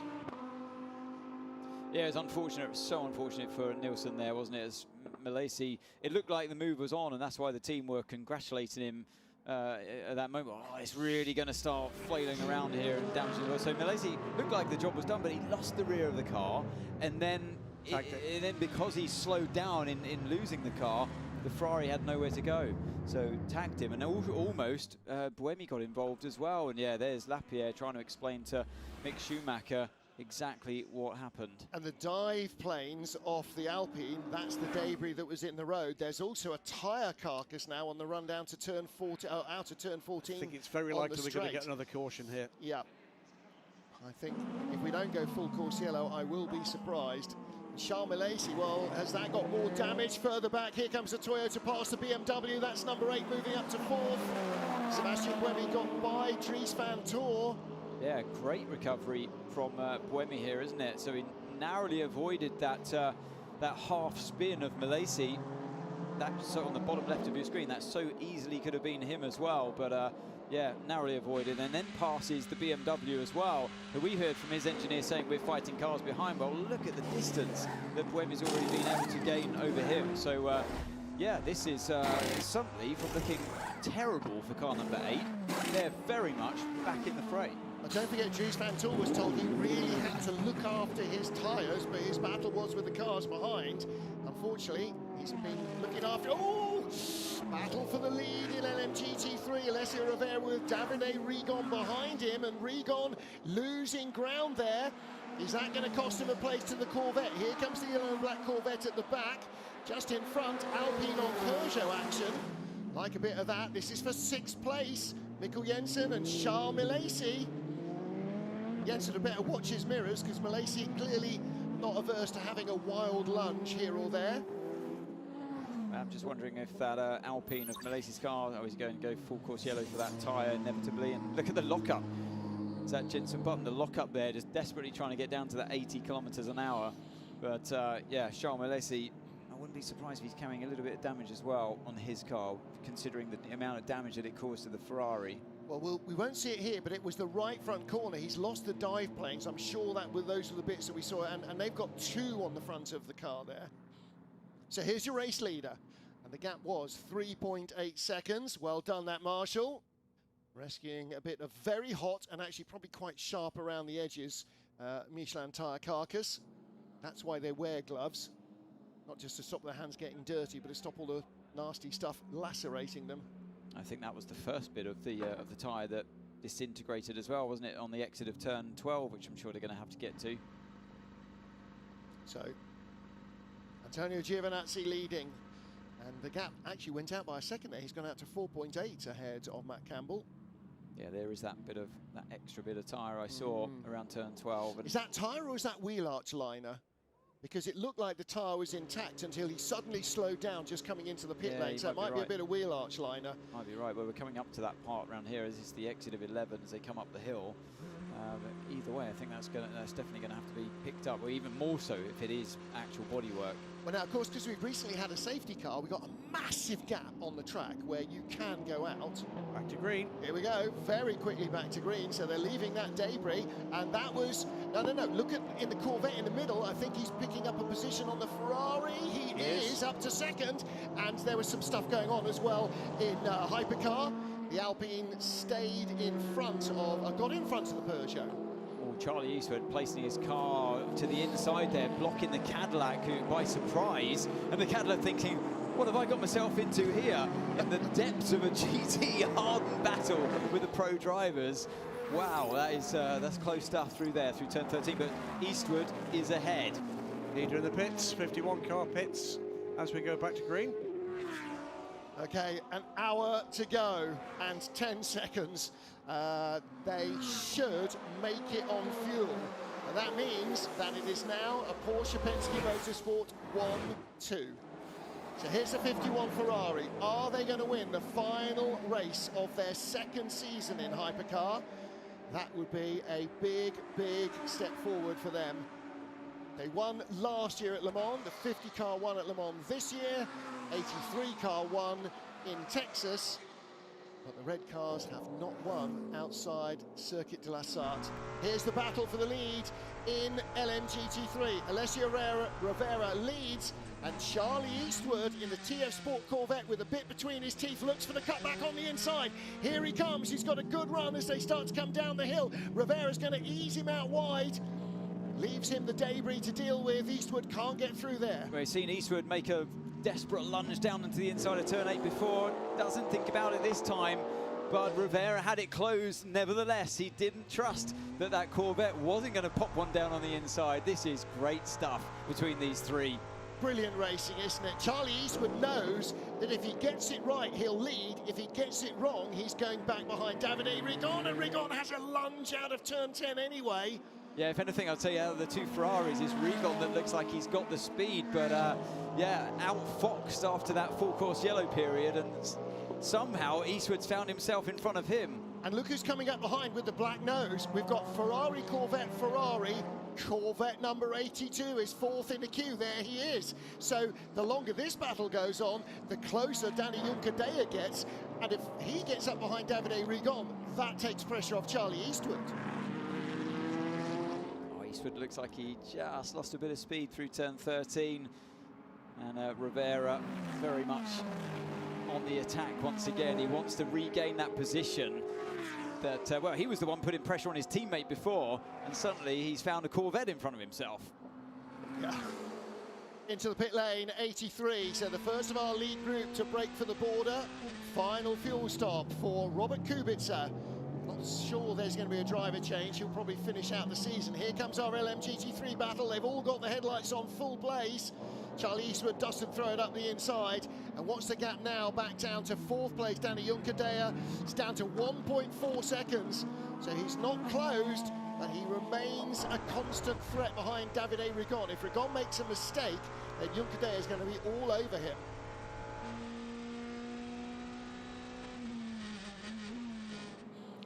So, looking at our battle for LMGT3, that championship is done. We're looking at the minor battles, but in our overall plan of action, Porsche Penske Motorsport 1-2, Graham Goodwin, that means manufacturer's title, as of now, with an hour of racing, is definitely going the way of Porsche. Only if the Toyota doesn't get by them, and if it does, I think they take it. And he's quick. He's properly quick. It's 7 seconds for the lead. It's a 10-point gap at the moment. It's a, let me get this right, it is a 11 point between first Start and the second. sentence again with calm. It's really close here if Buemi can pass the two Porsches. The winner of the race gets 38 points, second gets 27. So if a Toyota is first and a Porsche Penske Motorsport car is second, that's an 11-point gain for Toyota, and they're only 10 behind. Who is on pole? Number 8 Toyota. So it was a 9-point gap. Either way, if the Toyota wins ahead of the Porsches, they take the manufacturer's title. Well, that means this pit stop critical. is super critical for car number 8 and for car number 6, and then nose to tail as they come in. That last lap around alone for Buemi, the last time lap they had done, was 8/10 faster than the race leader. We said this wouldn't be done. We said it wouldn't be done. This is astonishing stuff. It's never over, especially with Toyota. Now, what happens in terms of tyres here? I can see some medium tyres sitting there for the Porsche. What are Toyota going to do? Do they have any left? I mean, Buemi was clearly on. He had a tyre advantage during that last one. Yeah, more tyres are going on. Full 4 set, brand new mediums on the left. stickers. They changed the inside first. That is a full set of 4 for the number 8 Toyota. They've gone by. This is all guns blazing to win the title. This is everything on black. Toyota, well, Porsche betting everything on red, but suddenly, you're absolutely right, from a car that was struggling with this intermittent brake problem that doesn't seem to have recurred, number 8 Toyota could end up winning this and snatching the manufacturer's crown from Porsche. Looks to me like there was 4 tyres for Lawrence Rantor, 2 tyres only for Sebastian Buemi. They've taken the track position, but there's an hour to go. This is going to be epic. Yeah, but look at the smiles in Kevin Estra's face in the Porsche Penske Motorsport garage. Now, that's partly Drivers' Championship, partly not. Back to LMGT3. Calm down, everybody. Calm down. So, our LMGT3 leader, Alessio Rivera, Charlie Eastwood having another look, and he does seem to be the quicker of the two. And right now, where's the 54 car? It's dropped away and closer behind it is the 82 Corvette. So pressure off Eastwood. This is where you want to be as a driver, Anthony, attacking with nobody in your six. Exactly, I'm loving watching this fight. We go back to car 5 in the pits here. We've been talking about the importance here, the championship, Porsche versus Toyota. What can they do? See our all-access cameraman on the far side there, as well as our regular broadcast camera crew. And they are all watching the action from this three-way title decider. They're putting 3 tyres. I think they're changing 3 on that car, which they've been doing pretty consistently through this race. Car number 5 at least. It's that right front that they sort of keep on for a long time. Yeah. Now Here's Charlie Eastwood again. He has a little look to the inside. And look how much closer the second Corvette is now to the second Ferrari. So that is Danny Juncadella coming up behind Davide Rigon. On board now with Dries van Tor. One other point about Charlie Eastwood, racing course for the win, racing for pride and in memory of his dad who passed away just a day or 2 ago, and he's wearing his dad's name, Coco, his dad known to the family as, with pride on that car. There's huge emotion involved here. Oh, I can't imagine what he'll be feeling in the closing stages. 15 BMW, Dries van Tor still ahead of brother Lawrence, but they are down in 9th and 10th places. Meantime, remember I said about that Peugeot and Alpine that were cycling back up and down through the race? They're still doing it. It's about 5 hours of this, 8 hours they've been together. Charlie Eastwood going wide again this time, looking for a way by down the hill on the 55. He's going to cut back underneath him, isn't he? Yeah, Rivera's got this. He keeps turning in very early into the corners to cover the inside just in case Eastwood's going to park it there or send one down on the inside. As now we see the car number 5 overtaken, and this is a tough battle to get involved in. Little do the hypercar drivers know when they're approaching these two. I mean, you don't know whether it's the pro, amateur, the silver drivers, or the bronze or gold drivers at the wheel when you approach a GT car. You're none the wiser when you're sitting in the hypercars, and that's very difficult.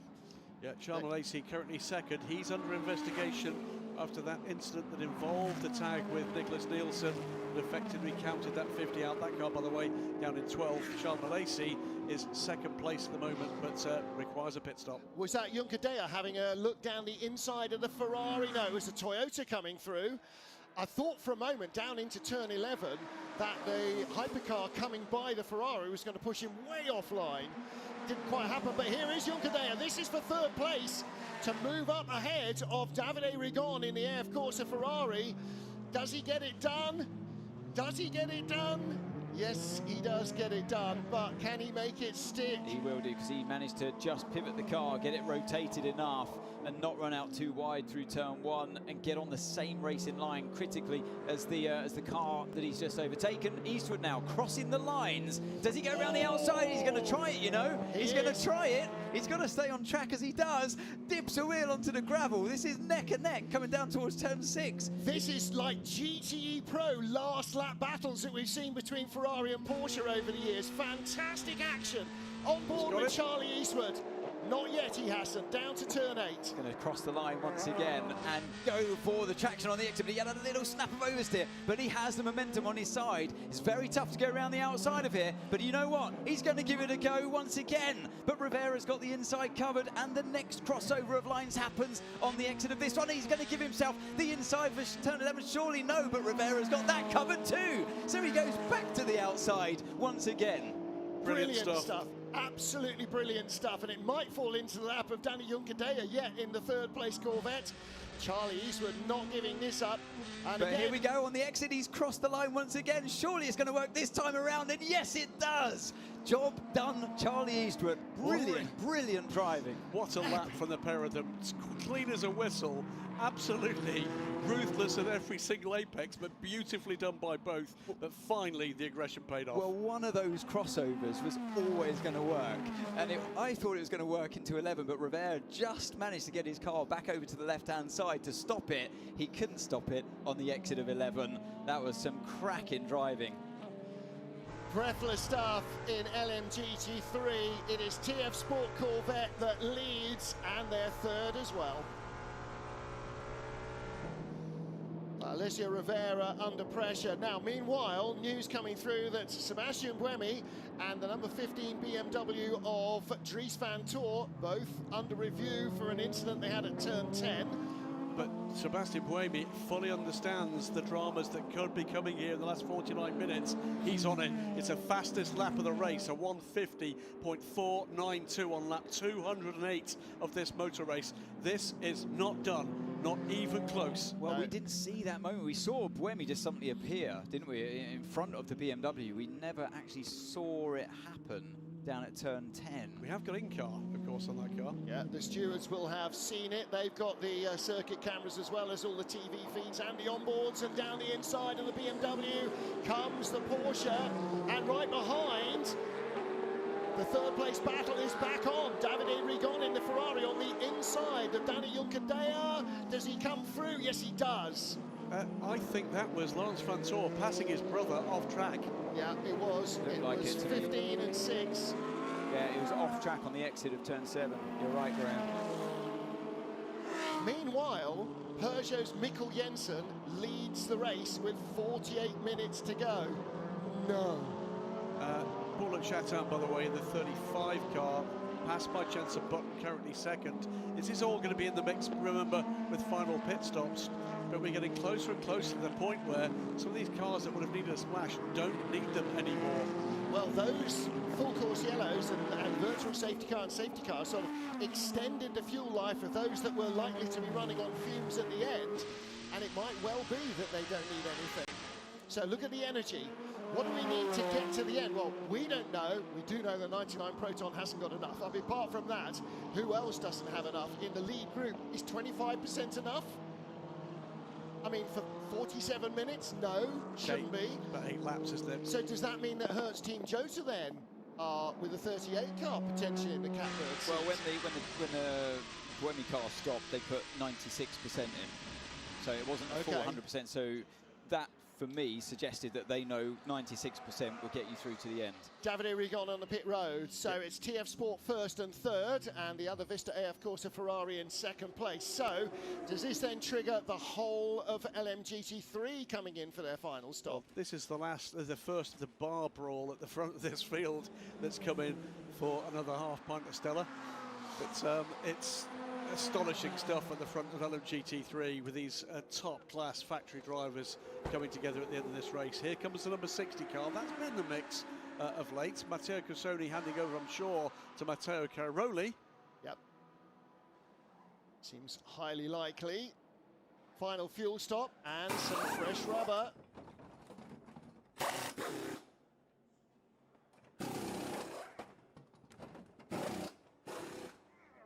Full set of tyres going on to the 54 Ferrari, and Davide Rigon is on board, but does the 60 Lamborghini come out in front? It wasn't on the lead lap in the class. 38 Hertz Team Jota in as well.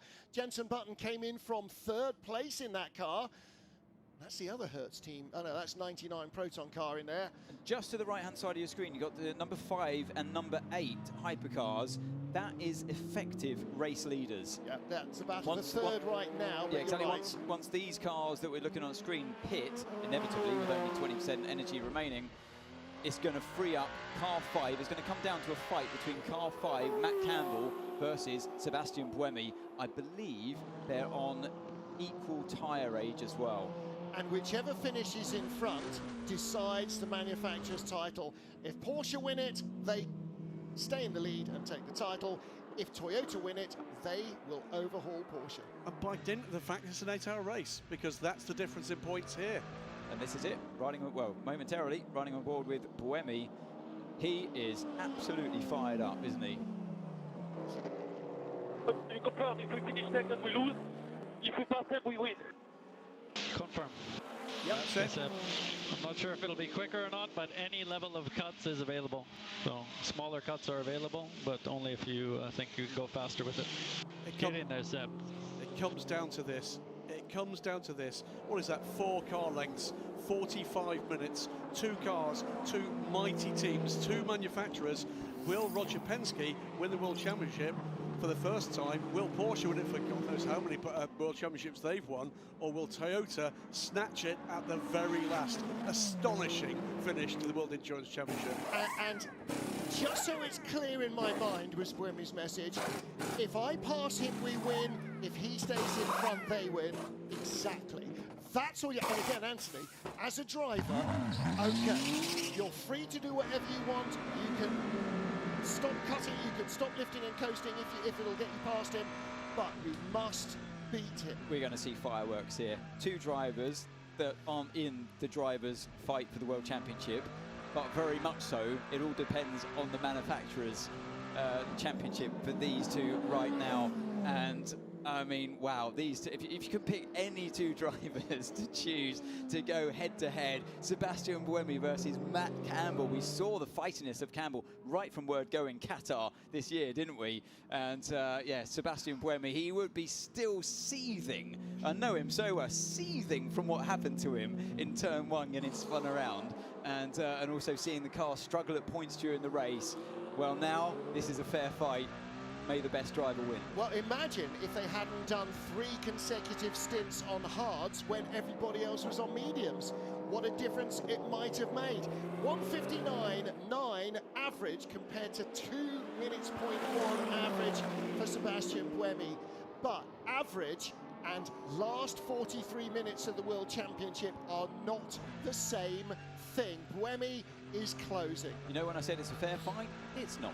Advantage Buemi. I just looked at my tyre app, and Matt Campbell continued on those sets of tyres. The 3 new tyres that he put on after that last. I was waiting for it to update, and it has. And I can tell you now that Campbell's right front tyre is 51 laps old. It says it's for second, but Paul-Luc Chatin is in the pit lane. So when they cross the line, these will be the leaders. But will it be the Porsche or will it be the Toyota? Last year's world champions in car number 8.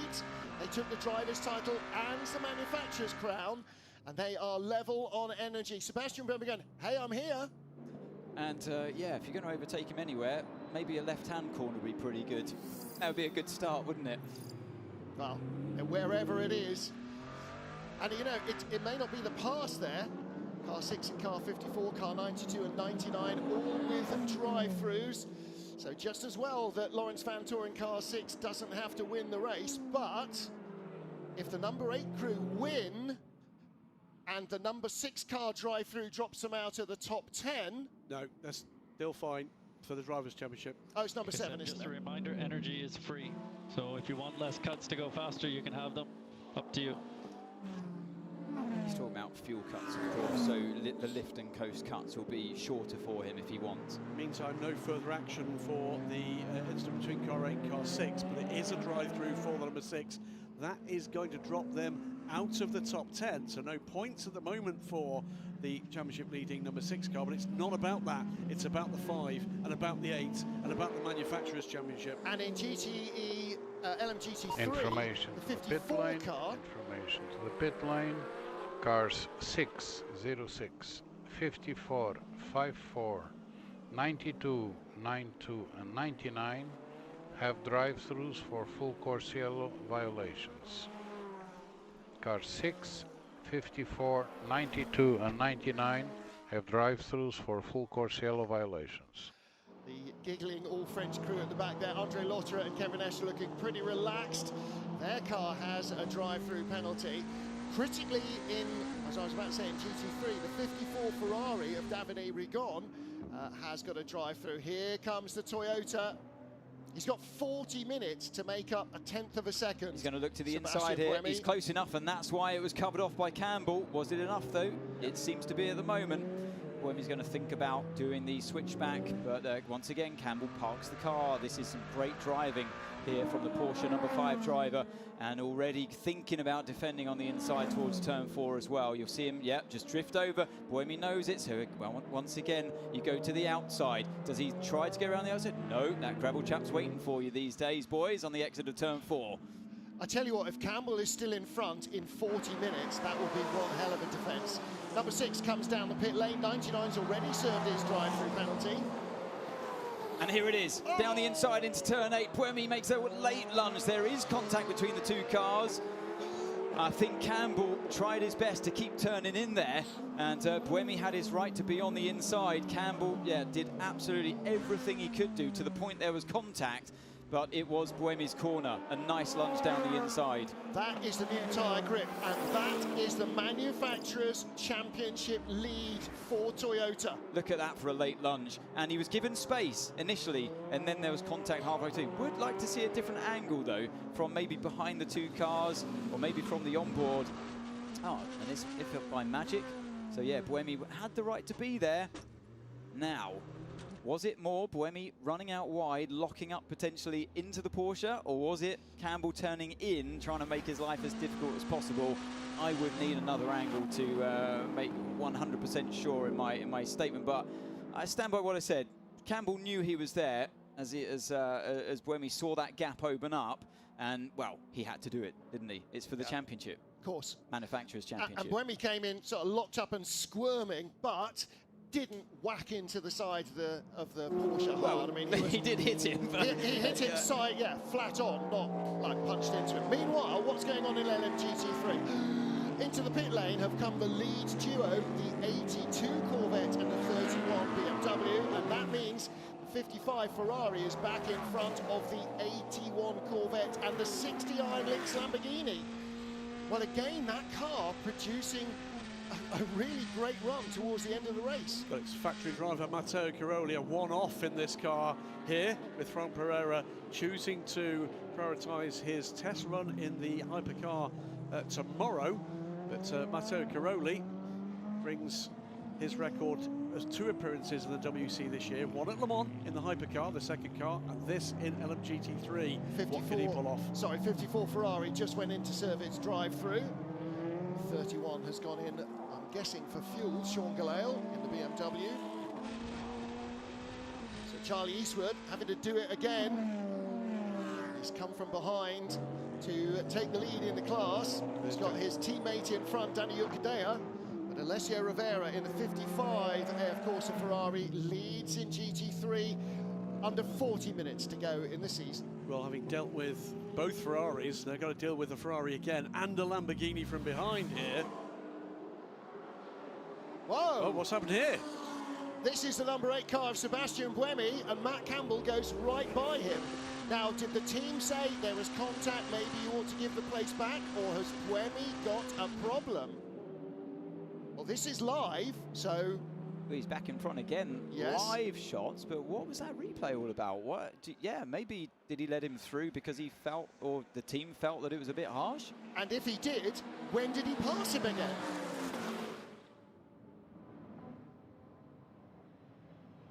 Seb, we need to give the place back to car 5 and to pass him again. We need to give the place back. Well, there you go. That's why we saw him giving the place back into the same corner where he made that last-minute lunge. But where did he get back past him again?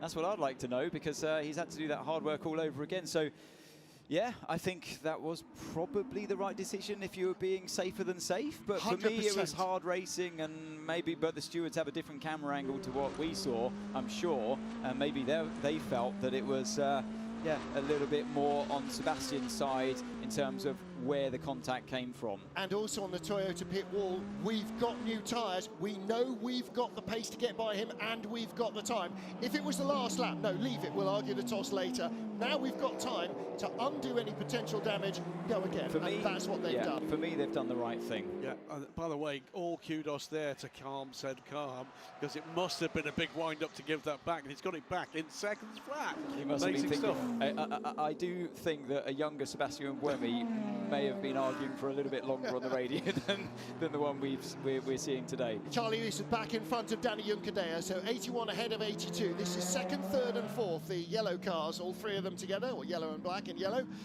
So Vista AF Corsa still leading by 6.3 seconds. Alessio Rivera, who needs to stop still in LMGT3. Meantime, by the way, that drive-through penalty for the number 6 car. Remember, our Drivers' Championship leaders drops them out of the points by 1 place. Charles Malaysia is ahead, but he's going to have 5 seconds added either to the next pit stop or to race distance for that contact with the 50. Well, bear in mind that number 6 car doesn't have to score at all if neither 7 nor 50 win the race. 7's out and 50 is behind the number 6 car. There are the graphics at the bottom of the screen. Toyota 190 points to Porsche's 188. How close do you want it? That's it. Toyota, taking the lead, have overturned Porsche's year-long championship lead. Because they led after qualifying when that man, Matt Campbell, took pole position and 1 point in Qatar. So Porsche Penske and Porsche have led the entire season until the last 40 minutes. 34 minutes to go. It's 1.8 seconds for the championship. Just to throw another thing in there as well, it's not over yet until it's over. Have we seen a decision yet with the car number 8 versus car 15 for the turn 10 incident? Don't believe so. No, let's hope they get it sorted out in the next 33 minutes. There's been so many incidents, my head's spinning, I'll be honest with you. This has been a stellar second half of this race. Well, this encapsulates the entire season.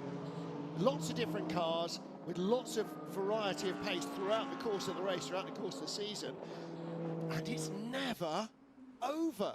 How could Toyota possibly be snatching the manufacturer's title away from Porsche?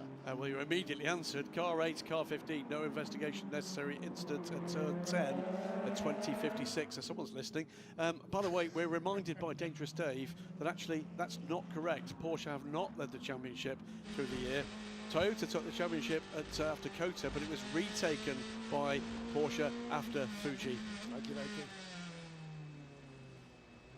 So what looked like a shoe-in for Porsche at the beginning of the weekend seems not to be. Now then, what about LMGT3? So you've got Corvette and Lamborghini. So second, third and fourth. Are they catching the Ferrari in front? No. No, they're not. It's very quick, these 4 cars. But it's going to come down to whether or not Alessio Rivera can keep up that pace. Battle for third place. And this is Jensen versus Jensen again. Well, that's Mikkel Jensen versus Jensen Button. That's just switched because Mikkel Jensen was behind Jensen Button. No, he got by him a few laps ago, didn't he, down at turn 10? No, you're right, Graham. I looked at the timing board. Was he? Oh, he got back again. Last lap, it was car 38 in third place. Now car number 93, so there has been that change of position there.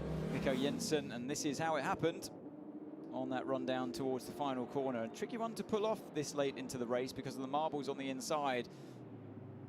Second race in succession, gentlemen, that this Peugeot's pace has come late. The best race result for Peugeot was 4th and 8th last time out in Fuji, and they've had 2 other points finishes this year across their 2 cars, so they suddenly come good late in the race. And again, that new car with the rear wing introduced, you know, after the start of the season, so it is effectively first year of that new car. Yeah, hugely strong run, didn't they, at Qatar, the final outing for the old car, until the very last stages of the race where the car ran out of fuel. Oh, don't start that again. Yeah, so each of the cars has had an 8th place, and the 93 has had a 4th place last time out in Fuji as well. Can they finish on the podium? It's Mikkel Jensen versus a Formula 1 world champion in a Porsche, so he's got to hang on tough. Meanwhile, 99 is down in 13th place. Julian Landauer, who started the 99 Proton competition Porsche, working his way through this battle for second place in LMGT3. That battle for third, by the way, isn't done because both Mikkel Jensen and Jensen Button are being caught by Antonio Giovinazzi in the 51 Ferrari. Jensen and Jensen. Thank gosh we haven't got a Jensen factory team. Jensen and Giovinazzi. Yeah, so there's only 8/10 behind, isn't it, Antonio? Or now half a second behind, with Giovinazzi catching all the time. 2 cars in front, the Peugeot and the Jota we were just talking about. As we watch this fight still in LMGT3, let's not forget, of course, with all the talk of the championships, this is Giovinazzi trying it on the inside of Jensen. That was a little bit too late, wasn't it, by the Ferrari driver. Jensen gave him room anyway because he could see that car coming. But talking about the championship fight, yeah, of course, for the drivers, car number 6 still has it wrapped up at this stage. Well, he still has it wrapped up because car 7, they're out of it. This is going to be a 5-car battle for the final podium position. Mikkel Jensen Jenson Button, Antonio Giovinazzi, and catching all of them, Dries van Tor and Paul-Luc Chatin. But Mikkel Jensen has disappeared. There's the Peugeot, look. And here comes the Ferrari chasing the Jota car. So the Peugeot is gone. So Jensen is gone in third. Now this is about fourth place. Jenson Button versus Antonio Giovinazzi. And Giovinazzi looks like he's got more pace. Has he got more pace than the chasing BMW and Alpine? At the moment, just about. And now, unfortunately, though, he's caught up behind the Hertz Team Jota car, so that pace might be a tad blunted. Well, this is the developing story of the FI World Endurance Championship, isn't it? You're right, the Peugeot is away at the moment, but that battle for third, fourth features 5 cars, all 5 from different makes. Yep. Last race for Hertz Team Jota with Porsches as they become the Cadillac factory team for next season. Chip Ganassi Racing will continue to run the Caddy program in the IMSA. Oh, they won't in the IMSA WeatherTech Sports Car Series. Yeah, that will go to Wayne Teller Racing. Here we go. Yes, I did read that. You're right. Down the inside, Antonio Giovinazzi. And that car, of course, had 4 new tyres at the last stop as well. We didn't see what Jenson Button had. We know what he's got in terms of determination, but he didn't have the grip to back it up, Anthony. Yeah, Jenson gave it, only gave up just at the last second in towards turn 2. Now put himself a little bit vulnerable with the BMW behind him to turn 4. But Giovinazzi, I assume, has got the tyre advantage here. He certainly has with the Peugeot in front of him. Now, what can Dries van Tor do towards turn 6? Can't do it there, but you can have an opportunity into turn 8 that we saw from Buemi earlier on. He has a look down the inside. Does he commit to it? He does, but Jenson goes round the long way.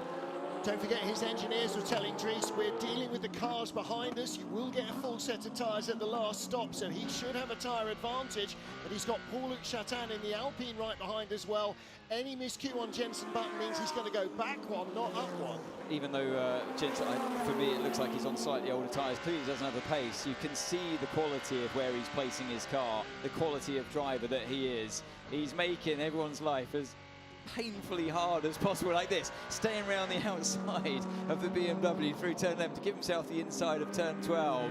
Slows down in the middle of turn 12 to make sure he's got the inside cover of 13. Not quite enough that time around for Jenson. Finally, the BMW gets the move done. It was inevitable, of course, but JB's having fun here. Isn't this one of the brilliant aspects? They've got to go 3 wide here. And Jenson gets stuck up behind the Iron Dames Lamborghini. Paul-Luc Chatin makes contact with the Iron Dames, and he does not get by the BMW. And so Jenson Button gets another chance. The Ferrari flashing the headlights in front is in third place. Antonio Giovinazzi, Dries van Tor ahead of Jenson Button and Paul-Luc Chatin. And the Iron Dames, they are way down the order at the now last LNM GT3. It's around the outside, Paul-Luc Chatin. Jenson Button still making life difficult for everybody and rolling his sleeves up with delight.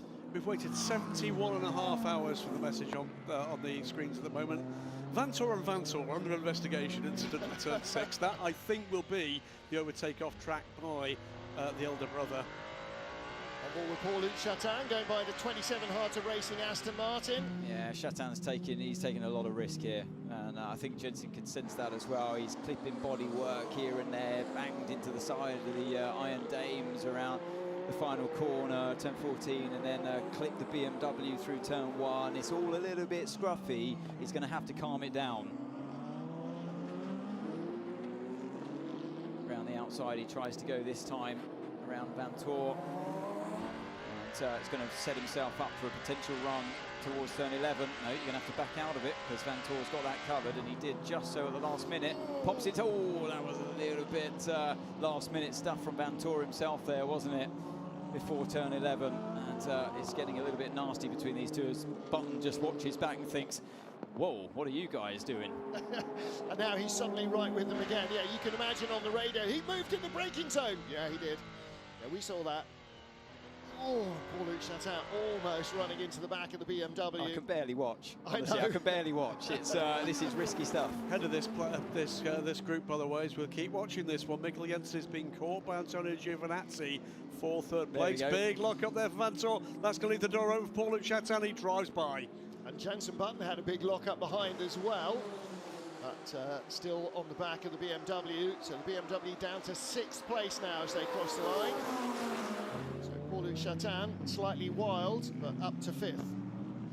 Now, I wonder what the kind of lock-up, the flat spot that Vantor is going to be carrying there in this BMW. Let's watch for the vibrations as he exits turn 2. No, we're back to the off-board. Is Jensen on the radio going, are you seeing this stuff? He really is. This is great. Meanwhile, battle for 4th place, and this is the 82... Third, yeah, sorry, 82 car of Danny Juncadella. Right behind him, Matteo Cairoli in the Lamborghini, looking on the inside. Juncadella's got still 24 minutes to defend 3rd place, but the Lamborghini just looks like it might have a fraction more pace. Maybe that extra bit of Matteo Cairoli determination. Let's have a look again. He threw it up the inside. Outbraked himself though, Anthony. Yeah, outbraked himself. I mean, the ABS on these cars, you're never going to see the telltale puff of smoke from the tyres, but clearly ran out wide, and the switchback was made as we're now on board with our race leader. I never thought I'd hear myself say that after what happened to them earlier on in the race. Well, Toyota telling us, by the way, that what we said earlier, it's 5 seconds added to the next pit stop for car 6. That barely matters at this stage. That there was not a problem with the number 8 car. He clearly was dealing with whatever was going on for them, but they're denying there was a problem. We heard from Bruce that he'd heard from the team that there might well have been. But the pace the car's going at the moment, 153 last time around, 154. Here is championship positions, and they're going to take this manufacturer's championship at the moment by 2 points. Ridiculous. Great for the manufacturers, for Toyota, of course. They'll be happy. For car 7, though, a little bit bittersweet, more than bittersweet, you'd have to say, because they're looking at the speed that car 8's got now in this race, thinking, you know what, we were going for the race lead way earlier than you, and look at the speed we got now. And if the number 7 car had been now where the number 8 car is, they'd be leaving the driver's points as well. Unbelievable. Toyota would have swept the lot away from Porsche. Staggering. So yeah, they are the margins. Porsche lead the driver's title, but Toyota lead the manufacturers as long as they stay in front. As long as they stay in front of this car. And at the moment, the gap is out to 7.4 seconds. So Sebastian Buemi, I mean, he was on pole. Brendan Hartley put the car on pole by over 0.3 of a second from the sister car, never mind anybody else. So they definitely had pace. And they've raced here, what, a dozen times? They've raced here every year of the world, 13 times now. Every year of the World Championship. So they know how to get the best out of this place. It's a story that you wouldn't have put big money on. Oh yeah, Torres will win, don't worry. Really? Keeping an eye on this battle, Charlie Eastwood pushing so hard to try to close the gap to Alessio Rivera. It's under 7 seconds. That's coming down by a few hundreds here and there. Here comes the 5 car in pursuit of Sebastian Buemi, but that looks pretty fruitless at the moment. Now we saw the 54 car stopping earlier on. Or was that a drive-through? So yeah, so they don't need a stop. So it is on pace. Well, if he's on the podium in memory of his late father, then he will be absolutely an emotional wreck. If he's on the top step of the podium, then what a fairy tale that would be. Is it going to be a second consecutive win for Ferrari after not having scored a podium until last time out this race, or is it going to be a first race win for the Corvettes and TF Sport? And what about Peugeot, a car that was, you know, down in the late teens early in the race, is in 3rd place, being caught by the 51 Ferrari. The gap's coming down, but it's not coming down in a hurry. It's coming down a 10th here and a 10th there. Yeah, so the Peugeot has 3 semi-new tyres, used tyres, only a couple of laps on them. In that last pit stop, they've done 9 laps in this stint so far, has Mikael Jensen. The problem is his right rear. It's now coming up to over 40 laps old. So, yeah, that's the problem, because Giovinazzi's tyres are in better condition. Yeah. Giovinazzi's got, he had used tyres on both sides, being the hard on the left-hand side and the mediums on the right-hand side, but both only 4 laps old. So he has the car advantage. We know the speed is there in the car. He's driven a brilliant race, as Giovinazzi, and also he's got that right rear, giving him that extra grip through corners like this one that we're in now, turn 11. He's closed right down on Jensen as well in the last couple of laps, hasn't he? Under a second. So in Formula 1 terms, he'd be within DRS range. Before we get into the action on track for the last 20 minutes of this World Championship, another car in trouble, the 63 Lamborghini. That's just been back on track after 25 minutes in the pits. It's back in again and looks to be in major, potentially terminal trouble. Yeah, that'd be a real shame for them to end their season with a retirement. So I'm sure that's why they ushered it back out to try and get it onto the track. So the gap at the last split was 0.9 of a second. Mikkel Jensen ahead. It's now 0.89 of a second. So he's within striking distance, Antonio Giovinazzi, with a tyre advantage. Yeah, Giovinazzi took out 7/10 of a second that last lap around between himself and Mikkel Jensen. But yeah, so they always say catching's one thing, overtaking's another. And Jensen is definitely going to get his elbows out here, as we see now the tyre graphics at the bottom of your screen. So it's that, yeah, it's that, well, I have it as his right rear for the car, number 93, that's the oldest on there, not the graphics that we saw. Front right, didn't they, on that graphic. Other battles, by the way, we'll keep an eye on this one, is for the bottom of the top 10. Robert Kubica being caught by Charles Malaysia, who's been caught by Laurens Vanthoor for the last point-scoring positions in this race and in this championship. Well, that definitely won't be fireworks at all, will it? Malaysia being caught by Vanthoor and Kubica trying to hold them all off. What could possibly go wrong? 18 minutes to go on board. It's now at this stage when you're the Peugeot in front of Jensen, you hope that every single car that comes your way is an advantage for you. It's going to delay the progress of Giovinazzi. And immediately Jensen is held up by the 60 Lamborghini. He squeezes through, but so does Giovinazzi on the inside down into turn 8. And Giovinazzi is all over the back of Mikkel Jensen. Traffic did not break well for the Peugeot. 18 minutes Mikkel Jensen's got to hang on to this podium spot in the 93 Peugeot. That's going to be a very long time. It's kind of inevitable, but Jensen's going to do everything he can here to stop Giovinazzi, make that move. And I mean, luckily we've seen the Peugeots had really good straight line speed all season long. Hopefully that's part of their armoury here. Well, they were quick, weren't they, in free practice? It all fell to pieces in qualifying. We thought they might have better race pace, so it's proving with this car. We've lost the other car, the 94, but the 93 is keeping this Ferrari honest, isn't it? Well, they haven't been on the podium this year, Peugeot. It would be a massive boost to the team. In fact, they've never been on the podium, have they? No. So it'll be a massive boost to the team if he can somehow cling on under the gun of a Ferrari that has been, probably for a third of the race, the race leader. The real turnaround story here, though, is the number 8 car in the hands of Sebastian Buemi, finally on the right tyre. Look at the gap now over Porsche number 5, 12.7 seconds. And the Porsche hasn't given up, because by winning the race, they will win Porsche the manufacturer's title. And at the moment, they've got nothing to show the Toyota. There's barely quarter of an hour left in the season. Jensen's doing pretty well here. He doesn't look flustered. And as he heads down towards turn 11, like I thought before, that car has got decent straight line speed. If Giovinazzi's going to have a chance anywhere, it will be lining him up, setting him up on the exit of the final corner and having a go down the inside into turn 1. As we watch them, by the way, they pass Alessia Rivera in the lead of GT3. The gap is closing to the lead again, under 6 seconds, and coming down sector by sector, 10th by 10th, the Corvettes are catching. I want to see some more of that action that we saw before. Mind-blowing. I'm not sure my heart will take much more of that, to be honest. I think we're going to have quite enough going on here with Mikkel Jensen and Antonio Giovinazzi. The Peugeot drifting out wide as they come through the final couple of corners. He's got just about enough. Giovinazzi is picking up a bit of a toe, but look, the gap opens up. The Peugeot has got great speed. What are we seeing here?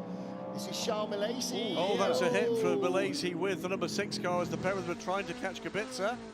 Laurens Vanthoor on the inside, and he lost a dive plane. That was a proper thump into the back of the Alpine as well. I think he lost more than that. That was clumsy, just clumsy. and his teammates know it as well. And it's those kind of moments. If car 7 was still in the fight here, you wouldn't want to happen as Giovinazzi tries around the outside here. What's going to happen on the exit? Oh, he's kind to him. Jensen gives him the space, and Giovinazzi had earned the corner, and through he goes. Yeah, Giovinazzi had the grip advantage. Mikkel Jensen, in the end, a little bit like Jensen Button a few laps ago, fighting it as long as you can. Maybe his straight line advantage will help him. Best result for that, the current spec Peugeot, fourth last time out, fourth again here. And the it old was, car, and 93 was third at Monza last year. Okay, so it was the 93 car that was fourth in Fuji as well, and they're not going to get a podium yet. Yeah, last year the car really looked like a competitive proposition in very mixed conditions at Le Mans. Heading into the closing stages of the race and the season, everybody with enough fuel to make it through, and a very wide run out of turn 10 from Lawrence Vantor. Well, he got on the curb on the exit of turn 9, and you dare him to do that because this is going to grab the right front and induce understeer. That's exactly what happened there. But yeah, his smiling teammates watching on, they're just thinking, just bring it home, no heroics, just, you know, we're in a good position. And obviously, that's just popped up on our screen that it's under investigation, that contact, and I'm sure another penalty will come their way because of it. But their only remaining moving championship contender, the number 50 Ferrari, is behind them. Even if they get a drive-through penalty, it won't move the 50 car up into a point-scoring position, never mind the race lead that it would need. So, yeah, Kevin Est and Andre Lotterer. Lotterer in his final 13 minutes as a Porsche factory race driver, and on the way to becoming a world champion for the second time. LMGT3 lead 5.1 seconds now. So Charlie Eastwood is catching. Is he catching quickly enough? Danny Ukadea having his nose cut off there by the hypercar battle coming through as Charles Milesi in the Alpine went by the black-nosed Corvette.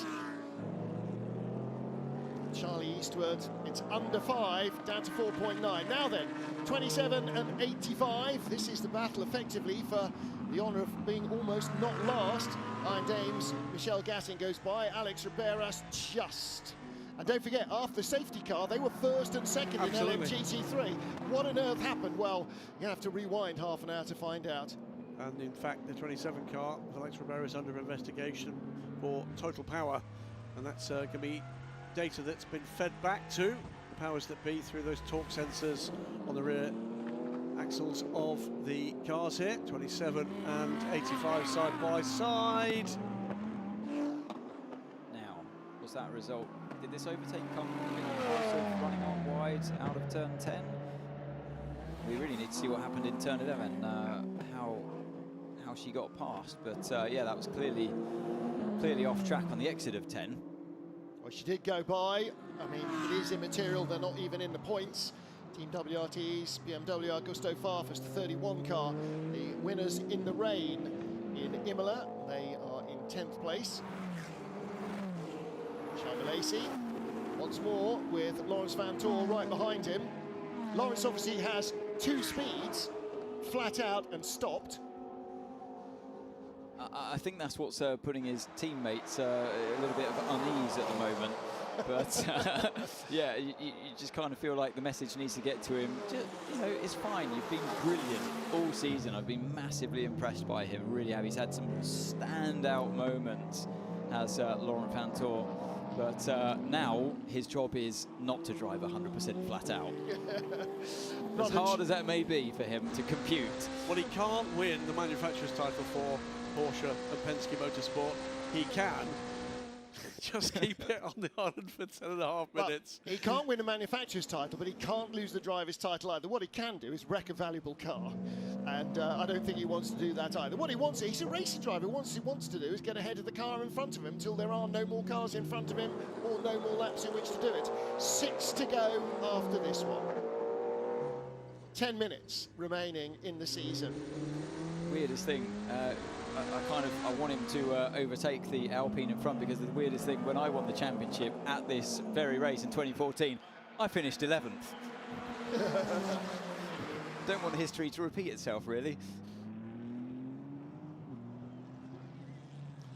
Our race leader is Brendan Hartley. 10 minutes left in the season and an astonishing recovery from Toyota. Brendan Hartley led, beg your pardon, Sebastian Buemi led from pole position, earned by Brendan Hartley, and Sebastian Buemi was tagged off by a recalcitrant 82 Corvette early in the race, and they have come right back to lead into the closing stages. Okay, Seb, gap is 17.0, energy margin is 8.5 megajoules, so no problems, and 6 laps to go. Great job. It really has been a great, it really has. I mean, he's put in some phenomenal performances, and I've witnessed that firsthand as his teammate in the past, but today, wow, today he's kept, he hasn't given up. It's so impressive with Buemi today. At times in the race, it looked like all hope was lost. We said it, I'm sure we said it at some point, that's it, it's all done for Tota, and he's fought back to the lead of this race, and with it has come the manufacturer's title. And what do we know from Toyota's endurance racing history? It's never over. over. It's 2 points to the good in the manufacturer's championship as it stands now. Meantime, by the way, this is the driver points, the Lotra Estra Vantor, 150 points to the crew of the 50 car, 35 points behind. Astonishing stuff. Cadillac battling with Hertz Team Jota, Jenson Button and Earl Bamber. Button hanging on in front of Bambi. So I'm sure Earl Bamber and Alex Lynn will remain in the Cadillac lineup next year, but who will join them in a two-car lineup? I could tell you, but it wouldn't be fair. And will it be 6 drivers or 4? Tell us that at least for 6. full season. 6 full seasons? Yes. Okay. What I can tell you is the number 6 car's got another 5-second penalty. Of course it has. And that would be for the overtake off track. So 5 seconds added to the pit stop, which it won't take. So that will be added to the final result. I tell you what, topsy-turvy stuff for the 6, isn't it? It's just as well the number 6 car didn't actually need any points, isn't it? Because they have done everything humanly possible to toss this championship away. Have they got jiggly leg yet? I'm not sure. Here we go. Has a dive to the inside. You're going to have to wake up a little bit earlier in the morning to catch Jenson Button out with a move like that. But he might have something to say down the inside of turn 1. Let's see how Button handles this one. Bamber versus Button. Jota, Porsche versus Cadillac. And he has a look. He's late on the brakes. We're not quite close enough or late enough. But Jenson does go in a little bit wide there, a little bit deep in turn 1. That's going to give Bamber a big opportunity now on the run up towards turn 4. And Jenson's going to have to cover the inside as early as possible, but he doesn't. You know, he's just going to let Bamber go through on the inside, it seems. Thinks about crossing the line on the exit, but it's clear the caddy's got the speed at this point in the race with 6.5 minutes to go. Yeah, Jenson's been losing ground to everybody that's come up behind him, and that's the end of the tyre battle, really, for the 38 car. Of course, Will Stevens was talking earlier on quite bullishly about we've got tyres in the locker. That puncture, absolutely nothing he did wrong. Caught out by Charles Malaysia making a mistake. Bang! And that puncture, suddenly all their hopes of a good result up the Swanee. They are currently running last in hypercar. Well, we watch General Motors hypercar effort making progress. I can tell you the LMGT3 attack that Charlie Eastwood seems to have stalled at the moment, and we're running out of time. 6 minutes left, and it's 4.7 seconds. If anything, Danny Juncadella and Matteo Caroli are both catching. Meanwhile, Peugeot in 4th place ahead of the Alpine. Mikkel Jensen from Paul-Luc Chatin.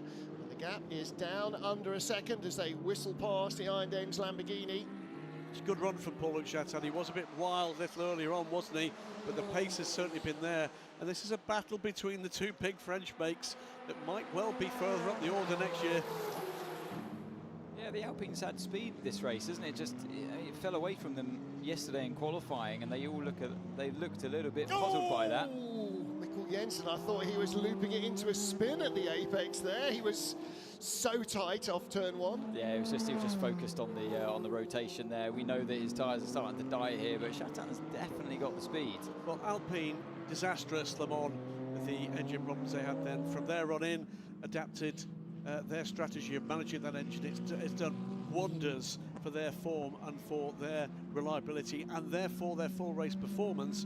There's another change coming for 2025. You should see another step, again in terms of reliability, which will lead to better performance, and we're going to see them come back rejuvenated as well. Peugeot aren't done yet with this package. They're clearly learning. This car has been significantly more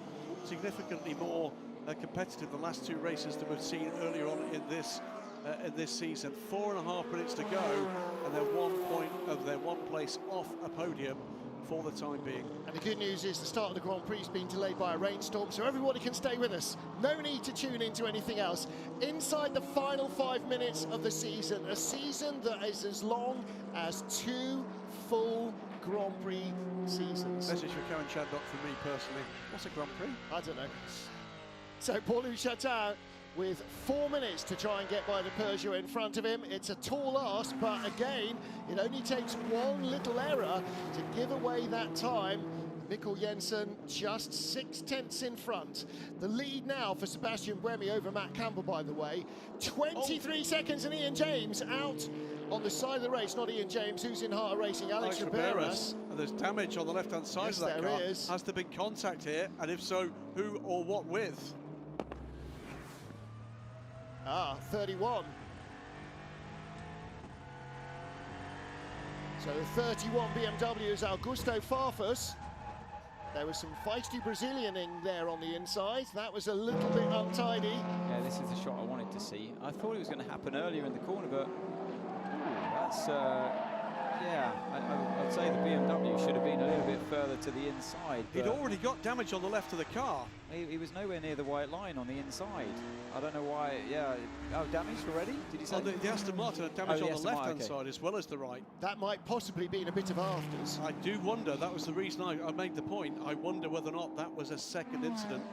Yeah. I mean, it's entirely possible that, remember from that safety car restart where the Aston was first and came out of the rugby scrum in about 9th? That might have happened there as well. 2 minutes and 45 minutes remaining in the championship, and unbelievably, unless something very bizarre happens to the Toyota, they are going to win the manufacturer's crown. We're talking about a sport, Martin, where we've had snowstorms out of nowhere, baseball on the track in Mexico City some years ago, and a cat on the circuit here that's interrupted racing from time to time. But 2.5 minutes, and this looks like a run to an inconceivable title just 2 hours ago. No kangaroos so far. The battle for 4th place continues. The 93 Peugeot, half a second now ahead of Paul-Louis Chatin's Alpine. Mikkel Jensen hanging on. And the Ferrari team getting ready for a second consecutive win. The 54 car won in Japan, 55 leading. 21:58 local time. 1 minute and 50 seconds. And what do we know? Do not celebrate too soon. This is an astonishing fight back from Toyota and the number 8 car. And it hasn't been the lucky car this year, it's been the unlucky car this year. And it looked like that was continuing when he got knocked out of the lead by the GT3 Corvette. And that looked like it was all over. And then they had 3 stints on the wrong tyre. No question, on the wrong tyre, at least compared to what everybody else was doing, and they were lost ground, and still they came back. They certainly made their life difficult today, but I mean, not all of it through their own fault, like the Turn 1 incident, but yeah, certainly being on, well, I call it the wrong tyre at the wrong time, I don't know, but it seemed a bit out of place with what others were doing, but certainly once they got onto the same tyre as pretty much everybody else out there, and to be fair, when Buemi got back in the car, it really came alive. We may have a change looming here for 2nd place, because all of a sudden Antonio Giovinazzi is right on the tail of Matt Campbell. Okay, Sebastian Buemi is out of the final corner, and he crosses the finish line to start the last lap of the race. There will be 1 to go at the stripe for these guys. 7/10 of a second in the battle for 2nd as well. Which are we going to watch? Let's watch the Porsche Ferrari battle for 2nd. Drive through for Augusto Farfus for that contact with the 27 car. So that will be commuted to a 30-second additional penalty. Here's the battle for second. Yeah, Giovinazzi right up into the slipstream of Matt Campbell here, and he's going to have to think about looking to the inside. It's this lap or never, and he does. He sends it down the inside. Campbell resists, as we would have expected, and it's not over until turn 4. Giovinazzi's given room around the outside of turn 2. Were there all 4 wheels over the white line? I think there might have been, and that's why he's backed out of it. But also it costs him traction over the curbs, doesn't it? And so Campbell had a cleaner run up the hill, but he's inside the Porsche and he's going to be compromised on the exit. Giovinazzi's got a really good run there towards turn 6. This is not over on this lap, is it? Campbell couldn't run wide because the Porsche GT car was in the way. And Giovinazzi coming down the hill around the outside. Fantastic stuff, up into second again. Really good stuff there. There's nothing left on the rear of that Porsche, is there, until he lost the rear going through turn 6. And Giovinazzi capitalised. He sensed it happening, went round the outside of 7. That was really respectful driving between the two of them as well. A little bit of contact, but you have to expect that, just door to door, but nothing too over-aggressive. And they gave each other enough room, in my opinion, at all times. And as a driver, you'll know, and I'm sure that Giovinazzi knew what was happening. Absolutely. Final lap, final corners of the season, and it is Toyota who are going to claim their 8th consecutive win, their 9th out of 13 races here in Bahrain, and they take the manufacturer's title. Unbelievable scenes. Unbelievable. The number 8 Toyota wins in Bahrain. Toyota continue with that streak of success, and they are the manufacturer's champions. Halfway through the race, not a hope. They never give up. 51 Ferrari in second place, and the number 5 Porsche that needed to get in front of the number 8 car comes across the line in third. We heard Sebastian Buemi asking for clarification from his engineer. If we finish in front, we win. If they finish in front, they win. Absolutely right. So Buemi wins the race, and the number 8 car takes the manufacturer's crown for Toyota, but the driver's title will go to a different crew from a different manufacturer. Car number 6. They have been in the lead of the championship almost, well, not from day one, but from the end of race 1. They claimed victory in Qatar. They don't win here, but they are the drivers' champions.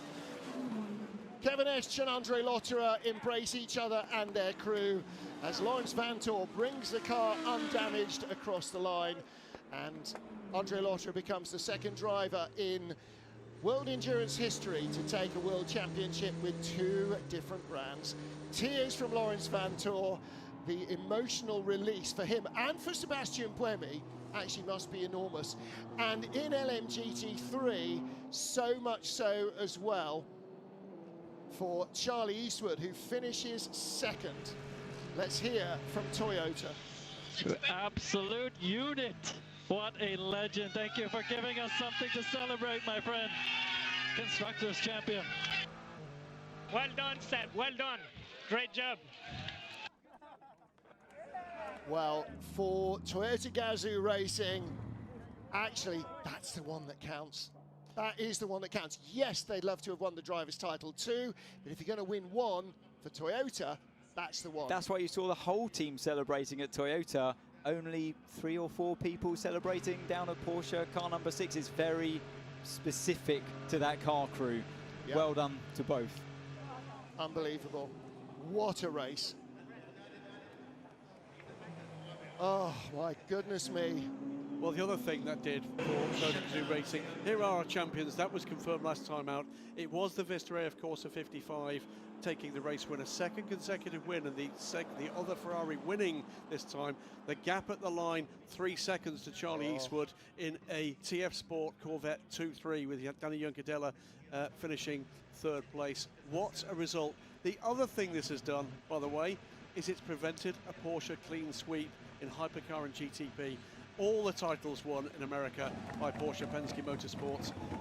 The driver's title won here by Porsche Penske Motorsport. The Hypercar World Cup won by Hertz Team Jota, but the manufacturer's title in Hypercar is in the hands again of Toyota Gazoo Racing. What a result. But they were bound to win. There's no competition. I mean, honest to goodness, we do. I mean, and this is what the intense competition of hypercar has done. It has really shown us what Toyota Gazoo Racing are capable of. You know, before, when it was them and almost nobody else, we didn't know. When they were racing against Audi and Porsche, we had an idea. But now they're racing against a massive field of equals. Well, and they have still got what it takes. Well, digging deep enough that they're going to emerge in Australia to get that. It's a ridiculous turnaround in fortunes. I mean, and Davidson, midway through, 3/4 of the way through that race, this was inconceivable. Yeah, absolutely. It's we all just assumed coming into this weekend, this race here today, that this was just going to be a formality for Porsche, just to get through it, wrap up both championships, drivers and constructors. It was written in the stars, wasn't it? People had already pretty much written their notes on this race. Porsche walking away with victory. Toyota have grabbed this away from Porsche Penske, no question about it. And the start was that front row lockout, and the Porsches being really on the back foot in qualifying. Okay, that's really interesting. Again, when it comes down to the nitty-gritty, when it's in the clinch, well, boy, Car 6's day. By far their worst weekend they've had all season. By distance. And great for them that they walk away with a Drivers' Championship today. Lucky, because Car 7 failed. And Car 50. Because now we've seen that speed of the Toyota car number 8. Well, Car 7 would have been further down the road. Absolutely right. No word. This could have been an even more extraordinary evening. Exactly. Yeah. So, I mean, thank the lucky stars for car number 6 crew that car 7 failed. It's the only non-points finish of the season for the number 6 crew. They had 3 race wins, and they've only been off the podium once when they've been in the points. I mean, they've put together an astonishing championship campaign, and they are the drivers' title winners. But Roger Penske does not have a world championship. Quick word to mention the 2 other drivers in that 55 car. Alessio Rivera, it was, brought it back. Good middle stint from Simon Mann aboard that car. And Francois Heriot again putting in a great stint. The emotion hits with Sebastian Buemi. Without question. Without question, driver of the day. Oh, yeah. By a million miles. Driver of the race, no question. I mean, just... Look how sweaty he is. I mean, he has worked... Not for himself. I mean, yes, he wins the race today. He's won plenty of races. He's won championships and Le Mans. He's done this for the team today. Well, remember his interview early on. You know, we haven't had luck. It's not the way it's going. But you know, that's racing. He took it on the. He was the, like I said at the time, the calmest, most phlegmatic Sebastian Buemi interview ever. Second only to that radio message clarifying, "I've got to beat him to win." Yes. Okay. As a driver, that's the target you want. It's so clear, it could be nothing else. All in, on black, that's it. And he did it. They came up trumps. I'm not sure I've ever seen Sebastian Buemi this emotional and this tired. That was an absolutely epic effort. You know when an athlete has performed at their peak. Yep. And for some of people out there that were starting to question Seb, you know, a few chinks in the armour here and there. He had a clash with a Ferrari, was it last year? A clash with the Aston Martin. Yep. And it seemed a little bit out of character, the moment he had with Porsche number 6 on the exit of turn 11 in Austin, where he made, again, an out of character move, where he made contact and received a big penalty. That was a bit of a ballot. But anyone that was doubting him in any way at all, well, put those doubts aside, because today he's back. And there are your drivers' champions, car number 6. So, Andre Lotterer, Kevin Esch, Lawrence Van Toor. Well, we'll say it one more time because they said it at the start of the season. What was it? 80-year-old Lotterer passed his best Estra and second best Van Toor are the world champions. Not even the best Van Toor in the field. I mean, honestly, what a season! Yeah, right across the board. We, you know, as these extraordinary stories come together, there's all sorts of people who will snipe, of course. There's nothing less to snipe at here. This has been a magnificent motor race. Oh, this has been fantastic. I mean, it had everything, didn't it? Absolutely. We didn't know what was going to happen at any stage through the race. And we try our best with the tools that we have available and the strategy help that we have from other teams, and we got Bruce and Louise down in the pit lane. But yeah, it just seemed like every single corner there was a new challenge coming our way. Seb, I'm going to start with you. What a drive today. At some point in the race, it looked like all the hope was gone, and yet you showed what it is not to give up until the end. You're exhausted, but what an amazing drive. One of your best drives, maybe. Yeah, I guess one of, maybe the best.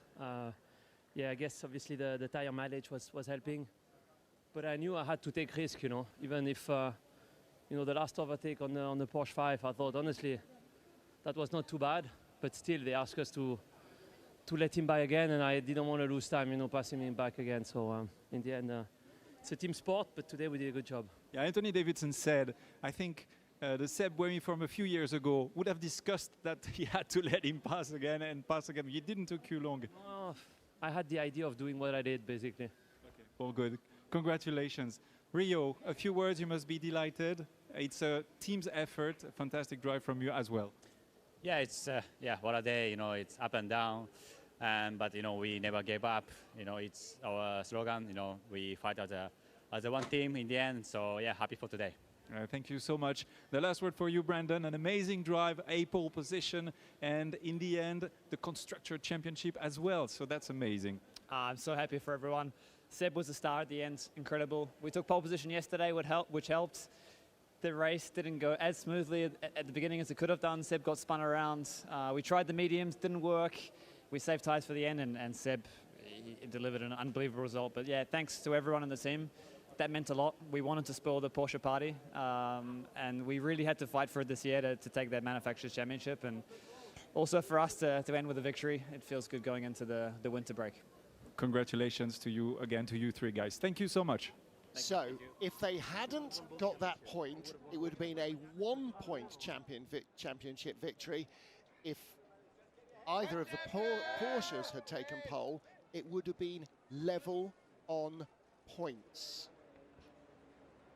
After 193 hours or whatever it is of racing. I'll have to remember that next time you ask me. Does qualifying matter for an endurance race, Anthony? Remember, that's what we said during qualifying in Hyperpole yesterday. I don't think we've had a qualifying that mattered as much, ever, in the World Endurance Championship. And by the way, just a note there for Brendan Hartley, talking about taking that title from the team he's won the World Championship with, Porsche.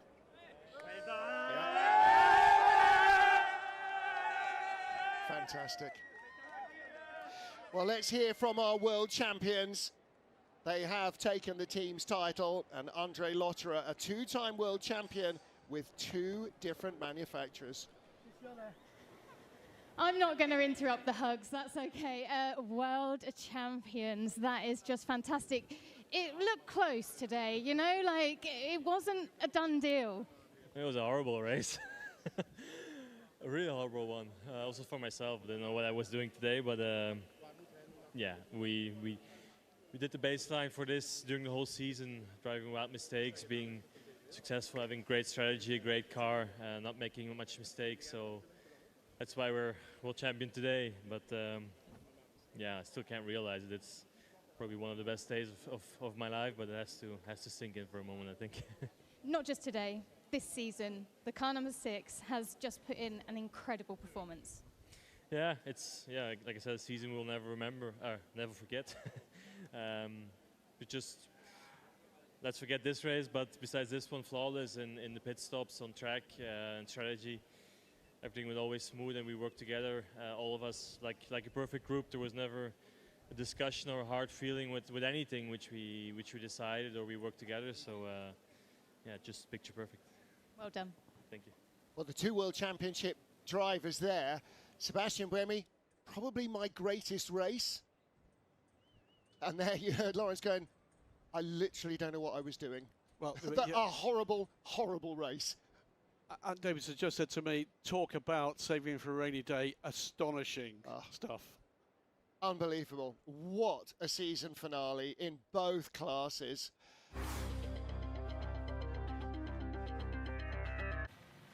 Well, Toyota with a dominant force in qualifying before the 8 hours of Bahrain, the final round of the FIA World Endurance Championship, with Roger Penske on hand to try and see his Porsche team take the world title. The front row lockout benefited Toyota at the start. Sebastian Buemi controlled the pace from pole position, with Mike Conway tucking in behind. Right behind them there was contact. Conway, the first to get touched by the 99 Proton Porsche, allowing the 51 Ferrari through into second. The other championship contenders, the 50 Ferrari and the 7 Toyota, struggled a little away from the start, but in LMGT3, the front row starting McLarens held sway early on. Number 6 Porsche got a touch at corner 4 on the opening lap as well. They were already set to have a tough race. So too Sebastian Buemi in the number 8 car turned around before the end of the first stint from the lead, dropping 6 positions before he recovered. 81 Corvette leading early on in LMGT3 as the battles raged between them.